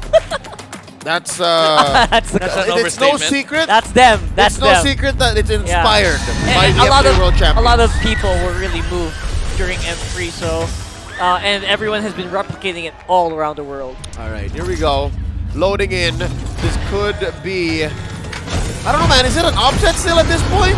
Cambodia worked hard for this. No, it's not. It's not. I refuse to believe that. That is absolutely correct. Here we go for the chance at possibly gold. Cambodia versus Malaysia, the last time tonight. Okay, let's talk about how Malaysia can play into this SS. They have good team fight initiation, they have poke damage, and they have a way to take down heroes when they fall to a certain HP threshold. I have to throw you back to game number 1. How do they fight against the Yuzong? It's not even just the SS problem. How do you fight against Yuzong? I mean, you could say that Izanami could have the Black Dragon form, but he does not have Petrify. He does not have the same strength as Kusaki said. And Chico, guys, as Beatrix with Flicker against Yuzong with Petrify, for sure this Beatrix will not be happy participating in fights. If that's the case, one damage dealer is already out of the picture, and you also have to deal with SS. That's how you know. And I was thinking exactly what's going on in Odom's mind. Again, I'm sure he's consulted his coach here. Look, it's Koname and Sokroth with the Purify and not Odom. Midnight, what's going on? Rockhard, do you agree with this? Really though? Right, see, look, shouldn't it have been Sokroth with the Flicker? Hey, we saw this yesterday. We saw this yesterday, okay? We saw this yesterday come out from Odom, the Flicker Estes. He does not care at all if he dies. It's like saying that, you know, there's a certain psychological warfare with Estes Flicker. It's like you taunting your enemy. Like, go on me. Go on me. I have a Veramis that can save me. Okay. If I live, you're near me. No. I can chase you with Flicker. I can slow you down. I can heal my teammates. Now that we're discussing it, I'm still not over the fact that there was this one prolific kill on Odom's Estes. Yeah. That we're still wondering until now where'd the damage come from. It was from the Brody. We confirmed. Yes. Okay. It was kind of the went second attack. It went in at the same time, Brad. You Almost ruined at the mystery, thanks. No, just don't mute us. My head canon is Odom did it. Just kidding. Mute at that part. Mute that part. Right. I did not say anything about Odom's Estes. Absolutely. It wasn't still no evidence whatsoever. The damage was still questionable. Like the passive. Referees are still in the meeting room. Still being calculated at this moment as we speak. Going through the tapes. I believe you. All right, I'm amazed. All right, so big questions here coming in. I have so many questions for Malaysia. Like, you knew it was gonna happen. Everyone in, you know. Oh yeah, even the chat was saying they knew that the Estes was gonna coming. be, right? So what is this? Is this like an acceptance of the challenge? You're like, all right, we know it's gonna happen. So what? Is that like what they're trying to say here? I feel like it's more of draft familiarity from Malaysia not coming into play against Cambodia, because this is not a team that you usually play, right? This is not a team that, although you have data, but this is not the typical draft sequence that they're used to. Like, for example, Team Malaysia, they might have faced the first 3 picks, but they were not expecting the 2 picks at all. I mean, that is a valid theory, because just like how Malaysia is a team made up of Malaysian superstars, this also is not a single team. This is actually a combine of CFU Esports and the Burnex Flash. So this is a lineup that you wouldn't even see coming. If anything, it's Burnex Flash who's more likely to make Cambodia and Ube. But yeah, no, even with the injection of CFU Sports, it's still, in very that potent. mind. Yeah, they still have that enough of they still have enough trust that they can pull it off. Yeah, I don't blame Team Malaysia. You gotta put a finger here for Cambodia. Like, you might say that this was a huge meta, like when Blacklist introduced it to the world. But for Cambodia, they didn't adapt it till a Filipino import came in. And as of right now, What's his name? His name is John Michael Dizon, or John Coach Michael Dizon. And quick note, the coach of Cambodia, I believe, is also Filipino. Really? His name is from a namesake of a great man. What's his name? His name is Zen. From Logic. Zen Gayapano? Yeah. Is that his name? Yeah. Again, great man's I love how basic. you sound so amazed. Great minds. Great minds. No, I am superimposing myself on some of our audience who are just learning about this now. Yeah. They're in for the ride. Let's not shatter It's like the it's like illusion. putting ourselves in their shoes. Like, it's the first time we discover anything. Yes, because again, think about this. Let's put ourselves in a theoretical situation wherein Cambodia is in the running for the silver or gold, right? Don't you want to be that friend who like shares trivia? It's like, hey, did you know? Yeah, that's true. That's a very good point. Did you know about John Michael Dizon? Did you know about Zen, Coach Zen? Zen Gayapano. Yeah, it's possible. Now about a minute and change left before we get back in. They've got to make sure that everything is polished, everything is cleared out, because man, off the back of Cambodian Ube.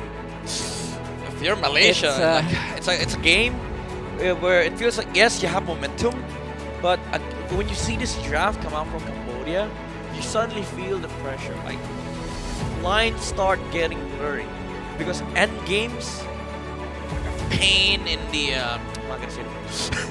It's a pain. Yes, it's a huge pain. I agree, but I have to give one to Malaysia, right? Because not everyone can pull it off. Oh yeah, there's a reason that not everyone does it, because it does take a very, very specific kind of synergy. And you know what's crazy? If you pull it off, a lot has tried against it. Yes. Little success. Little success. Little success. So if Cambodia executes perfectly, not just well, they have to execute perfectly, because you have to make it work. It's not like a lineup that you just draft. You know, it's hard to play this composition. You just don't stumble upon it. Because you don't have any CC, and the only CC that they have on this lineup is the Yuzong with the Petrify. Yep. So they're kind of dependent on the way they execute the juggling of the team fights, and also dependent on how well the spells come out from Malaysia. And massive faith in your position 5. Yeah. That's so critical. That's so critical. That's why a lot of teams have tried it. Like what Rockhard said, not all of them found success. But if you are able to execute it to perfection, it's almost. I think I can count all the teams that have found success against it in my hands. 2 hands. 2 hands, yeah, or maybe just 1 hand. All right, I was more likely thinking just one Just hand. 1 hand. All right, so now that we've set up how scary and how rare success is with the lineup that Team Cambodia has been able to draft, maybe that's what Coach Pabs of Team Malaysia is hedging on. Maybe he's saying, yeah, no, but only really a few teams are able to pull that off. Maybe we just open up the assets. Maybe we let them have it. Give it to them, right? Right? Just give it to them. Let them try. It's possible. We just langar on through it. We still have our own. We still have our own strategy. That's true. So Malaysia kind of expect that Cambodia would put it out, and are seeing into the future that they will mess up. They won't be able to. But the thing is, we've already seen this from Cambodia. They pulled it off. But this is the Malaysian chaos we're talking about, right? Oh yeah, that's true. They have chaos on the side. Yeah, what if Coach Pabs consults Coach Ozorovecki, former player as well, saying, hey man, should we let him have it? Yeah, just make sure you cover up the floor in the Angela. Again, folks, this is a inaccurate reenactment. I can only imagine what the conversation was like. Hypotheticals, guys. Hypotheticals. Because again, I'm sure they know. Yeah. They were watching yesterday. This will come out. And then what if I won you up? What if they go, yeah, I bet Odom picks a flicker. Right? What if? Double down on it. Okay. If that's the case, let's look into the lineup of Malaysia here. Okay. How do they catch the SS? It's the Grok with the flicker 1 charge. So it is a good point that you're bringing out here, that Malaysia might be banking on certain configurations with how the Cambodian Ubi works. And the margin of error. And the margin of error. And they might have found that, okay, this Estes, he dies. He dies. He dies tonight. He dies tonight. And that's why maybe they picked up the Martis. Like, if I wall charge, you use Decimate. You do not let this Estes live. And alongside the Rennes Apathy, they could make it work. But also, you know, looking at the margin of error on the side of Cambodia, look at the margin of error as well from Malaysia. Like, we say a lot of things: wild charge, the Decimate, the Rennes Apathy. How you execute it matters as well, and it's hard. It's also hard to do. None of these are targeted, so basically all of them you have to basically aim it on the ground. Yeah, aim it on the wall. And you know what SS does? Press up freaking spell. That's it. Press it. I'm done. Let's I'm walk. Done. And Let's walk, guys. I flicker out. Yeah. So that's why he picks up flicker. You guys love that. Uh-oh. Anyway, what they do love for Malaysia at the very least right now is the turtle. They have the big advantage. Oh, there he goes with the wild charge that we were talking about. First blood going over to Malaysia as well as the turtle. Okay, that's how you make things interesting. Oh, sorry with the TPs. Malaysia fully committing on the Frederick. And without the heals yet from Odom, Chandaban dies and Malaysia gets first turtle, which is really important because this is the momentum towards the side. And what we were talking, were we not just talking about how the chaos might just get to Malaysia before they're able to set up? Yeah. Is that not the story of the first turtle, man? Because again, Malaysia made a beeline for it even before Cambodia was able to breathe. Yeah, Chandavan did not expect that Zorn would use Flicker Wild Charge. Yep. Onto that specific This engagement. full awareness of their win conditions. Malaysia completely controls the early game. There's not much that Cambodia can do about it.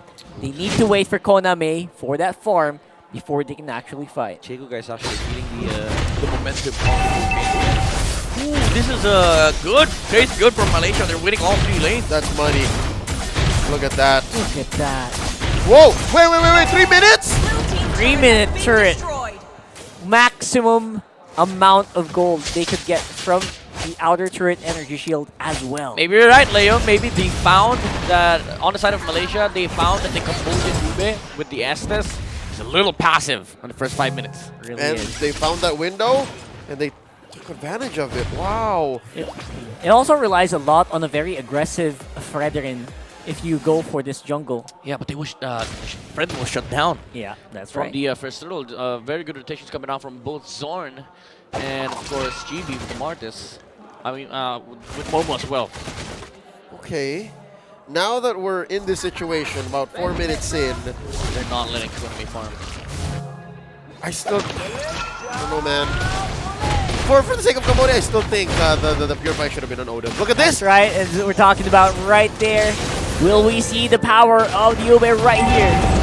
And I think they still have healing, but it's going to be challenged though really hard by Malaysia. Sakura is trapped, and Odom all alone to try to defend Kendava. It's not going to happen here. The real dragon. Engage. Here we go. Kosalpi said, will he make something happen here? Izanami's in trouble. He goes down. All right. So there's a trade back. Re-engage. And the Cambodians are not stopping. They're not stopping, man. And they're going for Chico, guys. The bird gets him as well. Sakura with a kill. And we are seeing the power of this lineup as we speak. Momo with a kill, though. Oh, they're still going. Sakura. Oh, he's getting sandwiched here. Double kill for Momo. And just like that, Malaysia just punishes the clapback from Cambodia. You're just not ready yet. Yeah, I think they were they overstepped. They didn't have the heal anymore coming out from the SS and Momo. Too much. This is crucial. He has 3 kills now, and it adds to the spell vamp of the Festival of Blood. Alongside a Bloodless Axe, he's going to get a lot of HP back when he jumps in on the backline. And Cambodia, even though Cloud was able to free farm in the middle lane, I think they still overstepped their boundaries on the bottom lane. By the way, massive play from massive play from Zorn on the bottom lane. He was able to land the Guardian's Barrier onto where the BMI was. So he was able to block the path of the Claw to exit. And right now, Malaysia is just picking up the tempo. Cambodia is reeling right now. Cambodia is in recovery mode. And I'm not sure if they can recover in time, though, because right now, while all this is happening, Turtle is getting taken care of. You know, this is familiar. if you watch MPL Philippines, this is how Echo played against Black International. This is how you deal with Ube. You know, fight chaotic team fights. Be crazy on a map. Just put pure aggression. And Malaysia, they don't care about protecting their heroes. They don't care about protecting resources. They want to fight. They want to be able to force out these ultimates and these spells coming out from Cambodia, because even after Cambodia win, just reset. And that's currently what's happening. Again, you're throwing back to the grand finals of MPL Philippines, wherein Echo swept Blacklist International in the same fashion. They didn't let him breathe. Yeah. They looked for the weaknesses in the Ube recipe and played in that window. Sokrov, actually. What the heck is Chico guys' items? I have to see it because he is burning through everybody with a flicker forward, as we usually see. Of course, on, we're gonna keep him alive.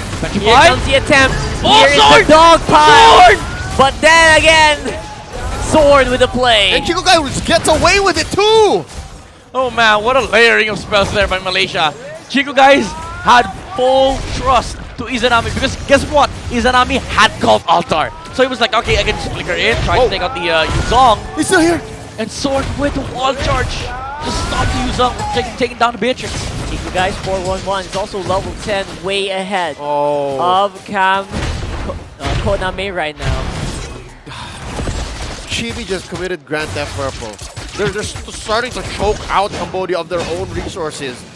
Man, you're in recovery mode, you're trying to get some farm, you're trying to set up the Cambodian Ube, and Malaysia's not letting you breathe. Yeah, stepping on your necks. Your frontliners are feeling the damage coming off from Beatrix. Chico guys does not joke around when he hits.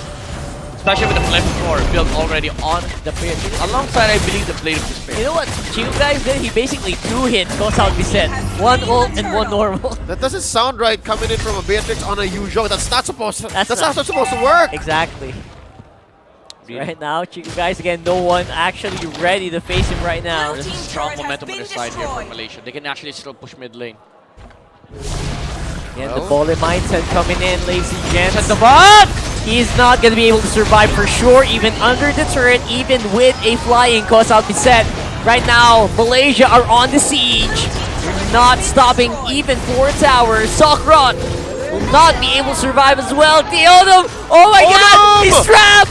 He's trapped under it, has to flicker out! Okay, there goes the flicker. That's the use of the flicker, but still, Malaysia... Oh, this is so bad for Cambodia! They have insane momentum right now, and you have to go back to that play that Momo and Zorn made, that aggression onto the Fredrin.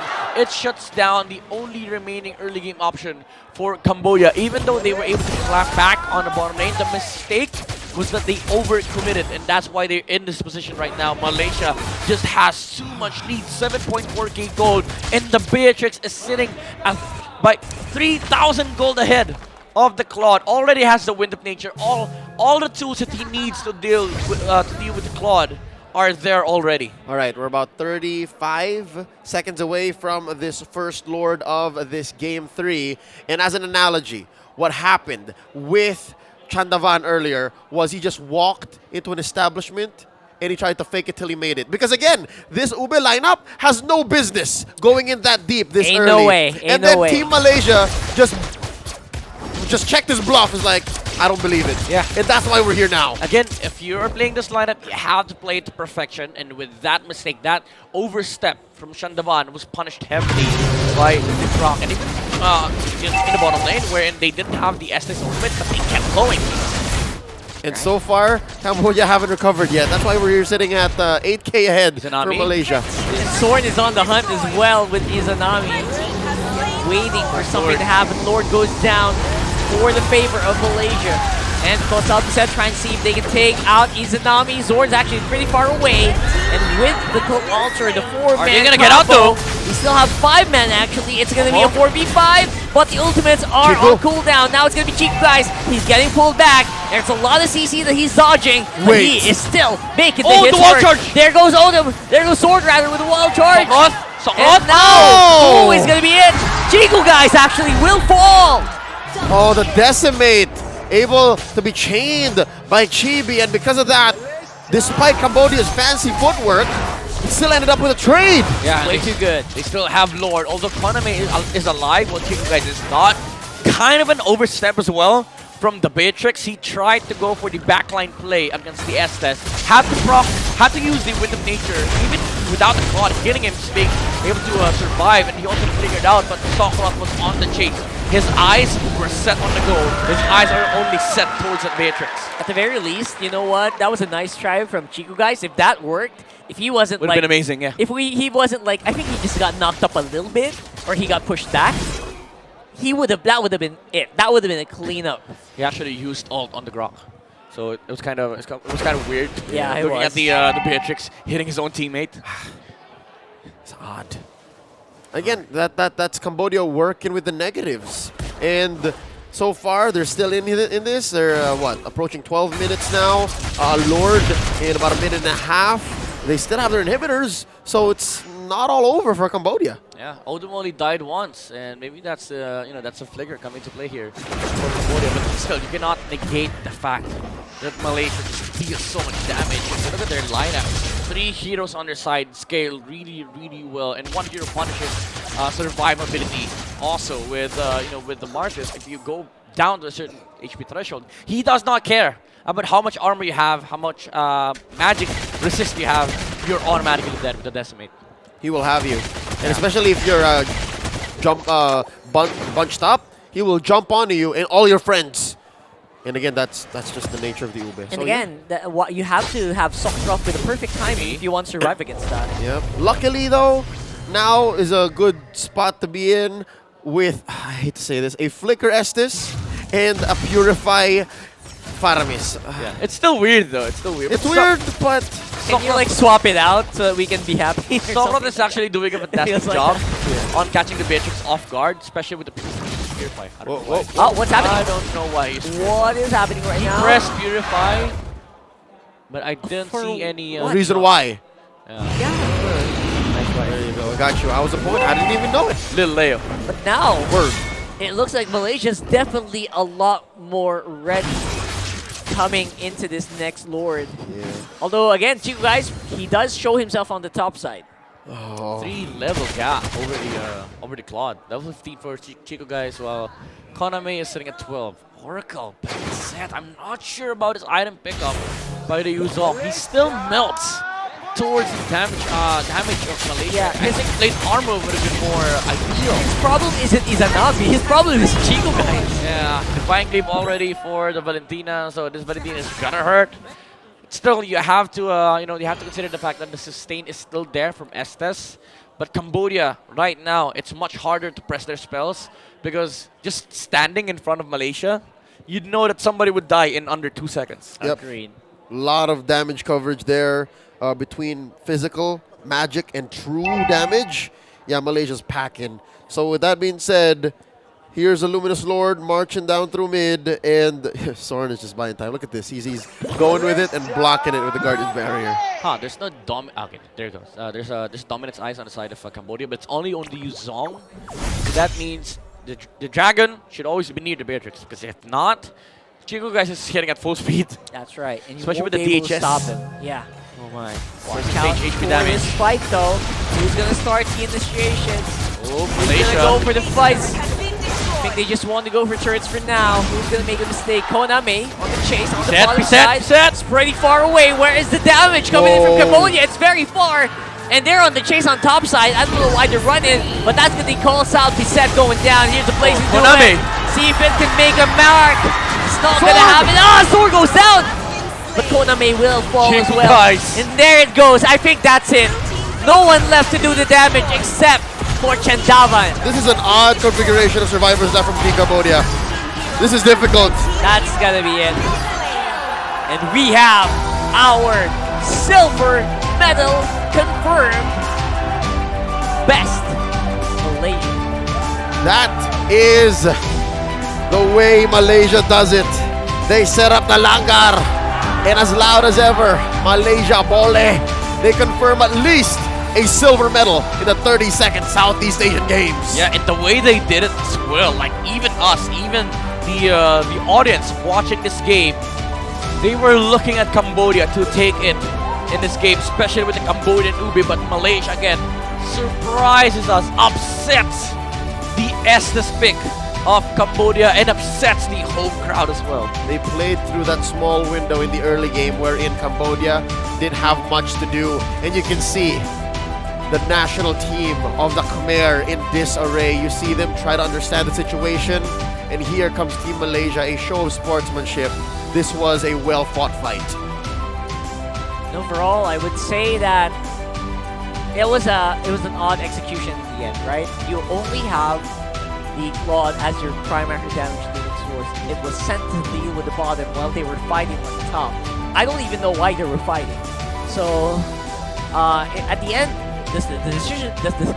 the decision making was a little odd for me here. Yeah, again, it's a lineup that is really hard to execute. You need to have a lot of discipline. You need to be able to chill and take a seat back, look at the game, the bigger picture, and look at your timings. And Cambodia did not check a lot of these boxes because they were trying to attempt to recover when their lineup was supposed to just scale. All right, to be fair, Malaysia set the pace. It was Malaysia who came in and said, yeah, we know you're going to do the Ube. That's why we're coming in hard early. Yep. Again, this was very similar to how the now rivals of the original creator of this meta, the Estes and Ube meta, Cambodia, they were in front of a very aggressive Malaysian squad, constantly always in front of the face of the heroes of Cambodia here. And again, this was really started by Zorn and Momo when they matched up against the Fredren. Chandaban was not able to do anything because he did not have the SS at that time, and the burst was already there. The Brave Spider combo as well as the Wild Charge surprise from Zorn with the Flicker as well. Just make sure that they have that window taken care of. And Cambodia after that, although they had some form of recovery when they won the fight on the bottom lane, at the end of the day, Chico guys was just too massive. Even though he died 3 times here, he was able to amass such a huge amount of lead against this Claude, and the physical damage was overwhelming. Even for the frontliners of Team Cambodia, Chandaban and Kusal Piset was not able to stand their ground in front of Chico guys. And the reason being, it's not because of the fact that they're scared of the physical damage. They're scared of falling to a certain HP threshold wherein the Estes cannot reach them for the heal.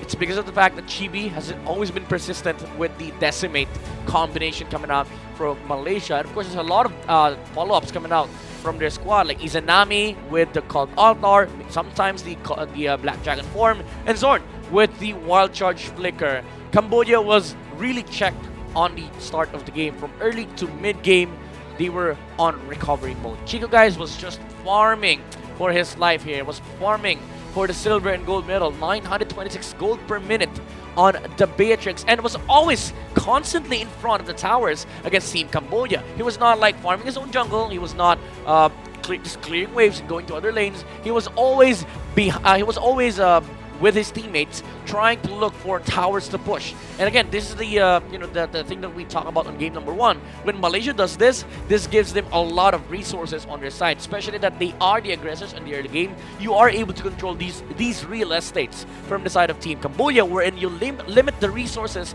that the Claude gets. That's why Shandaban and Koname was just heavily starved. Although the Claude was able to find some space in the map, that just means that Cambodia, if they fight with the Ube, they don't have the Claude.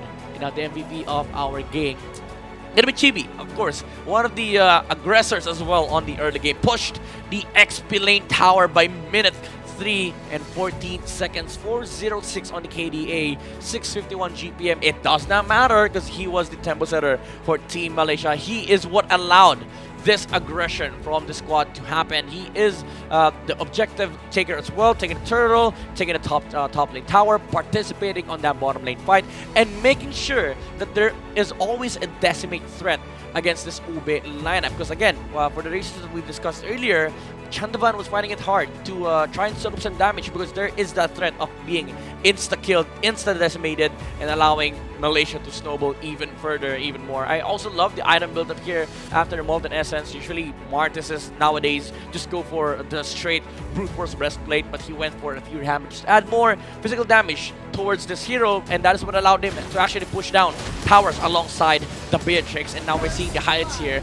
Most of these fights would go on a way of Team Malaysia aside from this one, but again, overstepping is the keyword here for Team Cambodia. They didn't have the heal, no Cult Altar, no Dragon, no Claude, and this was a detrimental moment for Team Cambodia's game. If you're watching this whole game, it actually just felt like you're waiting for a big balloon to burst. You're waiting until when can actually Team Cambodia hold it together? Yeah. Because that's the question that was on my mind. Is the Claude gonna survive? Yeah, no, but the whole game, Team Malaysia was just holding a needle next to them. Yeah. Yeah. Getting ready to...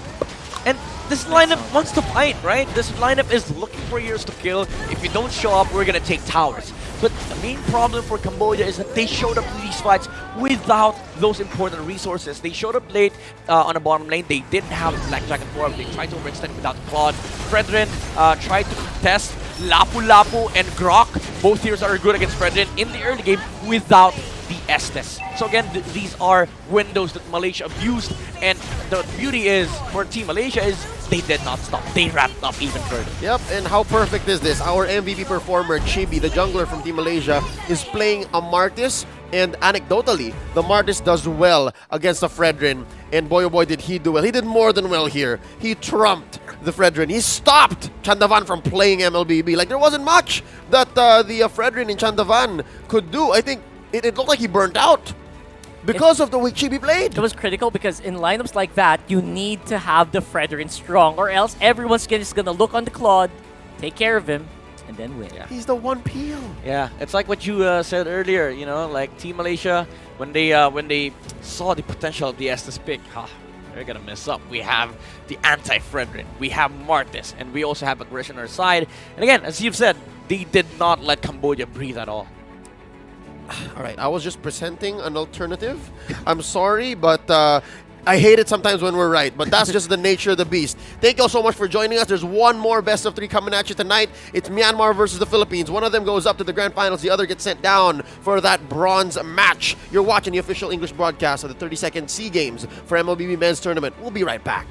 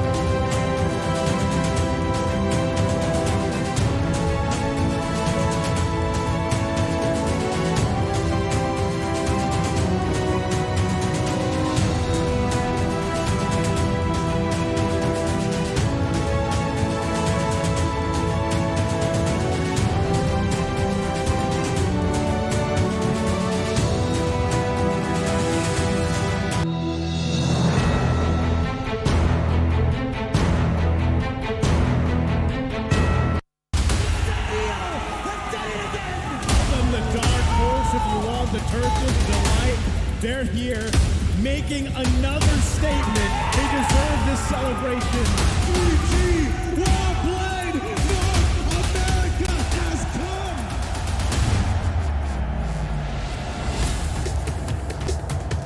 come. Welcome to Mobile Legends, starting off 2023 with a huge bang.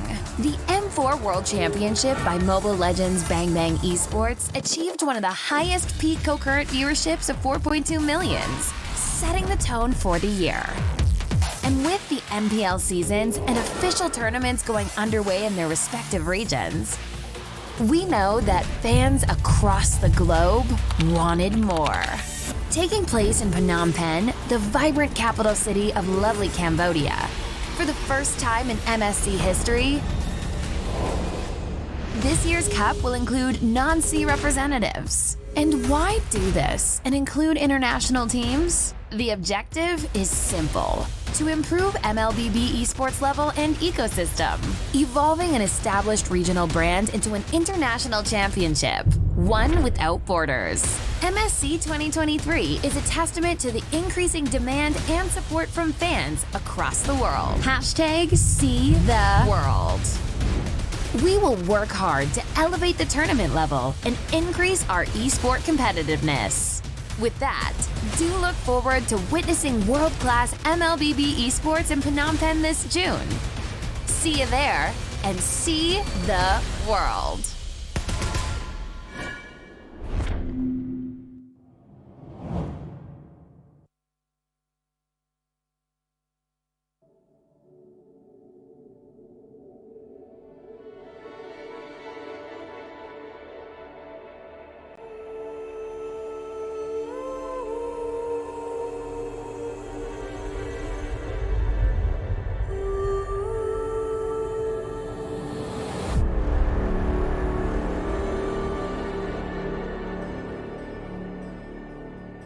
Every day, I have this reoccurring dream.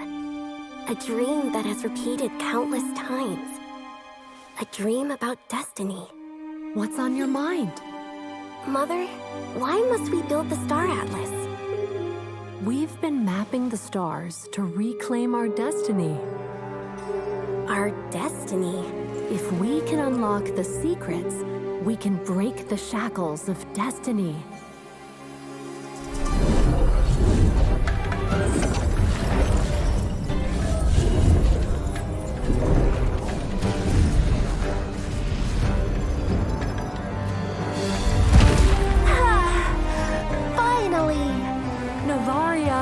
Happy 16th birthday! Mother?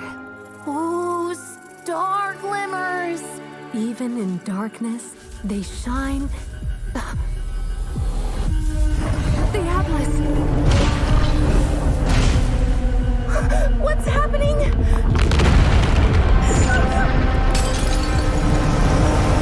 It's pulling everything into it! Navaria! Mother! Hold on! Don't let it go!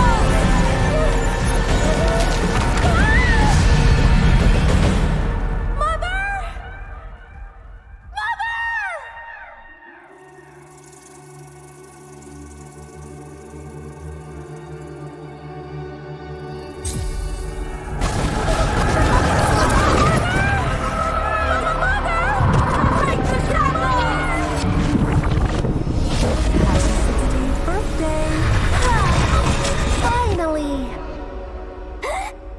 That dream again.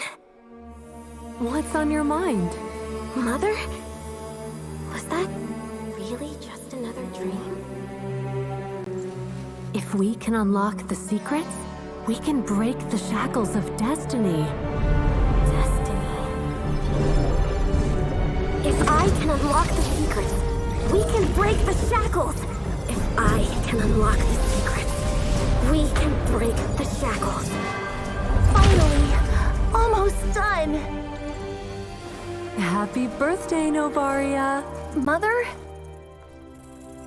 I will definitely rewrite what's written in the Star Atlas.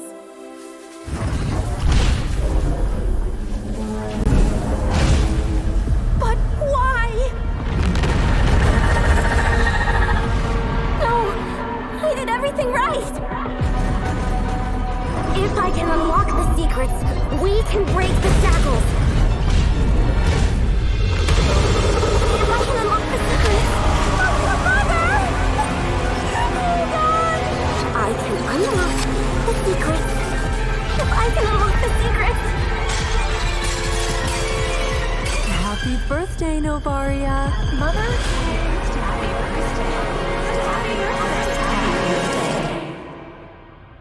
If our destiny was already written in the stars beyond our reach, why am I burdened with all this? Why? Why can't I change anything?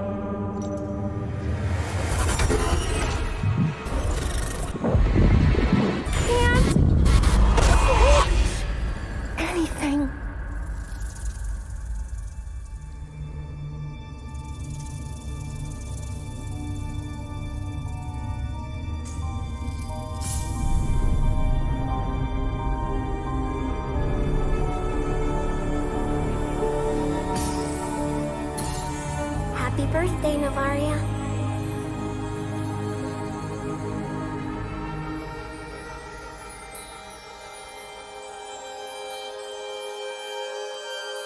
Our destiny was written in the stars beyond our reach.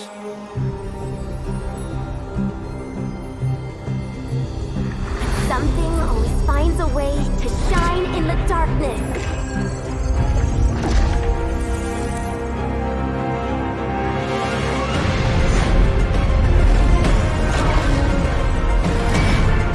Destiny is in our hands.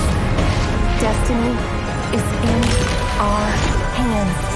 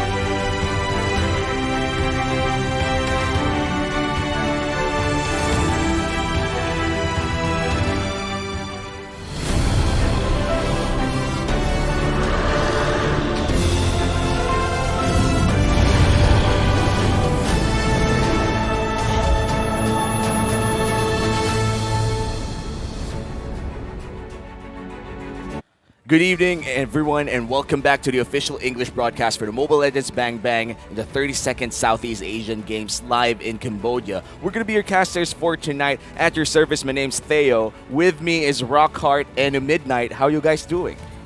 You're doing great. And it is the last best of 3 for the night, guys. And it's between Myanmar and the Philippines. Yeah, well, the fated matchups we have here in SEA Games, especially without the contention from Indonesia, Myanmar is looking like to be the next biggest contender to try and seal it away from Philippines. Yeah, and looking at the Myanmar in the entire group stage, in fact, all of their games look to be very dominant. I have to say the Burmese in the 32nd Southeast Asian game is looking great, and I'm excited to see them in the other international tournaments moving forward. But this time around, let's talk about a few of our key players here. Out of all the players that you've seen in Burma or in Myanmar, which one do you remember the most and why? Well, you gotta give it to the guy, the man, the myth, the legend, Ruby DD, man. I mean, that guy just has everything in spades right now in the current meta that really is playing towards him. And they've had a pretty long journey here so far in the SEA Games. I think there's no more famous iconic duo between Ruby DD and Lunox.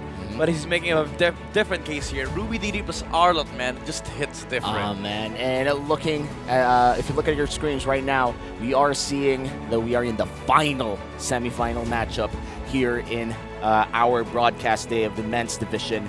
Our first semifinals matchup went all the way 3 games, and all of them were, I think the first 2-1 were close games, but the last one was a very dominant win from Malaysia. And now we're down to our final 2 teams. This is a medal match. Whoever wins in this semifinals bracket will be able to secure a silver medal and even a chance to secure a gold medal if they win in the finals. That's right. And whoever loses will be fighting against Cambodia for the bronze match, which is happening tomorrow. So again, a lot of things in the line here. Again, nationalistic pride, the biggest one, is on the line. Yep, Myanmar. Again, it's been a few years since we've seen this region really participate in the highest level of competition, especially in Mobile Legends, and they're up against one of the toughest regions out there in the face of Philippines. If they lose this, they still have a chance to clutch it out against Cambodia for a bronze match. I mean, to whoever loses this, they still have a chance to clutch it out against Cambodia for the bronze match, but you are really eyeing that match against Malaysia for the gold medals tomorrow. Definitely, especially if you're Philippines who went back-to-back for gold. You kind of don't want to be the squad that wasn't able to bring back the gold. It's putting a lot of pressure on Team Seaball or Philippines here if ever they do want to win. But for Myanmar, it seems like it's the renaissance of Ruby DD. As you guys said, this guy has been here for the longest time, and right now it feels as if he's reached a new prime, especially with the Arlott pick. We've seen him engage a lot of plays for Myanmar, but are there any other heroes that you remember for Ruby DD, or was it just always the Arlott so far? Well, a lot of that will definitely come into play. I don't want to dwell too much on who I remember from the past, because right now it does feel like a completely different landscape for this guy. What I want to remember here is the journey, right, of the Philippines right now, who only lost to Malaysia. Oh yeah, that's right. And who's in the grand finals now? Who's in the... Whoa.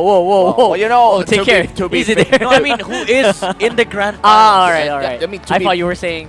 All right. I mean, to be fair, we did have, I mean, the Philippines in per se had proper control of that Malaysian series until the final moment. But let's welcome Myanmar in the stage. As you can see, these guys have been raring to go. The classic Falcon Esports. Yeah, again, we discussed this yesterday. Falcon Esports, this roster is really, really strong, especially if you add a more stable and more aggressive XP laner. Now that the meta requires it, and Ruby DD fits so clean into this roster. Like the dynamics and the way the XP fights, it's just immaculate to see. Oh, I love this. They're still wearing the traditional robes, or I think scarves, that Timor-Leste gifted them in their last meetup. And this is just a lot of, I would say, sportsmanship on display. The Philippines having that small buff of friendliness on their uniform right now. They definitely found a new bestie, right? I know, like 100%. Yeah. Even if Timor-Leste got destroyed for most of their matches, I can't help but root for them with that display of sportsmanship. Yeah, it's the respect as well that PH has for these competitors, and I love that they're embracing different cultures here. And again, it's one of also the fun things to witnessing here in Sea Games. We see multiple cultures, multiple traditions, engage in friendly competition, and of course, in the hopes of being crowned the gold champion for Sea Games, but also just enjoy the the presence of each country. All right, we do know that Myanmar is one of those regions experiencing a sudden spurt of growth, sudden improvement, and it may not have been all of a sudden. It might have been something that we've already seen from the past. We saw Falcon Esports in the most recent M-Series World Championship actually do well. If we go back, we are eyeing Naomi, who had a great performance in the M-Series with his Franco, with his Natalia. I still remember those highlights from the M-Series, and now he's putting a lot of those skills in full display in the Sea Games. To add to that, the most unexpected thing about Myanmar right now for me is Zippy. Man, this guy has improved so much. It used to be that he was like the guy that was lagging behind in this team, and now he just looks phenomenal. His positioning on key heroes such as the Beatrix, like the carry, have been optimal. Yeah, but this is a different task altogether here for Myanmar. Even though they were up against a stacked group as well, this is the contending champions. This is Philippines, and you have to watch out for a lot of these players, especially Unigo on this team. Very good setter for Team Philippines, and very versatile as well, especially with the hero pool, the play style. He can play flex, he can play utility, he can play the aggressor for Team Philippines. Big contrast to Naomi, right? I feel like if you compare these two, the pool kind of overlaps in a few things, but absolutely right. The big difference between these two teams is the stats in the head-to-head. Yeah, and if we look at the stats here, the total kills don't really isn't a big relevant stat here, considering that we have different game times, different contexts, and this is a more accurate representation here. Saison versus Ken, the Prince of Lands, and of course the Burmese Python. I'd say these stats are a little skewed because Team Philippines did have so many fantastic games. I would say the span or the duration of the games really does affect a lot, especially the average GPM, but more importantly, the team advantage for this matchup is likely to be on Falcon or Team Myanmar, because in my perspective, Team Philippines just flat out beat teams, right? Yes. It's like you were just warming up, while Myanmar really had to step up their game, improve their playstyle, and incorporate some ideologies that you've learned all throughout SEA Games.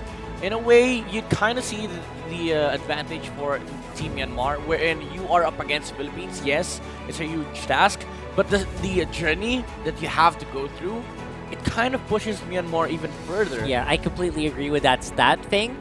You can't get a lot. You can't get a good GPM if your M is just like 9 minutes, 10 minutes. I don't see this as a beneficial standpoint for Team Philippines, because I feel like being in a group where everybody just forces you to play better is much better compared to what Philippines had to endure in their group stage, because I'd have to say they were just sweeping a lot of these teams. Yeah, and even though they lost against Malaysia. Even with the loss against Malaysia, they had great stats as well. That was the 9K gold lead. Almost a 9K gold lead before they inevitably lost with that one-way push. That was one of the crazier games here in SEA Games, especially. I think it happened yesterday with our 10 best of ones. And now moving forward to the final semifinals matchup of tonight. Again, these two teams have already seen their fair share of struggles in the group stage, and also a lot of shared experience in the international stage as well. I want to see the contrast between Arcangel and Justin. These two players, they have different energy, they have different dynamic. Unigo and Arcangel is mostly a perfect balance of utility and aggression, But on the side of Myanmar, these guys are monsters. Like Naomi and Justin, they are very, very scary when you give them momentum, when you give them heroes that are just naturally aggressive.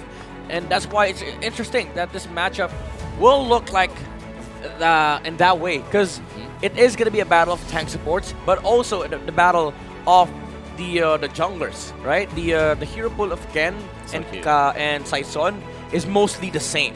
So it's kind of like tank support different, jungler the same. Gold lane for sure, ZP's improvements will come into play here, but we haven't really seen much from Reki Shadow because he has not been given the spotlight. Because again, these games end at what? 12 minutes? Yeah, and usually minutes? a lot of the assassins, a lot of the mobile carries are the ones who get the spotlight during those times. But let's shine the spotlight on two of the OGs from both squads here. We're talking about Ruby DD and Flap TZ, both on Team Philippines and Team Myanmar. We already talked about Ruby DD, how he was a successful player, how he's OG for Burma in general. Let's talk about Flap TZ a bit. He's an M2 world champion. He is back and he is ready. I think he really stewed on the bench, right? For a few seasons back then.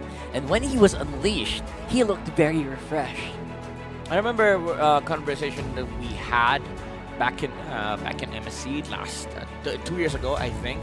Flap TZ mentioned, or Canon mentioned that what he wanted was a victory in MSC and a gold medal in SEA Games. Those are the two things that he wants most in his career, and now he is one way away from taking one out of those two gold achievements. And I had an insider, actually, Canon is not feeling great today. Ooh. He is kind of under the weather, but knowing Glindro, Francis Glindro or Coach Ducky, he'll for sure be keeping the players in check, making sure that they are at performance, standard. And based on how he's looking on the stage right now, I do feel like he's gotten a bit better. Yeah. And those muscles. Oh, those muscles have been smiling.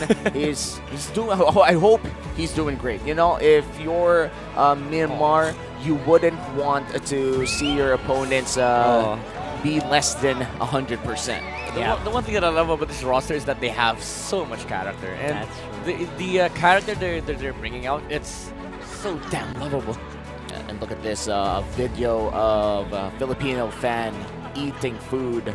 Wow. I think in Cambodia too. Wow. I wonder what the experience is for a lot of the Filipino fans there to visit Cambodia, and of course for Myanmar as well. Like, I'm sure some of their fans flew out to Cambodia to just watch this and just enjoy the country. Because I do feel like for the 32nd SEA Games, it's also about exploring what the host country has to offer. Yeah, and I think maybe you should fly during a big break. Maybe you should try that, man. Well, you know what? If you're gonna sponsor my ticket, I won't say no. Wait, hey, guess what? MSC is also in Cambodia. Oh yeah, sponsor me a ticket and I won't say no. I feel like you really, the way that you talk about it's so passionate. Of course. I like it. It's like Womi or Theo really wants to go to Cambodia. You know, not just Cambodia.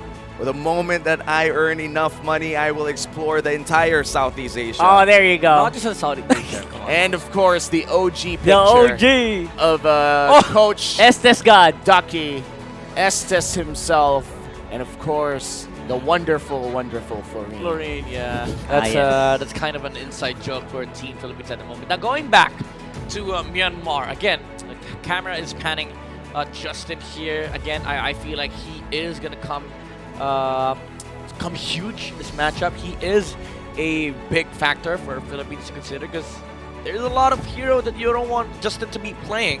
But one thing is for certain, the dynamic duo between Naomi and Justin should be prioritized for both sides. Like if you're Myanmar, you want to be able to get a beautiful connection between the heroes of Justin and Naomi, but that is what you want to break for Philippines. You don't want to give Justin and Naomi very good heroes that synergize with each other.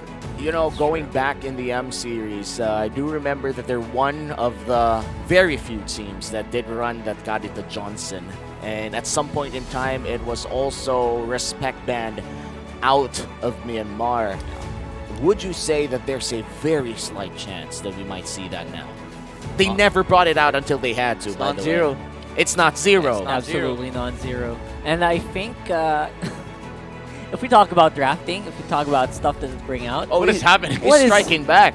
the Who's that? revenge of Oh the wow! It's Canon. the- It's Canon. It's the high level A very old makeup. picture. Yeah, that's a very old picture of him. Going back to what I was talking Yeah, about. you were saying. Sorry, that was very. I feel like if we are going to pick up an Arlot, it should be on the side of the Philippines.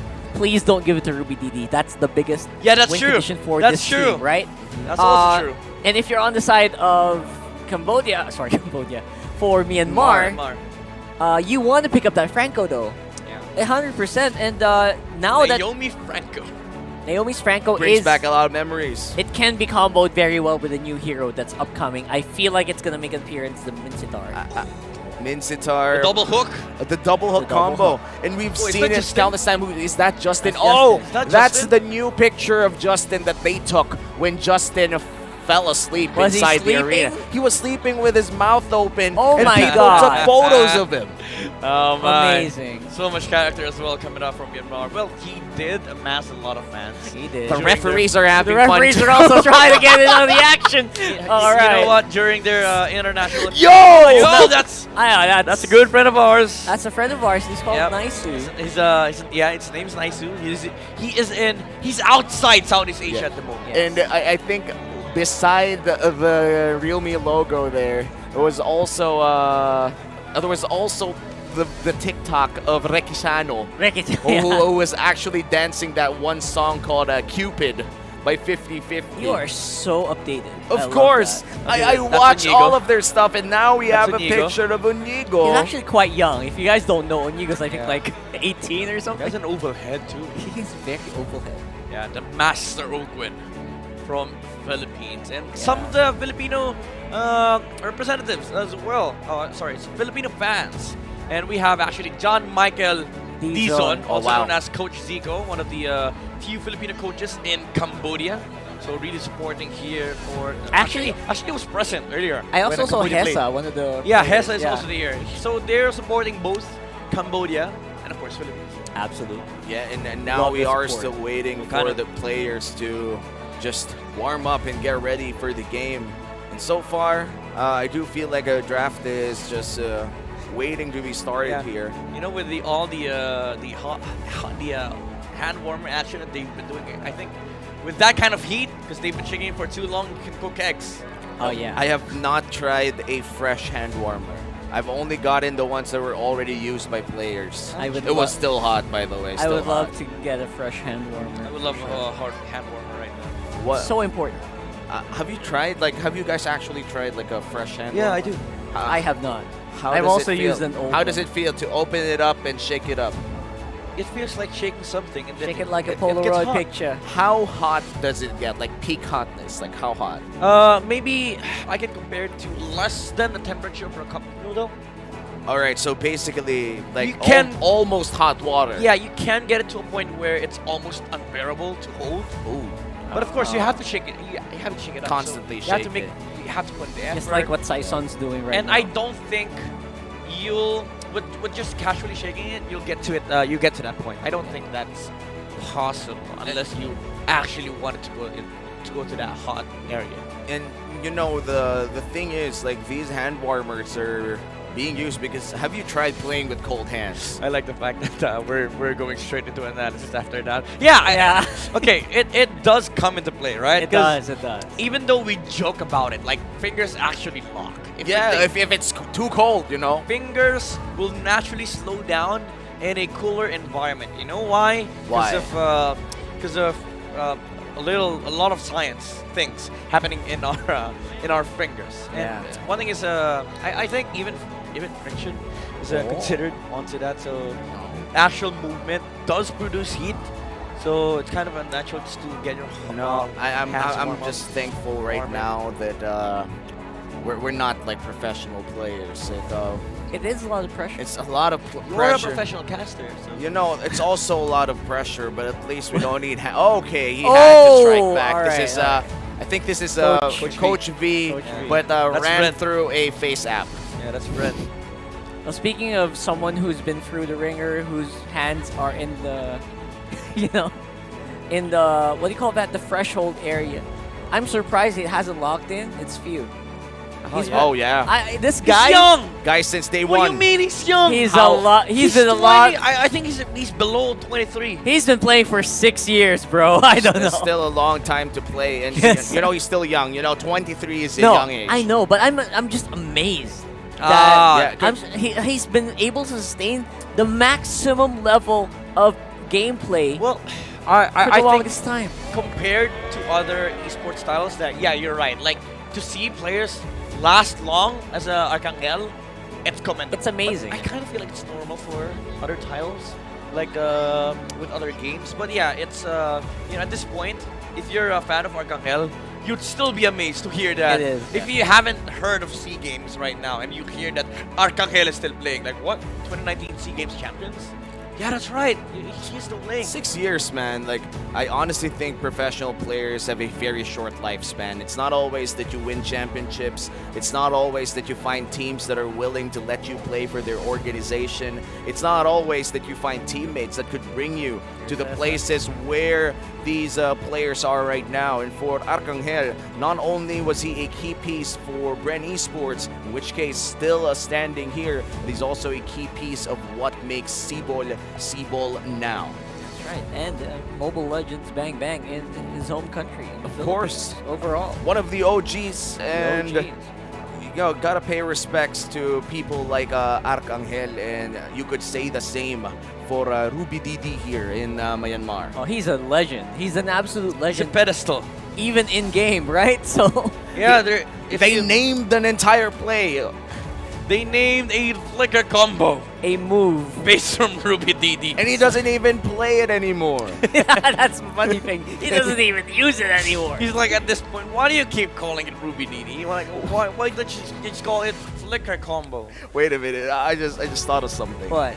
He's playing practically a new hero, the Arlet, right now. So Arlet, I do believe has that a flicker final slash combo. Yes, but I do believe that we haven't fully explored the hero yet. Well, there perhaps might be a combo that we don't know that exists yet. There could and be. if Ruby Didi makes that iconic once again, he will be the only player to have 2 plays under his name. Okay. With 2 different roles, 2 different heroes. Here's the thing, okay? When he made that Ruby Didi play, it's complex. It was complex AF. It's like the Kagura flicker. I think the most complex. Now it's normal. I think it's the most complex flicker combo right now is Kagura. Yeah, the new one, like the Atlas Ultimate of V2. Yeah, that type or that level of flicker play, that was what he introduced. That's why it's called Ruby Didi. Because back then, it was aside from unthinkable. It was undiscovered and unthinkable. And practically speaking, it made no sense to commit a lot of spells in just one jump. For a brilliance. Yeah, but in that current meta, it was really important to shut down some heroes. Because remember, back then there were so many tanks, and rarely do we see 2 cores actually in the same lineup. And we also saw a lot of stronger Lunox back then. Yeah, compared to now. Well, so I think Lunox is more OP now. But yeah, really, because perhaps it's passive. I don't know, man. It's based on HP now. Based on HP? Yeah, like the current or max? It feels different for me. I can't do the 20 O's I used to do. Yeah, but I do understand your point. Aren't you like a Magic Chess Global champion though? No, but we're talking about Lunox. Yeah, I'm talking about like the difference. I can. It's very tangible the way that Lunox was played before and the way Lunox is played now. It's like before Lunox is more. He goes straight up it's more destructive on dark form, something like that, with brilliance as well. We don't have Funnel back then, but Lunox was played mainly as the primary core. Right? Yeah. And he was like shredding a lot of these heroes. And most of the players before, they don't build tank items. They just go damage. That's why we didn't see a lot of utility heroes back then. And speaking of utility heroes, I'm honestly quite intrigued if Philippines would still play the Florine. Oh my goodness. We did see it last series. It did work out. I mean, who knows? Who knows? Coach Glindro might even think of taking it back, putting it back in for the Philippines. Saison is still at it. And now we'll know. Of course.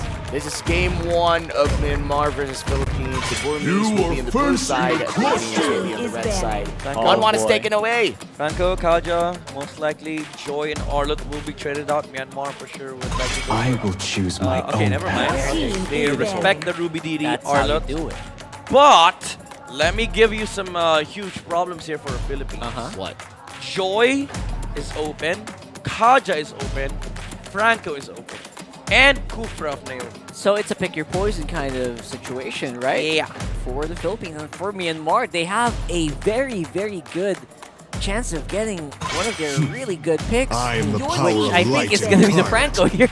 Honestly, I kind of don't like the Kaja ban. Could have opted to go for something like a Faramis Eve or Valentina ban from Myanmar, so that Philippines has more concerns on what could be opened up. Now that you Among banned the planes Myanmar, exists the equilibrium, Kaja on which Myanmar I side, was made for. they retaliate back. Okay, they equalize the banning proposition. They ban the Eve, such that Joy is the only remaining option for Myanmar, but they get Franco on the side of Philippines. That could be the choice here for the side of Myanmar.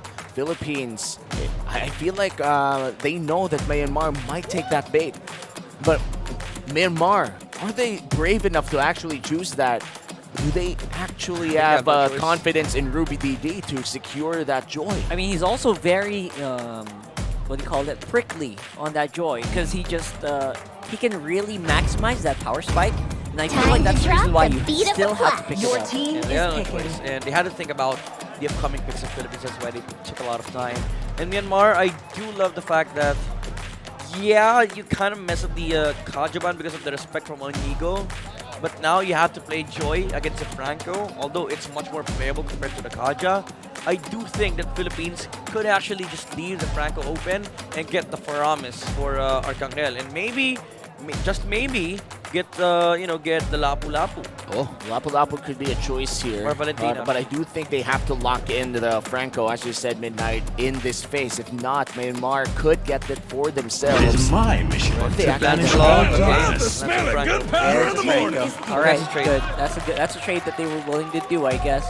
But now, there's still going to be a Valentina possibility for Myanmar, because you want to take that for you, because that's going to get banned out. And you know, the Valentina's really good against the Franco. Yeah. If you take Valentina here, I think you pair it up with the Beatrix, because if you don't, Philippines will most likely take it. And Zippy is also a carry player, by the way. Might be looking at getting that carry, but Philippines, knowing Glindro in the GAN, they might have prepared for this. So if Myanmar wants to be one step ahead over Philippines, you get Valentina Beatrix. If not, if they go for Valentina carry, Philippines might just go for the Franco Bear. Yeah, there it is. Where is my target? Your team is not going to pick up the Oh, yeah, Naomi. They're bringing out a Naomi special for game 1, and look at him suit up with a Faramis too. Looks like they're gonna go for a low CC, high damage lineup here. Okay, let's go. Julian. Pain. Okay, there's the Val. For the Faramis. I was wondering if they could maybe have banned it out. Would that have been valuable? The Natalia? No. I'm talking about Valentina and pick something else up. I think this is better because you don't have. You need the Cult Altar as well. Yeah, and also it's a good hero to deal with the Natalia earlier on, because as a Valentina, you're fine if the Natalia is hitting your jungler, although the jungler does not feel fine, because you're able to get some XP from the pokes that you deal. And it's a Lancelot. May the blood of my enemies flow from my spear. Ooh, interesting. They removed the mid-star themselves. Aren't they supposed to be like the people who are supposed to be picking it up? That's what I thought too, that Mincetar could have been a great pick, but do you have any insight here, Midnight? Like, why do you think this Mincetar got banned by Philippines? Canon not ready. I think they're willing to go for the Kishano. The only times we've seen Mincetar being picked up is either there's a lot of dashing heroes, like for example Lancelot, and the Beatrix on the gold lane. So I think that's where they're eyeing at, and they don't want to be playing against Mincetar, especially against their gold lane, if you pick up the Beatrix. And it's also good to cover your bases if ever Philippines is forced to go carry. At the very least, right, what's happening here for Myanmar is, I think it's favoring them, because now we're not the focus on heroes in this position. They're losing sight of Zippy. He's not being focused as much on the draft. And this is quite interesting. Brethren gets banned here from the Philippines, are they potentially forcing a Martis pick here? Or an from the Akai? side, or even an Akai? The thing is, jungle position is quite limited, especially for Ken at the moment. Like, I think the Akai is the only reasonable choice here, especially against a Franco. You need to be able to save your teammates as well. And with the the aforementioned ZP factor that Rockhard has said, I think it's still a battle between Beatrix and Carry. That's why I feel like both teams understand and think these are the only two options for either one of them. And I love this. Myanmar is going for a Lapu-Lapu ban. You remove that away from Philippines, but there's still the Yuzong. There's still the Yuzong from Canon, which can be picked up. Philippines can actually pick up XP laner right now and look at potential matchups. And this Naomi actually might be slowing down the draft of the Philippines. This Naomi pick, this Natalia is just... It can really deal with a lot that the Philippines can throw at them. That's right. And not a lot of heroes can survive the early game onslaught of a Natalia. Really concerned about the, if you want to go safer route for the gold lane, I think Brody is a much better choice. And if you want to go that route, I think you should pick it up because Myanmar can actually steal it. Yeah, I do think that the Brody is the safer option. They're going to go for the XP lane first. Although it's not Nakasa playing, this is still a very good choice for Canon, Teresa versus Faramis and Natalia. I've been waiting All right, for too Carry. long. That means they're not going to steal away the Brody. Still a very low CC lineup from Myanmar. They're lacking a lot of crowd control. The only hard crowd control that they have right now is Faramis pulling them closer. Apart from that, nothing else. You have to go high here. You have to go high. Yes, I don't think Martis is enough. 100%. They picked up the carry, especially against the Teresa. But what makes the game so hard for Myanmar is that Philippines can pick up the Brody. Now you get Barats. This is something that can be utilized with the Faramis. But still, you are up against a Valentina and a Teresa. These two heroes enjoy fighting into a Barats.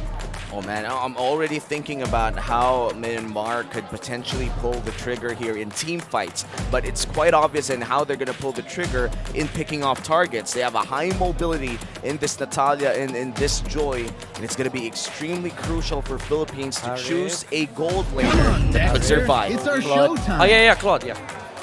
Oh, that's a very good pick. This is good. Four heroes are countered by 0. Faramis against a Claude, a Terizla, and perhaps a Cult Altar of Philippines as well from the Valentina.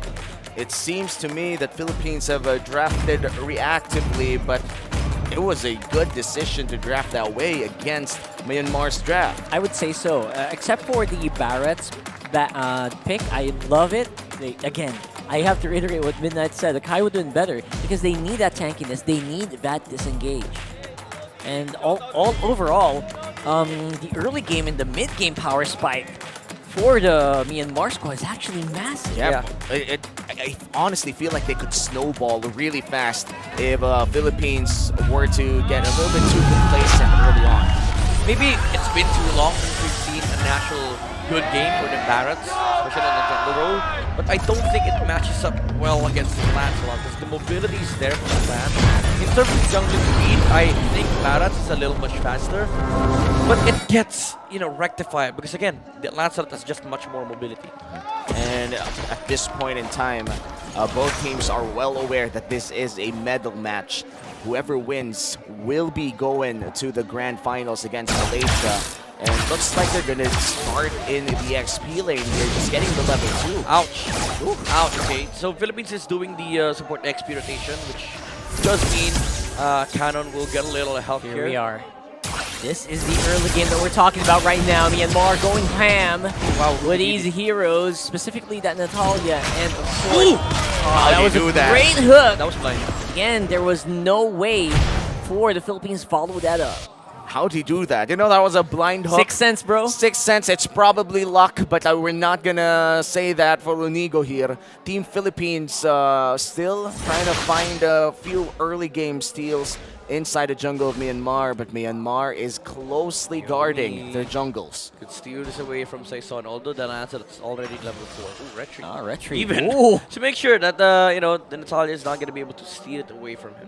Yeah, one jump from Naomi actually will hurt very much. In terms of stealing minions, the flicker being used as well by Unigo. Wow, look at the pressure, just forcing flickers left and right. Yeah, it's going to make it hard for Philippines to actually contest this turtle from this balance.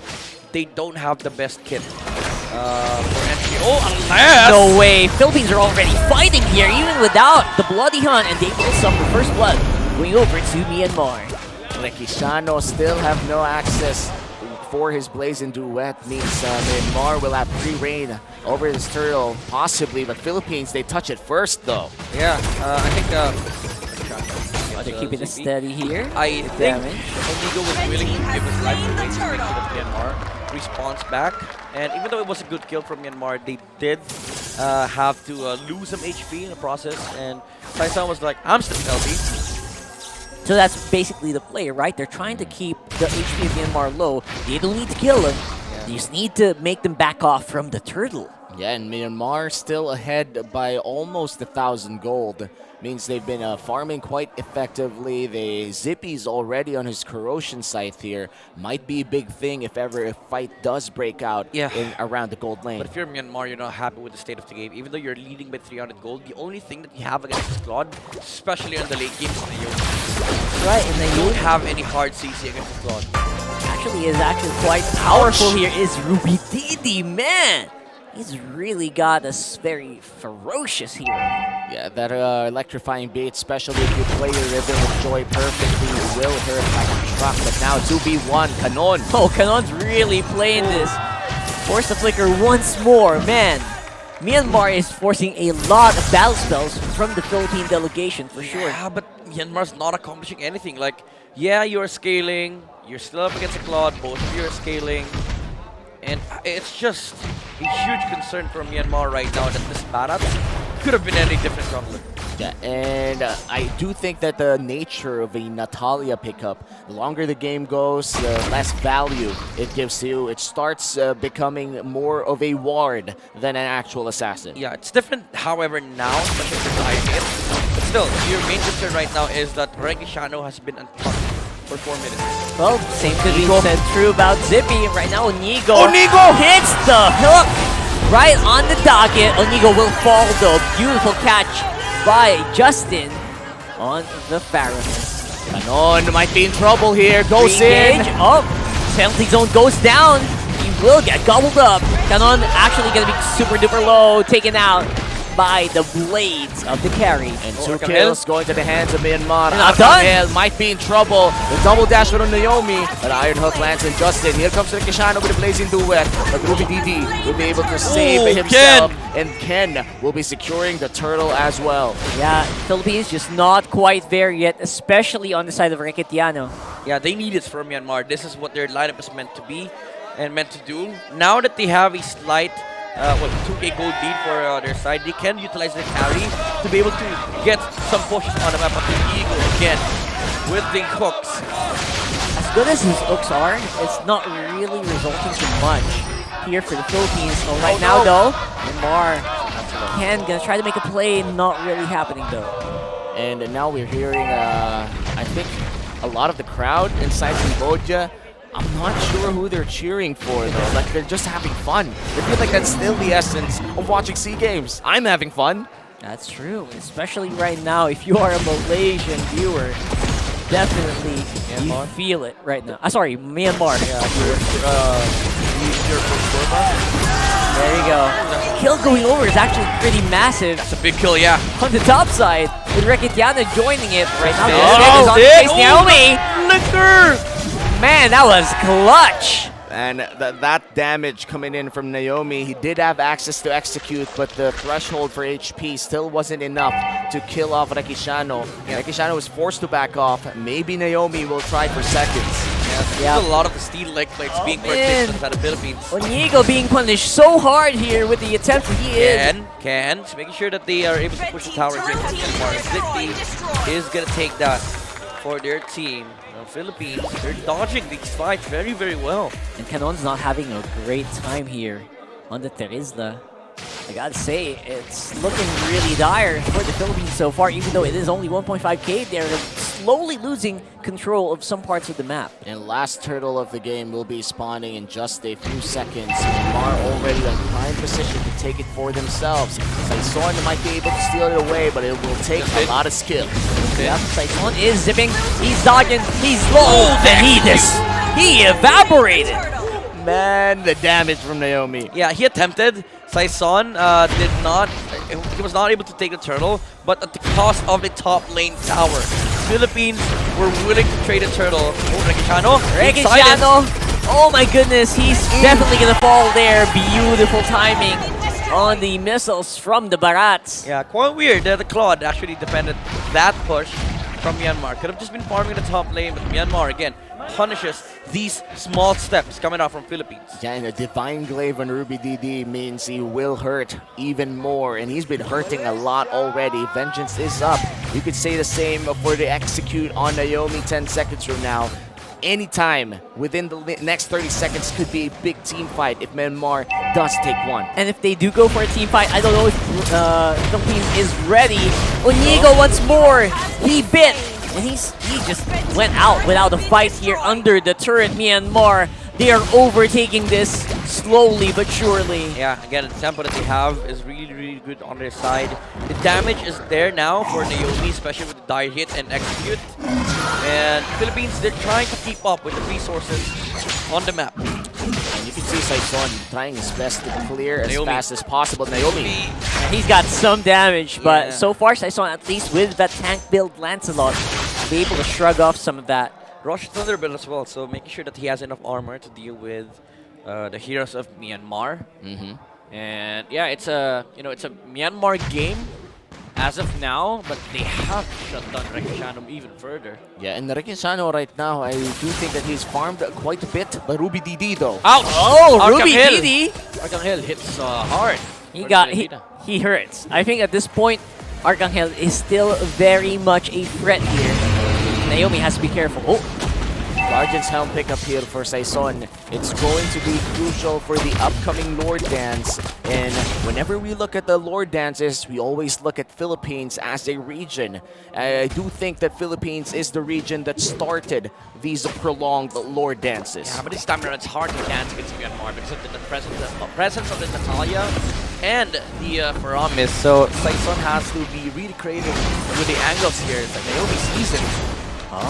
Saison again, all on his lonesome. The rest of the Philippine delegation is here. They're going for the 50-50 on the Lord. The fight's on the back. Zippy's actually gonna go down, but Lord will still go over to Myanmar. Fight's not done though. Justin, on trying to dive in as much as he can. Naomi's low. Justin will fall. It's a double for the Claude.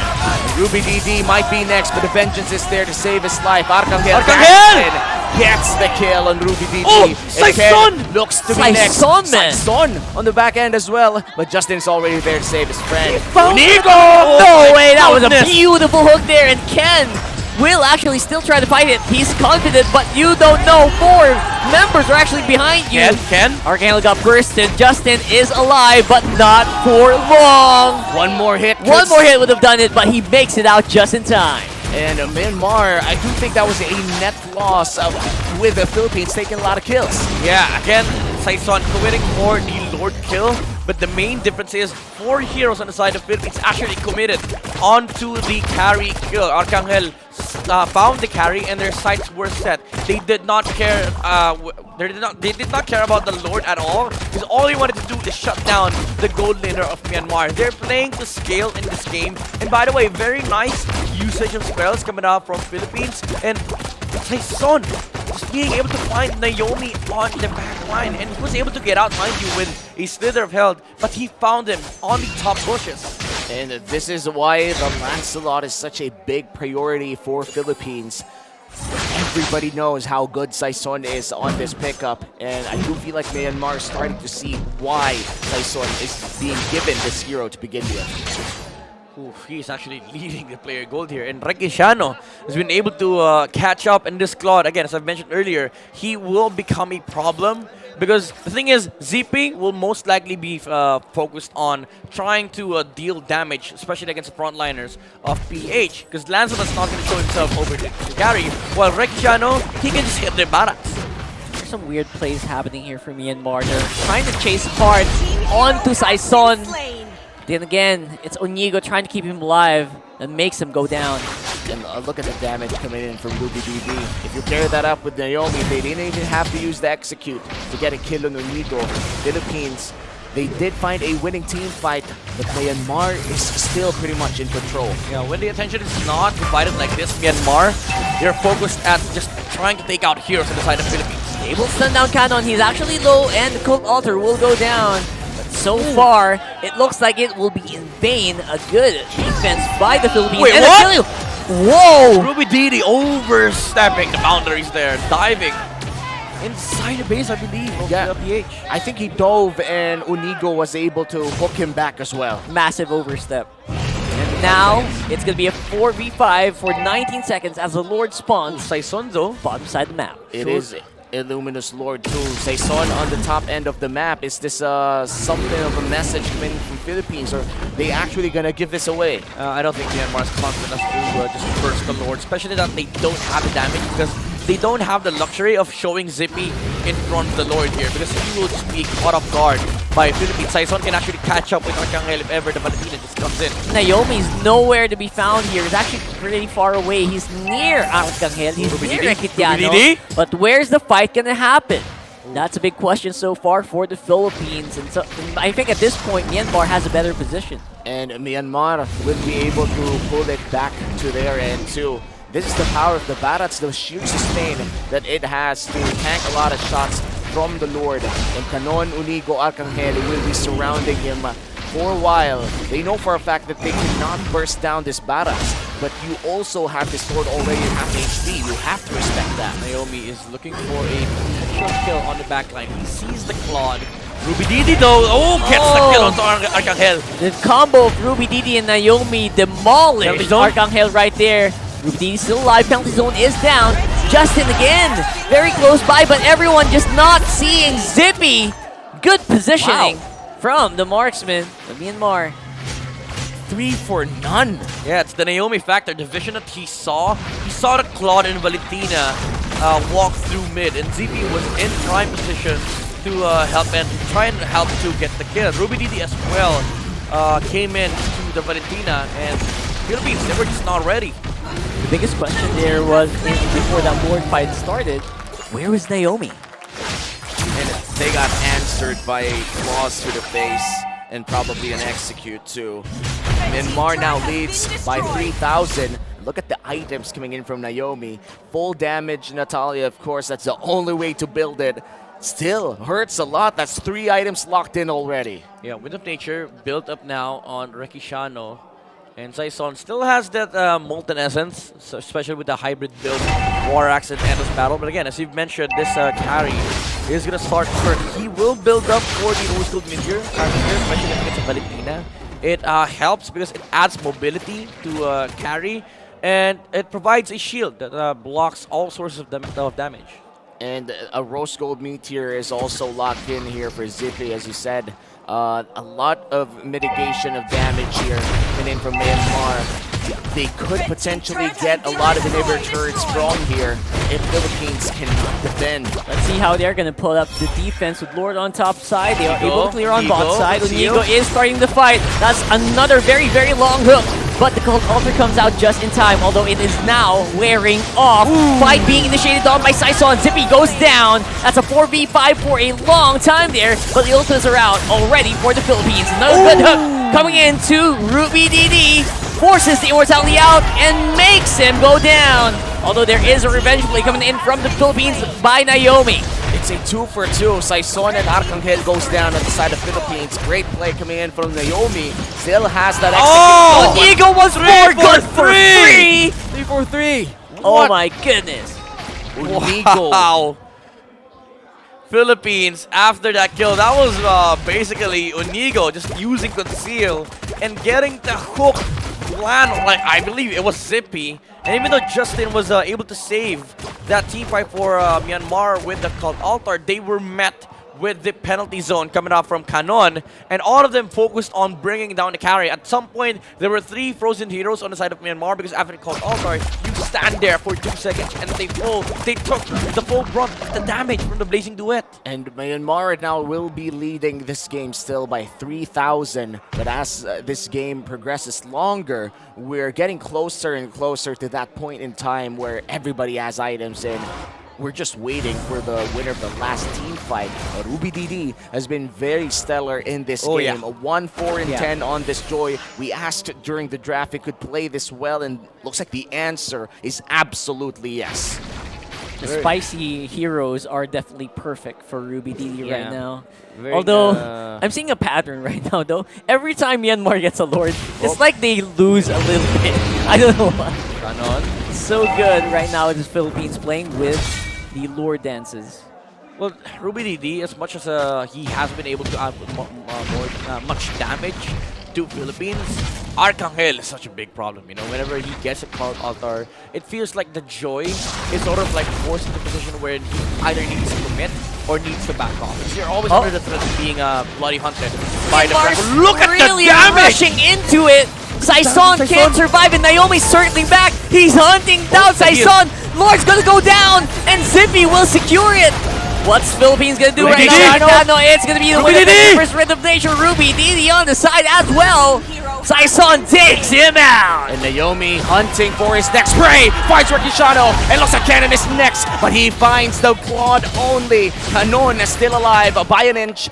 The immortality wouldn't be really popped there. What a call by Myanmar. What a performance coming off from this Natalia. Naomi, again, you know, shredding the HP of Saison, and the Lancelot needed some space to recover. He did get some HP back, but when he returned, Myanmar was already finished with the Lord, with Zippy as well helping helping Ken to take out the objective, and Ruby DD offering himself towards the Lancelot. It's also crucial to that team fight for Myanmar. Yes, beautiful decision making overall for the Myanmar squad.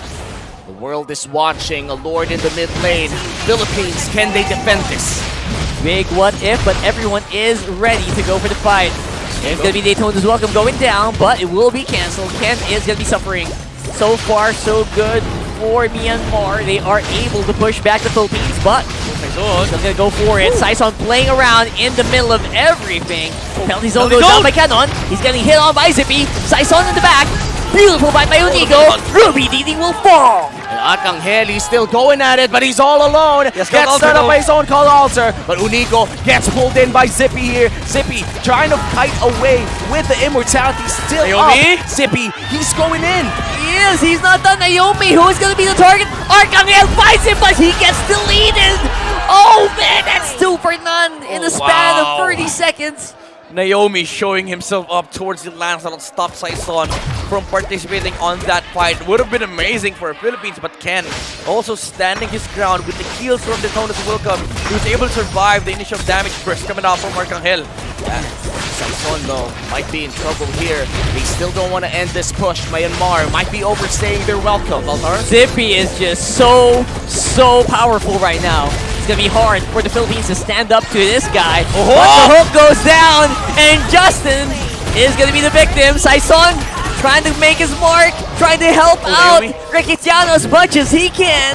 Able to clear out the minions in time. Oh my goodness, these hooks coming out from Onigo is what's stopping from Myanmar in taking this game. You know, this game feels like Myanmar's already, especially with Naomi's performance. Onigo with the hooks, with the hunt on Ruby DD, stopping all possible aggression from Myanmar. And you know, the thing about Unigo in this game is that he will land the most crucial hook to extend this game further for Philippines. And for Myanmar, Naomi feels like that homing missile where he just finds those people that actually needs to be eliminated and finds them alone, destroys them one by one. And Naomi is already known as a great Natalia player, but I do feel like he got even better. Look at Saison, he's making sure that there's no Natalia around the vicinity, but still they're not showing themselves. He's there. They can feel each other, I'm sure.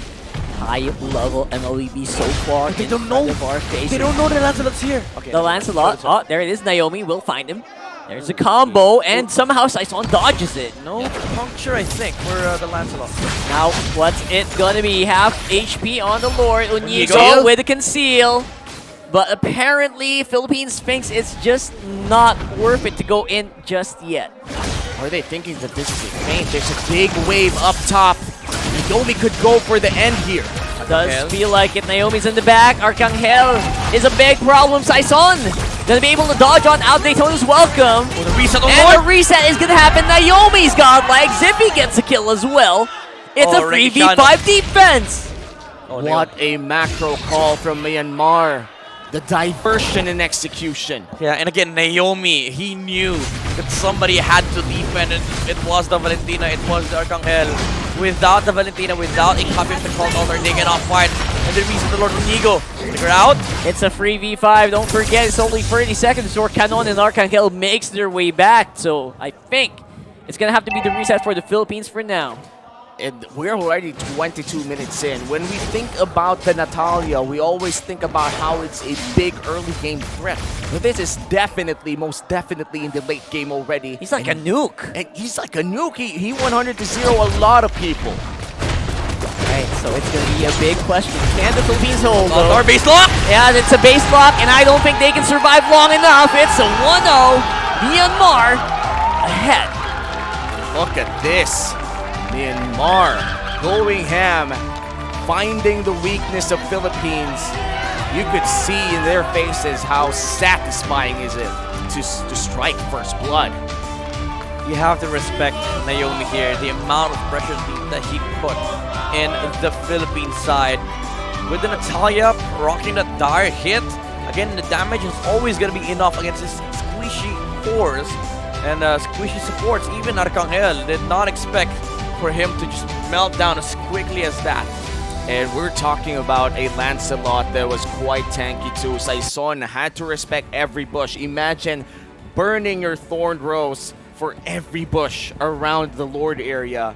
That was the effect of Naomi's Natalia. Overall, that game, it just felt like the Burmese Python just had a grip on you. And it was just not letting go. There was danger every turn, especially with that Natalia, man. That really threw off the Philippines' rotation.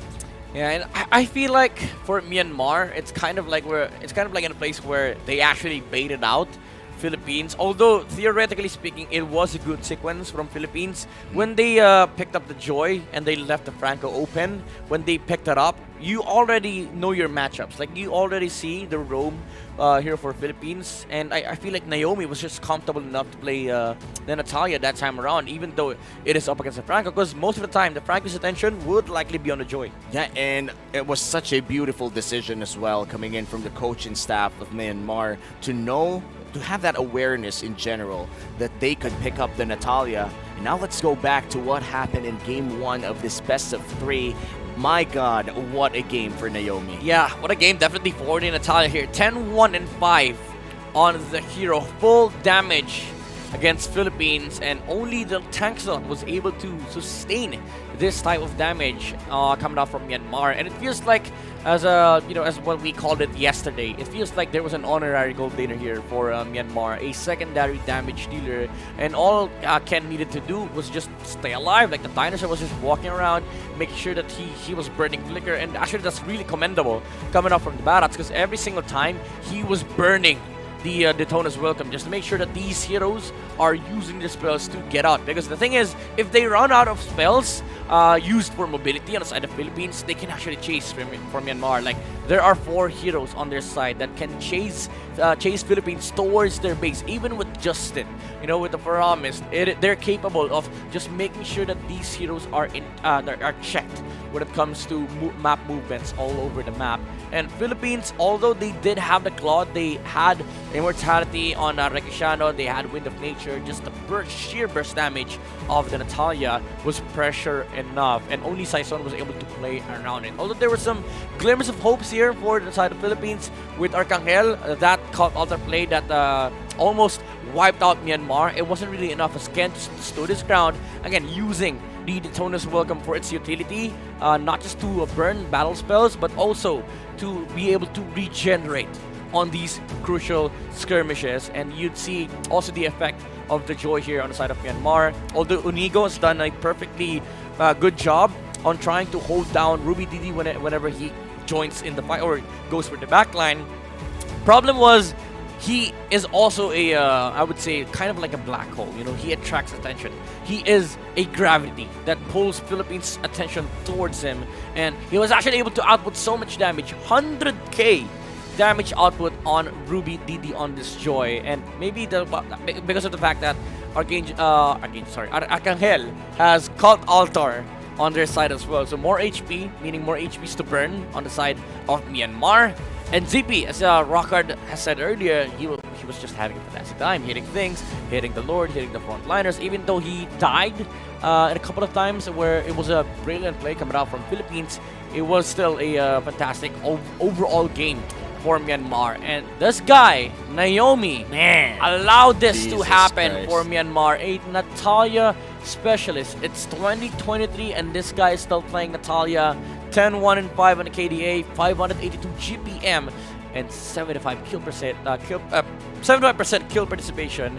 And again, the damage output with the Execute, Malefic Roar, Heptasis, Hunter Strike, DHS, and Blade of Despair. There's no HP that he cannot shred through. There's no armor that he cannot peel off, and there's no damage that he does not need because he purchased the Blade of Despair. And more damage meaning more chance of winning. You can only build like this if you have the confidence to move around the map, knowing that you're not gonna die, knowing that you have the position of everyone, and you're not gonna get ganked on. This is only possible because he's so good at this Natalia pickup. And I could already imagine the faces of all the gold laners in solo queue right now, thinking that it's an already hard time to be a marksman. It's already hard to be a marksman. You have tank junglers, you have XP laners looking for you, and you have assassins left and right, and now you add Natalia back to the list. And there's a good reason why, because this hero died for a good majority of 2020. It was only just Baloy. Playing Onyx, Philippines before. But Dire Hit was added to the game, but suddenly Natalia became good, even in the late game because of the additional procs with the damage output. And again, they did, however, try to play around it for Philippines. They were able to look for trade-offs, but in the face of where, you know, you're the ones who are pressed to address the issue, like Philippines are the ones who are pressed to address this Natalia.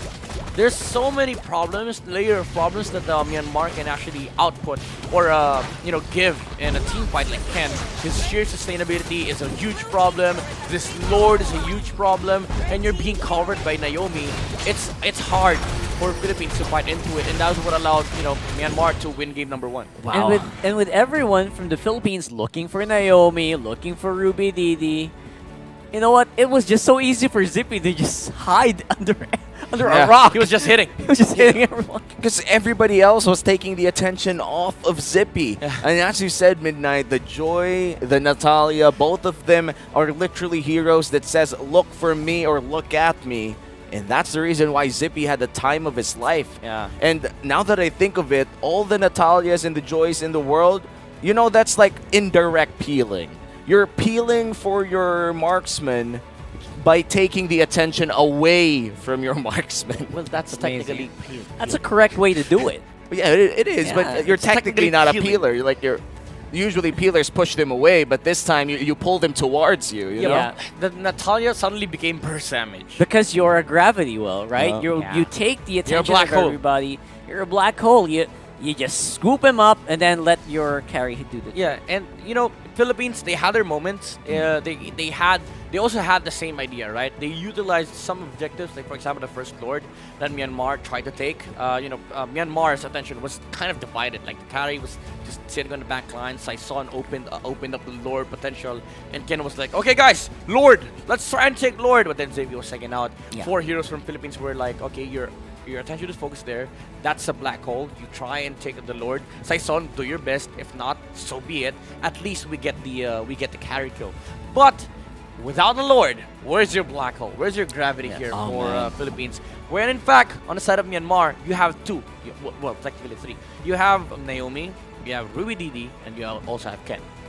Which is, I would make a case here that if the Barats and Kari were different heroes, the game would have been the same.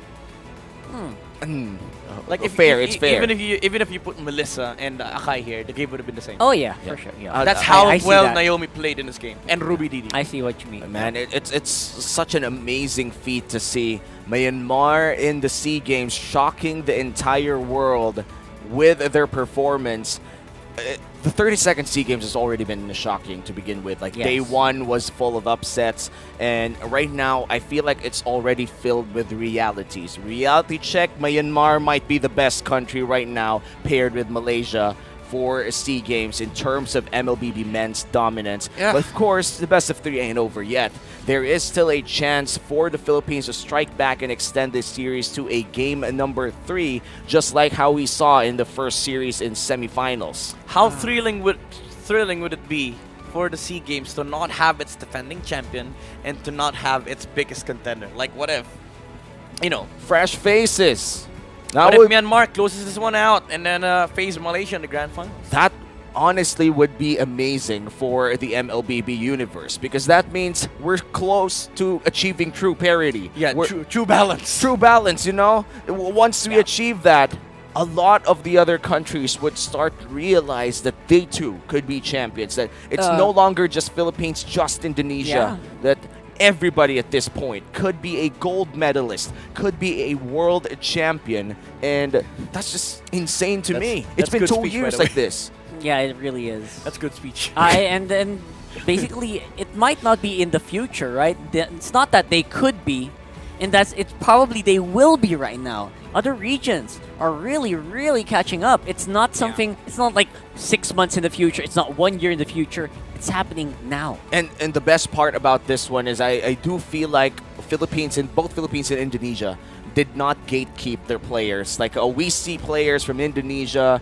and Philippines from all around. If not players, we see coaches as well. And it's always a shared pool of collective knowledge between players who respect each other, players and teams and organizations as well that likes to be with other orgs. And I do think that SEA Games or international tournaments in general, especially the major ones, allow for bigger connections, and connections means more power, and right now we're seeing a shift in power. I don't know how to follow that up. I'm so sorry. It was a good speech. I was just happy listening to Womi motivate all the other countries out there. But yeah, that's true, Do it. That's true, because at the end of the day, you continue to grow, and we've seen a lot of development from other regions like Cambodia. Although Myanmar is still, I would say, they're a strong country, but they are still developing a lot of other teams there. Because I think you could count the powerhouses in in Myanmar in just one hand. But I do love the fact that there are answers coming up for the contenders out there. It's not just Philippines, it's not just Indonesia. Now you suddenly have Naomi still rocking this Natalia, and they're shaking the grounds of the Filipinos. And we gotta ask that question: what is gonna be next on the draft? Florin, there's just too much for the Philippines to ban out now. They will have to choose the poison. Natalia proved to be very good. Not sure if that's gonna be pick worthy though. As I'm sure Falcon has already Myanmar has already thought of that. Second of all, we're not even talking about the possibility of a Johnson pick coming out. So, obviously, there's no way that we're going to ban that out. So, we might be having problems in terms of the ban phase here. That's true. I mean, we do see a lot of possible bans in this first banning phase. And Natalia might be banned out of respect, too. With the way Naomi played, do you think it should be banned in this game number 2? I say do it again. Philippines be second pick again. Ban the 1-1. Ban the ban, what was the second ban? There was a okay, ban the Joy. Oh yes. And then ban Natalia. You let I don't like what I'm gonna say. You let Naomi play the Franco. Let him. Yeah, you know what? Then I agree. Okay, let Onigo play his signature Atlas. Might as well, Might as well. Philippines. I mean, that feels like they're first picking. Their first pick. Okay, so I think the arrangement goes like this. You go Franco. You go Franco Eve Blue ban for for Philippines if they don't ban if they ban the joy. You let go of the glue so that Canon can get his hands on the glue. Oh yes. And then you, it's hard because it's a choice of either letting the Franco or the Kaja go. To be fair, Midnight, they're trying to draft for possibly the top 4 teams remaining in SEA Games. It will be extremely hard to predict anything at this point. And let's just talk about something simple. How do you even control or counter a Natalia? What do you do in a scenario? Do you start by countering it in the banning phase? Yes. At this point, for Philippines, you don't have much room to play around with. So I think you remove the Natalia in game number 2 up until the final match of this day. I would say just ban out the Franco, the Natalia, and the Johnson, and just have a normal MLBB game. Yeah. Johnson, yeah. You know what? Have a normal game. What if Coach Glindro goes, let's say, ballistic. Goes ballistic. Bans out all Naomi heroes in the first phase, and then for some reason, the coach from Myanmar as well will be basically banning out Unigo heroes, in which case, position 5 is no longer an actual position. You know what? Prior to this game, Glindra was already happy that Diggy's banned out because it has been the nightmare of his team. And now you also have to worry about Natalia. So I guess you're right. You know that might be an approach that they can go with. Like, just remove all position 5 heroes. Like remove Grok, remove Franco. You know what? It's starting to make more sense. At first, it felt like a ballistic idea. But now that I think of it, Hack of Venus was an idea before, you know? Here's the thing. There's more set roamers than utility roamers. Like Naomi could still get his hands on the Kufra. So I still think that it's a crazy idea. But at this point, why not, right? Yeah. Why not? I would say throw everything at the window. And it will be so funny if the tables were turned. And Diggy and Ducky used to hate the Diggy, but now he wished there was a Diggy. I wish there was a Diggy. It would be so funny if that was the case. You either live long enough to die as a hero, or I got that mixed up. Yeah, you got it mixed up. You live long enough. You either die as a hero or you live long enough to see yourself become the villain. You know what? We've been here since early morning. Let's turn that around.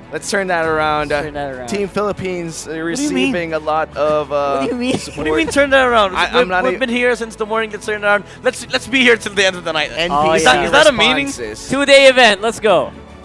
Might be a reality here. Yeah, again, might as well, right? Might as well. But you know, I'm quite happy that we have minimal pauses today. So we're pretty good. We're doing good. Yeah. Saison is live long enough to see the Diggy banned out. Wait, I don't get this meme. 2023 Manny Pacquiao. And these are food pictures. Sinigang, and then you also Manny Pacquiao saying Happy New Year. And those are the Filipino fans. The Filipino fans are a really funny bunch. Yeah, especially with their with their frontman. Yeah, their frontman has been, I think, present as well in the M Series World Championship. Actually, on almost all international championships. Yeah. This guy has always been in He's the face. He's the face. You would call him as the face. He's the face of Filipino. Of the Filipino. Shoutcasting. Oh, not even shoutcasting. Filipino esports. We don't know him. Yeah. Like, he's just a regular fan. He looks like a face of an esport. He does look familiar in the Philippines, but... He's the everyman of Filipino fans. Wow, the everyman. The everyman. The everyman, the every genes. And at this point, the new genes. I'd like to see the Myanmar fans as well. Yeah, I'd love to see more Myanmar fans. Yeah. Hopefully, some flew out. Maybe their entourage is also there. I think we've seen a couple of them earlier. The ones holding the picture. There you go. No, he's holding a Filipino flag. What do you mean? We've seen a couple of pictures from Justin earlier, so I think those are Myanmar fans. Oh yes, definitely. We did see a lot. Oh, here we go. These are like Khmer fans too, and dancers for the side of the Philippines. We're just waiting for the draft to commence, but it looks like Philippines is being put into a very tense chamber right now. Yeah, here. It's heavy for them, right? Heavy weighs the crown. Wow. Heavy is the head that wears the crown, right? Wow. Oh my God. Is your head heavy, King? I don't wear any crowns, man. Is your head heavy, Omi? No. I ain't no champion. I'm no king. I ain't no medalist. I don't even know who the guy is in his I phone. don't even know who that is. Who are these people that they're showing? I have no idea, but I want some breakfast. I don't wait. I do feel like Team Philippines is just tense right now. They just want to see a game number 3. There's a picture of a dog. Is that a dog or a stuffed toy? I think that's a stuffed toy. You know what? Jokes aside, I just want to see a game 3 because not because I want the Philippines to have a chance, but because I just want to see some good MLBB action. Oh yes, definitely. Look at Justine's focus right now. He's so focused. Laser focused, man. I'm gonna get that gold medal tomorrow. The machine. He's so focused on the fan. Justin, what number is this? What number is this? Fan? If Ken, it's the Burmese python, man, I can't believe that I have to complain. What? I've always said to Leo, actually Leo was casting with us earlier. Yeah. I always thought that Justin was the Burmese python. Apparently, he wasn't. It was always They're Ken. doing it! They're doing it! There you go. There you go. The Philippines are doing exactly Natalia. Sanity from the English broadcast bleeding through the Filipino draft. Natalia, Franco. If they ban out the Johnson, I am flying out and becoming a coach. I'm just kidding. I wish I was that rich. But you know, we are entering the second banning phase of the second game. Or perhaps the first banning phase of the second game. Myanmar, they might be banning the Joy. The key word is they might. What I am the power of What light if? incarnate. Oh, I like this, Myanmar. Coach Zaya is saying to Glindro, okay, what do you ban? It depends. If you ban out Joy, I'll ban out Arlot. If you ban out Arlot, maybe I'll let go of the Joy for the sake of getting a 2 power picks. Midnight, you smell that? What? What do you smell? It smells like flying blades and cables. Oh wait. Oh my god. Oh wow. You're right. You're right. Smell it. Oh. It might be an assassin matchup. I don't recommend it. Naomi plays a very mean Kufra. And a Kai. And a Kai. Yes. Actually, I know what you mean. probably the superstar of roamers. Wait, sorry. Valentina ban opens up a lot, okay? Myanmar, Joy, Arlot, Fanny. What do you pick? Everything. Like Everything's open. For PH, you'd get Joy. For Myanmar, you'd get most likely Arlot +1. But your main concern is if PH gets Joy, they flex it on beat of the Joy. clock. So they go Joy ban. They open the gates. You go Arlot still. So many things open here. Arlot. You don't give. No way! Always go for your first. I was gonna say you don't give Ruby the Arlot, but yeah, I guess They're going for it. I mean, I know what you mean. That's accepted. Wasn't that what we said before the draft started? Just don't give Ruby the Arlot, but Philippines are risking it. What if Philippines devised a plan to counter the Arlot?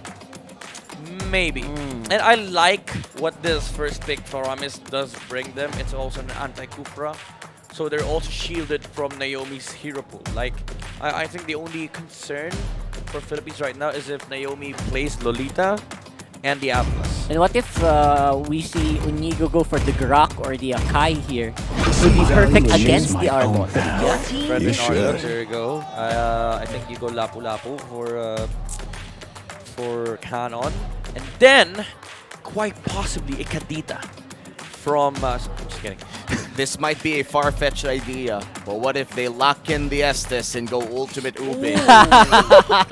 That would be so funny to Just see. an idea, you That know? would be so funny to see. Then, in that case, you pick Harry here, and then you pick Lapu-Lapu, or Yuzo. I've been waiting for too long. Wait. Your team is picking. I think that was a... That was a glue. Surely that's a glue. Yeah, Canon glue. At this point, I am... Glue Canon. The planes exist. I like that. But at this point, I do think Estes is a great fit here. It's It is true. It's true. I have to agree with that. Are they gonna pull off an ultimate Ube here? Call me crazy, but I think Florin works here. You know what? That's a better pitch. Yes, it will. I'm pitching an old Sea Games roster composition, and you're pitching something new. So yeah, a Ube 2.0. But you know what? These came with very heavy sacrifices. What's your command? Your team There's is the Fanny banning. man. Okay. Sad. Fanny plus Lancelot ban, I think, for Myanmar. Specifically, I don't like the giveaway of the Eve, obviously, but I want. What's gonna be what's like the workaround against the Eve? I think you're fine because you already have Promise. So again, Philippines, they're covering their bases well. They ban Won't out they the suffer a Lolita. little bit? It's okay because I honestly think this glue will become so much of a problem. Like the Eve has to be focused on either trying to slow down the glue or locking heroes ASAP. But because of that, you know, Arcangel will always just really gonna be able to use out the Cult Altar and make sure that they can disengage. So I think it's fine. It's basically pain that you can handle. Yeah. And at this point, I'm more worried about how Ruby DD could possibly pop off with this Arlott. Yeah, that's true. We've seen him play this hero for the last 2 days. I mean, yesterday and today. And he's been very stellar in every time that he played it. Oh! Myanmar, okay. They did their homework. I still think we're gonna see a Kai or a Need some Grok. stitches? Your team is picking. I see it. So they want to play against the Claude? Interesting. Well, the Melissa ban was kind of warranted, but Claude is open, and actually Brody as well. It works well against a lineup that has a Cult Altar, you know? But Yeah. you get to a point where the Cult Altar is just so tough that not a single Blazing Duet can't destroy it. You know what, man? Mark can actually pick up the Grok here just to make sure that they limit the heroes of Inigo. Yeah. Atlas, Good deny. I think it's so slow, especially with the Eve against this lineup of the Philippines. Like, they don't have much early game aggression on their side, so I think Grok works. Unless you want to go for Naomi. Let's see. But unless, again, as I've said before, it's kind of answered by Promise. Magic is my life. Okay. They're going for the classic That's real-world Zaman. That's why you banned out the Hellcat. So I think for Philippines, you need an exotic pick coming out from Saison. Akai. What's left in the pool? Like, Fanny's out. Estes Hayabusa actually works here. Estes Akai. No. Grok Hayabusa. Estes, you're still hard on the Estes. Grok Hayabusa, Kufra Hayabusa, Atlas Hayabusa, all of them work. In before Florin Florin. Hayabusa. In before Florin. Florin. You know what? I wouldn't be even surprised. They will. If they lock in the Florin, live and die by the Florin. I don't think so. You need something more against Harith and all. This is the Emperor's order. Akai. There it is. Okay. Your team is picking. Huh. That's a steal, right? That's a steal instead of the Estes. Not sure about this guy though. Man, I tell you, it's the way to deal with the Harith and both the Arbor. Yeah, but it's the only way at this point. Turtle fight, real world, final slash, a lot of TC, even the Harith is controlled. Here we go. All right, they went slow and steady, like you mentioned. We mentioned earlier, either Lolita or Atlas. Naomi plays it. Looks like it. Ooh, looking at the draft right now, it feels like there's a lot of crowd control. Like there's a surplus of crowd control from the Philippines. You have the heavy spin coming in from the Akai, and you also have the entire kit of the Kufra. But after that, where do you get your damage? Where exactly do you get your, I would say, like finishing capabilities in a team fight? So, I'd have to say there's so many fundamental problems with the lineup of Philippines. Like, Gold Lane naturally loses versus the Harith, so they need some form of protection over this carry. And what do you have? It's a Kufra. Your Kufra playing into a possibly purified Battlespell Harith that will take away the attention from mid lane. So mid lane, you check the Paramis versus Eve. If you leave Paramis versus Eve 1v1, Eve will always take over the lane. So that's also a big problem. Now XP, Glue is fine against the Arlott, but Arlott will always be a threat over objectives. And without those supports coming to your help, I think Saison will have a hard time contesting some objectives here. Oh man, it's gonna be a tough game here for Philippines. So it's either do or die right now. Myanmar could potentially secure the silver medal in this game if Philippines cannot score a win. All right, so we're slowly and steady. Once more, I think the Philippines lineup is super late game. That's the only time that they'll be able to fight here. Yeah, it's super good if you get to late game. So yes, that's a challenge for PH. You have to cross the border. Like mid-game, you have to execute to perfection. Make sure that not enough heroes die on your side. I mean, only enough heroes die on your side, such that Myanmar does not get such a huge lead. Because Zippy on this Harith would likely take over the game if that's the case. It's a long border for them to cross. That is going to take 20 minutes, I think. It is a Purify Harith, which is a big problem because the Kufra cannot participate on the top lane. So this is a good choice as well from Philippines. They're not forcing the rotation from Onigo. It's actually just checking the bushes, making sure that the Atos is not making any unwarranted rotation. But Rekishan actually is doing a fantastic job of just getting the golden XP. I don't know how many times Zippy has played this matchup. Oh, there it is. Saison trying to push back Ken. I think he's going to be quite low. Does he have a Praiser's Wrath? Does not have the combo points. Oh man, they lack damage early on. It was a perfect pin down coming in from Saison. No damage. But there's no damage for the side of Philippines. And Myanmar lived to basically see another day. Ruby DD though. He's actually not afraid. That's how low he thinks the damage of the Philippines is right now.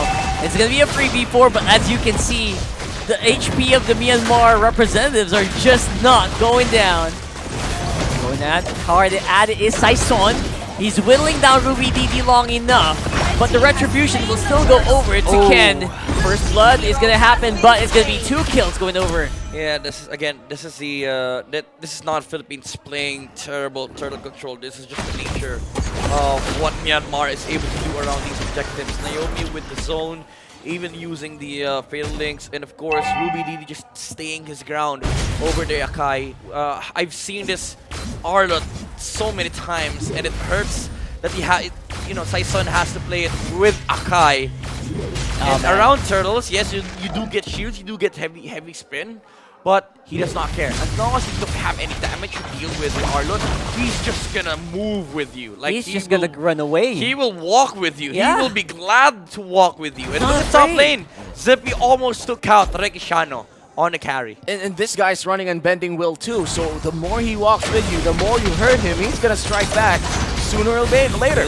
Right now, speaking of striking back, that's not happening right now for the Philippines. Onigo, super duper low. Archangel forced to use the Cold Altar, and there is just nothing the Philippines is doing against it so far. Yeah, that was such a cute play from Onigo, by the way. Flicker and then revenge. And Myanmar, they're not pulling any punches here, which is the right thing to do. Any kill that Philippines give you, you take it. You make sure that this Harith snowballs. Actually, for the Philippines, you don't double gold lane, you just triple gold lane. You just have to make sure because he's your only damage dealer. Yes! Technically, Archangel is a damage dealer, but yeah, I get it. It's not that much. It's just not that much, even especially right now.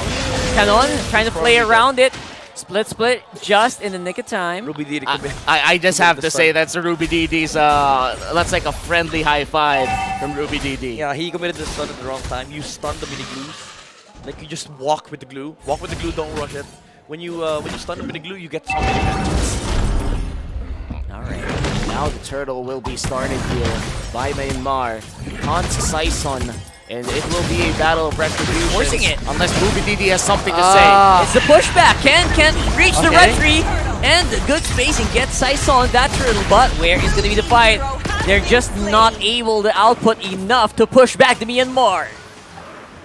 And this is looking to be quite grim here for the Philippines. They are yet to see big damage coming in from Rekishano. Yeah.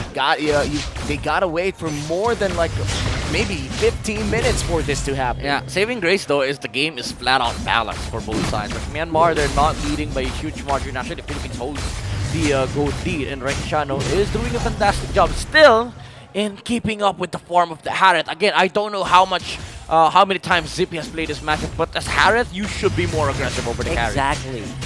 now Naomi trying to look for an opportunity in the gold lane. Ruby DD still playing really well. 101, 100% kill participation in this low kill score game. They're still actually pretty happy to maybe take some fights, especially around the mid lane. I'm surprised with that Saison and Arcangel combo. They look aggressive, but they don't really have that damage potential. And look at this. Nico doesn't really land the setup, but he might be in trouble here. 5 people from Myanmar. All of them are in trouble, but especially right now, it's Ruby DD. He's gonna fall to Rekitano. And what's the follow-up gonna be here from Myanmar? And on back. He has to. Ken! What is happening? What? Zippy? He does get stunned he back. He does back. Oh my god! Zippy's gonna go down. Cold Altar comes up in time. Philippines are getting the kills that they need. They thread the needle and sped up what Rekishano needed from 15 minutes down to around 9 just because of that team fight alone. 3-0-1 for the Philippines. Myanmar. Can you explain how that happened? Well, first of all, they messed up the fight. Naomi did not use the fatal links. And Philippines, positioning-wise, all of them are perfectly placed. Like Canon willingly offering himself in the front line, Rekishano standing in the back line, waiting for the crowd controls to happen. And Ruby DD, he felt like it was a good team fight, and it was. But back it up with spells. Yes. Back it up with reload. Back it up with fatal links. And they did not commit. Philippines, they went with punish. And now Rekishano is actually on the lead over the Harith. You know what's funny? The Philippines lineup doesn't have damage, but man, oh man, are they tough. Yeah, it's hard to kill. The crowd control just buys so much time. This feels like a game where Myanmar has to find Rekishano. You don't find Rekishano, the fight lasts longer. It's going to be hard for Myanmar to basically score a team fight against Philippines at this point. They need to find Rekishano. Yeah, man, I can hear everyone right now. Yeah. We are seeing. These are crucial kills, by the way, that Philippines has gotten. It's so crucial, right? This allows them to transition towards the border much faster. Like imagine the bridge. Yeah. It got shorter. Wow, it's like it's a dream. It's a dream where you think the light at the end of the tunnel is a bit farther away, but suddenly the light flashes brighter.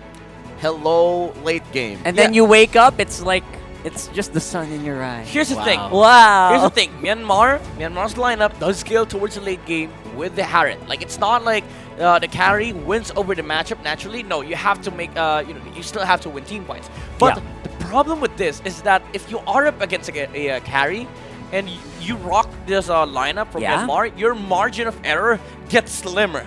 Like every team fight has to be perfect. There will come a point where this Harith will be so big that you cannot commit mistakes. These fatal links, these final slashes will have to be at the perfect timing and perfect target. So far, I think the spacing of the crowd control for the Philippines is actually quite good, right? We're seeing that they don't always commit to one target. But overall, I think it might be just the Myanmar. I don't know. I don't think they know how to deal with a lineup like this. They don't know how to play into it. And you know what? We mentioned earlier that Myanmar, the way you win is you do not pull punches. There you go. Naomi pulled his fatal links. I was like, nah, do we need committed? Oh wait, did we just lose a fight? And Rekishano got 2 kills out of that. It was messy. By that time, it was already too late for Myanmar to actually do anything. He pulled it a bit too late, and now perhaps their mind is regretting that entire team fight. And again, every team fight and every happening inside these games are very important because it's to decide who wins the gold or who gets the chance to basically represent their country in the grand finals. So we're going to be back in the crowd here. Philip steady. Of course, Justin. Of course, that's the best. That is the most iconic. That's going to be the most iconic image of the whole SEA Games now. I wish if Myanmar gets a sticker, they turn that into a sticker. Yes, please. I'd buy make it happen. Make it happen. I'd buy it. You know, Justin is such a great player for Myanmar. I think he deserves it. I mean, it's a little bit on the fun end. It's not really, I think, glamorous, but it's the same level as Echo's. Sheesh! Make it happen. It needs a voice line. What's the voice line though? I don't know, man. Maybe some. Maybe a snore. Like you know that would be very annoying in game. Yeah, if you Oh just, my God, if you yes. just spam it like every time you kill somebody, And you just sleep. Yeah. Oh my God. That is- Make it happen. it's Make it like happen. the equivalent of the well, you're not seeing us on camera, but it's like the motion of sleeping. Of The sleeping resting motion? well. Yeah, Oh, the yeah. resting. If you put two hands near your face, it's like a sleeping motion. It's the you know? PC version. Yeah. Right? It's the PC version. Man, I'm just Politically excited. correct version. I'm just excited, and now we're Now, seeing. now I know what's PC. Thank you for clarifying. I just have to clarify. Not everyone knows. And now, Well, including me. I'm just saying. first time hearing it too. We have so many acronyms in the English broadcast. Yeah, We even we have do. the SRR, which means single round robin, bro. What's another acronym that we've seen here while we're waiting for the troubleshooting to finish? MPL? MPL? Oh no. That's not. That's different. That's Yeah, different. that's different. I Huge think shout outs to Mirko, by the way. Yes. Mirko Yeah. from Mirko. Indonesia. Yes. I wonder how he feels after watching SEA Games. I mean, he's probably also casting, so I'm not sure. I see. I He's, see. he's Oh. probably out there. So shout out to you, Mirko, if you're casting or if you're watching this. Please include this in your vlog. Yes, please. It would be quite the amazing feeling. To, Honor. Yeah. To be in your YouTube channel, Sir Mirko. I know. Sir Mirko. Sir Mirko? Sir Mirko. I'm just playing, man. All I'm right, just all playing. Mirko knows. He's a good friend. He's I a good know. guy. We Good know. guy. Good guy. He's chill. He's chill. And He's top G. He visited Philippines too. Had a fun time in the Pro League in the Philippines. By the way, Philippines is up by 3.1. What? Yeah, right after that team fight, it jumped all That the was way to massive. 2.5, and then it jumped all the way to 3K. We're holding on steady. Oh, Skadoosh, wait. Skadoosh, no. Retribution. Alright, so we're going into the game, and I do believe that even though the Philippines lineup is not really built to deal damage right in the early game, they will deal a lot of damage just because they scale better now. Especially with Carry leading 1,500 gold over the Harriet and like so much damage. But still, it's not enough from Myanmar. There's no Harriet for them to supply more. So do that damage, and also adds to the fact that Myanmar's damage output is easily negated by both Elite Shields and Radiant Armor. While Carry, yes, you can itemize around it like the Dominant Side, Blade Armor, the Armor, the Antikyras. What matters is the number of times he hits his target. True Because damage, of bro. Passive, the Devour and her passive. And the best part here for the Philippines is that he's also running an emblem that allows him to move faster.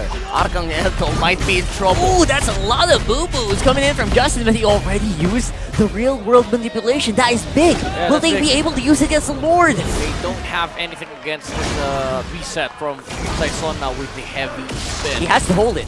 He has to hold the Lord now. Damage though. There's nobody dealing damage. Hold the Lord. Ruby DD's very far away, by the way. Yeah. This is Nico! Hi, Bonico!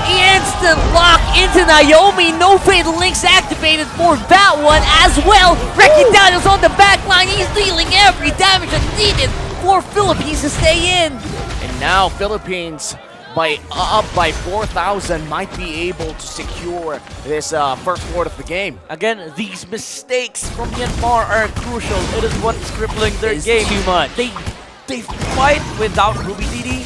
They use the real world manipulation for nothing. And now Philippines, they get the first Lord. Ruby DD might even die on top lane. Yeah, with the final splash already used up, what are you gonna do? Although Arcangel, he overstayed there that's too Ruby DD. much.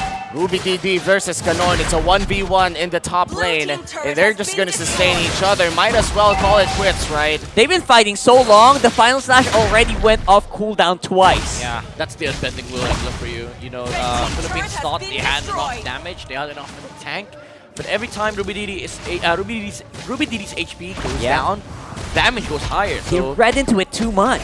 I love this build up coming up from Ruby DD. He is building up to snipe out the carry on the late game. I think this will be a Malefic Roar into a Dominance Ice. Let's see, because I do feel like he's the only guy who could potentially do that and assassinate Rekishano, who's now 5-0-1. He does have to Purify though, might be a big issue here for Myanmar, but Philippines, they will be pushing in mid top side. No, but that's the thing. If you force the purify from Rekishano, Naomi's you gotta have a field day. That's true. Yeah. And the biggest thing is Naomi's not pulling out these straight links. What is happening to the 10-1 Natalia player that we saw earlier? It's not Natalia anymore. Yeah, maybe. I don't know. Right? Ran out of gas too. I mean, that's a thing for a lot of players. Oh right? yeah, like for performing really well in game 1. Oh, Canon! Here we are. We're gonna see if Canon can survive long enough for the tower to go down, and it does. I like this border that Philippines is building every time they take objectives. Canon, Saison standing in the front lines. Naomi not willing to commit the fatal links, and they don't have bypass. Because Naomi, you do have perfect match, but it's pointless because even if you go behind the lines, nobody on the side of Myanmar can actually follow it up. Looks premeditated, essentially, right? So that's basically it for Myanmar's early game. We're heading in the mid game, man. I am quite surprised to see this item on a carry. Malefic Roar on the carry. We know he deals true damage, but it's this solely for the turrets. We'll find out later on for sure, as we do see the Philippines going ham on the Ken. And there is no answer. Yeah, that's a dead Fredrin. And again, 4 heroes, well, 3 heroes on the side of Myanmar just watch their own Fredrin die in front of the Philippines. True damage is key here for Rekishano. Philippines is... Oh, Nigo! Oh, Nigo! He catches Ruby DD! And the lock-in from the heavy spin also ensures that they're able to take out Ruby DD. That is massive. And now, it is free man down for Myanmar. And look at the death timers. The Lord will be spawning 10 seconds from now. Ruby DD and Naomi are yet to be alive. In the words of the great Marlon Marcelo, it's a disaster. Philippines marching towards the Lord. Also from Marlon Marcelo, the Laka Matatag. And this is what happens when Myanmar loses out early game opportunity. Ken is trying to look for potential trades, and that was just a purple buff. But your bigger problem is Rekishano on his carry with the Purify. Yeah. Naomi found a Fatal Links earlier, but the damage needers were already gone. And this is a Luminous Lord for the Philippines. Their biggest chance to score a Game 3 against Myanmar. And the entirety of Philippines right now still on a very much tense chokehold against Myanmar. This could be it. They cannot make mistakes. It's a big push. Ken is the main target once more. Getting pushed all the way back, away from his teammates. The isolation play from the Philippines. Son. What a godly heavy spin from the Sakai. Brought back to the islands, my guy. Philippines is looking to finish this off. It's a 4v5 scenario. Canon still has his ultimate here, but the real world is committed. And the next target might be Ruby DD once more. Final Flash activated by the Myanmar. And now they are on the run. Okay, quite when Nigo goes down without a fight. Quite a greedy play from Philippines. They went in. Naomi got a Fatal Links. However, it was only on Onigo. And it was the first death off the Kufra, so it's not gonna hurt that much for Philippines, although Canon... It's still something. Flicker. Also forces a flicker out of Canon. Okay, Myanmar defending the base. They have to do more. And more is something that we'd have to see later on. Myanmar is behind by 9,000 gold. In Philippines, they only got 1 inhibitor turret in the mid lane. It could have been a top lane inhibitor too. Absolutely. So look at the items of Philippines here. We mentioned earlier that both Athena and Radiant Armor could mitigate the majority of damage from Myanmar. 4 heroes! 4 heroes. 3 heroes are rocking the Radiant Athena. That's exactly how you should itemize with a lineup like this, right? Yeah, and Philippines, I think Onigo is happy to serve himself towards Myanmar, if that means that Naomi will use the Fatal Link. So I think Immortality should be next on the agenda here for the Kufra. Let's see if Philippines will be taking up that Immortality, because 40 seconds from now, another Lord will be spawning. Not yet the Evolved Lord, though. Right. Myanmar still has the chance to close this out against the Philippines if they do find a big team fight. I have to bring up something very important. What is Because we it? might hit a ceiling for the itemization of the carry. And then maybe the damage of the Philippines won't elevate anymore after that. Yeah. What if Myanmar uses that time to catch up in items. They have more offensive capabilities. Well, here's the thing. Arcangel with Promise is also a huge damage dealer. Kind of not that much, but the playstyle of Philippines has been more of Saison catching heroes off guard. And I feel like with carry, you would lose out on damage if you get overloaded by heroes. Like if Myanmar just decided on jumping in with 5 heroes. Like 4-man dogpile. Yeah. Something like that. And I don't think that's recommendable. There's also a Cooper on the side of Philippines. Something that could happen, but Naomi enters Supremacist. Lord secured here for the Philippines. No fight will be happening in that Lord pit. 5v5, fair and square. Ken, you don't see the Cupra. You don't see the Cupra. Eyes on the prize, brother. Okay. All right. that was scary for Myanmar. That seems to be a Myanmar special. They're overstaying a little bit. Maybe they're trying to squeeze out every bit of efficiency. Yeah. Right? And Onigo knew it was like, what are these guys doing? Fortunately for the Kufra, the charge wasn't really enough for him to cover the distance. And Ziggy also had Purify Mandate. Yeah, he can pull off some heroes here. 4,000 Purifies. Then, there it is. There's the final slash. It pushes Canon back. Onigo, but will it be enough to slow down the Philippine representatives? Onigo, where are you right now? Rectano's not hitting targets. And that's going to be Canon going down. Although they are able to take out a lot, or basically all of the inhibitor turrets. What's the fight going to look like? Oh, Onigo! Oh, he misses his mark. And the flicker in by Ruby DD with the final slash is huge. Or with the vengeance, rather. Gonna go in with a 7 force. force. Immortality. Immortality is up. Alright, he will survive. Ouch! See the damage from Arcangel. We're seeing that. He Ghostbursters, bro. Ghostbursters. Myanmar was like, okay, boys, we got him. We have the carry. Ouch, that hurts. And it's just the Philippines trying to finish this game already, but Myanmar says no. Great defense coming in from Ruby DD and Justin with a picture-perfect real-world manipulation to just give Naomi the space for the Fatal Links too. So this is where the secondary damage is coming from Myanmar. Yeah. Justin is catching also up. dealing huge margins of that damage with a real manipulation. Wait a minute, Onigo. A very aggressive play by the Philippines. Onigo looks for it and misses his mark again. Where is Naomi? Finley's still available. Ultimates are steady. Right now, it's going to be disengaged. I think the Philippines wants to wait for the next Lord once more. And this is going to be a Evolve Lord already, which means it's going to help Philippines finish this off despite their lack of range. This is a tough game for both sides because Myanmar, I do think they have damage. Yeah. It's just a matter of actually going in. And it has been very hard for Myanmar to suppress this frontline defense from Philippines because they are covered by both Canon and Onigo. Like, the glue has been standing on the front lines with the support coming out from Onigo with the jump, and also the reset factor coming out from the Cult Altar of Arcangel. But someone has to squeeze Onigo, man. He's missing his marks way too often. It is so obvious now. And despite his near-perfect KDA, he does have to find that big setup that the Philippines needs. It has been Saison who's been making great plays here for the side of the Philippines to basically give them the edge. This position from Philippines, it's looking like they want to be able to get up some pickoffs. And Ruby DD is... They're rushing it. Okay. Oh, they don't have a carry. Trying hard to... Oh, yeah, Regidano's very far away. And I wonder if Naomi and Ken knows this. But they are forced to kind of defend on the top side as well, and Philippines knows that. Wait a minute, are they going to try to pull off a possible heist on the top side here? Smells like it, but right now, Regidano and Onigo gonna have to regroup. They find him! Oh, the Cult Altar, I don't think it's gonna be enough! It's not! And they take down the main damage dealer of the Philippines! Oh, two dead for Philippines.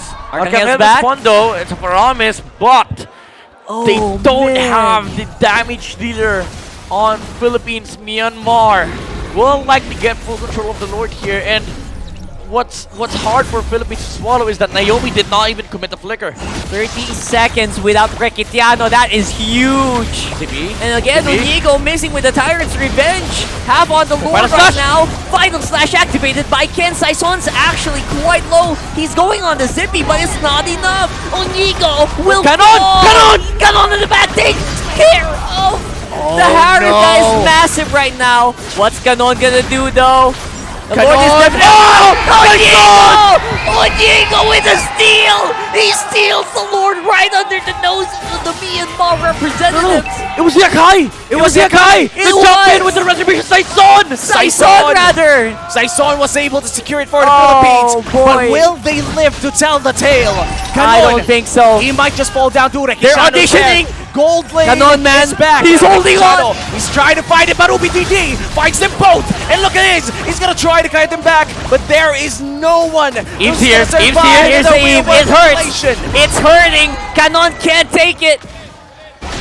That's going to be the Lord. It's the reset for now, but wow, that was clutch. Little bit of clutches for both sides. Ganon getting that damage over Harris. After the initial heavy spin, he was able to land 2 stuns over Zippy, and without Purify, he was not able to get out. And he was near the corner of the real world coming up from Justin, but Ganon was able to close the gap and take down the damage dealer on the side of Myanmar as well. So important. That was so important for. It was so important for Myanmar to also find Rikitano, but also very important for the Philippines to find Zippy. Yeah, but crucial retribution steal from Saison, the Akai jumping in the pit of the Lord, able to steal it from Myanmar, the clutches of the Burmese. And look at this.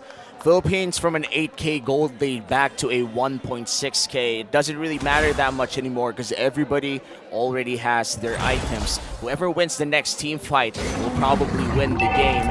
Good on the Philippines to basically still have all of their inhibitor turrets. With Myanmar, they are starting to hurt. Justin is having a perfect game so far. Yeah. 5-0-2 on this eve. And Naomi's waking up too, right? I mean, these real-world manipulations are starting to hurt Philippines.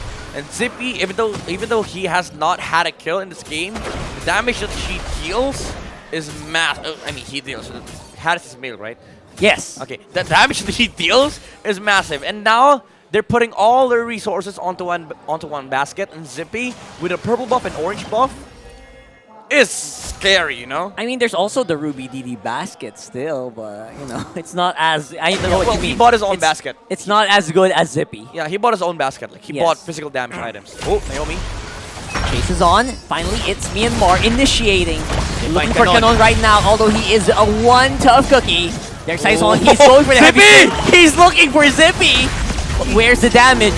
It's on the back. It's actually Rikitano looking for different targets here. Oh, the Ghost Burster's hurt.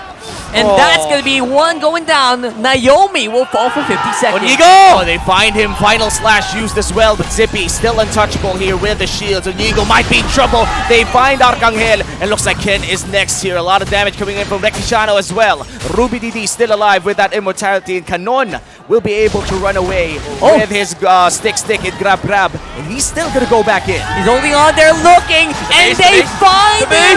Justin's down. And that base is a big problem, which needs to be addressed by Zippy. The final slash will miss, but Justin will still fall. They're in front of the Lord. They're in front of the Lord. Zippy's inside the base. Such a close game right now for Philippines and Myanmar. Dead even on our scoreboards. No gold lead. It doesn't even matter. Lord is being started by Philippines. We saw how strong Zippy was on that fight. He was able to outmaneuver Philippines with the Zaman Force. But it would have been better for Myanmar if the first Zaman Force was utilized. But Saison, when he saw the Harris pop the Zaman Force, he was like, okay, you're going to get out of here. I'm Bouncer. You're out of the room. He was not able to utilize the Zaman Force himself as he was forced outside the zone. That was picture perfect against Saison. He basically has laser sights onto Zippy. Now with a 25-minute Lord push, the Philippines is looking to end this, but Onigo! I think they stopped the Tyrant's Rage. That is huge. Naomi with the fatal links. Whoa! Everyone just jumping for joy right now under the cult altar. And then Saison still looking for Zippy. Is he alive? He's gonna go down. Ruby DD on the back. They find the carry. Wind of Nature, final Wind of Nature is activated. Ruby DD. Oh my god, the damage goes through. Ruby DD, the difference maker. Lord's still alive though. Lord's still alive. Double kill for Arcangel. They still have some damage in the form of Arcangel. Ken immortality might go down. Even with immortality, he bought the Winter Truncheon, but will not be enough. The Lord is still standing. No one is enough. Justin is the only threat for the wave clear. Kanon with the flicker, getting the kill on Scan, and it's just Naomi. Look at Saison Benelix used by the Atlas, and it's that just is too it. much. It's too much. It's a 1-1. We have a game number 3. A hard-fought game here for the Philippines. And Myanmar is looking to be shocked by what just happened. And you can see the cheerleading squad coming in from Philippines as well, dancing with the win coming in from the Philippines as we head on to a game number 3. The semis of the 32nd SEA Games for MLBB Men's is looking to be an intense one. Crucial outlays coming out from the Filipino players. Again, Kanon with those flicker plays just to make sure that kill was possible. And even Arcangel with a proper save after the initial jump from Inigo. The Cooper was already down, but he held to the called offer. He held for quite a bit. And Rekishano, although he was able to save himself away from the called altar, Ruby Didi was there. He was able to deal with the carry. But again, Kanon, on that last skirmish, they knew that the Harriet was also done. Arcangel found the kill on Zippy, and it was just Ken and Ruby Didi being in the front lines for Myanmar, and those two heroes, when they're down, that was when the Philippines were able to secure the victory. And we are officially heading to a game number 3. There's a big chance that this might be. You know what? There's not a big chance. It will be the explosive ending to this day. Day number 2 of the 32nd SEA Games of MLBB. It's just been a wild ride so far. 3 games for the semis before this one, and now the semis that you're watching with us, we will also end in a 3-game series. And what a close game that was. Game number 2. First, we doubted a bit what Philippines wanted to do because there was a lot of tanks, a lot of crowd control, not a lot of damage. But the way that they executed it, I feel like you could tell that story way better later. Well, I'm speechless. You just had to breathe that. That was interesting. Take it in. That was so intense, especially Kanon, man. I did not expect him to play this glue this well this game. I think his stellar glue performance, it was double of what you expect from a normal glue. That's why Rekitano was able to get so much damage done because of what Kanon was doing, and obviously what Arcangel was the great catches on that Pharamis. And not just great catches, but also great source of damage. Like, I myself doubted the damage coming in from the Pharamis, but the way Arcangel built his Pharamis here with the Divine Glaive, Lightning Truncheon, and other items as well, it was amazing to see the burst damage that came from that mage. And in fact, we're gonna see it right here. It's game number 2 between Philippines and Myanmar. A very close game, midnight. I hope you're ready. Well, first things first, a lot of item got replaced here, so we're not seeing the full story of this match. But again, it was Rekishano that propelled this game to success for the mid-game because Philippines was able to capitalize on this carry so much because of Myanmar's misstep on the top lane with Naomi pulling the Fatal Links and not using it. Philippines was able to make this massive void where they were just in the lead. But as Rockhard has pointed out, at some point in time, they will start losing damage, not because of the damage output that they have, but because of the distribution of damage. Like, if you think about the lineup of Philippines, they don't have that great AoE damage versus Myanmar. Compared to Myanmar, you have the Harriet, you have the Eve, even the Arlot is kind of an AoE damage leader with a final slash and so many pendencies. Philippines, they're more focused focused on the carry and the frontliners on the side of Myanmar. Because if the Brethren is fighting 1v1 against 1v5 against Philippines, of course Rekishano is going to be able to output so much damage. But if you overload the heroes coming out from Myanmar, then you find solutions. And that is what we pointed out during the draft. Myanmar's lineup is actually really good when it comes to dealing with Philippines composition. But a slight lead, a slight mistake from Myanmar allowed Philippines to kind of pull ahead and basically make their late game come faster. And Rekishano was able to get a lot of items. At some point in time, he was sitting at, above 2,500 gold over Zippy. And come to the late game, where in initiations matter, Myanmar found the right opportunity. They found a very good angle to try and take out Rekishano, but at the end of the day, it wasn't really enough as other types of damages started coming out from the side of Philippines. But this guy only died twice. In this game, full of catches, a really hard carry game against a Harith, he manages to pull through. And I love the itemization here. Rose Gold Meteor again provides mobility, magic resistance, and of course the shield adds layer of sustainability to the carry. Also, keep in mind that Rekishano in this game, he did not go all out. Although he bought a Malefic Roar once, and that was the moment he died. He was like, okay, I have to adjust my item. I have to go for a different source of sustain, because the Malefic Roar does give out more damage for the carry. But he realized that come the late game, I'm not just the damage dealer. I need to be able to stay alive even for just 2 or 3 seconds, because those 2 or 3 seconds, it is what makes or breaks the team fight here for Philippines. And you saw that on the last clash. Ruby Didi was so much focused on taking down this carry, and Rekishano was able to survive for at least a good 2 or 3 seconds, and that allowed Arcangel to actually snipe out the Harith on the backline. Zippy was not expecting that at all. I actually saw that, the wind of nature coming out, popping off in the very last moment. Right? That was so clutch. And you know, decisions like that for Rekishano is what makes him such a great gold laner for Team Philippines. I think the patience that he has and the presence of mind to swap out those items is actually something that we have to commend him for too. Yeah, that was a turning point when you saw Naomi commit to Fatal Links onto the towers. Prior to that, there was a team fight that Myanmar could have actually won. Now, Philippines, they were the ones in here, and they have the damage output. Justin is actually still kind of getting ramped up here with the Eve, because you need more damage. You need the Glowing One, you need the Divine Glaive to add another layer of magic damage for your team. The main problem is it is still countered by Radiant Armor, but at the end of the game, he actually was the highest damage dealing hero because of the Glowing One. Again, it's kind of percentage based. It's along the lines of the carry, dealing HP based damage over Myanmar, but at the end of the day, it was just the immaculate execution of this lineup coming out from Philippines. And again, that window that Rekishano bought for Arcangel to snipe on Zippy, it is what made this game break out for Philippines. And you just know that this entire matchup has already gotten everyone to the edge of their seats. I'm at the edge of my feet. I am actually getting war flashbacks. War flashbacks from when? M2, Burmese Ghouls, Burmese Sports, Game 7. Yeah. Holy. And you already know. I know. We'll go down to the wire, and the Burmese does have the chance to basically rewrite history here. Yeah. It could be a different result. Finally, we'll close the chapter. Who knows? Never mind. Maybe we can still see them at the MSC. We will still see them. I don't know. Surely we will see it. Because for now, we're going to throw you guys to a short break. Once again, my name is Umi. With me is Rockhart and Midnight. We'll be right back for the 32nd Sea Games MLBB Men's Tournament after a short break.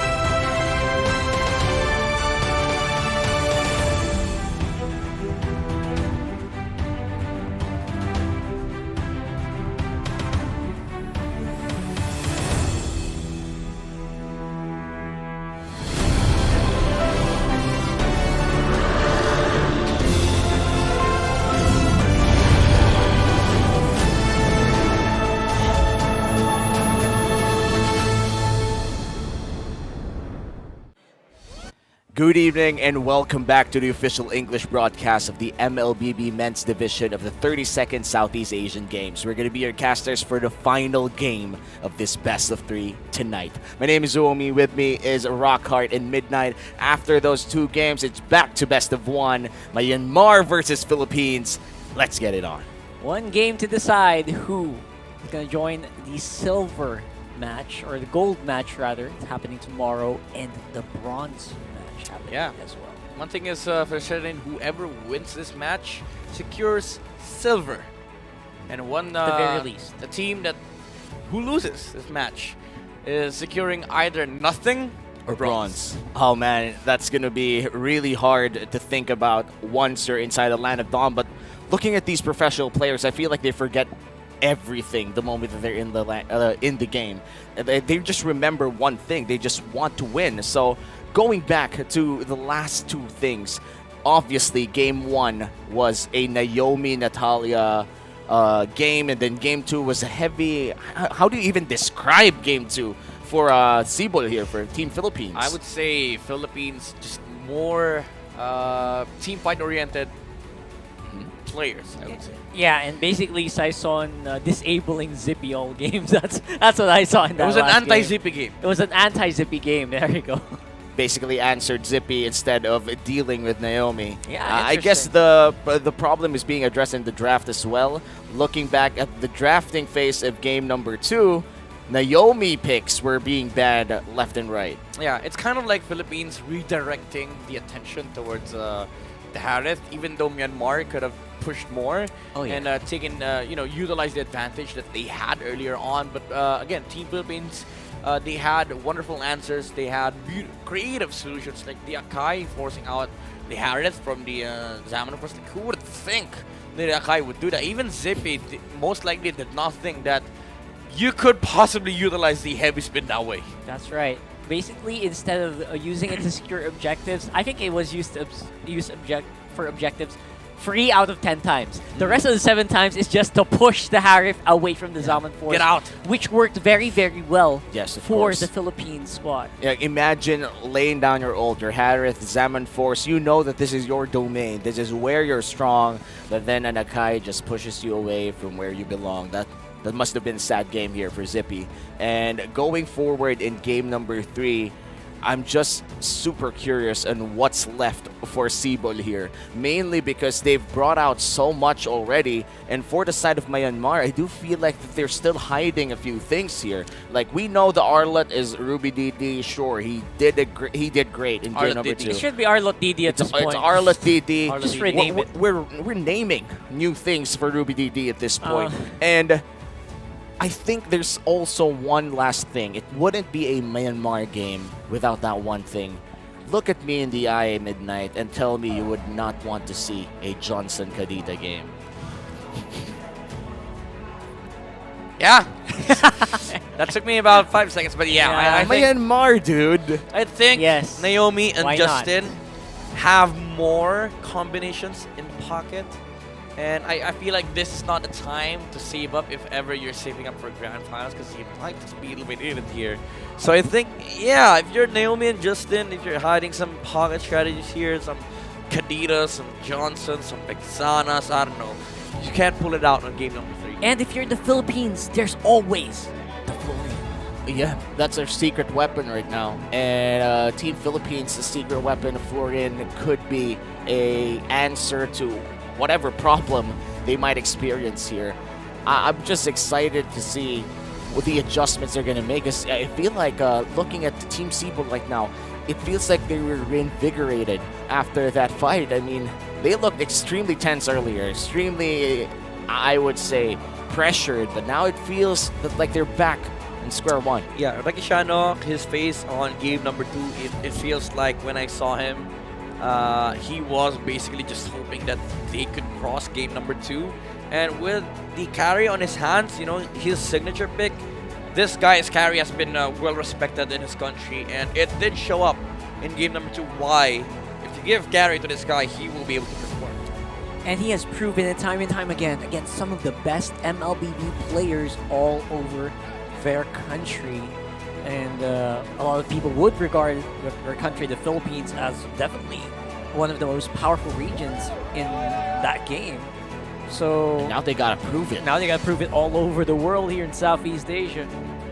And they're doing a pretty good job, I guess. They are doing a pretty good job, and still not a very easy one too. I do feel like Team Seaboard here, Team Philippines, is finding a lot of struggle to prove to the world that they could go back to back in Sea Games for MLBB Men's. One more win to get that chance to get the gold once again. Here we are. And we're back to the drafting phase. A side swap this time around. Philippines on the red side, taking away the Natalia. You cannot give that to Naomi. Franco. 1-1, Franco. Let's go, Fanny. I'm actually surprised Myanmar banned out the Joy. I don't know why. Maybe they're just eyeing it first pick Arlott. To me, your fun is all that matters. Yeah, they're really eyeing a first pick Arlott, I think. Yeah, but he just gave us so much to Philippines work with. And they've basically forced the Wan ban. Obviously, that is a red side ban. So it's a good move from Myanmar, sticking to what they need to get banned out. However, there is a free slot, I would say. A free slot of what? For a very powerful pick. A Glue, a Valentina, yes. a Fanny. They left out a lot here. And it's going to be very interesting to see whether or not Philippines would be quick to pick them up. Looking at Coach Ducky or Coach Glindro here, Among the planes he's quite experienced. He's a world champion. Myanmar, on the other hand, will be taking away the Eve. What do you feel about this, Midnight? There's so many stuff that Myanmar left on the table. I still don't like this Joy ban. Could have been their first pick. Let Philippines play, play the Arlott. The Arlott, yeah, and then probably change the Eve to Valentina. So that your team you're forcing Arcangel to play that Eve. Is to So trick Myanmar has to go for a different route. I still think you go Arlott here for their side. It's just comfort for Ruby Didi at this point. But you are giving Valentina spread into Philippines. Yeah, and we're not even talking about the Franco, which is probably going to be third pick here for Myanmar if they pick up the Arlott here. Yeah, it's a big comfort pick for Naomi as well. It was banned in the second game. Philippines didn't give Myanmar the option to give Naomi both the Franco and the Natalia. Looks like they're going to go for the Glue first. Wow. Give away the Arlott. Ruby Didi, Clue, okay. What? What? I thought you were going to go with the third pick. What? What happened? That's how you know things are going down, man. Okay, Fredrin and Valentina. Or Arlott. Sorry. Glue. Okay. Valentina, Fredrin, or I'd say Kufra plus one. Kufra Valentina. Alright, that's fine. I give joy, pain. Oh yes, it's definitely going to be the Valentina here for Myanmar. Fredrin. On hindsight, I think it's pretty smart to pick up the Franco and the carry because you know that Myanmar can't pick up the Arlott anymore.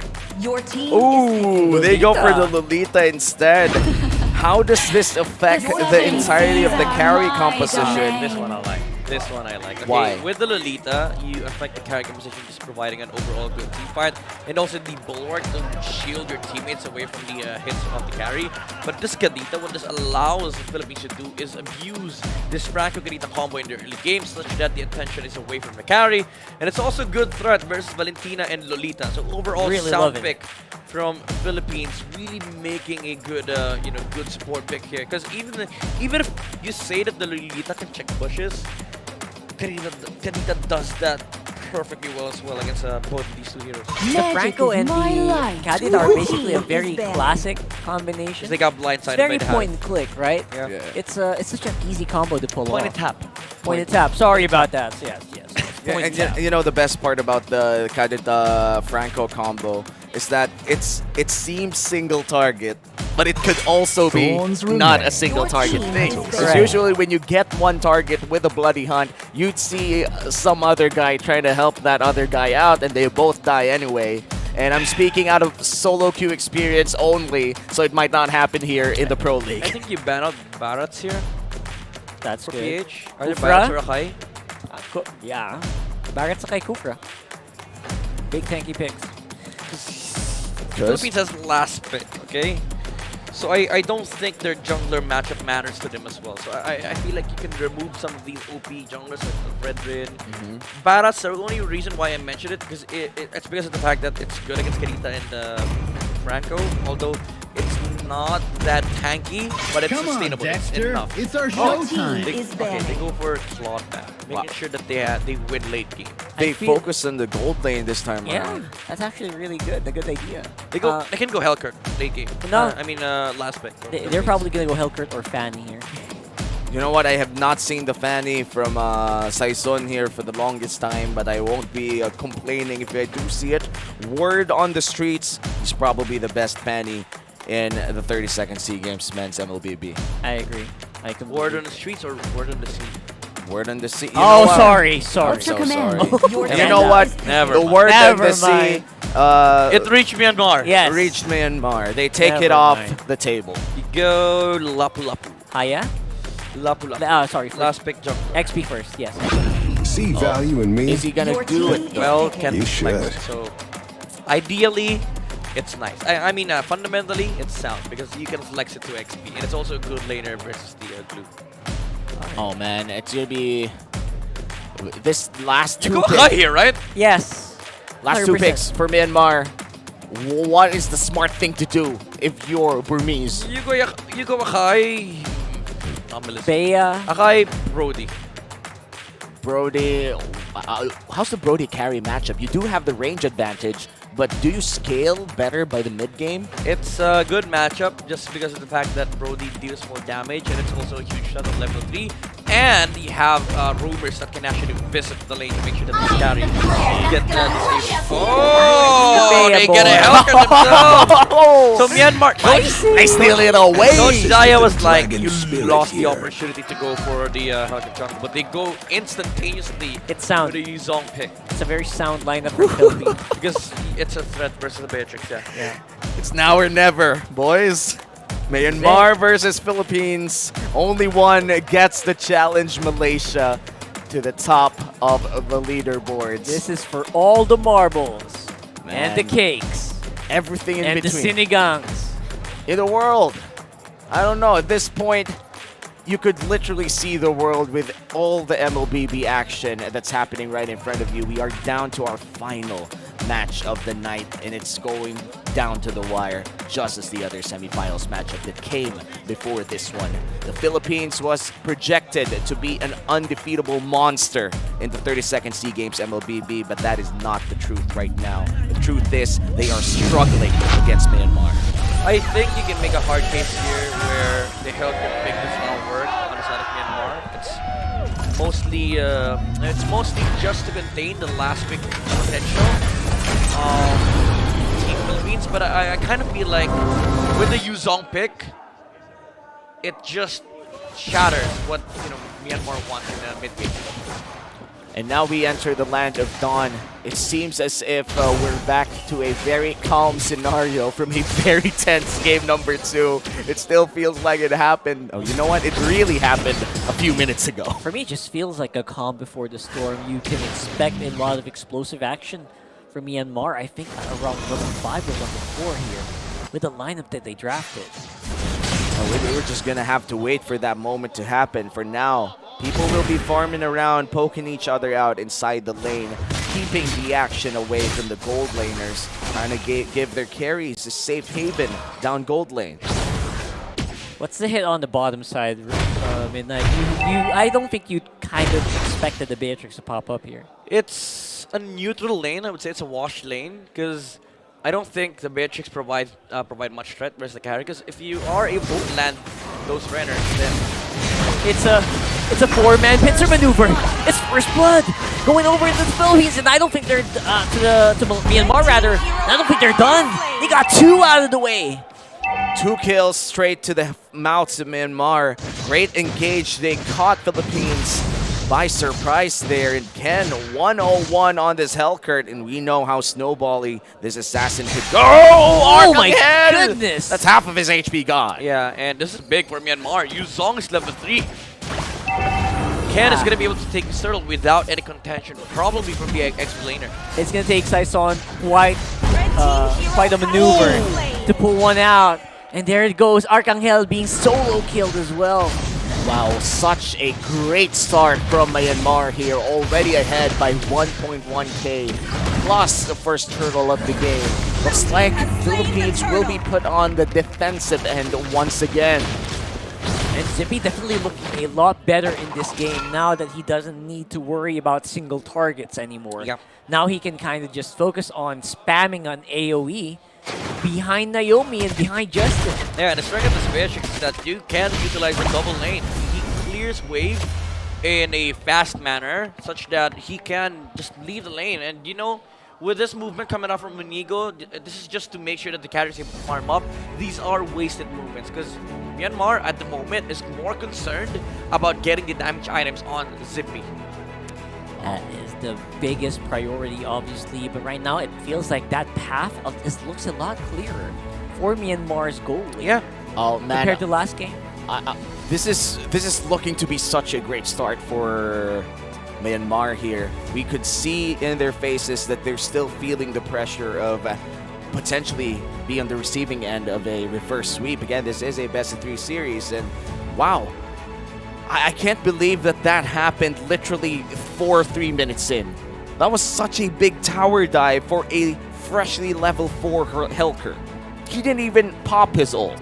Yeah, and it's uncharacteristic of Yuzong because when you typically see Yuzongs, like when they're level 3, they're rushing to clear the waves. And I think that was the idea. That was the reason why they were behind the towers. They want to be able to get the level 4 as quick as possible, especially with a lot of soldiers coming up from Myanmar. But that ended up being a a massive mistake from Philippines and Myanmar. They're able to capitalize, and now that the Hellcat has snowballed, Beatrix is looking to scale even better with the dual wave movement on the map, and I feel like that's gonna put the carry in shambles here because he's not gonna be able to farm as fast as this Beatrix. Yep, and we could still see the Filipino fans still with a lot of energy for their Philippine team.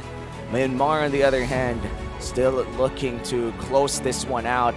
My God, this series feels longer than it should be. We're not even like 10 minutes in game number 3, and I already feel very tense. It is. Like I said, this is the calm before the storm, before the rampage that is a possibility coming in from Myanmar's lineup, which I think will be activated a lot sooner than we think because of those early kills. Yeah, and we haven't even seen one pop of the Dark Knight Falls yet. I'm quite interested in how they're going to utilize it, because if you go back in the regular season of our Pro League in the Philippines, we did see Bren Esports, in which case Team Cebol right now, run that Hellcurt very, I would say, passively, using only the Dark Knight Falls, the ultimate coming in from the Hellcurt, only when they secure the objectives via Retribution. Its main purpose, actually, there was this theory craft back in, I think that was 2021. Hellcurt was mainly utilized on scrims to hide the Turtle HP and the Lord HP with the Dark Knight Falls. That's all. And it's That's also all it it's also a patch wherein Atlas and Cho was really popular. So those roamers that rely on utilize on combos and landing their spells in quick succession limits the potential. Like for example, if you flicker with Cho, you cannot kick. If you use the Jit Kundo flicker, you cannot kick the Hellcurt as soon as possible because you get silent. So that was a time where Hellcurt was viable. Now we are seeing kind of the return of Hellcurt. I think he is one of the 2 soul assassins, 3 lone assassins that can come out, especially on the second phase of drafts, because we've seen already the Fanny, the Hayabusas. Now Hellcurt is much more viable, maybe because of that factor. Like, it's a very strong tool to utilize in the early game, and it sets up for amazing momentum, because Hellcurt, he does not really tank front lines. Once he uses the Deadly Poison Stinger, he gets out. So it's kind of like a jungler that does not need to tank, similar to how Hayabusa and Fanny is used right now. And maybe that's the reason why it's viable. And, a very unique effect as well. I feel like Hellcurt is the only one who actually has that effect, making sure that nobody else could see the HPs of the Lord or the Turtle. Yeah. And I'm just, honestly, here's a challenge. What? We're in the tank jungle meta. Yeah. Everybody's playing tank. Hell, Midnight, you play Ling tank. We have not I've seen that seen in it. pro scene, but you're telling me that you've seen it in scrims. What if, though? What if? Helker tank. Helker tank, you know? Might as well. If you're picking up the Helker tank for the utility, might as well. Nah. Okay, hear me out. We have like a minute and a half to Okay, talk about I'll hear this. you out. A tank Helker, you basically just farm up with your tankiness or whatever. And then you Or whatever. you try to secure your turtle or something else. Well, you know And what? Then you basically press your ultimate. All the lights are off in the. Why land not of play dawn. Hellkurt Roam then? If you just want the lights out. I don't know, man. Like Okay. Hellkurt with a Hellkurt. flicker feels off. Imagine. Here, Petrify. Petrify. Petrify Hellkurt. Okay, here comes the Myanmar fans. Oh, there they are. Waving their flags, still high energy. I'm so happy to see it. I'll give you a free pass because I've said this before. If I ever see Link tank, I'm gonna lose it. Now I'm playing Link tank. I don't know what happened to me. You know, God mode. But I want to say some tanks, especially assassin tanks in the jungle role, are viable for specific reasons. And it was just somebody is sleeping. So teams started finding a tool with Ling that made him capable of playing tank. What? The damage with the retribution. Oh, I see. It's the and you go for the less cooldown of the retribution, and what you are essentially in team fight is a continuous poke that cannot be killed. Cannot be killed. Is this still Demon Slayer? No, man. You're going full tank. You go Tank. Lancelot build. You go Lancelot build. Wow. Another thing that I'd like to tell you before we go back in the Land of Dawn is I've betrayed your trust, Midnight. What? I've played Benedetta tank earlier. I played dare Benedetta. you? What No, I never do that. You know I never do that. You did. You hate Benedetta You tank. did. Wait, sorry, jungle? No, of course XP. No, like, XP dude. is fine. Of course. XP is fine. Oh, Alright. you do it Then on I a jungle have- rule, I'll unfriend you. Then I've not betrayed your trust. I'll block you. And this is such a big moment for both teams here. It's hard to actually have small talk between us casters. And You know hello. what? I can actually bring something up because What? right now it is 11 p.m. I think over there it's 10 Is it p.m. though? Aren't we ahead by an hour? Yeah, that's the what I said. Philippines? It's 10:55 right now. So it's 9:55. 9:55 So- in Cambodia. So, you know what? They've been awake since 6 a.m. So I don't know if proud of them. the mental fortitude is gonna have to come in. You know, your physical well-being also has to be really good. So I wonder if that's also gonna be a factor in the big high-pressure situations we'll have later on. Surely it will be. Right? I mean, I just wonder. I just really hope, and I think that's also going to be a big test, right? I like being that. a champion is not just being able to play flashy plays willy nilly. Wait, It's sorry, being you- able to do it.